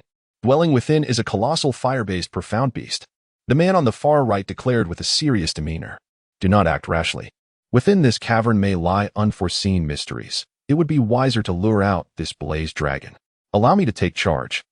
The middle-aged man on the far left stepped forward, his right hand sweeping, as he grasped a long dark golden blade exceeding 3 feet in length.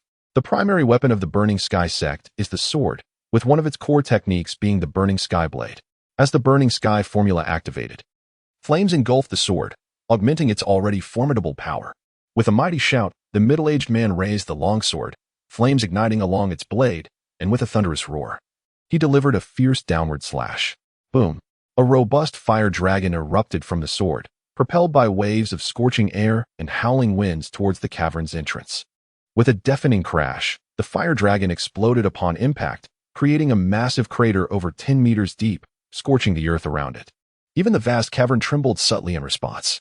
Chapter 50. Seed of the Evil God Fire. 3. A tremendous roar suddenly reverberated throughout the enormous cavern.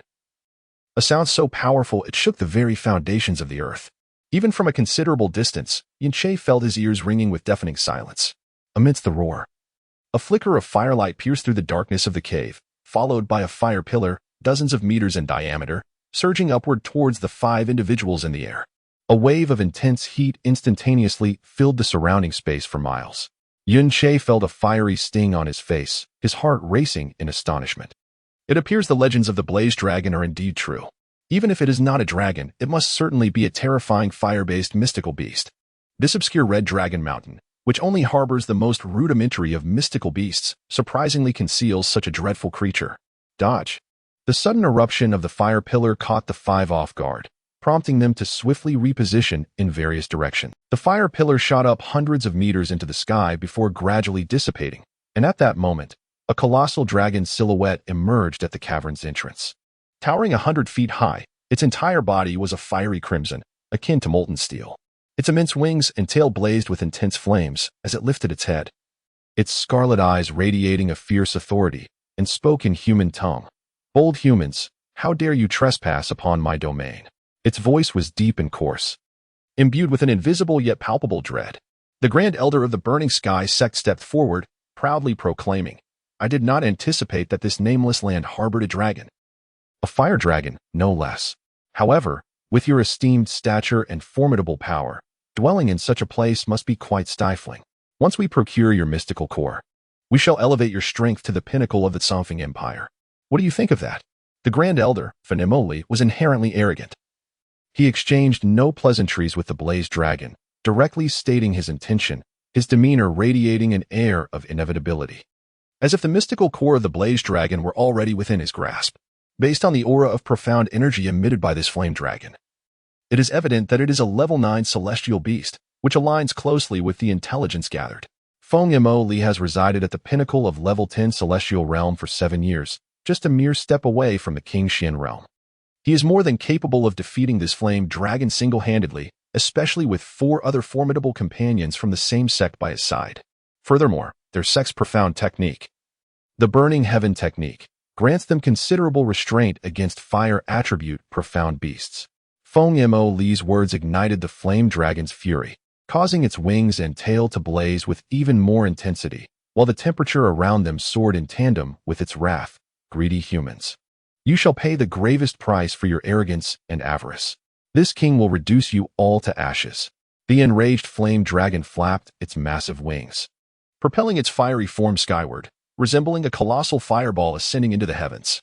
"Prepare to engage," the Grand Elder bellowed, prompting the 5 to swiftly disperse, positioning themselves around the flame dragon. With a thunderous roar, the flame dragon unleashed 5 streams of crimson flame that erupted from its body, transforming into 5 ferocious fire dragons that lunged at the 5, the searing heat causing even Yu Kai, separated by thousands of meters, to break into a sweat from suffocation. The 5 fire dragons collided with the protective profound energy of the 5, sending all but Feng Mo Li reeling backward. Feng Mo Li, however, forcefully dissipated the fire dragons with sheer profound power. With a fierce shout, he transformed into a fleeting shadow, instantaneously closing the distance to the flame dragon's massive form, wielding his long blade in a flurry of shimmering strikes, creating a symphony of sharp metallic clashes. In its rage, the flame dragon whipped its colossal tail, imbued with violent force, directly towards Feng Mo Li. Leaning back, Feng Mo Li swiftly conjured a protective barrier of profound energy before him. A resounding impact echoed as the massive tail struck against his protective barrier, shattering it like glass, and sending Feng Mo Li tumbling backward, his complexion paling. He quickly shouted, "Its body is too powerful. Do not engage in close combat." Upon hearing his warning, the other 4 celestial realm warriors halted their movements, each brandishing a long blade engulfed in flames. Burning Heaven Blade, Flame Dragon Topple, Burning Heaven Blade, Son of 1,000 Suns, Burning Heaven Blade, Scorching Earth Slash, Burning Heaven Blade, Blazing Clouds Ignite. Having grown up as brothers within the Burning Heaven sect, they were inseparable.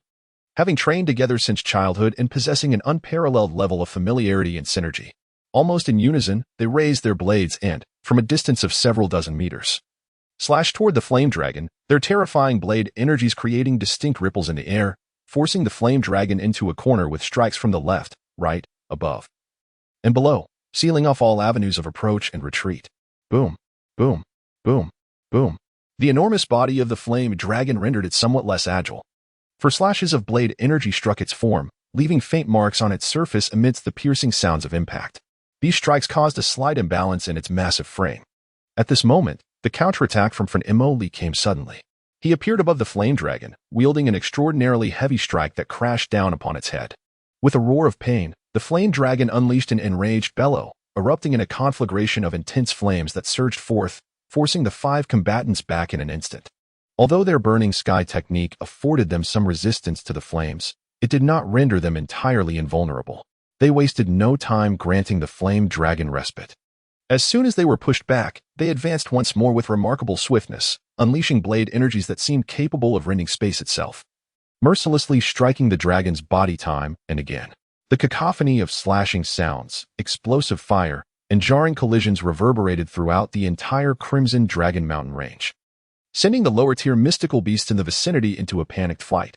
Small hills were cleaved apart, and the ground bore countless fissures. Yunche, hiding at a distance atop a hill, held his breath as he observed the clash between the celestial mystic beast and 5 formidable celestial mystic practitioners. Such a confrontation, with such a formidable assembly, was rare even in the annals of the Tsongfeng Empire's history. Yet, here he was, a mere 4th-level initial mystic practitioner, witnessing it firsthand. He dared not approach, for whether faced with the dragon's flames or the blade energies of the Burning Sky sect, even the residual waves would spell certain doom for him. As the battle intensified, the temperature of the surrounding air continued to rise. The might of the flame dragon was beyond question. Yet it found itself pitted against 5 opponents of comparable strength. From the outset, it had been at a disadvantage, yet its robust physique, far beyond human capabilities, allowed it to endure. Despite the advantage held by the 5 from the Burning Sky sect, they could not subdue it in the short term. It seems this flame dragon will inevitably succumb to them, Yunche murmured softly. You underestimate dragons far too much, Jasmine retorted coldly.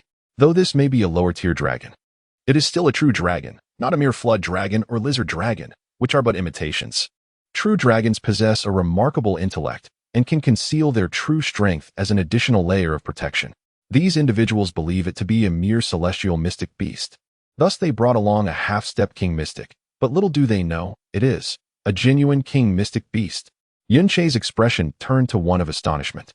It is merely toying with its adversaries, feigning weakness to lure them into a deadly trap. When it reveals its true ferocity, these 5, including the half-step king mystic, will not survive.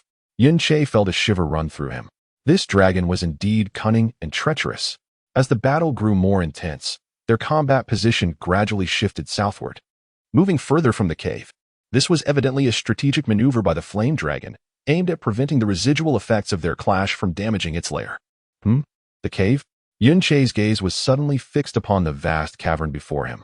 This was none other than the lair of the true dragon. The Wangshan True Dragon. The name of the Crimson Dragon Mountain range, shrouded in the mist of time, surely dates back no less than a century, indicating that this flame dragon has resided within this cave for at least 100 years. Given the longevity of dragons, it is conceivable that its dwelling here could span even thousands of years. Such noble and enigmatic creatures would never deign to inhabit an ordinary place. Within this cavern, there might be hidden treasures of heaven and earth that have compelled it to remain. Even if such treasures do not exist, it is likely that remnants of its scales, hide, and horns have accumulated over time. Anything shed by a dragon is a priceless artifact, currently at the 4th level of the initial profound realm.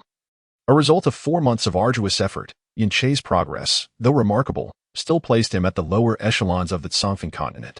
Should there truly be heavenly materials within this cave, the benefits to his profound strength would be incalculable. Casting a glance at his current state of invisibility, he gritted his teeth. I must take the plunge. Great rewards are often accompanied by great risks. Hesitation will only allow opportunities to slip away, and the timid will forever remain at the foot of the summit. Moreover, he felt an inexplicable intuition. The entity that had summoned him seemed to reside within this cavern as well. What are you planning to do? Jasmine inquired warily, noticing Yunche suddenly rise. His gaze ablaze with determination as he stared at the cavern. I intend to infiltrate that cave. Being a dragon's nest, it may harbor some valuable treasures. Yunche replied slowly. It seems no human can resist greed. The aftermath of their battle is everywhere. A mere brush could spell instant demise for you. Do you truly disregard your own life? Fear not. The concealment abilities of the star hidden grass are beyond the detection of even a Wang Xian realm expert. The battlefield is quite distant from the cavern, and as long as I take a detour, I will surely remain unaffected. I have just warned you that true dragons possess extraordinary intelligence. Even if there are treasures within its lair, they are not something you can easily seize. Chapter 51, Seed of the Evil God, Fire, Part 4. After traversing a considerable right angle, Yunche's feet landed upon the crimson earth. A wave of searing heat surged from beneath, rapidly spreading throughout his body, instilling within him a terrifying sensation as if he were standing upon flames. This flame dragon had existed here for at least a century, and its fiery essence had transformed this place into a realm of fire elements. Yunche was now situated approximately 1 kilometer away from the site of the fierce battle between the flame dragon and the Burning Heaven sect, a perilous distance where the residual force of their combat could easily reach him. Yunche tread cautiously, yet his pace remained unimpeded. Jasmine had indicated that the flame dragon was deliberately concealing its true power, should it unleash its might and annihilate the 5 members of the Burning Heaven sect. He would not only miss the chance to profit amidst the chaos, but might also lose his very life. The goal was tantalizingly close. However, at that very moment, a swarm of flames suddenly descended from the heavens, engulfing the surrounding area for miles. Though these flames were not particularly large or fiercely aggressive, their density was overwhelming, and one of the fiery bursts landed directly upon Yunche. Instantly, his garment ignited, the effects of the star-hidden pill dissipating in an instant. Fortunately, Yunche reacted swiftly, darting behind a massive rock to his left, extinguishing the flames on his clothing, his brow furrowing deeply. This was dire. He had unwittingly stepped into a realm of certain doom. Boom! A fire dragon, conjured by the flame dragon, suddenly plummeted from the sky, crashing into the ground less than 100 meters ahead of Yunche with a deafening roar. The fire dragon erupted, sending a towering blaze into the air and unleashing a terrifying heat that nearly melted the very rocks surrounding it. At the moment of the explosion, Yunche, sheltered behind the rock, widened his eyes in realization. An opportunity. In the next instant, Yunche surged forth like an arrow released from a bow, channeling all his power and sprinting towards the cave at the utmost speed he could muster. The blazing light obscured the vision of the flame dragon and the members of the Burning Heaven sect, while the immense energy fluctuations were sufficient to suppress his feeble power completely. Furthermore, in the midst of their fierce battle, they would undoubtedly be too distracted to notice him. Thus, Yunche boldly unleashed all of his energy. As he dashed into the cave, the blaze vanished entirely, and the scene of the flame dragon engaged in fierce combat with the 5 great heavenly mystics once again came into sharp focus. Panting heavily, Yunche stood behind a searing rock at the cave's entrance, drenched in sweat, his flushed face a testament to either the heat or his exhilaration. Finally, he had made it inside. Yunche patted his chest, murmuring to himself with lingering trepidation. After regaining his composure, he slowed his pace and ventured deeper into the cave. The flame dragon was massive, and its lair was correspondingly immense. Yunche remained on high alert, proceeding cautiously. The temperature here was even higher than outside, and with every step he took, beads of sweat cascaded to the ground, hissing softly as they transformed into vapor upon landing. The depth of the cave was unfathomable, and as Yunche delved deeper, the light gradually dimmed. After advancing another 100 steps, a sudden glow of crimson appeared ahead. Pausing momentarily, he quickened his pace towards the source of red light. Upon discerning its origin, his eyes ignited with fervor. Fire spirit grass. The mature fire spirit grass stood approximately 7 inches tall, with shallow roots and typically 9 leaves. It emitted a fiery glow in the darkness and thrived only in areas rich with active and pure fire elements, rendering it exceedingly rare. Moreover, the growth of fire spirit grass was notably slow, often requiring a decade or more to reach maturity, which contributed to its immense value. The fire spirit grass could be refined into fire spirit pills, which, when consumed, bestow significant immunity to fire elements for a limited time, allowing the practitioner's energy to temporarily transform into fire attributes without inflicting any harmful burns or adverse effects. For practitioners of fire-based arcane arts, the significance of this rare and precious fire spirit grass is immeasurable. Astonishingly, here lies a copious growth of 200 to 300 specimens, nearly a quarter of which are in their mature phase. Behind them, a vast expanse remains, with only the roots visible, clearly indicating that these fire spirit grasses served as sustenance for the blazing dragon. The rarity of the fire spirit grass is further attributed to the difficulty in harvesting and storing it. A moment's carelessness could result in the complete loss of its fiery essence. However, this posed no challenge for Yunche, who extended his left hand and swiftly plucked the mature fire spirit grasses, effortlessly collecting them into the heaven poison pearl. Each individual plant could fetch a considerable price in the outside world, yet Yunche harvested them as if they were mere cabbages. Before long, over 50 mature specimens were secured within the heaven-poisoned pearl, leaving the immature ones untouched. Rubbing his palms together, he inwardly exclaimed, "I've struck gold.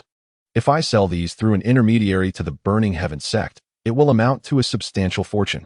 I shall never have to worry about finances again." Yunche then retrieved a harvested fire spirit grass and swiftly refined it using the heaven-poisoned pearl. The grass rapidly shriveled under the purifying glow, ultimately transforming into a small object resembling a ruby. Without a moment's hesitation, he tossed it into his mouth. A searing sensation coursed through his throat and spread throughout his body, quickly radiating outward until it enveloped him entirely. Then, this burning sensation gradually dissipated. Even the surrounding space no longer felt so intensely heated, and the beads of sweat on Yunche's body ceased to flow as the suffocating warmth vanished without a trace. He felt an immediate lightness in his body. The cavern showed no signs of an end, prompting him to quicken his pace deeper within. Shortly thereafter, a vast rocky nest came into view, its size and shape clearly indicative of a resting place for the blazing dragon. Yet, to Yunche's disappointment, the nest was remarkably clean. Aside from the searing rocks that formed it, there was naught else to be found. Suddenly, a tremendous rumble reverberated from outside. Standing at the depths of the cave, Yunche could faintly sense a wave of scorching heat rushing towards him. The heavy voice of the blazing dragon echoed from beyond. "Ignorant and greedy humans, prepare to face the punishment you deserve." This was followed by the panicked shouts of the Burning Heaven sect members. This fiery dragon is not a celestial beast. It is unmistakably a king beast. It has concealed its true power all along, luring us to this place. This is bad. The intelligence was flawed. Retreat. Quickly, retreat. The words of Jasmine rang true. The fiery dragon had indeed been concealing its strength, and now it finally unleashed its true power. Amidst the frantic cries of the Burning Heaven sect, the earth began to tremble. Even the entire Crimson Dragon Mountain range quivered faintly. Yunche's heart sank suddenly as the flame dragon began to unleash its true power, signaling that the battle might soon reach its conclusion. If he did not flee now, he might never have the chance to escape. 50 mature fire spirit herbs constituted a considerable bounty.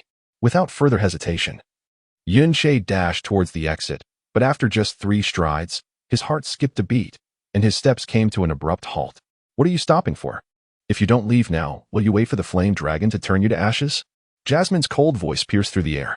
Yet, Yunche remained unresponsive to her words. He turned around, hand pressed against his chest, staring blankly at the empty stone nest.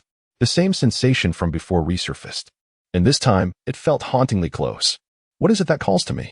Instead of fleeing at full speed, Yunche found himself taking measured steps back toward the stone nest, advancing deeper into its confines. His heartbeat quickened with each step as he carefully scanned his surroundings.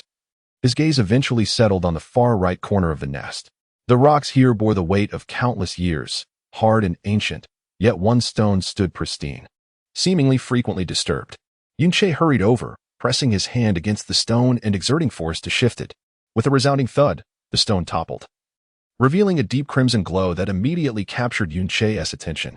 It was a small orb, no larger than a common glass ball, radiant like a ruby, yet emanating a depth and richness far surpassing that of any jewel. Gazing at this crimson orb, Yunche felt an inexplicable surge of desire. Compelled by this yearning, he swiftly reached out to grasp it. "Don't touch it. It bears the flame dragon's fiery mark." Jasmine's warning came a moment too late. Just as her voice echoed, Yunche's hand enveloped the orb. Instantly, the orb seemed to awaken, unleashing a brilliant red light that enveloped Yunche's entire being. "What is this?" Holding the extraordinary crimson orb, Yunche questioned, bewildered. Although it rested in his palm, he felt neither its weight nor its warmth. Its dazzling glow was a striking red, familiar yet imbued with a strange essence he had never encountered before. His heartbeat steadied, yet suddenly, his profound veins surged with tumultuous energy. He sensed a subtle boiling within his blood. Another peculiar sensation washed over him, despite having never seen this crimson orb before. Holding it brought an inexplicable sense of stability, as if it were always meant to belong to him, finally returning to his grasp. "This princess does not know what this object is, but I can assure you, your fate is sealed." Jasmine's voice from the heaven-poisoned pearl turned somber, her small face reflecting an expression of grave concern. Despite her repeated entreaties, she could not deter Yunche from his incessant escapades. Ultimately, they were driven to this juncture. Were it not for the bond of life shared with Yunche, she would have dearly wished to strike down this reckless man. Who would so readily gamble his life for the sake of what he deemed an opportunity? Just as Jasmine's words faded, an earth-shattering roar of a dragon reverberated from beyond the cave. How despicable, humans! So, it is my treasured possession that you covet. You vile scoundrel shall not be forgiven. Shall not be forgiven. A mere lowly king-level beast, one that even Tin Peak heavenly profound realm practitioners might struggle to subdue, was now unleashed. In a fleeting moment, the 5 members of the Burning Heaven sect found themselves cornered once the true might of the flame dragon erupted. Those dragon-shaped flames were not only searingly hot, but also possessed an immense tearing force, slowly drawing the 5 into a vortex of death. Despair etched upon their faces. The 5 formidable experts of the Burning Heaven sect found themselves grappling with hopelessness. Yet, in that very instant, the flame dragon raged as if in a frenzy, unleashing an aura that instilled terror and emitted a thunderous roar of fury. Amidst its roar, a massive fireball, spanning several dozen meters in diameter, hurtled towards them, eliciting a collective scream of agony. However, rather than continue its assault, the flame dragon abruptly altered its course, charging back towards its lair, brimming with ire. The 5 experts of the Burning Heaven sect, in a state of disarray, managed to escape the flames, each sustaining varying degrees of injury, their hair, beards, and clothing singed beyond recognition. As they observed the flame dragon retreat, their hearts raced with trepidation. The creature's voice hinted that someone had taken advantage of its distraction during their confrontation to sneak into its abode. But now, what did it matter? Quickly, withdraw. We have unwittingly provoked a king-level beast, and to still be alive is akin to having been granted a second chance at life. In any case, we must depart swiftly. Within the cave, Yin-Che felt a tremendous peril looming. His brows furrowed deeply, and he no longer dared to delay, dashing towards the exit with utmost urgency. Yet, he had barely covered half the distance when thunderous footsteps echoed ahead, accompanied by an overwhelming surge of rage that crashed towards him with blistering heat. The very walls and ground of the cave trembled ominously, and soon, the colossal head of the flame dragon came into view. Yin-Che's presence was so feeble that the flame dragon momentarily paused in astonishment. Upon noticing the crimson orb in his hand, its furious eyes blazed with wrath. Impudent human, how dare you covet my treasure? Prepare to face my wrath. Oh no, if you wish to avoid death, cease your actions at once. As the shadow of death loomed, a delicate yet frigid voice suddenly rang out from above. Simultaneously, an oppressive aura, as if the heavens were collapsing, enveloped the entire flame dragon cave. The movements of the flame dragon ceased, and under the immense pressure it exuded, its body trembled uncontrollably. It raised its dragon head. Gazing at the crimson-haired maiden who had appeared overhead, its large eyes now filled with shock and fear. The divine aura she radiated was beyond its wildest imagination. In the face of such overwhelming power, it felt as insignificant as an ant that could be reduced to ashes at any moment. Its dragon mouth opened, and a voice filled with uncontainable tremors emerged. Who are you? You do not deserve to know my name, Jasmine replied coldly, her beautiful eyes emitting a glare sharp as a blade. This cavern belongs to us now. If you wish to avoid death, vanish from my sight immediately. Yin-Che looked up at Jasmine, his heart racing with astonishment. The power she wielded had managed to subdue this royal beast. What level of profound energy did she possess? Yet, at that moment, he suddenly noticed that the flame dragon's shivering had ceased. Heh, the flame dragon chuckled. I understand now. You 2 cunning humans are merely posturing. Though I do not know the method by which you have conjured such an astonishing sense of oppression. Do you think I would be foolish enough to fall for your tricks? Jasmine's brows furrowed sharply. Do you wish to die? Of course. I do not wish to perish, but with your abilities, you cannot slay me. The flame dragon sneered. If you truly possess the strength to kill me, you would boldly seize my treasures instead of sneaking in while I was occupied with those foolish humans. If you had the capacity to defeat me, the expression on that human's face upon encountering me would not be so wretched. Yin-Che felt a chill run through him. Indeed, the intellect of dragons was not to be compared with ordinary profound beasts. And you, little girl, your gaze is cold and merciless. Your murderous aura so intense that it astonishes me. Possessing such eyes and aura, you must have taken countless lives. If you truly intended to kill me and had the ability to do so, you would have struck at once rather than deign to converse with me. Your age is far too young. At such a tender age, a human cannot possibly exude such overwhelming pressure. All of this is merely an illusion. And I would be a fool to be deceived. Desiring my treasures and attempting to mock me, how could I ever forgive you? Be reduced to ashes. The flame dragon opened its mouth wide, unleashing a torrent of scorching flames towards Yin-Che. Boom. A powerful impact struck Yunche's shoulder, sending him hurtling away just in time to narrowly evade the dragon's lethal fire. Jasmine appeared in the spot where Yunche had just stood, her fair cheek shrouded in an aura of terrifying intent. Since you wish to die, I shall grant you that wish. A powerful and unparalleled aura of profound energy suddenly erupted from Jasmine, an overwhelming force that was simply terrifying. This ethereal presence, which should have been intangible, conjured a violent tempest, extinguishing the flames of the burning fire dragon in an instant. As Yunche was thrust aside, he collided with a rock, losing consciousness for a brief period. Upon regaining awareness and witnessing Jasmine's state, his pupils dilated in shock as he exclaimed, "Jasmine, stop. Are you attempting to end your life? It's all because of you. If you perish, I shall follow suit." Jasmine's enraged cry resonated with a boundless killing intent, locking onto the fire dragon with unwavering focus. Under the immense pressure of her profound energy and murderous intent, the fire dragon was rendered immobile, as if encased in ice. Its dragon eyes filled with profound fear and disbelief. It found it inconceivable that a mere human girl could unleash such a formidable force of profound energy.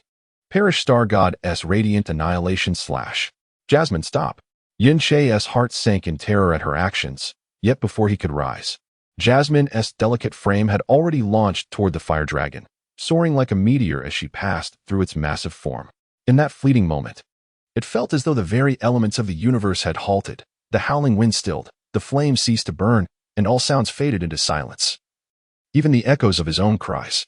The colossal body of the fire dragon became frozen in time, a vivid crimson cross etched across its entirety. Impossible! The fire dragon's eyes shrank in horror, as if witnessing the most dreadful and unfathomable scene. Gradually, those eyes lost their color and focus, its massive form splitting into 4 smooth segments, scattered upon the searing ground. The mighty fire dragon met its demise in an instant at Jasmine's hands. The fire dragon's body was notoriously resilient. Even the Grand Elder of the Burning Sky sect, Fanimoli, could only leave a shallow mark with his burning sky blade. Yet Jasmine, with no weapon in hand, effortlessly cleaved through the fire dragon's body, as though it were mere tofu with her delicate, fair hands. Staring in disbelief at the 4 segments of the fire dragon, Yunche was rendered speechless. Suddenly, a jolt surged through his heart as he gazed ahead and cried out, "Jasmine!" He ran forward with desperate urgency.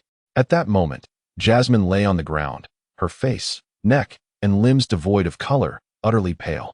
Although only a fleeting release of profound energy had occurred, it unleashed a torrent of insidious toxins that invaded her very soul, undoing months of suppression and purification by the heavenly poison pearl. Jasmine!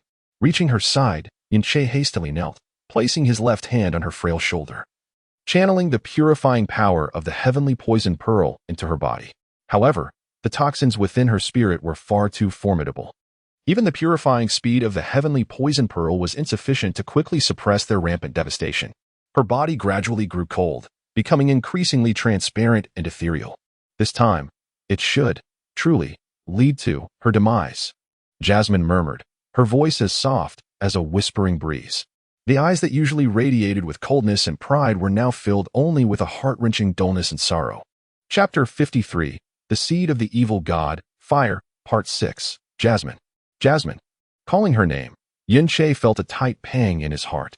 The severity of the poison coursing through her veins was exponentially greater than it had been 4 months prior. After all, the last time she had endured immense suffering merely from vanquishing 2 spirit realm foes, yet now she had directly slain a true dragon of the king realm. The magnitude of her exerted power was incomparably different. Jasmine was undoubtedly aware of the consequences of slaying this flame dragon. Yet, she had no choice but to act. For if she did not, Yunche would perish, and if he died, her fate would be equally sealed. The weight of profound guilt pierced Yunche's heart. During their infiltration of the flame dragon's lair, Jasmine had dissuaded him 3 times, emphasizing that the treasures of a true dragon bore the formidable imprint of its power, making them exceedingly difficult to obtain. Nevertheless, he had ventured forth with unwavering resolve. He possessed ample courage and determination. Yet he perhaps unwittingly overlooked one crucial detail. He was no longer the formidable Yunche who once roamed the continent, but merely a fledgling at the 4th level of the initial profound realm, confronting the terrifying king beasts. A moment's carelessness could lead to his demise, dragging Jasmine down with him. And that dire consequence had finally come to pass. Jasmine's lips moved slightly, but her words were barely audible. Her body grew ever colder, slipping into a semi-transparent state unbeknownst to her. Though Jasmine's form was merely a half-ethereal construct sustained by Yunche's life force, it was the vessel of her soul. Should this body vanish, her soul would disperse, ultimately consumed by the relentless poison. Jasmine! Jasmine! Yunche gritted his teeth, desperately unleashing the purifying power of the heavenly poison pearl with his left hand while shaking her body vigorously with his right, yearning to awaken even the faintest flicker of her consciousness. At last, he witnessed her pale lips parting once more, and in a moment of astonishment, he leaned closer to her lips. I do not wish to die. I have yet to avenge my mother and brother. I cannot kill them all. I do not want to die. Jasmine's voice was weak and frail, almost inaudible even at such proximity. The faint sound stirred a tempest within Yunche's heart. For months prior, when Jasmine first made her formal appearance before him, he sensed an inexplicable familiarity emanating from her, a feeling strikingly akin to his own past self. Despite her tender age and astonishing beauty, which radiated an aura of a beloved princess, her enchanting eyes were perpetually filled with an icy indifference. In moments of violence, her youthful visage bore no trace of fear or reluctance. Instead, it exuded a chilling cruelty, coupled with a steadfast emotional detachment. At that moment, he finally grasped the essence of the resemblance he felt toward Jasmine, an embodiment of hatred. In the realm of Sangyin, after reaching the age of 17, he had languished under the shadow of his master's tragic demise, his heart brimming solely with hatred, an unending torrent of animosity. In those days, his gaze, his indifference, his brutality mirrored the very essence of the Jasmine he now beheld. Yet, he was already 17 then, a nascent adult. Jasmine, however, was merely 13. He could scarcely fathom the depth of hatred that could transform an angelic girl into a cold and merciless demon. In her recent murmurs, her self-reference shifted from this princess to I. This revelation stirred a complex turmoil within Yunche. At that moment, Jasmine's consciousness had nearly succumbed to silence. Her words, uttered in this state, were but the voice of her soul. This indicated that the title of this princess was not her habitual self-reference, but rather a deliberate appellation, an incessant reminder to herself of something profound. A sense of shared suffering burgeoned deep within Yunche, intertwining with a profound guilt and self-reproach. He began to shake Jasmine's frail form with increasing urgency, calling out, "Jasmine, awaken. Do not succumb to unconsciousness. We have made a pact. You bestowed upon me a new meridian, and I have yet to fulfill the promises made to you. Are you truly willing to depart like this? Moreover, you are my master, yet you have taught me nothing. You cannot be such an incompetent mentor. Awaken, awaken." Yet, no matter how desperately Yunche urged the heavenly poison pearl, nor how vigorously he shook her, Jasmine remained unresponsive. Her delicate face had drained of its final hues, her body growing increasingly translucent. Though he could still sense her presence, he could almost discern the gravel beneath her chest through her ethereal form. A chilling dread enveloped Yunche, his teeth nearly shattering from the pressure of his bite. He struck his forehead with a fierce blow. Yet the searing pain did little to assuage his turmoil. All of this is your fault. Why did you not heed Jasmine's words? Your life is no longer solely your own. It is entwined with hers. In the end, she must sacrifice herself. You are the one who has brought her to this fate. Yunche gritted his teeth, harshly berating himself. Blood dripped slowly from his battered, the skin split and raw from the blows, falling onto the searing ground. Gazing at the rapidly drying droplets of blood, he momentarily froze. Blood. Yes, my blood. Emily was connected to his life through the essence of his blood, her semi-real form enveloped by his vitality. Simultaneously, his body, fused with the heavenly poison pearl, possessed a formidable resistance to toxins, possibly due to his blood. Seizing a glimmer of hope, Yunche dared not hesitate for even a second. He extended his left arm and, with the tip of his right hand, made a deep, long incision, blood gushing forth immediately. He carefully pried open Emily's colorless lips, allowing his blood to trickle into her mouth, while simultaneously applying pressure to his shoulder to hasten the flow. Emily, I will not allow you, absolutely not. Even if it means fulfilling the vow I made that year. Blood streamed rapidly into her open mouth, yet soon, a cascade of crimson droplets began to seep from the corners of her lips. Emily was unconscious, utterly unable to swallow on her own. Furrowing his brows, after a brief hesitation, Yunche lifted his arm and bit down on his wound, fervently sucking the blood. After drawing a mouthful, he bent down again, gently parting her lips. If you can awaken, I will gladly accept any punishment you deem fit.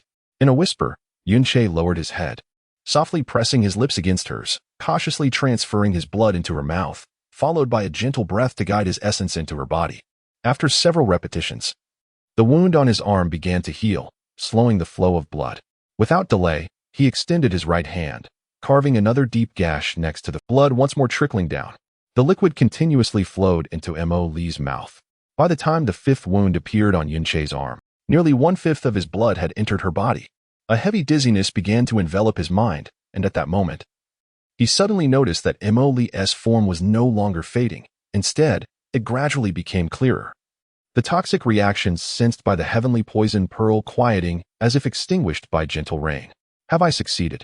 Is it truly successful? Yunche, possessing remarkable medical knowledge, understood that losing over one-fifth of one's blood in a short period could lead to bodily function failure. Over one-third could induce shock, and losing half could result in death.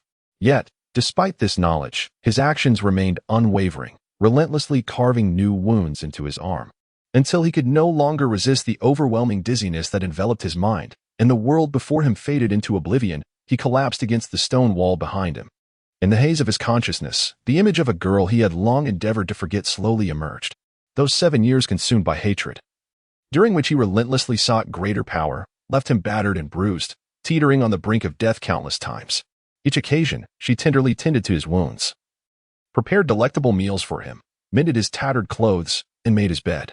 The following day, she would silently watch him depart, until that fateful day when she lay in his embrace, forever gone. The memory of her gaze and voice became an indelible anguish in his heart. For every wound upon your body, there exists an equal pain within my heart. Yet, I do not regret to have been the girl who accompanied you in your solitude. Though it was painful, it was also a form of happiness. Brother Yuche, if in the future, during your moments of loneliness, a girl wishes to be by your side, then she must surely be the angel sent by heaven to ensure you no longer suffer. Agreed. To those who possess Jasmine, the world is theirs. Chapter 54. Jasmine's tears after Yunche lost consciousness. Jasmine's form no longer appeared ethereal.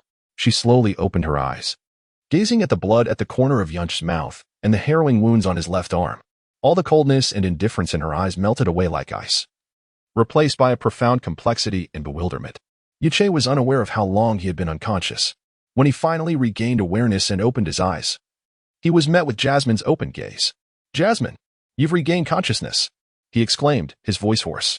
As he attempted to rise, he discovered his body felt as though it were burdened by 1,000 weights. Weakened from significant blood loss, he struggled several times but could not stand. "Why save me?" Jasmine's voice remained frail. She glanced once more at the scars on Yunche's arm before quickly averting her gaze. "Isn't it better for you if I were dead? At least you would no longer have to concern yourself with the promises you made to me, nor fear that I might harm you upon regaining my body. Because Jasmine sacrificed her life to save me. I did that to save myself." Jasmine replied, her tone slightly elevated. Yunche was momentarily taken aback, perplexed by the intensity of her reaction to his words. He responded helplessly, "Well, it is also because you are my master. As your disciple, how could I simply stand by and watch my master perish?" "Master?" Jasmine smiled wretchedly. "To attain a new life, I must help you acquire powerful mystic energy in the shortest time possible. Becoming your master was merely my unwillingness to assist you in vain. Ultimately, it was still for my own sake. Do you truly believe that my intentions are for your benefit? I am well aware of everything you mentioned." Yet, upon uttering these words, Jasmine found no trace of disappointment on Yunche's face. Instead, she witnessed a gentle smile gracing his features. Yunche shifted closer, gazing into her eyes, and softly declared, "However, none of this holds significance. The primary reason I am so fervently determined to save you, Jasmine, is that you are an extraordinarily, exceptionally beautiful girl, akin to an angel in her radiance." Jasmine was momentarily taken aback. Despite her efforts to appear aloof and even intimidating, the truth lingered. She could not disguise the fact that she yearned for companionship. No one, regardless of who they may be, would wish for such a beautiful girl to depart from their side. And I, too, share that sentiment. This reasoning must surely suffice, no? What kind of reasoning is that? Jasmine's lips, regaining a hint of color, trembled slightly. "I have taken so many lives. On the day of my 12th birthday last year, I killed over 130,000 people in a single day. My entire being was drenched in blood. Even my name has become synonymous with Jasmine stained in blood." Yunche's heart raced at the revelation. In a single day, over 130,000 lives extinguished. Sensing the profound shock etched on Yunche's face, Jasmine closed her eyes, sorrowfully stating, "How can someone like me ever be deemed a beautiful girl? I am Jasmine, the bloodstained Jasmine, a terrifying demon who has taken countless lives." Jasmine's eyes widened in disbelief as she stared at him. "Yet, I firmly believe that you have always been a kind-hearted girl. The transformation into the very demon you despise was solely for the sake of those dear to your heart, perhaps a cherished friend or beloved family member. Such a person, regardless of the lives taken or bloodshed, cannot genuinely be a demon. Moreover, a lovely and beautiful girl, even when committing grave mistakes, deserves forgiveness. If you feel burdened by the weight of countless vile deeds, then let us shoulder these sins together. After all, you are my mentor, and as your disciple, it is only fitting that I bear these burdens alongside you." Molly was utterly bewildered, gazing blankly at Yunche as if her soul had been lost, her eyes growing increasingly hazy. She could not comprehend why, despite confessing her heinous sins, he did not respond with fear or repulsion. Instead, he regarded her with such tenderness, uttering gentle words that seemed incongruous with her self-proclaimed monstrosity. "How could this be? I have taken countless lives. I am a terrifying fiend, and everyone fears me. It is inconceivable that anyone could still harbor affection for me. Why does he strive so desperately to save me? Why does he look at me with such kindness? After the death of my mother and brother, it is unfathomable that anyone would treat me with such compassion."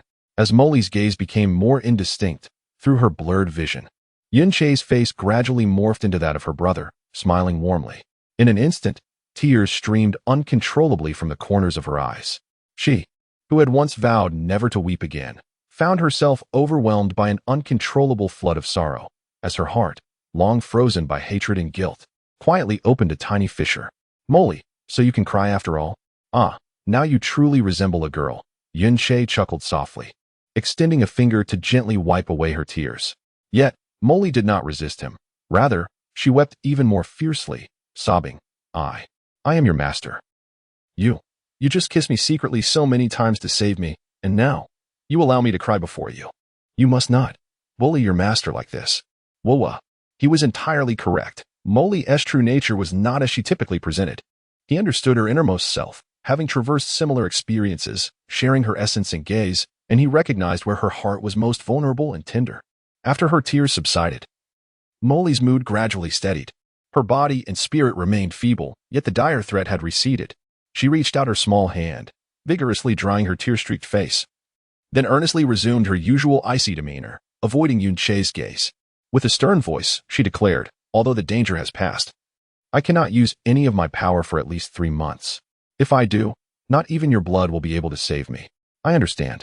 I will be exceedingly cautious in the future and will do my utmost to prevent such occurrences." Yunche replied, his voice laced with, "The red orb you possess, consume it. That object may very well be the seed of the evil god that I mentioned earlier." "Ah?" Yunche exclaimed in astonishment, picking up the strange crimson orb, a prize won at the cost of Molly's near demise. "You mean this is—" "I am merely The Inferno Dragon has lingered here because of it. When you obtained it, I sensed an extraordinary fire element within, one that I have never encountered before. Previously, you mentioned sensing something beckoning you, something you held in your hand without suffering its searing touch. Thus, it is conceivable that it truly is one of the 5 malevolent divine seeds referenced in the memory imprint." Jasmine spoke with uncertain conviction. Moreover, Jasmine subtly bit her lip from a perspective unseen by Yunche. "Henceforth, without my consent, you are not to touch my face casually." One moment, she bore a frigid demeanor, then wept uncontrollably. And now she hardened her expression with an air of menace. The speed at which a girl can change her countenance is indeed remarkable. Yunche's current state was also quite frail. Substantial blood loss had severely weakened him, making even the act of walking a challenge. At this moment, let alone the flame dragon, even a mere ordinary mystical beast would spell doom for both him and Jasmine. If one were to slay 130,000 people in a single day, it would be an unforgivable atrocity, a mark of the devil. A bloodstained Jasmine, then what of me, who poisoned 770,000 in a day, turning the entire city into a toxic hell, a landscape strewn with corpses? Yunche murmured silently to himself, "If we speak of devils, I am the true demon thus. I have never dared to desecrate the angel by my side until the day I am forever lost." Yunche closed his eyes, remaining in silent contemplation for an extended period, before finally opening them, extending his palm to gaze upon the orb emanating an extraordinary crimson light. Reflecting on Jasmine's words, he hesitated momentarily, then resolutely placed it directly into his mouth. Holding it posed no discomfort. Rather, an inexplicable sense of familiarity washed over him, alleviating any concerns regarding its toxicity. Regardless, consuming it should yield no adverse consequences, should it? The scarlet orb was forcefully swallowed, sinking into his abdomen.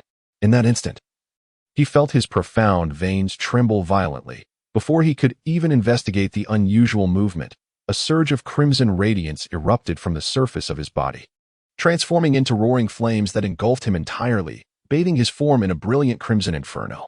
What is this? The sudden blaze caught him off guard. Yet what astonished him further was the absence of any burning sensation beneath such flames. Instead, he experienced an unexplainable comfort, with even his clothing remaining unscathed amidst the fire, as if these fearsome flames were mere illusory light. Chapter 55, The Power of Defiance. Incredibly, he had discovered it so effortlessly. Should one deem his fortune extraordinary, or perhaps it is the guidance of the malevolent divine veins?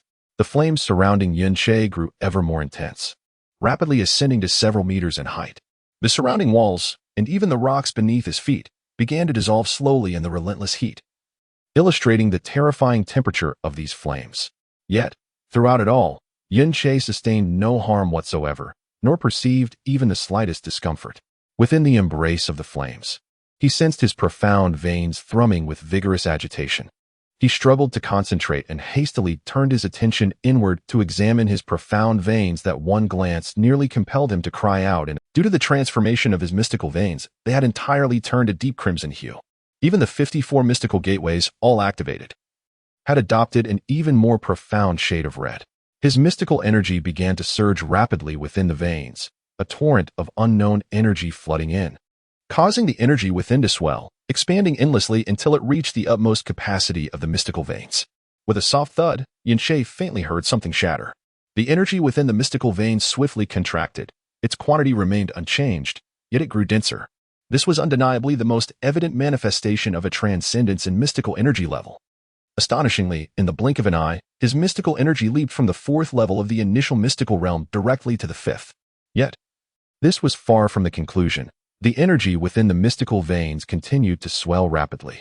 The energy, seemingly driven by madness, surged forth, replenishing the already recently transcended veins. Then, bang! The nature of the mystical energy within once again underwent a class leap, ascending from the strength of the 5th level to the 6th level of the initial mystical realm. Yunche's mouth gaped in astonishment.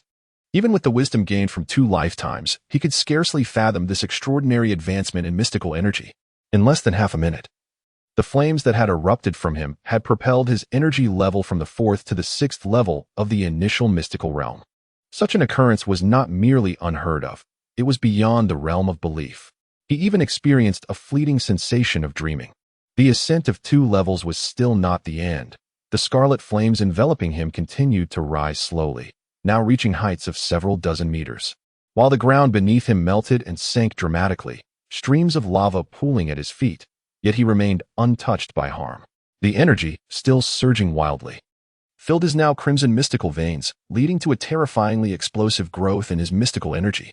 Initial mystical realm level 7. Initial mystical realm level 8. Initial mystical realm level 9.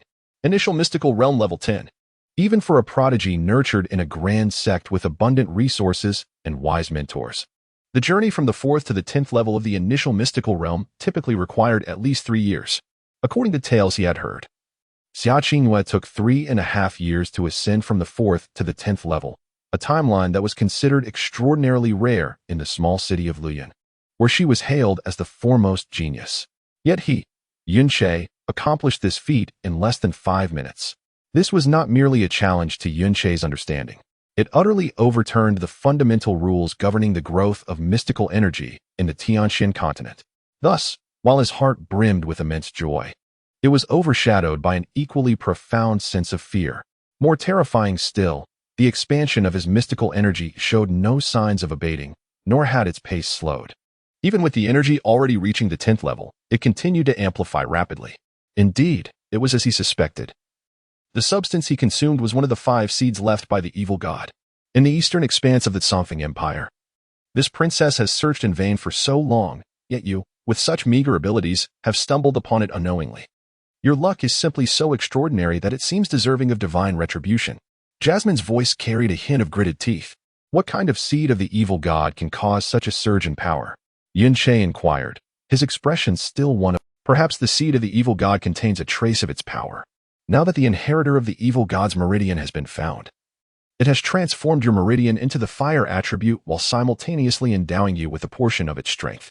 Fear not. This somewhat exaggerated enhancement in power will bear no adverse effects. Jasmine replied slowly. Transforming the meridian into the fire attribute? Boom. A sensation akin to breaking through a barrier surged from the depths of Yunche's meridian. The crimson flames that had been burning fiercely around him finally extinguished at that moment.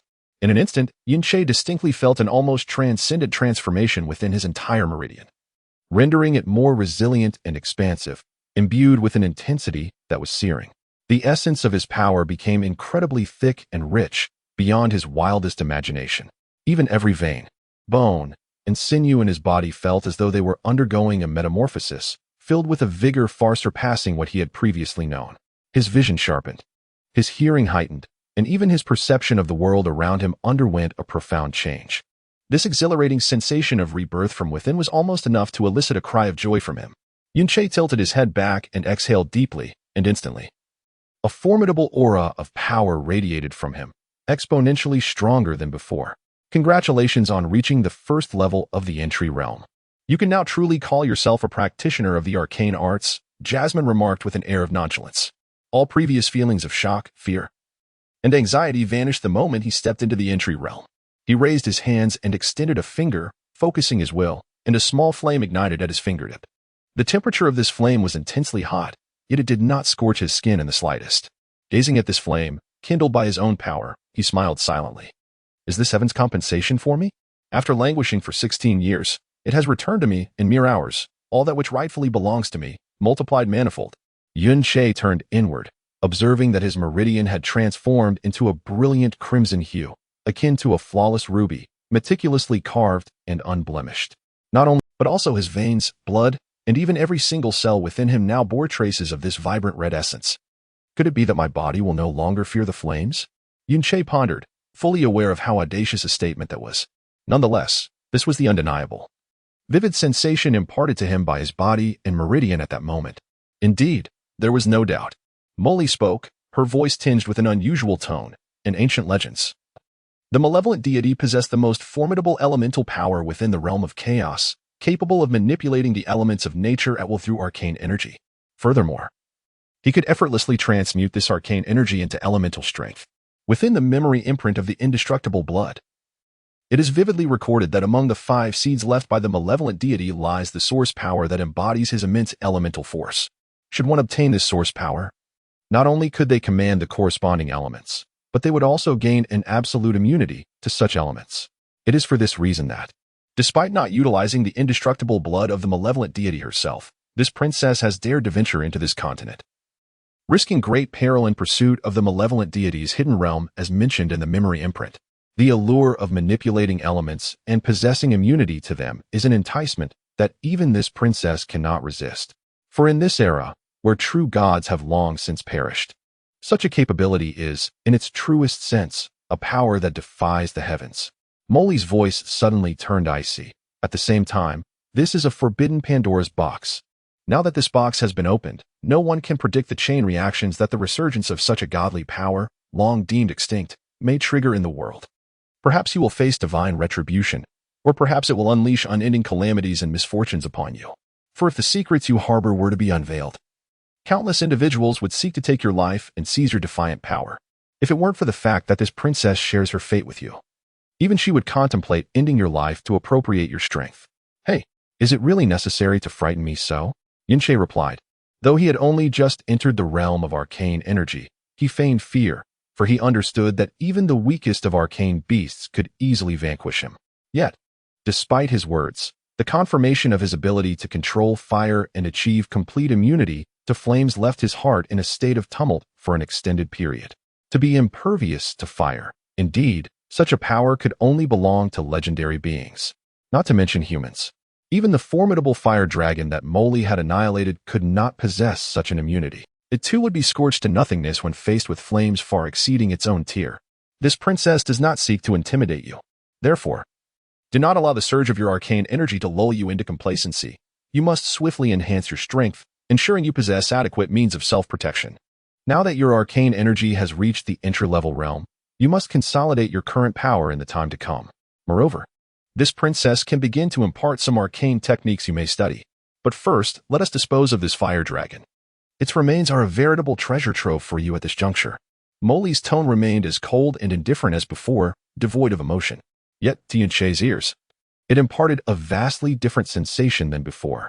From the words of Molly, he no longer sensed the subtle disdain, contempt, or occasional annoyance that had previously permeated their interactions. Although her tone remained somewhat rigid, there was an indistinct hint of concern. At this moment, Yunche felt as if he had undergone a complete transformation. Even the overwhelming weakness from the significant blood loss had vanished without a trace. He approached the dismembered corpse of the flame dragon, momentarily at a loss for where to begin. Molly was indeed correct. The carcass of this flame dragon represented an immense treasure not only for him, but for anyone in the Confronting Empire, including the illustrious 4 great sects. This was a royal profound beast, a true dragon. As the supreme being among beasts, a dragon surpassed all other profound creatures of the same rank. Its skin, flesh, blood, bones, horns, eyes, wings, and internal organs were all treasures beyond compare. The most formidable beings to have graced the Confronting continent were at the royal profound realm, suggesting that this flame dragon might very well be the first royal profound beast to be vanquished in an exceedingly long time. Consequently, the value of this dragon's remains was incalculable. Particularly noteworthy was its profound core, for the core of a heavenly dragon. The Burning Heaven sect dispatched 5 heavenly profound experts across great distances to acquire it. As for the core of a royal profound dragon, it was likely beyond their wildest aspirations. The body of the flame dragon weighed at least several hundred tons. Even in 4 segments, it resembled 4 small mountains. Yunche retrieved a somewhat blunt short knife, which he had brought from the Shao clan, and cautiously attempted to cut into the dragon's corpse. With a dull thud, the blade bent, leaving only a faint mark upon the dragon's hide. If the Burning Heaven sect's heavenly profound experts could not slice through the dragon's body with their Burning Heaven blade, how could Yunche hope to do so with an ordinary knife? You cannot sever its flesh. However, the location of its profound core should have already been opened by this princess. You may wish to check at the end of its cervical vertebra. Mo's voice echoed in his mind. He sheathed the knife and proceeded to the area she indicated. Upon examining the bloodied surface of the flame dragon's corpse, he beheld a blindingly brilliant crimson glow. That was, with a swift leap, Yunche grasped the radiant orb, and upon landing, he found himself holding a sphere approximately the size of 1/3 of his palm. The profound core of the flame dragon. This was an object capable of inciting frenzy across the entirety of the Confronting continent. However, for Yunche at present, it was of no use. If he dared to directly refine and absorb its power, the only outcome would be his own obliteration. Having secured the profound core, Yunche found himself largely powerless against the remaining parts of the flame dragon. Therefore, he decided to transfer them all into the sky poison pearl. The spatial rings of the heavenly profound continent were not only exorbitantly priced, but typically had limited capacity, rendering them incapable of containing the dragon's remains. Yet the sky poison pearl possessed limitless space. Even if the dragon's body were to increase tenfold, it could be effortlessly accommodated within. With your current mystical prowess, this princess can impart but one mystical technique. What is it? The technique of agility? Yunche felt a twinge of disappointment. Is there no offensive technique? The offensive mystical techniques possessed by this princess are beyond your current capabilities. Although Star God's Shadow is indeed an agility technique, do not underestimate it. Once unleashed, the speed will surge instantaneously, so swift that even the residual shadows will scarcely have time to dissipate. If you can master the rudimentary level of Star God's Shadow, you will be able to face 2 opponents of equal rank without defeat. Perfected, even those 3 to 5 levels above you shall find it challenging to best you easily. The final words of Molly ignited an exhilarating fervor within Yunche. Moreover, this is the only agility technique at my disposal. What an extraordinary being Molly is. The potency of her singular agility technique is evident. Yunche promptly nodded. Very well, I shall learn. Let us begin now. Molly did not decline. Speaking calmly, to cultivate Star God's Shadow, one must possess exceptional comprehension. With sufficient insight, one could achieve minor success in 3 months. Lacking such insight, one may never master it in a lifetime. Whether you can learn it, and to what extent, depends solely on your own understanding. I am currently in a weakened state and must rest within the heavenly poison pearl. I will first instruct you on the method and essentials for channeling your mystical energy when activating Star Goddess Shadow, along with the corresponding incantations. Afterward, it shall rely on your own efforts. Star Goddess Shadow. This would be the first mystical technique Yun-Che would study in this world. Yet, at this moment, he was entirely unaware of the profound significance encapsulated within the term Star God. A month later, at the Red Dragon Mountain Range, the air was freshly damp from a recent rain, droplets clinging to the leaves. Suddenly, a rustle in the underbrush startled the birds, sending them soaring into the sky, fleeing in all directions. Soon, the foliage parted to reveal a towering azure wolf, its ferocious eyes wide open, prowling with a menacing grace. As a first-tier mystical beast, it found the prey in the Red Dragon Mountain Range far more abundant than any threats, due to the presence of the azure wolf. Novice mystical practitioners dared not venture into this area alone. Before long, a potential target came into view, a young boy clad in black, approaching with slow, measured steps. A smile gracing his youthful face, seemingly oblivious to the terrifying gaze fixed upon him. He drew closer, step by step. Whoosh! The azure wolf lunged forth like a bolt of lightning from the underbrush. Its explosive power was formidable. Even a seasoned practitioner caught off guard would find it nearly impossible to evade such an assault. With each passing moment, the wolf closed the distance to its target, its jaws aimed at the boy's throat, ready to strike with ferocity. Boom! A situation arose that caught the azure wolf off guard. It had clearly made contact with the human body, poised to pounce and sink its teeth into the throat. Yet, in the next instant, its entire form passed directly through him, crashing forcefully to the ground. Only then did the image of the youth vanish from sight, as a fist imbued with profound energy descended heavily from the right side of the azure wolf, striking its head with a resounding thud, eliciting a woeful howl and causing blood to seep from its 7 orifices, rendering it unconscious. Yun-Che clapped his hands, disregarding the oblivious azure wolf, and continued on his way. Remarkably, he had solidified the first realm of the Star God fragmentation within just a month. You wasted your talent during those 16 years of disability. Jasmine couldn't help but exclaim. She had anticipated that Yun-Che would require at least 3 months to master the initial stage, yet to her astonishment, he had achieved a modicum of success in merely 1 month, able to wield the first realm of the Star God fragmentation at will. Thus, I have exerted myself tirelessly in pondering how to write the following sections in a manner that would be most pleasing to the readers, rather than mundane. To achieve this, I would need to amend previous settings to some extent. Consequently, I spent an entire day pulling my hair out. Then came the dilemma.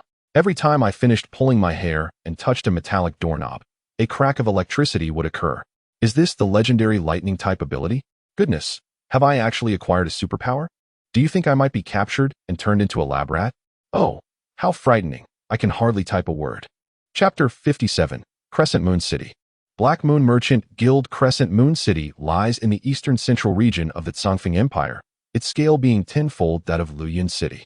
The city is adorned with numerous large and small sects, and the Tsangfeng royal family has established a royal mysterious residence here. Even the Shao clan and the Burning Heaven sect have branches in this locale. Consequently, countless young practitioners flock from all directions, hoping to join powerful sects in pursuit of their cultivation journey. On this day, to the east of Crescent Moon City's gates, a youth clad in black gradually approached.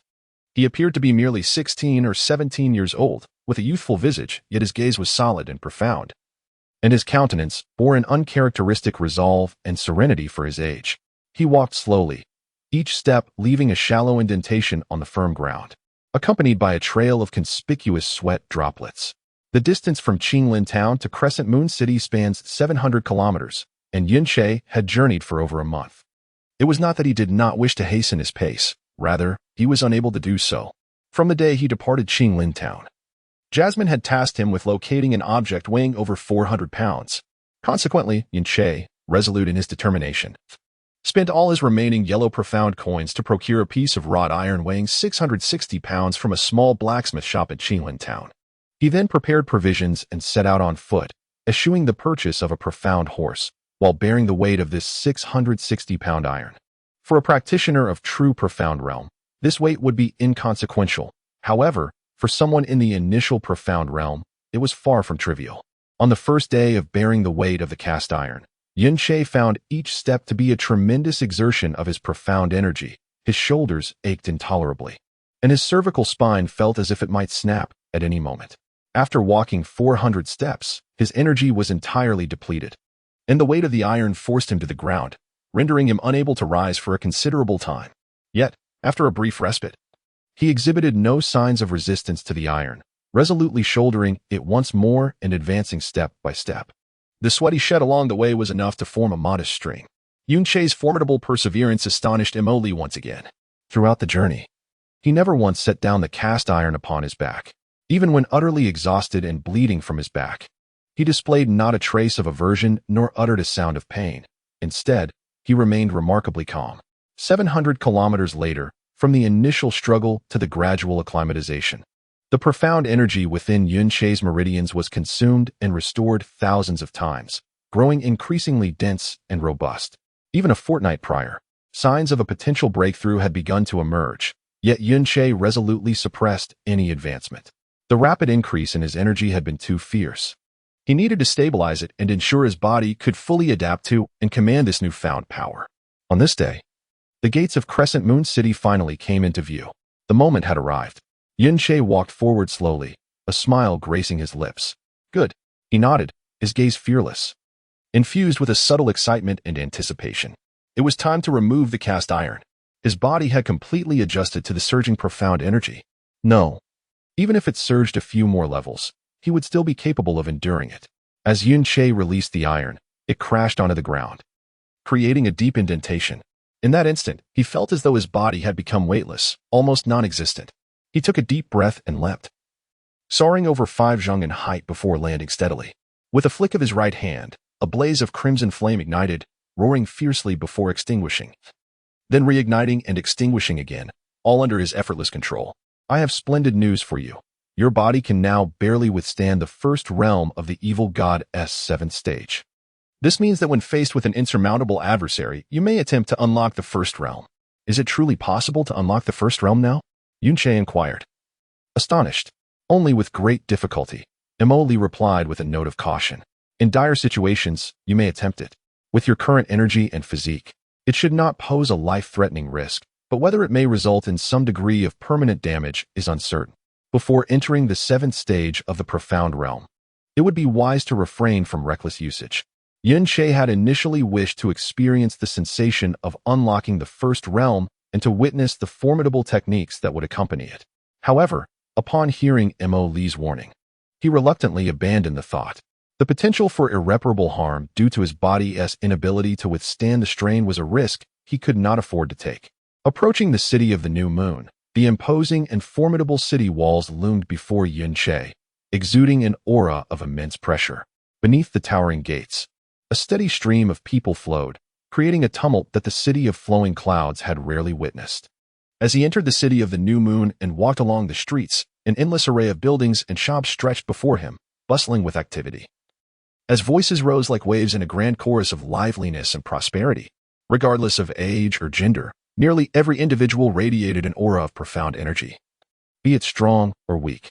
Indeed, in comparison to the city of flowing clouds, this metropolis appeared to overshadow it, rendering it almost akin to a mere large town. Yun-Che mused. Excuse me, sir, could you kindly direct me to the Black Moon Chamber of Commerce? Yun-Che inquired politely, stopping a seemingly amiable middle-aged man. The Black Moon Chamber of Commerce? The man scrutinized Yun-Che, his ordinary attire and youthful appearance causing a flicker of doubt in his eyes. Nevertheless, he gestured. Continue westward from here, crossing approximately 7 streets, then take a right and walk straight ahead. However, young man, keep in mind that such establishments as the Black Moon Chamber require considerable capital for both buying and selling. Yun-Che nodded in gratitude and proceeded in the direction indicated. After traversing 7 lengthy streets and then turning right, he continued for half an hour, only to find the throngs of people dwindling and the atmosphere shifting dramatically. A massive sign adorned with a dark crescent moon came into view, the words Black Moon Chamber of Commerce etched beneath it. Though merely 4 characters, they emanated an inexplicable air of intimidation. In stark contrast to the bustling vibrancy of other streets, the few passers-by here moved hastily, their lips sealed, as if fearful of disturbing something unseen. Indeed, the Black Moon Chamber is just as my grandfather described, Yun-Che murmured to himself. The Black Moon Chamber of Commerce. Headquartered in the Divine Phoenix Empire, the foremost nation among the 7 kingdoms of the celestial realm, boasts branches across various countries and major cities. Renowned as the preeminent chain of commerce in the celestial realm, it has thrived for nearly a millennium, not only avoiding decline but growing increasingly powerful, evolving into a colossal force capable of stirring the winds and clouds of the world at will. The Black Moon Chamber is far more than a mere commercial entity. Its immense influence is evident in its ability to dominate the celestial realm. When Shaolai spoke of the Black Moon Chamber, he had earnestly noted that even the 4 major sects of the Tsongfeng Empire dared not act recklessly within its confines. The chamber's regulations are exceedingly stringent, ensuring an almost absolute fairness in transactions, never favoring either party. However, the Black Moon Chamber only engages in the trade of high-end goods, disdainful of inferior merchandise. Thus, the items it offers are well beyond the reach of ordinary households. For many powerful sects, a significant portion of their resources is sourced from the Black Moon Chamber, and its monthly auctions are always met with full attendance. Confirming the location of the Black Moon Commerce Guild, Yun-Che arrived at a secluded corner, from which he retrieved a small vial of pre-prepared medicinal powder from the heavenly poison pearl, swiftly applying it to his face. "What are you doing?" Jasmine inquired curiously. Yun-Che remained silent, and when he lifted his face, the youthful visage he once bore had vanished, replaced by the stern and hardened countenance of a middle-aged man, his eyes reflecting a depth of experience. He applied a small amount of the powder to his hands, rendering them somewhat withered in appearance. Next, he donned a somewhat tattered cloak, shedding his black attire, and placed a wide-brimmed hat upon his head, obscuring half of his face. "You can actually disguise yourself?" Jasmine exclaimed in astonishment. "For a divine physician, what is the art of disguise?" Yun-Che replied with a smug smile, his expression hardening and chilling, his voice turning hoarse. "Wherever the Black Moon Commerce Guild appears, it will undoubtedly be a formidable entity, unmatched by any, as long as the quality is sufficient. The Black Moon Commerce Guild will acquire anything and sell anything, perhaps even exquisite garments for lovely ladies. Let us venture inside." At the mention of beautiful ladies' clothing, Yun-Che distinctly heard Jasmine emit a soft sound of delight. For the common folk, the Black Moon Commerce Guild evoked a profound sense of reverence, causing them to hastily pass by, wary of any actions that might offend the guild. Yun-Che's peculiar attire drew considerable attention. Yet as they observed him stride confidently into the Black Moon Commerce Guild, their gazes reflected a hint of awe. Those with the means to transact within the guild were undoubtedly influential figures. Inside, the Black Moon Commerce Guild was expansive, shrouded in a quiet yet palpable sense of oppression. Ordinary individuals entering would find themselves gasping for breath under the weight of the atmosphere. Towering shelves brimmed with an array of goods, herbs, elixirs, weapons, armor, gemstones, and even low-grade beast essence and techniques. Everything one could desire, yet undeniably, everything bore a steep price. Some items might be unattainable for an ordinary family even after a lifetime of toil. Chapter 58. Bluster. Behind the counter of the Black Moon Commerce Guild stood a man in his early 30s. He glanced at Yun-Che's peculiar attire, yet his expression remained unfazed as he flatly asked, "Are you buying or selling?"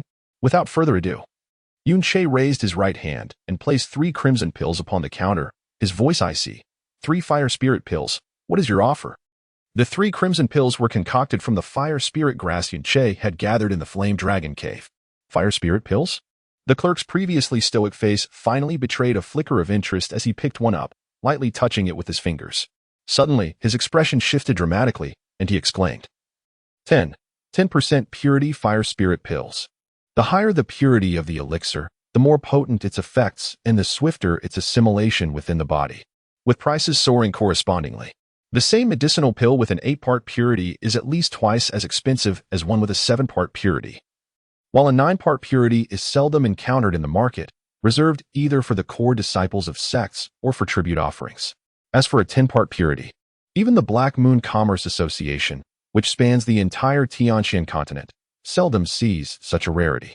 It would be acceptable if there were merely one pill of 10-part purity, but the attendant soon discovered that all 3 of these fire spirit pills boasted a 10-part purity, causing his eyes to widen in astonishment. Fire spirit grass is already a rare find, and the refinement of fire spirit pills is even more challenging. A 10-part purity fire spirit pill is something he had never even heard of. He could easily imagine that if these 3 fire spirit pills were to be seen by practitioners of fire-based cultivation, they would likely drool with desire. State your price. Yunche coldly reiterated. Yunche remained silent for a moment. His prolonged silence filled the attendant with unease. He had already resolved that if Yunche was dissatisfied with the offer, he would not hesitate to raise the price. 3 10-part purity fire spirit pills would be regarded as top tier even at the association. There are countless sects on the Tianjin continent that practice fire-based techniques. And if sold to those grand sects, each would command an astronomical price. However, he could not fathom that Yunche's silence stemmed not from an insufficient offer, but rather from being utterly shocked by the price. 300 purple Xian coins. Good heavens! That amounts to 3 million yellow Xian coins. It represents nearly a century of income for an ordinary family. During his time on the Songyan continent, under his master's tutelage, he had witnessed his master refine medicine to aid others without ever charging a single coin. After his master's passing, he consumed the pills refined from the heavenly poison pearl solely for his own strength enhancement, leaving him with an unclear concept of the market value of various pills. He had initially believed that selling a single fire spirit pill for even 1 purple Xian coin would be quite remarkable. Selling 3 would afford him a period of indulgence. He never anticipated the attendant's initial offer of 300 purple Xian coins would leave him speechless for an extended duration. Medicinal pills hold such immense value. In the Tianjin continent, high-quality pills are indeed exorbitantly priced, as those superior pills are the sole expedient means for cultivating profound techniques and energies. Sometimes, the years of arduous training for one individual may not equate to the effects of a single pill consumed by another. Seeing him remain silent for so long, the attendant could no longer contain himself and said, "If you are dissatisfied with this price, then deal." Yunche interjected, not allowing him to finish. The purple Xian coin card signifies that the funds contained within exceed 1 purple Xian coin. Upon inspection, Yunche found it to be intact. Precisely 300 purple Xian coins. Throughout his 2 lifetimes, he had never handled such a sum of money. In the preceding 16 years, his entire savings barely surpassed 1,000 yellow Xian coins. 300 purple Xian coins. How long would it take to exhaust such a fortune? If his aunt were to see this, she would surely be astounded. After stowing away the Xian coin card, Yunche did not depart immediately. He slammed his hand on the table once more and, with his unchanging cold tone, declared, "Name the price for a single pill." As Yunche placed the crimson Xian Dan upon the counter, a voice echoed in his mind. "What are you doing? Are you planning to sell it? Are you out of your mind?" No, I would never consider selling it," Yunche hastily denied. "Rest assured, I merely intend to intimidate them and facilitate my future endeavors." Jasmine fell silent. The shop assistant, harboring a hint of skepticism, picked up the Xian Dan. Even the lowest-ranking members of the Black Moon Merchant Association possessed remarkable discernment. However, he could not immediately identify the type of Xian beast from which this Dan originated. After examining it closely for a moment, his expression suddenly transformed, his eyes widening in shock, and his hands trembled violently. This is a dragon Dan. The Dan of the Royal Xian Dragon. Humph, what a fuss. Just name your price, Yunche replied impatiently. At this juncture, he turned and called out, "Old Pooh, come quickly. There is a significant business opportunity." No sooner had his voice echoed than an elderly man, rather diminutive in stature, descended the staircase. Though the wooden steps creaked underfoot, he made no sound, his seemingly gentle eyes betraying a glint of sharpness akin to cold brilliance.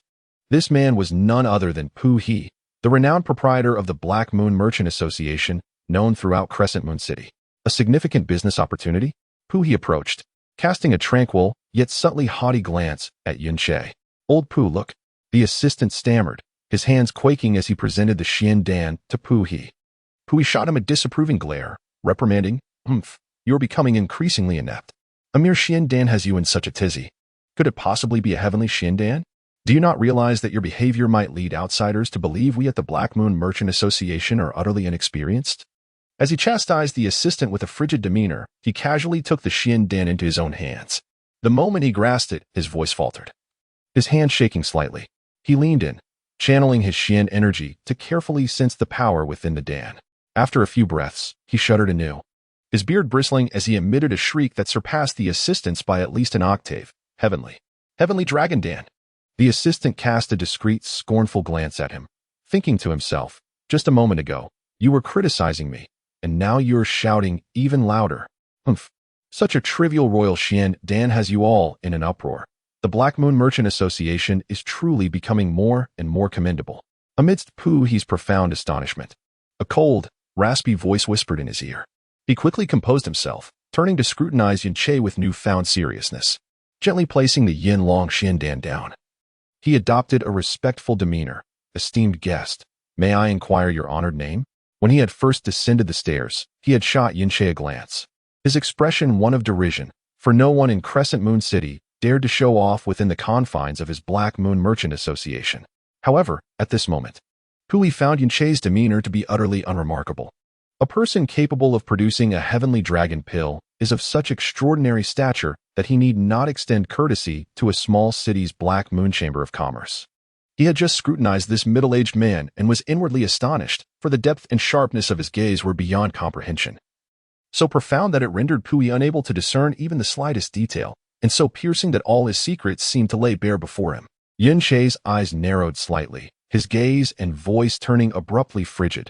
Since when has your Black Moon Chamber adopted the custom of inquiring names in business transactions? In that fleeting moment, Pu felt a surge of murderous intent. Though merely a fleeting instant, it sent chills down his spine, causing every hair on his body to stand on end. Throughout his life, he had taken many lives and had narrowly escaped death on numerous occasions. Thus, he was well acquainted with the essence of killing intent and was particularly sensitive to it. Yet, despite a lifetime of experience, he had never encountered such terrifying murderous aura as he just did. He could scarcely fathom how many lives one must have taken to exude such a fearsome presence. Tens of thousands? Hundreds of thousands? Or perhaps, a million souls that would send even the gods into a frenzy. It was likely akin to the legendary Azura of the Inferno, whose murderous aura was unparalleled. Pui's heart raced, cold sweat trickling down his back. In all his years in Crescent Moon City, he had never experienced such a chill. A pallid figure, exuding a terrifying killing intent. Who could present a King Xian pill with an unflinching demeanor? What kind of realm must such a person inhabit? This level of killing intent suggested that to him, taking lives might be as effortless as having a meal, if he were to incur his displeasure. With this thought, Pu felt a fresh wave of cold sweat enveloping him, and he hastily lowered his head, his expression turning even more respectful. No, I assure you, I meant no such thing. To slay a King Xian beast or a true dragon of the King Xian caliber is the hallmark of an awe-inspiring powerhouse. In a moment of admiration, I misspoke. He yearned to uncover the true nature of this formidable individual. Yet even if granted 100-fold courage, he dared not inquire about Yin Che's profound strength. Yin Che scoffed coldly. The murderous intent vanished without a trace, and Pu secretly exhaled a sigh of relief, cautiously asking, "The King Xian pill is exceedingly precious, not only in Crescent Moon City but throughout the entire Songfeng Empire. It is a rarity encountered once in a century. Might I inquire why you would wish to sell such a treasure?" "Of no use to me," Yin Che replied, his expression impassive. "Of no use?"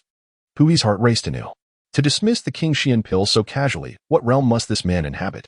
Pu forced a wry smile. "Esteemed guest, I am fervently eager to retain this King Xian dragon pill. However, I must confess, its value is immeasurable. Even if I were to mortgage the entirety of this Black Moon subchamber to you, it would scarcely amount to 1/5 of the worth of this King Xian dragon pill." Chapter 59, Brother-in-Law. However, if the esteemed guest truly wishes to sell it, one might visit our branch of the Black Moon Merchant Guild situated in the Songfeng Imperial City, where a price that will undoubtedly satisfy you shall be offered. As he spoke, Pu cautiously lifted the Wang Xianlong Dan and placed it before Yin Che. This inquiry rendered Pu momentarily taken aback. After a brief hesitation, he carefully replied, "In the New Moon City, I am only aware of a person named Sikong Han, who is the Grand Elder of the Xian mansion established by the royal family. He is known for his humility and integrity, enjoying a high reputation in New Moon City. Might the esteemed guest have some connection with Sikong Han?" "Humph." Yin Che inwardly rolled his eyes and coldly replied, "Daughter. Moly." It was then that Pu realized, quickly adding, "This red smoke immortal skirt is crafted from the finest silkworm silk chiffon, not only exquisitely styled, but adorned with a total of 81 blood-red crystal tassels, which are not only dazzling but also serve to protect and ward off evil, while soothing the skin. There is but one such piece in the entirety of New Moon City, hence the price is slightly elevated, requiring 500 purple Xian coins." The Yin Che appeared remarkably composed on the surface. His mind was racing with countless expletives. He was well aware of the blood-red crystals, known for their brilliant luster and feather-light weight, providing warmth and vitality while warding off misfortune. The fact that the skirt was embellished with rows of shimmering tassels, all made of blood-red crystals, 81 in total, was astonishing. The value of this garment soared to 500 purple Xian coins. Initially, with 300 purple Xian coins in hand, Yin Che had envisioned a night of lavish spending, only to find himself unable to afford even a single piece of clothing for a girl. What kind of outrageous items did the cursed Black Moon Merchant Guild sell? Before arriving in New Moon City, he had solemnly promised Molly several times that he would procure the most beautiful garments for her, yet the very first piece she took a liking to was. Sensing Yin Che's predicament, he did not hesitate. He swiftly extended his hand and retrieved the red smoke immortal skirt, placing it before Yin Che with a cheerful demeanor. The esteemed guest comes bearing the Wang Xian Long Dan, which reflects your regard for me, but alas, my humble establishment lacks the financial means. I apologize for the inconvenience. Consider this red smoke immortal skirt a gift to the esteemed guest as a token of friendship. Swallowing hard, he continued cautiously, in this fleeting encounter, let us forge a friendship. Although 500 purple Xian coins is certainly not a trifling sum for their small branch of the Black Moon Merchant Guild, winning the favor of such a significant figure proved to be a worthy investment of immeasurable value.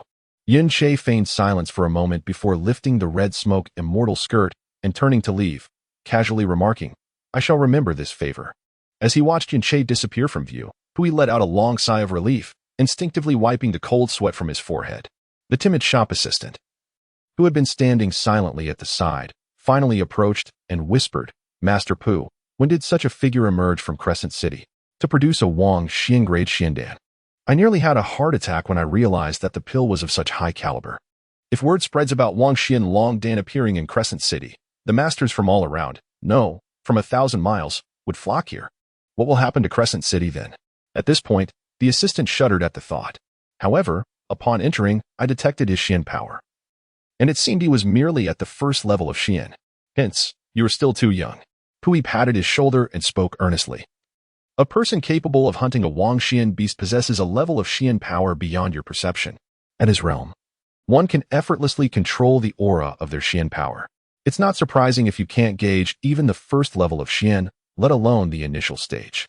In the future, when you encounter customers with low Xian power, especially the elderly, do not be overly arrogant. They might be top-tier masters who have reached that realm. Oh, understood. The assistant nodded hastily and then produced a black wooden box containing fire spirit pills. By the way, Master Pu, before he presented the Xiandan, he also took out 3 fire spirit pills, and all 3 were of perfect quality. What? Master Pu exclaimed, quickly grasping the 3 fire spirit pills in his hands. Moments later, his voice trembled. To casually produce perfect quality pills, only the most elite alchemists from the top sects can achieve such a feat. That individual likely hails from a realm as high as the Sacred Domain or the Sea Palace. No wonder he exuded such a terrifying, murderous aura. Remembering the overwhelming killing intent that had sent chills down his spine, he couldn't help but shudder again, feeling grateful that he had not committed any faux pas. It seemed he had successfully secured a small favor. After leaving the Black Moon Commerce Association, Yin Che walked a considerable distance to a deserted corner, quickly changing his clothes and removing his disguise before leisurely emerging from another direction. In his mind, he could still hear the furious voice of Jasmine. You actually claimed that this princess is your daughter. I had no choice. I couldn't exactly say it was for my master, could I? That wouldn't work either. Forget it. This dress is quite nice. I won't hold it against you this time, but if you dare to further disgrace this princess, I shall show you no mercy. 500 purple Xian coins for this dress. The total cost of all the clothes I've worn in 2 lifetimes doesn't even amount to the price of this one piece. Yun Che muttered resentfully. Yun Che was at a loss for words. You were far too bold just now, directly handing over the Xiandan like that. Weren't you afraid they would resort to violence and theft? This princess is currently unable to use any Xian power, if they truly set their minds to it. Not only would we lose the Xiandan, but our lives would also be at stake. Jasmine's voice was cold and low. No, quite the opposite. Yin Che chuckled, reflecting that the more casually he entrusted the Xiandan to them, the less likely they were to entertain any nefarious thoughts. Even if they discerned the depth of his power, they would not dare to act rashly and would instead proceed with utmost caution. As for whether they would divulge this information, that was entirely their affair, and it bore no relation to him. Nevertheless, He estimated that there was a 90% chance they would remain silent. Today, this princess finally witnessed the essence of bluster. However, what is your true intention behind this? Within the entire Tianxian continent, the Black Moon Merchant Guild possesses the most formidable resources, and they reserve the finest treasures for sale to the major sects, rendering individuals like myself incapable of acquiring them even with wealth. Hence, I require an identity that commands respect in their eyes. With this Wangxian Long Dan in hand, coupled with a disguise, achieving this goal will be effortless. Consequently, this will facilitate interactions with the Black Moon Merchant Guild in the future. Oh, but let us not dwell on the future, it has already proven effective just now. The members of the Black Moon Merchant Guild are all exceedingly arrogant. Had I not intimidated them, would they have so willingly offered me this immortal skirt? By the way, the Yao Ming Paluo flower and perhaps the Zimai divine crystal you seek are most likely within their possession. The sudden surge of murderous intent left Emily profoundly shocked. It was a presence that almost transcended the corporeal, rivaling even her fury-fueled aura of death. Such murderous intent cannot be cultivated or fabricated by any means. It can only be amassed through the countless lives extinguished in the throes of battle. To exude such a chilling aura, one must have taken the lives of tens of thousands, if not hundreds of thousands. What truly struck terror into the hearts of the Black Moon Merchant Guild was that fleeting moment of lethal intent. Otherwise, given Pu He's extensive experience and keen insight from confronting numerous opponents over the years, he might have harbored doubts about Yin Che. Yin Che paused momentarily, then sighed with a hint of melancholy. You would surely not believe me if I told you, but we are indeed of the same ilk. Aside from the imperial capital, Songfeng Imperial City, the Songfeng royal family has established royal Xian houses in 72 cities, with New Moon City being one of them. Among all the royal Xian houses, the New Moon Xian house ranks among the top in strength, and its entry requirements are relatively lenient, considerably lower than those of renowned mid-tier sects, thus attracting a multitude of aspiring practitioners annually. The New Moon Xian house comprises various departments, including the Department of Xian, Department of Medicine, Department of Literature, Department of Music, Department of Painting, and others, totaling 13. Naturally, the Department of Xian is the most prominent, and Si Kong Han, whom Xiaolai directed Yun Che to find, is the chief elder of this department, holding a prestigious position within the New Moon Xian house, second only to the three house masters. However, even Xiaolai is unaware of Si Kong Han's true identity in New Moon City. After inquiring with a few individuals, Yun Che swiftly located the New Moon Xian house. As he hesitated on whether to enter, an exaggerated voice suddenly erupted from his left. Sister. Brother-in-law. Chapter 60, The New Moon Mystical Mansion. Si Kong Han. The sound momentarily stunned Yun Che, causing him to turn around and gaze in bewilderment at the tall figure before him. No, it was a youth. Yet, one glance at his physique would lead no one to believe he was merely a 15-year-old boy, standing at an impressive height of over 2 meters. His body was extraordinarily robust, with muscles prominently defined, resembling a small mountain. Yuanba, what brings you here? Yun Che exclaimed, astonished. This remarkably tall youth was none other than Xia Qingyue's younger brother, the only steadfast companion he had known since childhood. Xia Yuanba? Brother-in-law, it really is you. Upon recognizing Yun Che's face, Xia Yuanba's voice grew louder, filled with delight as he rushed over. With each step, the ground trembled slightly beneath him. Given Xia Yuanba's momentum, it seemed a bear hug was imminent. Yun Che felt a shiver run down his spine and instinctively took 2 steps back. Being embraced by him could easily lead to a fracture. Stop, stop, stop! Yun Che hastily waved his hands, halting the overly enthusiastic Xia Yuanba. He scrutinized him from head to toe before inquiring again. Yuanba, what are you doing here? That should be my question for you, brother-in-law, Xia Yuanba replied. His face flushed with excitement. Half a year ago, I heard you were expelled from home, and I searched for you for many days without success. Phew. I'm so relieved you're all right. I thought something terrible had happened to you. I haven't slept soundly for 6 months. Xia Yuanba's joy and concern were genuinely heartfelt. Apart from Xiaolai and Xiao Lingxi, the only one who truly cared for him was Xia Yuanba, with whom he had grown up. Yun Che felt a wave of emotion and patted his sturdy arm, saying, Rest assured, I am quite resilient. Nothing could possibly befall me. Being expelled from the Xiao family turned out to be a blessing. The world outside is far more thrilling than the Cloud Flow City we've known for over a decade. I've been traveling westward from Cloud Flow City, and I just arrived in New Moon City today. You are here, could it be? Yun Che glanced at the prominently displayed sign of the New Moon Mystical Mansion. Brother-in-law, You're indeed perceptive. I'm currently inside the New Moon mystical mansion. A hint of pride flickered across Xia Yuanba's face as he spoke of the mansion. I came here 6 months ago and even entered the first class of the mansion. The first class?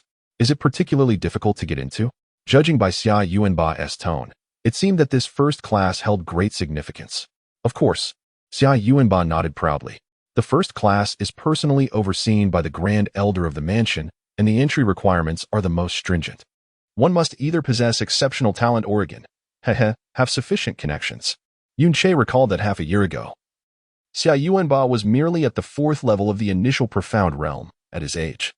That level could only be deemed average and had little to do with exceptional talent. Thus, it was likely the latter that had facilitated his entry. With a skeptical expression, Yunche asked, "Does your family have connections with the New Moon mystical mansion?" Xia Yuanba offered a slightly embarrassed smile and replied, "Well, actually, my grandfather frequently visited New Moon City in his youth and formed a close friendship here. Subsequently, my grandfather's friend became one of the vice masters of the New Moon Academy, which allowed me to enter the academy without undergoing any assessments, even joining a class directly. Enough of that. Brother-in-law, have you always been alone? Have you found a place to settle in New Moon City? What are your plans moving forward?" Xia Yuanba inquired anxiously, his concern evident in his tone. He was quite familiar with Yunche, who possessed an ordinary physique, had never left Flowing Cloud City before the age of 16, and crucially had a damaged spiritual vein, lacking even the ability to protect himself. It was hard for him not to worry. "Ah, right, Elder Sikong. Brother-in-law, didn't you just arrive in New Moon City? How do you know Elder Sikong?" Xia Yuanba scratched his head, puzzled, upon hearing Yunche's mention. Xia Yuanba's eyes lit up with excitement. "That's wonderful. Elder Sikong enjoys a high reputation in New Moon City and is very kind, if he knows Grandpa Xiao. Perhaps he could arrange a place for you to stay, ideally within the New Moon Academy itself." Yunche smiled. "Then please take me to find him." In truth, Yunche had no intention of lingering in New Moon City. Beneath the vast sky, there were countless places for him to hone his skills. However, he was reluctant to squander his grandfather's hard work and wished to see if he could gain any opportunities from Sikong Han. "Oh, sure." Xia Yuanba nodded eagerly, but suddenly paused, scratching his ear. "However, it seems we might not be able to see him today. Today marks the inauguration of the new Academy Master, and there's a celebratory banquet in the evening.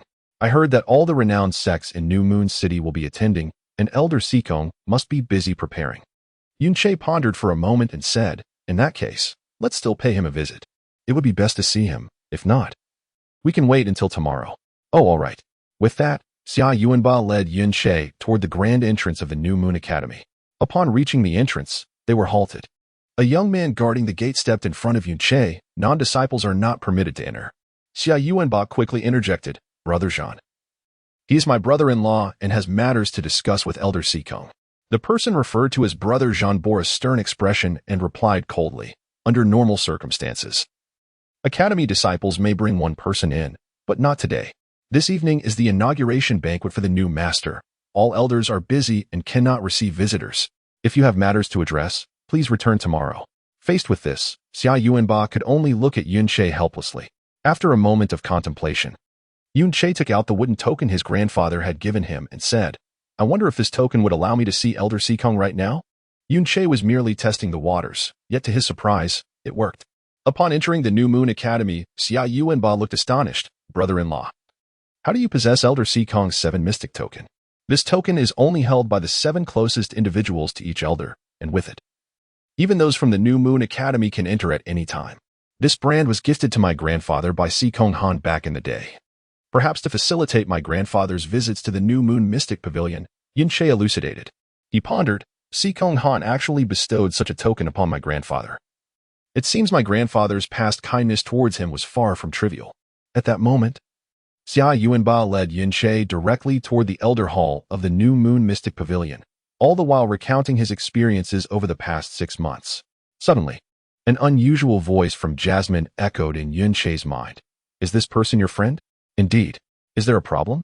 Yunche was taken aback by Jasmine's inquiry regarding Xia Yuanba. "How old is he?" 15 and a half. 15 and a half. Jasmine mused for a moment before softly stating, "This individual possesses the Sovereign Emperor's divine vein." "Sovereign Emperor? Divine vein?" Yunche paused, furrowing his brow. "What does that mean?" His profound vein is extraordinarily unique, being over twice the width of an ordinary person's, with a fundamentally different structure. This type of profound vein is known as the Sovereign Emperor's divine vein, even in the realm of the divine. In any case, it is an exceedingly rare vein. In my homeland, one who possesses such a vein would dominate the region, ascending to kingship. Yet, in this place, it is rendered a waste vein. The reason for his excessive stature is the Sovereign Emperor's divine vein. While its effects may not be apparent in the initial profound realm, once he enters the profound realm and his profound energy matures, he will need to exert at least 10 times the effort of an ordinary person for every level he ascends.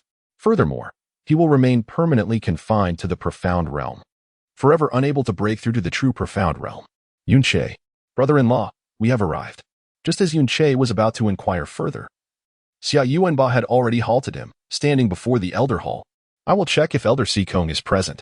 Just as Xia Yuanba moved to knock on the door, it swung open unexpectedly, revealing a man clad in dark robes, appearing to be in his 40s or 50s. Upon seeing him, Xia Yuanba hurriedly approached. Elder Sikong, I did not realize you were here. This is splendid. The man was none other than Sikong Han, the very person Yunche sought. Though he appeared younger than Yunche had anticipated. Seeing Xia Yuanba, he smiled warmly. Oh, Yuanba, do you require something from me? It is my brother-in-law. He has matters to discuss with you.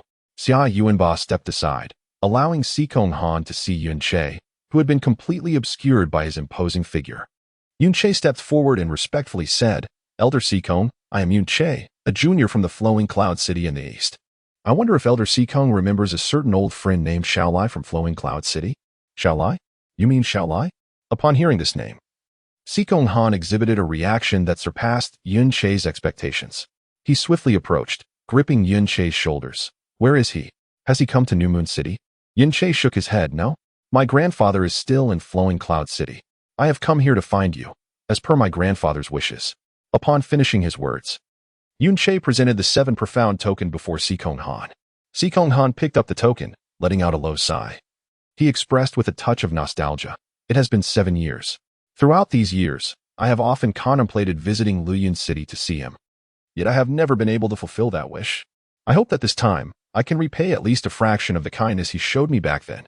On November 1st, this Saturday, at YY Channel 49554, at 7 p.m., we will hold the new book launch event for The Evil God Against Heaven. Let's not miss it. For details, please refer to the pinned post in the review section. Below is a letter of gratitude. 1. Organized by the generosity of the affluent. 3. There are simply too many benefactors, and sorting through them has left me overwhelmed with gratitude. If there are any omissions, repetitions, or errors in numbers, it is entirely expected, and I shall not take responsibility. 3. Lengthy acknowledgements. Thank you to the legendary benefactor for the 100,000 reward. You are a legend, and I am but a mere storyteller in the realm of legends. Thank you to Xingyan for the 20,000 reward. You have my utmost respect. Thank you to Xiaoho Lingxi for the 10,000 reward. In appreciation of your abundant love, I have decided to prioritize your character's downfall. Thank you to Luo Qing for the 100,000 reward, our true golden leader. Please accept my humble knee. Thank you to the pure and elegant Xiong for the 100,000 reward. How can one still claim to be impoverished among us? Thank you to Naishi for the 100,000 reward. I have recently received credible news that you are indeed a female. Thank you to Juebon Dei for the 100,000 reward. I am 100% certain that your name was copied from a certain website, for I had once used it as well. Thank you to Jinny for the 100,000 reward. Your literary talent is truly commendable. I am tempted to suggest that you write. Thank you to Yuhan Ming for the 300,000 reward, our soul diamond leader, imposing, eye-catching, no further explanation needed. Thank you to Shen Xiaoyao for the 100,000 reward. This defies logic. I have misjudged you all these years. You are indeed affluent. Thank you to the indomitable Purgatory for the 60,000 reward. We are quite familiar, and I find myself at a loss for words. Thank you to Yun Huan for the 100,000 reward. Having perused your bookshelf, I am deeply impressed by your taste. Thank you to KKKKKKY for the 100,000 reward. I do not find your name trivial at all, truly. Absolutely. Thank you to Wu Qinghao for the 100,000 reward. I have not read extensively, but is the character Hao pronounced as Jing or Yi? Thank you to Bookfriend 2748864 for the 10,000 reward. Now do you understand why I do not find the name of the person above trivial? Thank you to Luyuyua000 for the 400,000 reward, our platinum leader. Please accept my golden knee. Then, thank you to Wenruya for the 2 million reward. Countless words of gratitude cannot express enough. Here, I wish you and Yin Huajun a lasting bond, achieving your aspirations together. Chapter 61. Joining the New Moon Profound House, leading Yun Che and Xia Yuanba into the Elder Hall. Sikong Han took a seat and observed Yun Che with a serious demeanor. There was not a hint of arrogance befitting his status as the Grand Elder of the Royal Profound House. Instead, he wore an expression of concern. You claim to be the grandson of Elder Shao, yet why do you bear the surname Yun? Indeed, brother-in-law. Why did you just refer to yourself as Yun Che? Have you, after being cast out of the Shao clan, finally found your biological parents? Summer Yuanba, who had long harbored a multitude of questions, hastily inquired. Yun Che replied, I am not my grandfather's biological grandson. However, he raised me for 16 years, making our bond akin to that of blood relatives. Half a year ago, I was expelled from the Shao clan, and before my departure, my grandfather revealed to me that my original surname is Yun. I see, Sikong Han nodded slowly. In truth, I have heard some whispers regarding these matters. Yun Che looked up, a look of astonishment gracing his features. Sikong Han sighed and continued, 6 months ago, the son of the Shao clan's leader, if I recall correctly, his name was Shao Kuangyan, passed through Crescent Moon City on his way to Luoyuan City. Given that it pertained to the Shao clan's activities, we at the Crescent Moon Xuanfu paid some attention. Subsequently, news trickled in that, while seemingly inconsequential to others, was significant concerning Brother Shao. I learned that he had been confined to the family estate's rear mountains and that his own grandson had also been expelled. I intended several times to offer assistance to Brother Shao, yet alas, the distance was prohibitive, and as the Grand Elder of the Crescent Moon Xuanfu, I could not be away for long. Thus, I lament. There is no need for you to feel remorse, Elder Sikong. Your concern is surely appreciated by my grandfather, Yun Che replied with a bow. Although Sikong Han had not acted upon his intentions, it was evident that his genuine worry for Shao Lai's predicament was sincere. Ah, that was 7 years ago. I had taken my then 12-year-old son to Luoyuan City for a matter, only to find that my movements had been discovered by an enemy who laid a trap. As soon as I entered the city, I was ambushed. I fought with all my might, but could only protect myself, unable to attend to my son. Just when my son was in grave danger, Brother Shao appeared and saved his life. I, Sikong Han, have only one son. Had it not been for Brother Shao, my line would have ended there. This profound debt of gratitude has lingered in my heart for years, and I have often wondered when I might repay it. Reflecting on that past, Sikong Han sighed heavily. He gazed at Yun Che with admiration, saying, speaking of which, you truly exemplify the legacy of Brother Shao. At such a young age, you have already broken through to the initial profound realm. Such talent is rare, even in Crescent Moon City. Your grandfather is the foremost expert of Luoyuan City. Your future achievements will undoubtedly rival his. What? Summer Yuanba exclaimed, his eyes widening. Elder Sikong, are you saying my brother-in-law has already reached the profound realm? This. Elder Sikong, could there be some mistake?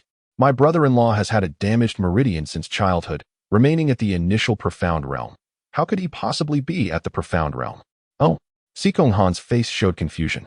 But he distinctly sensed the profound energy emanating from Yun Che, which was undeniably at the initial profound realm. Yun Che calmly stated, this matter is rather convoluted. However, my profound energy is indeed at the initial profound realm. I wonder if I now possess the qualifications to enter the Xuanfu? As he spoke, Yun Che subtly nudged Summer Yuanba. As soon as Xia Yuanba was about to speak, he immediately fell silent, yet his eyes widened in astonishment, his heart repeatedly exclaiming, my heavens, could it be that my brother-in-law has truly entered the profound realm? How is this possible? Observing the expressions of Yun Che and Xia Yuanba, Sikong Han sensed that there was an underlying story, yet it was evident that Yun Che was reluctant to elaborate, deliberately steering the conversation away. Sikong Han refrained from pressing further, chuckling as he inquired, Yun Che, how old are you this year? 16? Sikong Han's face revealed surprise. Rising from his seat, I initially thought you were already 17 or 18. To think you were merely 16. At such a young age to have reached the profound realm. There are hardly more than 10 individuals in the entire Xinyue profound house who can boast such a feat.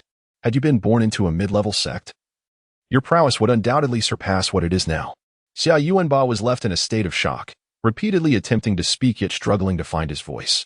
You flatter me, Elder Sikong, Yun Che replied modestly. If Sikong Han were to learn that just half a year ago, Yun Che had only been at the initial stage of the profound realm, he would likely be so astonished that he might tumble from his chair. Come. Let me assess your talent. Sikong Han beckoned him. Yunche stepped forward, standing before Si Kong Han, and as Si Kong Han placed his hand on his pulse, he quickly held his breath, forcibly sealing 38 of his 54 profound apertures, leaving merely 16 in an open state. However, such a degree of concealment could only mask the most superficial examination. A slightly more in-depth investigation would unveil the truth. Yet, those aspiring to join the Xinyue Profound House would exert their utmost efforts to showcase their innate talents during assessments. Si Kong Han could hardly fathom that someone would deliberately seek to hide their abilities, thus he would not exert additional effort for a deeper inquiry. After a light touch on Yunche's wrist, Si Kong Han withdrew his hand, nodding in astonishment. No wonder. You have opened 16 profound apertures innately. This is undoubtedly the mark of a genius. You are precisely the kind of talent that our profound house yearns for. At this juncture, Si Kong Han began to display signs of excitement. Initially, he had contemplated bringing Yunche into the Xinyue Profound House to repay the kindness of Xiao Lai, offering him a place to belong. However, upon witnessing Yunche's extraordinary talent, he realized that regardless of his connection with Xiao Lai, he would go to any lengths to ensure Yunche remained. With such innate talent, even among the prominent sects in Xinyue City, he would receive preferential treatment. And the resources and influence of those high-level sects would far surpass that of the Xinyue Profound House. The arrival of Yunche was akin to presenting a treasure to the Xinyue Profound House. Currently, there were only 7 individuals in the entire Xinyue Profound House who had innately opened 16 profound apertures, with at most 1 or 2 new additions each year, as those with such talent typically gravitated towards the larger sections. Yunche, do you truly wish to join our profound house? Si Kong Han gazed intently at Yunche. If you genuinely wish to join, the assessment can be waived. I can make the decision immediately. Xia Yuanba's mouth hung agape, his mind nearly short-circuiting. Is it possible to join a class? Yunche inquired. Of course, that is not an issue. Si Kong Han slammed the table and declared, with your current profound strength and talent, you are fully qualified to directly enter the first class. Yunche pondered briefly before nodding slightly. All right. Today marks the new Lord's inauguration, and there will be a welcoming banquet this evening. I have many matters to attend to, so I shall not keep you. He turned to Yuanba. You shall escort Yunche to his residence to settle in, or perhaps introduce him to his future seniors. By the way, Yunche, would you be interested in attending the evening banquet? May I attend? Yunche asked in surprise. The new Lord's ascension is a significant event that stirs New Moon City. We have sent invitations to sects with sufficient prestige and influence, and they are sure to honor the new Lord, resulting in a gathering of eminent figures. Generally, only core disciples of our Xian are permitted to attend such occasions. But although you have only just joined us today, your talent is exceptional, and you barely qualify. This banquet will provide you with an opportunity to familiarize yourself with all the top sects in New Moon City, which will greatly benefit your future here. Yunche immediately comprehended that allowing him, a newly admitted disciple, to attend such a momentous banquet was primarily due to his grandfather's favor, permitting him to swiftly understand the power dynamics within New Moon City. He expressed his gratitude, saying, Thank you, Elder Si Kong. I will certainly attend on time. May I bring Yuanba along? Si Kong Han hesitated for a moment before smiling and nodding. That would be fine. Yuanba, you shall accompany him. As Yunche is new to the New Moon Xian, and everything feels unfamiliar, you can guide him. I will arrange an additional seat. Yunche pondered for quite a while, uncertain of how to explain his situation to Yuanba, and unwilling to deceive him. He finally said vaguely, Yuanba, this matter must remain a secret. When the time is right, I will explain it to you. However, it is best not to disclose my past condition of a damaged profound vein to others, lest ill intentions arise. Oh, I see. Summer Yuanba scratched his head in confusion, then suddenly his eyes brightened. Brother-in-law, I understand now. You must have been pretending before, right? Otherwise, how could you have entered the profound realm so suddenly? It must be that way. Brother-in-law, you are truly cunning, having deceived us all. Ha ha ha ha. Yunche shrugged, allowing Summer Yuanba to revel in his misconceptions. He shifted his gaze toward the New Moon Xian before him, feeling a surge of emotion. How long do you plan to stay here? Came a sudden voice from his mind, the voice of Jasmine. It depends on the circumstances. If this place offers me ample opportunities for training, I shall remain longer. If not, I will leave immediately. My primary reason for staying is to learn some profound techniques. After all, the techniques you know are far too advanced for me to grasp, so I can only resort to this method. Jasmine fell silent thereafter. Chapter 62. Lan Shui Rua. The New Moon Xuanfu sprawls over a vast expanse, with its grand central hall exuding an imposing presence. while innumerable structures stretch into the horizon. Yunche followed Xia Yuanba towards the residence arranged for him by Sikong Han. Along the way, they encountered numerous disciples of the new moon Xuanfu, most of whom were under 20, with a few as young as 15 or 16, predominantly at the initial realm of Xian. Many greeted Xia Yuanba, as his age and stature made it difficult not to be recognized. How many disciples does the new moon Xuanfu have now? Yunche inquired. I believe there are over 3,000, Xia Yuanba pondered. The age limit for recruitment is between 15 and 18. Generally, by 20, most will depart. A significant portion will eventually join the Cangfeng official forces. However, brother-in-law, are you truly attending the banquet tonight? Xia Yuanba asked, concern etched on his face. To have the opportunity to witness nearly all the elite powers of New Moon City in one gathering is a chance one cannot miss, Yunche replied, casting a sidelong glance. It seems you are not particularly keen on attending. Is there something amiss with this banquet? It is evident that those sects are attempting to assert their dominance over the newly appointed lord, reminding him of who the true giants are in New Moon City. Yunche chuckled. Indeed, Xia Yuanba nodded, exhaling in resignation. I have heard that when the previous lord assumed his position, it was quite similar. Yet, as a newly appointed lord, he cannot refrain from extending invitations for celebration. Otherwise, it would only invite ridicule and leave him with no dignity whatsoever. This time will surely be no different. If we do attend, we may find ourselves challenged. Being defeated is one thing, but those individuals often resort to malicious tactics. Just last time, 2 senior brothers were gravely injured, seemingly unable to recover for life. And the Lord could only endure in silence. Is it true that many disciples flock to the new moon Xuanfu each year? Is our strength truly so lacking? Yunche furrowed his brow. Not that the new moon Xuanfu is incapable. Rather, those major sects are exceedingly formidable.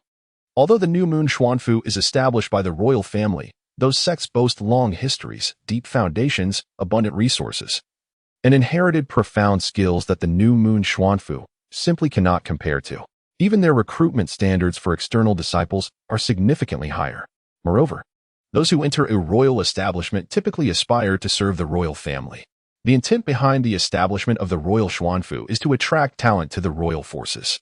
However, those with exceptional talent often possess lofty ambitions, favoring the major sects over royal affiliations, resulting in the average strength of New Moon Xuanfu disciples being somewhat superior to the smaller sects in New Moon City, yet utterly inferior to the major sections. Xia Yuanba's assessment was entirely reasonable. Even Yunche himself, despite joining the new moon Xuanfu for various reasons, primarily sought opportunities and had never contemplated serving the royal family. After a moment of reflection, he asked, which powers in New Moon City surpass the new moon Xuanfu? Well, let me think. Xia Yuanba pondered seriously for a moment before slowly articulating. There are a total of 7, namely the Xuanqin sect, the Yuyang sect, the Iron Spear Gate, the 7 Killing Sword Pavilion, and the Fengyan Xuanfu. Pausing briefly, Xia Yuanba's tone turned somewhat cautious. These 5 sects boast histories exceeding 500 or even 1,000 years. Their influence in New Moon City is deeply entrenched, and their overall strength surpasses that of the New Moon Xuanfu. Were it not for the royal establishment of the New Moon Xuanfu, they might have long since suppressed and expelled it. In addition to these 5 sects, there are also 2 colossal powers that even the royal family would not dare to provoke, namely, the Shao clan and the Funtian sect, which have established branches in New Moon City. Although they are merely branches, they are nonetheless backed by the Shao clan and the Funtian sect, making them unassailable overlords in New Moon City. The branches of the Shao clan and the Funtian sect? Yunche mused, tapping his chin thoughtfully. He understood well that, in name, they were branches, but in reality, they were simply those whose talents were deemed too mediocre to remain in the main sect. However, they were still legitimate outer sect members, unlike the Shao clan, which had been entirely forsaken. Nevertheless, our new moon Xuanfu is certainly not to be trifled with. Xia Yuanba thumped his chest defiantly. Though the banquet 5 years ago caused the new moon Xuanfu to lose face, that was 5 years ago. Now, we have numerous talents in the new moon Xuanfu, certainly on par with those sections. Ah, brother-in-law, look over there. That senior brother, named Li Shuho, is 17 this year, yet he has already reached the 3rd level of the Xian realm. It is said he has inherited his family's profound skills, which are quite formidable. The one over there in white is even more impressive. I believe his name is Su Aoran, and at just 18, he has already attained the 5th level of the Xian realm. Both of them are in our class. However, The most outstanding individuals in our new moon Xuanfu are not them, but rather senior brother Morong and senior sister Shui Ruo, the two most acknowledged prodigies of our sect. Tonight's banquet, the elders will undoubtedly bring them along. With their presence, it surely won't be like it was 5 years ago. At this point, Xia Yuanba's voice trailed off abruptly as they beheld a young man clad in white robes walking alongside a girl dressed in snowy attire. The young man appeared to be in his late teens, tall and handsome, with a demeanor that could easily captivate the hearts of infatuated young maidens. Beside him, the girl radiated an ethereal beauty that rendered hearts tremulous. She seemed to be of similar age, her enchanting eyes sparkling, lips as delicate as pearls, and eyebrows shaped like a crescent moon. Most captivating was the gentle smile gracing her lips, warm and inviting as a fragrant breeze. The pair appeared as if they had stepped out of a painting, instantly eclipsing all brilliance in the surroundings. The young man was engaged in conversation with the girl, frequently glancing at her for her reactions, yet she maintained her serene smile, saying nothing, though she moved gracefully. It was as if one were witnessing a celestial maiden dancing lightly through the air. Her long, snow-white neck lent her an air of noble elegance, evoking the image of a princess who belonged in the royal court. What a beautiful girl! A gasp of admiration escaped Yunche's lips. Though her beauty did not rival that of Xia Qingwei, she was undoubtedly one in a million, captivating and enchanting. The ethereal air of nobility that enveloped her was beyond comparison to that of Xia Qingwei. What astonished Yunche the most was the serene tranquility reflected in her eyes and demeanor. Generally, girls of such exquisite beauty are often accompanied by a hint of arrogance. His wife, Xia Qingwei, was a prime example. Yet, this girl exuded a gentle grace, her gaze soft as water, with no trace of haughtiness in her brow. The natural smile gracing her lips melted one's heart at a mere glance. Morong Shixiang, Shui Ruo Shiji. As Yunche silently admired the girl, Xia Yuanba eagerly took his arm and approached them. Morong? Shui Ruo? Could these be the two individuals Yuanba just mentioned? Yunche pondered internally. At that moment, the girl's gaze shifted to Yunche, and with curiosity, she inquired, "And who might this be?" He is my brother-in-law, who has just joined our Xuanji mansion today. He is in the same class as us. Xia Yuanba cheerfully replied. Brother-in-law. They are the esteemed Murong Yishixiang and Lan Shui Ruo Shiji, the most remarkable seniors of our current session at the New Moon Xuanji Mansion. Yunche stepped forward, a polite smile gracing his face. Greetings, esteemed Shixiang and Shiji. I am Yunche, a newcomer to Xuanji Mansion. I hope to receive your guidance in the days to come. Morong Yi nodded slightly, acknowledging him, but his gaze soon wandered away, a deep pride evident in his demeanor, tinged with an unmistakable hint of dissatisfaction, clearly displeased that their moment was interrupted. Oh, you are in our class as well? Lan Shui Ruo scrutinized Yunche, her laughter ringing out. You look rather young, yet you have already entered the first level of the Xuanji realm. No wonder Elder Sikong brought you into our class. The young ladies in our class will surely be overjoyed to have such a handsome junior brother join us. But do be cautious, junior brother. Wait, hold on. Didn't T. Xia Shidi just call you brother-in-law? Could it be that you are already married? Oh, it turns out Yun Shidi is merely 16 years old. How eager to marry at such a young age. The bride must be exceptionally beautiful, Lan Shui Ruo said with a beaming smile. Ahaha. In any case, I hope to rely on your care and support in the future, Yunche replied awkwardly, then shifted his gaze to Lan Shui Ruo with a smile. I suspect that Shiji is not a local, am I correct? Oh, how did you know? Lan Shui Ruo blinked her lovely eyes. Because the atmosphere in New Moon City feels rather restless, and the spiritual energy is somewhat muddied, it could hardly nurture someone as graceful and exquisite as Shiji. Lan Shui Ruo was momentarily taken aback, then her lips curved into a subtle smile, her delicate brows arching playfully. Not only is Yun Shidi handsome, but he is also talented and has a sweet tongue. It is a pity that Yun Shidi is already married. Otherwise, who knows what might have transpired. She giggled mischievously. Ellen Suru's remark, though clearly a playful jest, caused Morongyi, beside her, to furrow his brows sharply and cast an intense glare at Yunche. However, Yunche appeared oblivious to the hostility. Smiling amiably at Ln Su as he proclaimed, "It matters not. My wife has assured me that she would not oppose my seeking additional wives." Chapter 63. The main hall with a playful wink of her left eye. Ln Su smiled charmingly and departed, leaving behind a faint fragrance that gradually faded into the distance. Although Yunche's words bore a hint of frivolity, they evidently did not provoke any disdain from Ln Su. Rather, they seemed to deepen her impression of him, ensuring she would not forget him easily. Yun Che turned to steal a glance at her graceful silhouette, unabashedly admiring her beauty. Her visage was captivating. Her demeanor exuded an extraordinary nobility.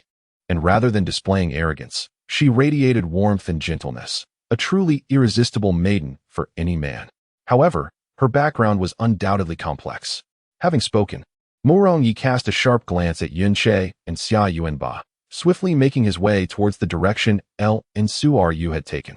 He was aware of Xia Yuanba's humble origins as the son of a merchant from a remote town. Thus, he surmised that this brother-in-law of his must also be a person of little significance, permitting him to act without hesitation in administering a lesson. Yun Che, with a sidelong glance, disdainfully observed Mo Rongye's retreating figure and commented with a cold smirk, "This individual seems to have his eyes nearly growing atop his head. It appears Mo Rongye possesses quite an impressive background." Seeing Yun Che's lack of anger, Xia Yuanba felt somewhat reassured and whispered, "His father is the lord of Xinyue City.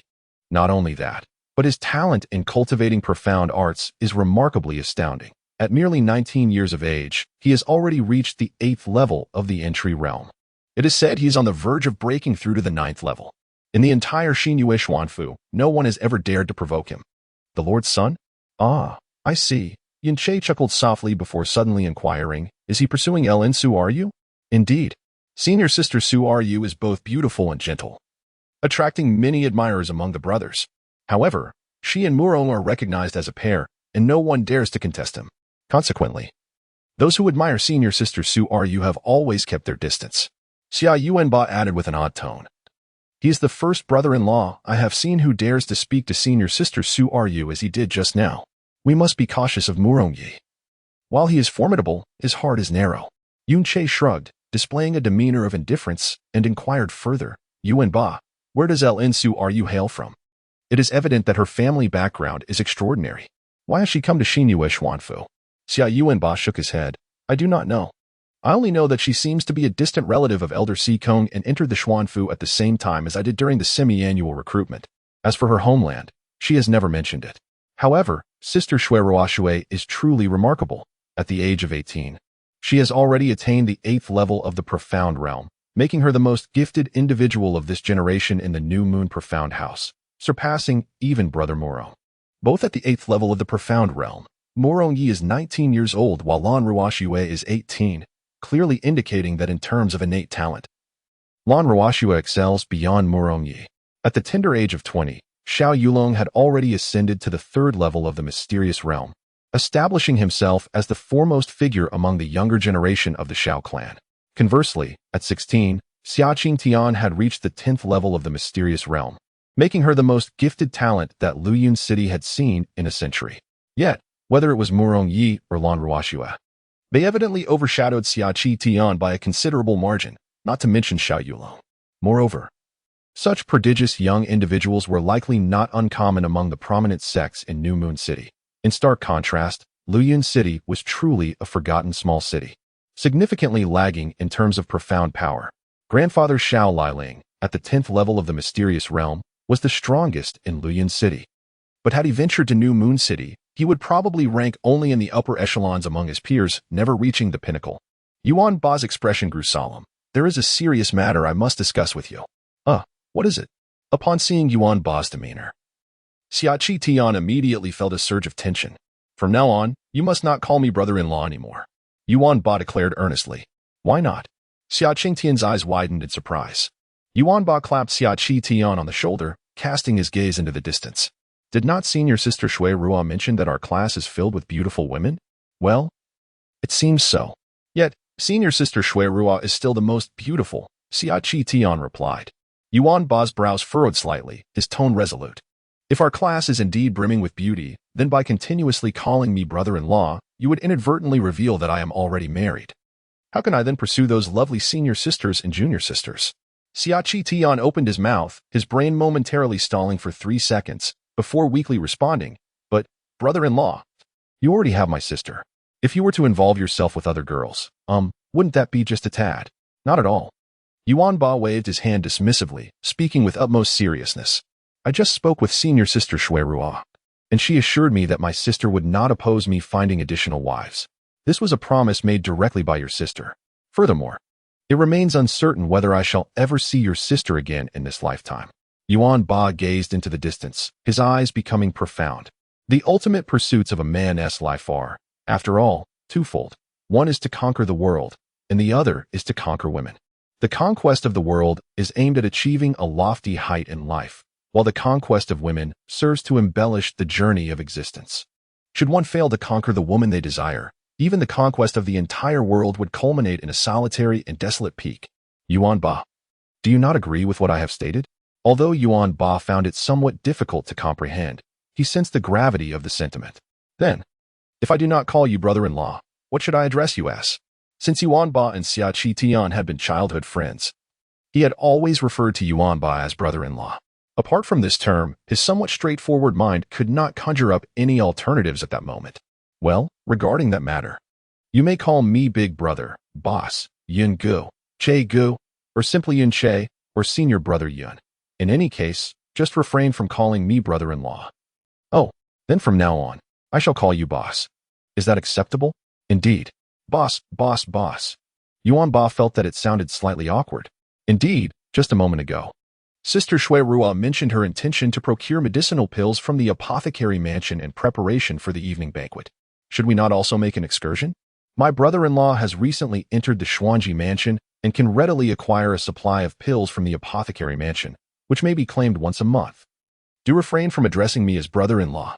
Ah, I had momentarily forgotten. I shall certainly pay closer attention. So, shall we visit our residence first or head directly to the apothecary mansion? The quarters arranged for Yun Che by Sikong Han are adjacent to those of Xia Yuan Ba. Although the space is modest, it exudes an air of elegance, and it is well appointed with the essentials, exceeding Yun Che's expectations considerably. After wandering for half a year, Yun Che finally has a place to rest his weary head, and a wave of sentiment washes over him. Lying upon the small bed, he quickly succumbs to slumber. For the past 6 months, he has slept outdoors, never having stayed at an inn. And it has been half a year since he last experienced the comfort of a bed. His sleep is remarkably deep and tranquil, extending from noon until evening, interrupted only by Xia Yuanba's knock upon the door. Brother-in-law, have you awoken? The banquet is about to commence. Should we still attend? Aware of the potential challenges that might arise at this gathering, Xia Yuanba harbors reservations about Yun Che's attendance, concerned that he might be intentionally harmed during a confrontation. Yun Che opens his eyes and rises swiftly from the bed. Of course we must go. Just a moment. I shall be ready shortly.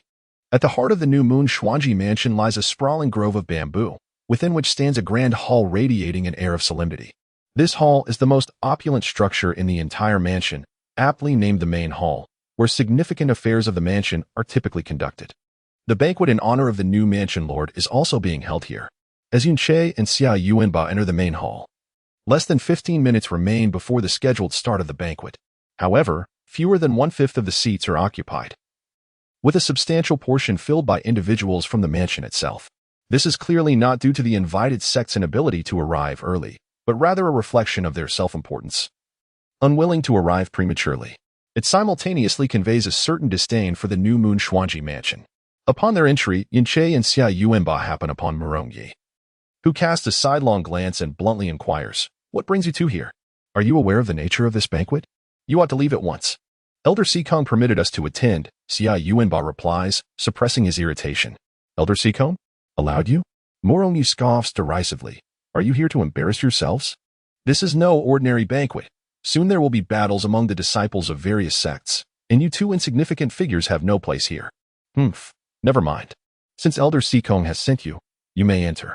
Just behave yourself, and if you bring shame to the New Moon Mystic Mansion, do not blame my senior brother for being unkind. Following Lan Shui Rua for an entire afternoon, she maintained a serene smile and spoke softly, never once casting a glance in his direction. This left him feeling extremely frustrated, and now, encountering Yun Che and Xia Yuanba, he found a perfect outlet for his pent-up irritation. Even Xia Yuanba, with his typically good temper, could not help but feel infuriated when suddenly berated without cause. Yun Che gently tugged at his arm and said calmly, "Let us proceed inside." Upon entering the main hall, they spotted Sikong Han waving at them, guiding them to their designated seats. Their places were at the back, the least conspicuous. However, despite the inconspicuousness of their location, Xia Yuanba's imposing stature made it difficult to go unnoticed. Yun Che, Yuanba, Should a conflict arise later, observe closely. If you can glean anything, that would be splendid. Both of you are new to the Mystic Mansion, so it is unlikely anyone will challenge you. Just remain at the back and watch. Sikong Han advised. Understood, Elder Sikong, Xia Yuanba replied, nodding obediently. Yun Che also nodded slowly, scanning the surroundings. He noticed about 30 disciples present, likely the most elite among the Mystic Mansion's ranks, selected from a pool of 3,000 disciples, each one undoubtedly exceptional.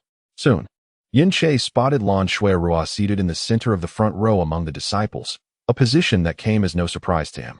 At just 18 years old, she had already reached the 8th level of the mystic realm, and being a girl, she possessed remarkable talent, even among the upper echelons of sections. Meanwhile, Yin Che attracted considerable attention from the other disciples. Those attending this banquet were the CR de la CR, engaged in fierce competition and well acquainted with one another. The arrival of Xia Yuanba surprised them, as his cultivation was only at the 6th level of the mystic realm, placing him at the lower end of the spectrum, hardly suited for such an event. In stark contrast, Yin Che was a complete stranger. Hey, are you a new junior brother? I don't think I've seen you before. A girl clad in vibrant red turned around to inquire, her curious eyes sparkling. Greetings, senior sister. I am Yin Che, and I just entered the Mystic Mansion today, he replied with a slight nod, a charming smile gracing his face. Instantly, the girl felt as if she had been electrified, a rosy hue creeping onto her cheeks as she exclaimed, Wow, you look so young yet have already entered the mystic realm. No wonder you're allowed to attend this banquet on your first day. Of course, he is my brother-in-law. How could he not be impressive? Xia Yuanba declared proudly, seemingly more pleased by the praise directed at Yin Che than he would have been for himself. Ah, brother-in-law? You are already married? The girl's lips parted, and a hint of regret flickered in her eyes. Yin Che suppressed the impulse to strangle Xia Yuanba, maintaining a calm demeanor as he spoke. Indeed, senior sister is so beautiful. She must have already married, am I right? I certainly wouldn't marry so early. With a spirited tone, she introduced herself. By the way, my name is Yi Hongling, from Class 1 of the Xuanji Mansion, 17 years old. If you encounter any issues in the future, I will stand by you. Thank you, senior sister, Yin Che replied, aware of his potential mistakes.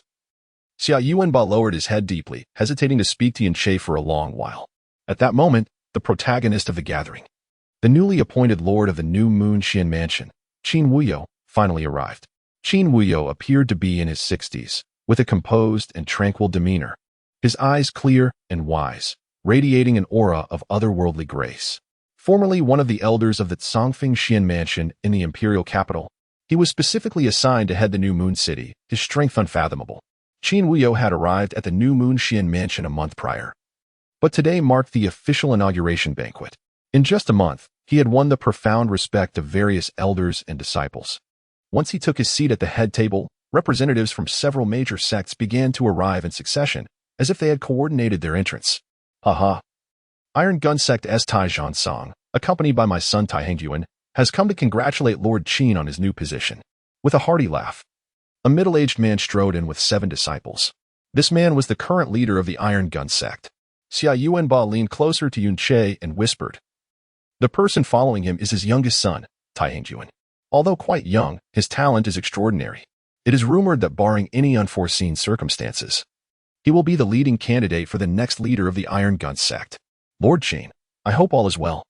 I was deeply impressed by your presence when we met by chance half a month ago, so I specifically brought my son along today. Here is a modest gift. Please accept it as a token of respect. Qin Wuyo personally rose to greet him, accepting the gift. You are too kind, Lord Tai. Your visit alone is a tremendous honor for me. There is no need for gifts. Your son possesses remarkable talent and an exceptional demeanor. He will surely become a dragon among men, perhaps even surpassing you one day, ha ha ha ha. Now, please take a seat. Yuanba, this atmosphere seems excessively harmonious. There is no hint of rivalry, Yun Che noted, stroking his chin. Well, the Iron Gun Sect has a good reputation, and while their overall strength surpasses ours, they maintain a relatively amicable relationship with the Xian Mansion. However, beyond that, just as Xia Yuanba was speaking, the representatives from the Yunyang sect arrived. Yunyang sect's chief elder, Yin Zizai, has come to congratulate Lord Qin on his new appointment. Following the Yunyang sect, figures from the Xuanqin sect, the 7-Kill Sword Pavilion, and Fenglin Xian Mansion arrived in succession, each sect accompanied by 7 or 8 disciples. with Qin Wuyo personally welcoming each group. As the banquet was about to commence, the representatives of the Burning Heaven sect arrived fashionably late. The sixth elder of the Burning Heaven sect, Fen Hanyan, came forth to extend his congratulations to Lord Qin on his new position.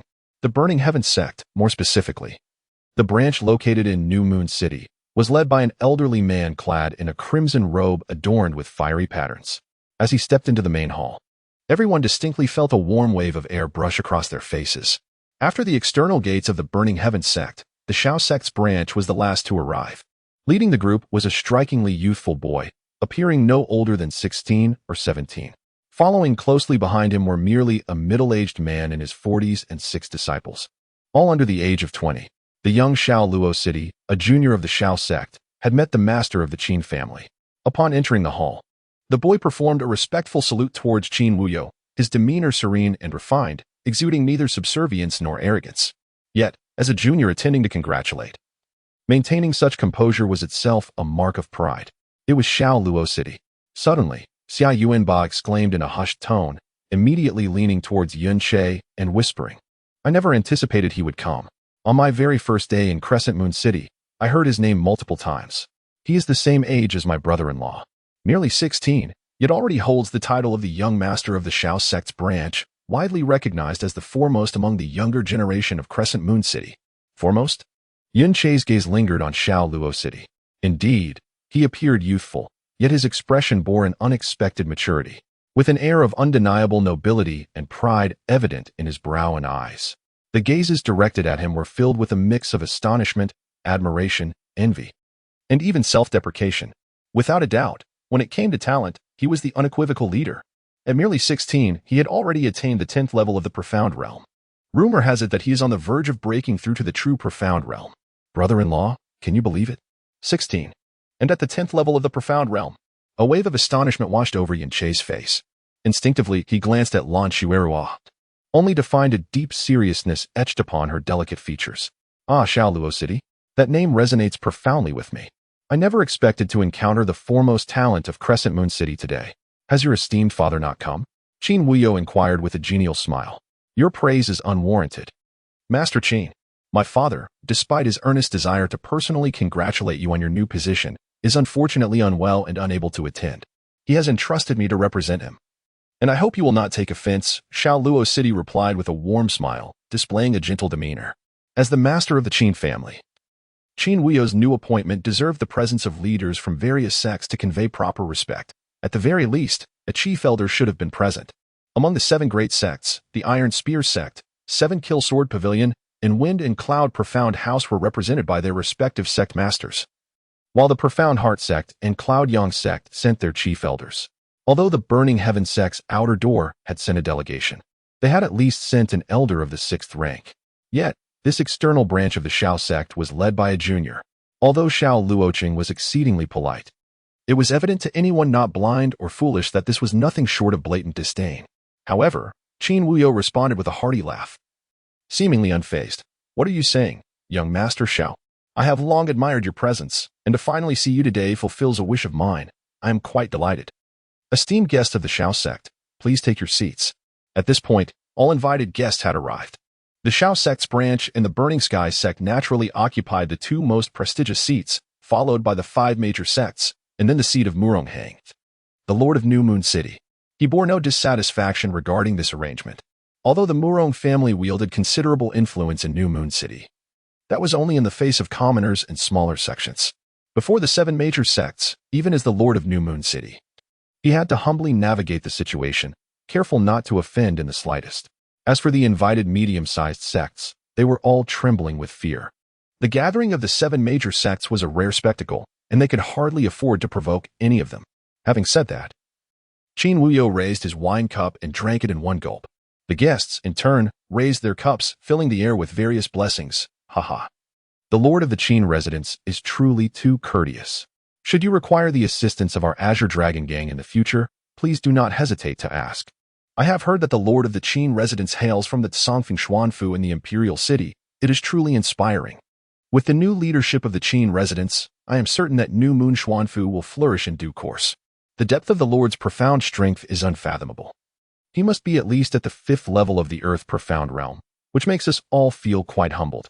The atmosphere became lively, with the flatterers predominantly comprising the medium to small sects in the Lord's faction. The 7 major sects maintained a reserved demeanor, only exchanging a few polite remarks. Despite the appearance of Lan Shui Ruo from New Moon Xuanfu, her presence alone could not alter the prevailing situation. It seemed that history would repeat itself as it had 5 years prior. Alas, there was little to be done. The foundation and resources of the Xuanfu could never compare to those of sects with a lineage spanning at least several centuries. The atmosphere was indeed quite delicate. It appeared that this princess would soon witness an intriguing spectacle, Jasmine remarked. What do you think will be the outcome if the elite disciples of New Moon Xuanfu spar with those from the 7 major sects? Yunche inquired tentatively. On the same age spectrum, the disciples from the 7 sects were, on average, 2 to 3 levels higher than those from New Moon Xuanfu. Did it even need to be stated? Jasmine replied nonchalantly. Is it really that exaggerated? Yunche furrowed his brow. If they are merely half a level higher, there could be a chance. If they are 1 level higher, it would likely be futile. But 2 to 3 levels, if that is indeed the case. New Moon Xuanfu's hope of avoiding a repeat of the past is nothing but a dream. It seems this new lord will have to face a formidable challenge. It will be interesting to see how he handles it. Just considering the Burning Sky sect and the Shao sect. They would need to be 4 to 5 levels higher. Jasmine added, I am curious to know how many levels higher you are compared to them. Yunche pondered aloud. Compare myself to them? Are you insulting this princess? Jasmine's voice was tinged with a hint of anger. Cough, cough, that was not my intention. I merely asked casually. At just 13, she could effortlessly outshine the formidable Wang Xuanjilong. What sect genius, what illustrious young talent of the New Moon generation, paled in comparison to her. Yunche felt that comparing Jasmine to them was indeed an affront to her prowess. Qin Wuyo evidently possessed the ability to command the atmosphere. As the wine flowed freely, the ambience of the banquet transformed into a lively celebration, filled with joyous laughter and merriment. Although Yunche abstained from drinking, he indulged in the culinary delights with great satisfaction. However, the tension between the members of the Xian mansion and the sect disciples escalated following prolonged exchanges of glances. It felt as if a mere spark could ignite the situation. At that moment, Xian Ao, the chief elder of the Xuanqin sect, stood with a wine cup in hand and proclaimed loudly, This toast is a blessing from the Xuanqin sect to Master Qin. Wishing you swift success in leading the New Moon Xian mansion to resound throughout the seas. After downing his drink and turning the cup upside down, he continued, however, this banquet feels somewhat lacking with so many esteemed guests present. Master Qin, as a newly appointed leader, may wish to familiarize himself with the abilities of the disciples within the mansion. I propose that our sect disciples engage in friendly sparring with your disciples of the same age. This would not only enliven the event but also deepen our mutual rapport, all while allowing Master Qin to gauge the strength of his disciples. Would this not achieve threefold benefits? Excellent. Elder Xian's proposal is indeed splendid. What a remarkable idea. Why wait any longer? Let us commence forthwith. I am certain Master Qin will not decline, came the enthusiastic response from the 7 great sections. However, the elders of the New Moon Xian mansion sighed in resignation. What was inevitable had finally arrived. The tradition dictated that a new leader of the mansion must endure a trial by fire with every new appointment, a rule that had become a norm. As the 7 sects rallied in agreement, their disciples sprang to their feet, eager for the challenge. Naturally, Qin Wuyo could not resist. Yet, he maintained his composure, standing with a smile and nodding. Elder Xian's proposal is commendable. How shall we proceed with this sparring? Xian Ao's final words, accompanied by his hearty laughter, clearly implied that even the younger ones among them could best their elder counterparts. Since I have made the suggestion, let us commence with our Xuanqin sect. Xianyu, you shall go first. Be sure to announce your age. Yes, elder. The lad named Xianyu appeared to be around 16 or 17, the youngest among the disciples from the Xuanqin sect. He was slender and clad in light attire. With a powerful exertion, he leaped from his seat to the center of the grand hall, his hands clasped behind him as he cast a challenging gaze towards the disciples of the New Moon Xian mansion. I am Xianyu, an unremarkable disciple of the Xuanqin sect, aged 16. May I inquire which esteemed disciple from your mansion wishes to offer guidance? The most difficult pill to swallow was that Xianyu, despite being among the disciples from the 7 sects, could only be considered mediocre at best. Xianyu stood there for quite some time, yet the New Moon Xian mansion remained silent. The smile on Xianyu's face had unmistakably morphed into a mocking grin, while the disciples of the 7 major sects displayed their disdain. If this silence persisted, the new Moonxian mansion would suffer a disgrace before even engaging in a spar. Si Konghan beckoned behind him. Li Hao, you're up. Yes. The disciple, named Li Hao, leaped from the audience and stood before Xianyu, declaring solemnly, I am Li Hao from the new Moonxian mansion. Please, enlighten me. Ha. Needless to say, I shall impart some valuable lessons to you, Xianyu chuckled, his voice dripping with evident derision. For the disciples of the 7 major sects, who had always held an upper hand over the new Moonxian mansion, there was a persistent sense of superiority when confronting its disciples. Conversely, while the disciples of the new Moonxian mansion could flaunt themselves before the lesser sects, they could never hold their heads high in the presence of the 7 major sections. Humph. The disdainful gaze from Xianyu ignited a fire within Li Hao. With a low growl, he condensed his spiritual energy in his right arm and launched a punch, slicing through the air with a sharp whistle aimed directly at Xianyu's face. Is this all you've got? Xianyu scoffed inwardly, raising his right hand. Suddenly, a layer of pale purple light shimmered above his palm. That is the Xian Gong of the Xian Xian sect, the Ziyang skill, roared an elder from the new Moonxian mansion. The disparity between the new Moonxian mansion and the 7 major sects was not merely in the level of spiritual energy, but also in their respective techniques. The major sects, with their centuries or even millennia of heritage, possessed well-established and refined techniques, while the Xian Gong was often a secret known only to a specific sect or clan, never to be shared with outsiders. For the new Moonxian mansion to teach their disciples techniques, they would have to create their own from scratch. Additionally, even in terms of martial skills, the new Moonxian mansion primarily relied on basic, lower-level techniques, far inferior to those of the 7 major sections. The purple aura on Xianyu's palm surged like boiling water as he transformed his palm into a fist, meeting Li Hao's punch head-on, a simple punch, devoid of any technique. When their fists collided, a burst of purple light erupted at the point of impact. With a crack, Li Hao's fist dislocated. Pain etched across his face as his upper body lurched backward. Xianyu's lips curled into a sinister smile as he swiftly unleashed his left fist, enveloped in purple light, and struck fiercely at Li Hao's abdomen. This time, it was no ordinary punch, but a powerful technique from the Xian Xian sect, the Ziyun palm. Bang! The fist, shrouded in purple light, struck Li Hao's abdomen with tremendous force, sinking deeply. Li Hao's complexion turned deathly pale, and with a muffled groan, he was sent flying, twisting through the air before crashing heavily to the ground. His chest and abdomen roiled violently, and finally, he expelled a mouthful of blood, collapsing to the ground, clutching his stomach, convulsing and utterly unable to rise. Li Hao, Junior Brotherly, 2 disciples from the new Moonxian mansion, dashed out swiftly to assist the defeated and disheveled Li. The disciples of the Crescent Moon Mystic Manor were all struck with trepidation. Li Hao and Xianyu were of similar age, their mastery of mystic energy differing by merely 1 level. They had believed that even if they could not triumph, they would at least be able to endure for a considerable duration. However, to their astonishment, after just 2 exchanges, Li Hao was utterly defeated. They had heard tales of how 5 years prior, the disciples of the 7 sects had inflicted a humiliating 10 consecutive defeats upon their seniors, leaving them in a state of despair. Despite their initial indignation, the conclusion of this first bout sent chills through their hearts. Thank you for your guidance, Xianyu said with a smile, having expended little effort in the recent battle. Instead of retreating, he stood firm, gazing at the disciples of the Crescent Moon Mystic Manor and inquiring, which esteemed friend from the Crescent Moon Mystic Manor would care to enlighten me further? Ugh.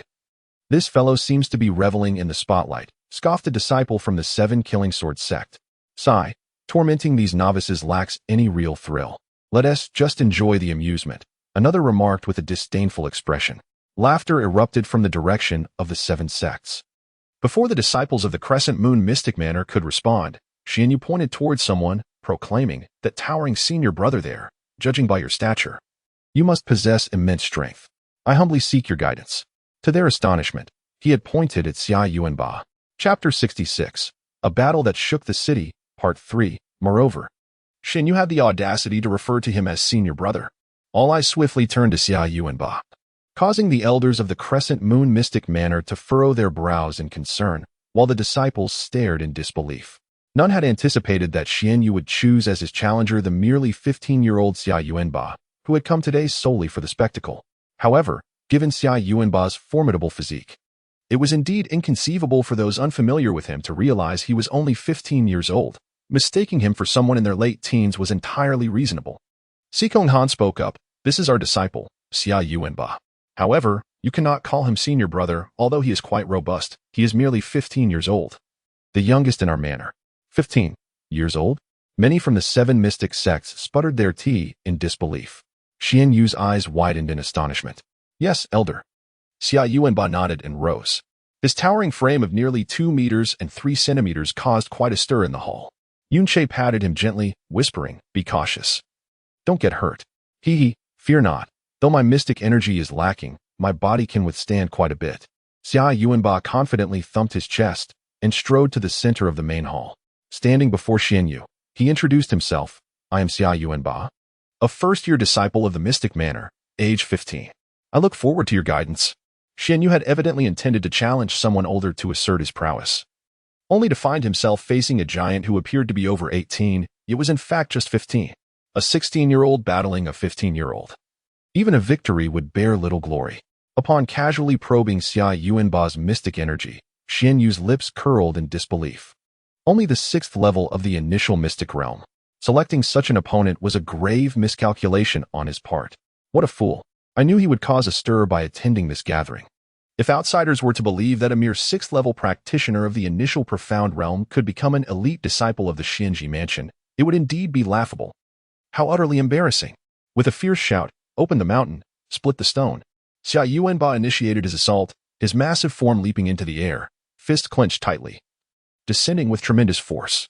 His imposing physique, coupled with an intangible aura of oppression, truly exuded the essence of mountain-splitting power. How shameless to showcase such a trivial profound technique. If Xian Yu were to allow him 3 moves, he would never be able to show his face in public again. A senior disciple of the Xuanxin sect sneered disdainfully.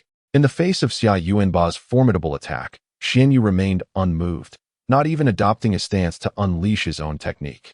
Instead, he simply raised his right arm horizontally, unadorned, to intercept the seemingly mighty strike from Xia Yuanba, a hint of disdain curling his lips. With a dull thud, Xia Yuanba's fist collided brutally with Xian Yu's arm, causing it to dip slightly before, like a venomous snake awakened from slumber, it suddenly shot upward, ensnaring both of Xia Yuanba's robust arms within the crook of his own. In an explosive surge of profound energy, a resounding crack echoed. "Ah, Yuanba!" Yunche sprang to his feet in alarm, with Xia Yuanba's anguished cry. His arms dislocated in an instant, and Xian Yu flung him aside with a single arm, sending his hefty frame soaring over a meter into the air. At this point, the sparring should have concluded, with Xia Yuanba suffering a decisive defeat, an outcome that surprised no one. The profound depth of Xian Yu's skills ensured victory even against an opponent merely 1 level below him, let alone against Xia Yuanba, who was only at the 6th level of the initial profound realm. Yet, as Xia Yuanba's body hovered, poised to crash down heavily, a sinister smile crept upon Xian Yu's lips, and a purple light flickered upon his right fist. Yunche immediately sensed Xian Yu's intent and shouted, "Stop." However, Xian Yu paid no heed to his words. With a relentless purple cloud palm, he struck down upon Xia Yuanba's descending form. The unmistakable sound of at least 3 ribs breaking resonated through the air. "Yuanba!" Yunche disregarded everything else, leaping to Xia Yuanba's side to support his fallen body.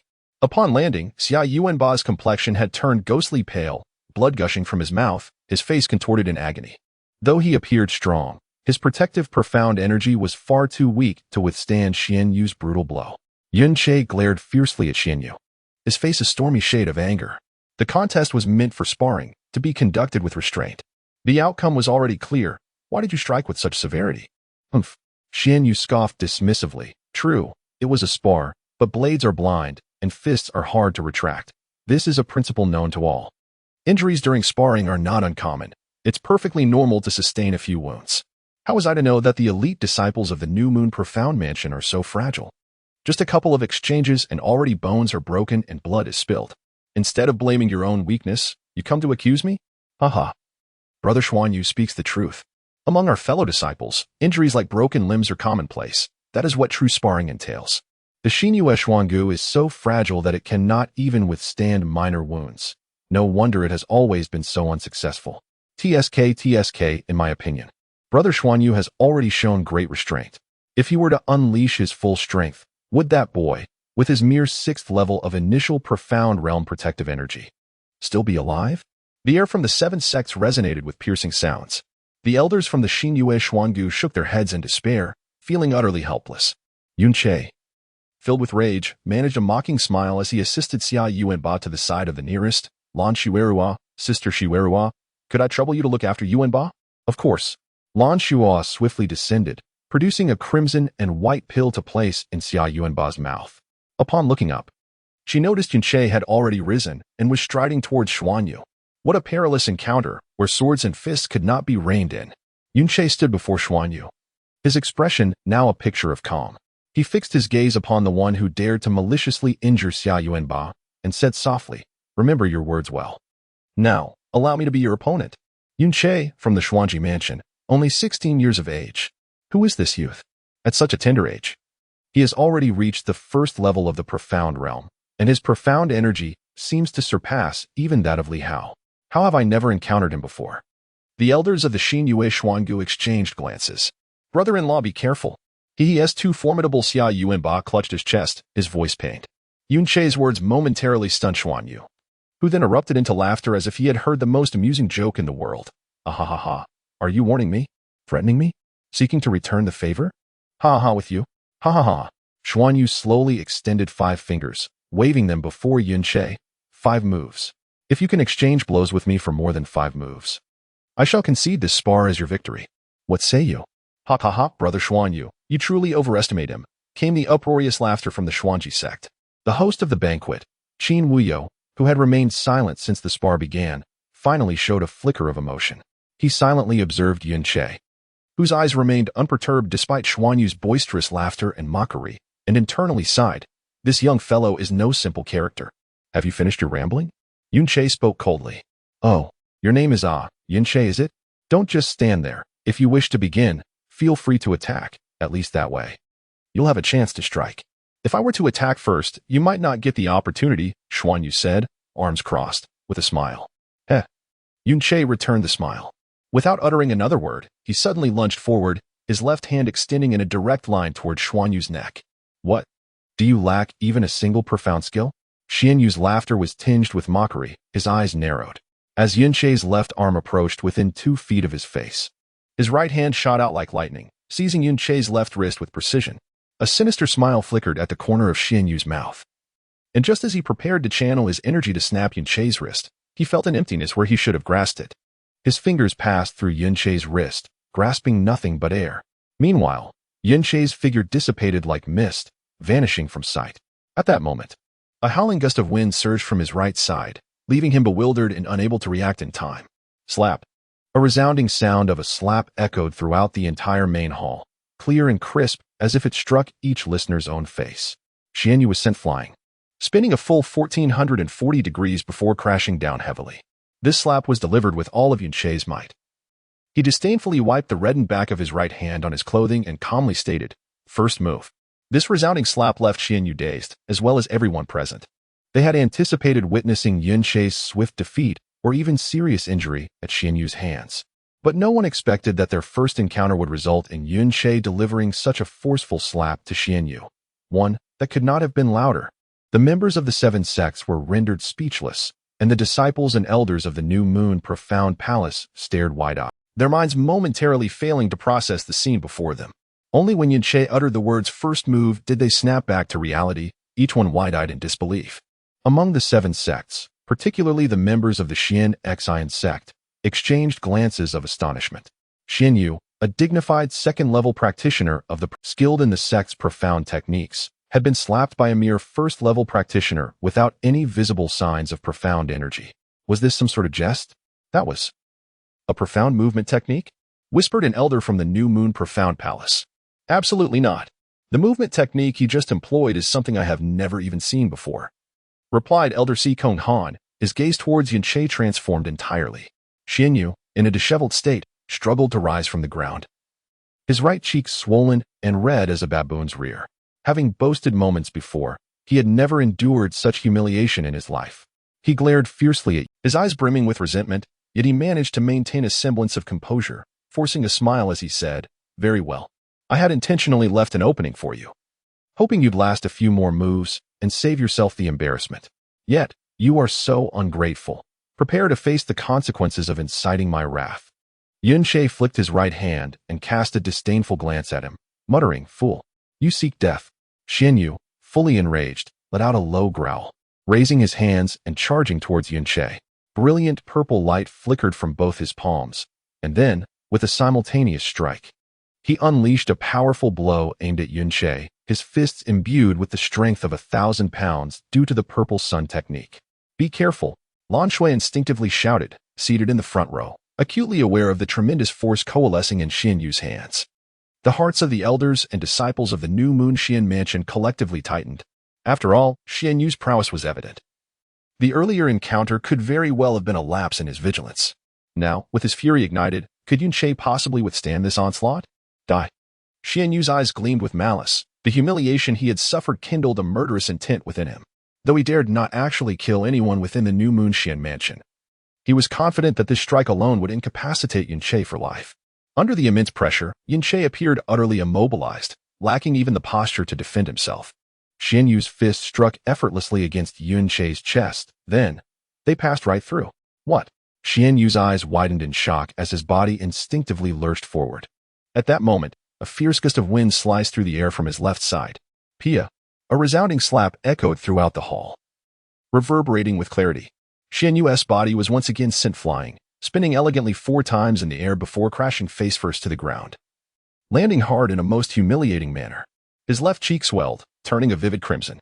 "Second strike," Yunshe remarked nonchalantly, gently blowing on the back of his left hand. The disciples of the new Moon Xian mansion were left wide-eyed, their minds echoing a singular phrase: "No way." If the first strike could be attributed to carelessness, luck, or coincidence, then the second could not possibly be explained away in such a manner. Li Hao, who had been thwarted by Xianyu, did not leave, but remained behind to recuperate. He watched in awe as Xianyu was once again sent flying, his face flushed, completely numb to the pain coursing through him. He shouted uncontrollably, "That was brilliant. Absolutely exhilarating. What a catharsis." His elder brother, Li Haoran, who was tending to his injuries, chuckled at Li Hao's enthusiasm. "Haozi, it's evident that your realm is lacking. Junior brother Yun is not only delivering an exhilarating blow, but executing it with Just look at Xianyu's face. After the first slap, his right cheek resembled a monkey's rear, and after the second, his left cheek mirrored it perfectly. The symmetry is astonishing. Xianyu's face has never looked so harmonious. This is not merely a pair of slaps, it is an exquisite art of slapping, demanding an exceptional level of precision in force, placement, and angle, something that ordinary individuals could never achieve. It is ineffably marvelous. Li Haoran's voice was not quiet. Most individuals in the hall heard him clearly, erupting in laughter. Some disciples of the Xuangu sect pressed their hands against their stomachs, desperately stifling their laughter, while giving Li Haoran a thumbs up. Ha, ha. Although laughter caused a sharp pain in his organs, Li Hao was in high spirits, indeed. My cousin possesses a superior realm. Regardless of whether junior brother Yin ultimately wins or loses, I have firmly decided to befriend him. Xianyu, once again in a state of disarray, clambered up from the ground, forcibly swallowing 3 teeth mingled with blood. His eyes widened as he glared at Yunshe, wishing he could tear him apart with his gaze. Simultaneously, his heart trembled with disbelief. How did he appear to my left just now? Clearly, his body remained in place. Twice, I struck him, yet why did I miss? Could it be that my vision is failing? Or is it a technique of movement? But how could such a technique exist? Molly had once told Yunshe that the star god's fractured shadow, upon reaching its first level, could remain undefeated against 2 opponents of equal rank, and upon reaching the 3rd level, could retreat unscathed from adversaries 5 levels stronger. The star god's fractured shadow consists of 8 levels. Molly had currently cultivated to the 6th level, capable of manifesting 6 indistinguishable phantoms, while Yunshe had only attained the 1st level, able to produce but a single phantom. Nevertheless, despite being merely the 1st level, it was a technique stemming from Molly. How could it be compared to ordinary techniques? Not to mention Xianyu, who had entered the Xian realm. Even the formidable masters and elders of the hall, at the Ling Xian and Di Xian realms, could hardly discern Yunshe's movement. Their astonishment far surpassed that of the younger disciples. How does the taste of your teeth fare? Yunshe squinted, mercilessly taunting him. Heh, Xianyu wiped the corner of his mouth, a smile creeping onto his face. Yunshe, you are the first to leave me in such a pitiful state. Thus, you shall die a most tragic death. Before Xianyu could finish his threat, he suddenly saw Yunshe's figure flicker and charge towards him. His expression darkened. He swiftly drew his arms in a half-arc forward. This time, he had learned his lesson, directly enveloping the front, left, and right with his purple sun technique. No matter where Yunche suddenly moved, if he touched his purple sun energy, he would be met with an overwhelming counterattack. He was confident that with just he could send Yunche crashing to the ground, unable to rise. As Yunche's figure met his purple sun energy, he vanished just as before. Xian Yu's expression soured, his focus sharpening on either side. But this time, the fierce gust of wind surged from above. Bang! Yunche, having soared above, delivered a powerful kick to Xian Yu's right eye, sending him into a backward somersault, crashing onto his chin, and causing a bloody tooth to explode forth. As Yunche's foot touched the ground, he narrowly missed landing on his head. Casting a sidelong glance downward, he declared, "Third strike. You scoundrel." Ah! Bang! Just as Xian Yu attempted to rise, Yunche unexpectedly launched a swift kick, striking Xian Yu directly on his left eye, sending his half-risen body into a graceful backflip, transforming his eyes into dark circles reminiscent of a panda's. Did your master never instruct you to maintain focus at all times? Fourth strike. Ah, I will kill you. Xian Yu's face, now swollen and bruised, bore little resemblance to its once gallant demeanor. It had become a pitiable sight, utterly ghastly. Rising to his feet, his visage twisted into a fearsome grimace, he unleashed his inner energy with wild abandon. Nearly driven to madness, Purple Sun Thousand Illusions hand. With a voice strained from exertion, Xian Yu charged at Yunche. His arms transformed into shades of purple under the influence of the Purple Sun technique. It's one of the secret techniques of the Xuanqing sect. Purple Sun Thousand Illusions hand. Yunche, be cautious. Si Kong Han suddenly sprang to his feet, exclaiming in alarm. Xian Yu's arms whirled rapidly, conjuring an uncountable number of violet phantoms that enveloped Yunche. Yet, Yunche did not retreat. Narrowing his eyes into slits, he extended his right arm, skillfully weaving through the violet shadows to strike precisely at Xian Yu's elbow. The Xuanqing sect's Purple Sun technique harnesses the violet energy of both arms, condensing it at the core of the Purple Sun meridian, generating a tremor through the meridian itself. Should the technique be disrupted, the entire flow of energy would momentarily go awry. Moreover, during the activation of the Purple Sun technique, all protective energy above 2 inches from the chest, connected to the Purple Sun meridian, would be entirely channeled into it, leaving one utterly defenseless. This was the wisdom imparted by Emoli moments ago. The point at which Yunche struck was precisely Xian Yu's Purple Sun meridian.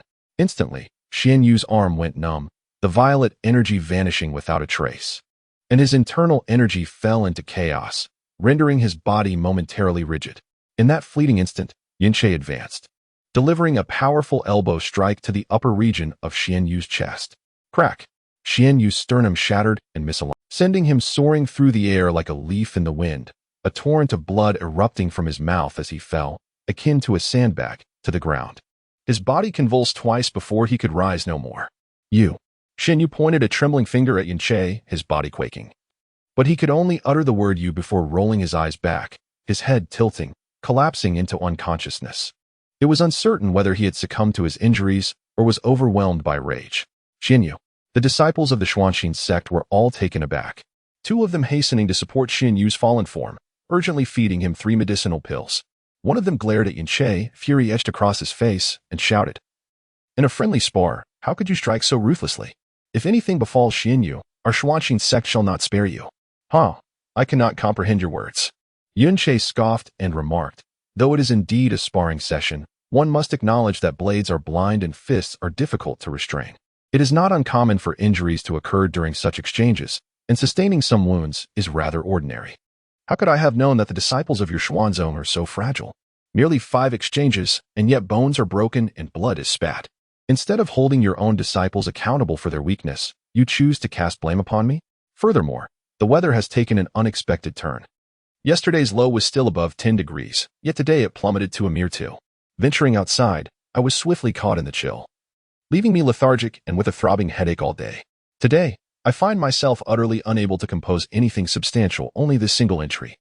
I shall endeavor to provide 3 updates tomorrow, or, should my recovery be delayed, perhaps the day after. Additionally, an announcement, Rain and Blood. You are the only one yet to report your measurements. Please contact the esteemed Lord Qiqing via QQ at 876138691 to submit your details. Ah, the custom t-shirts from the Fire Clan await.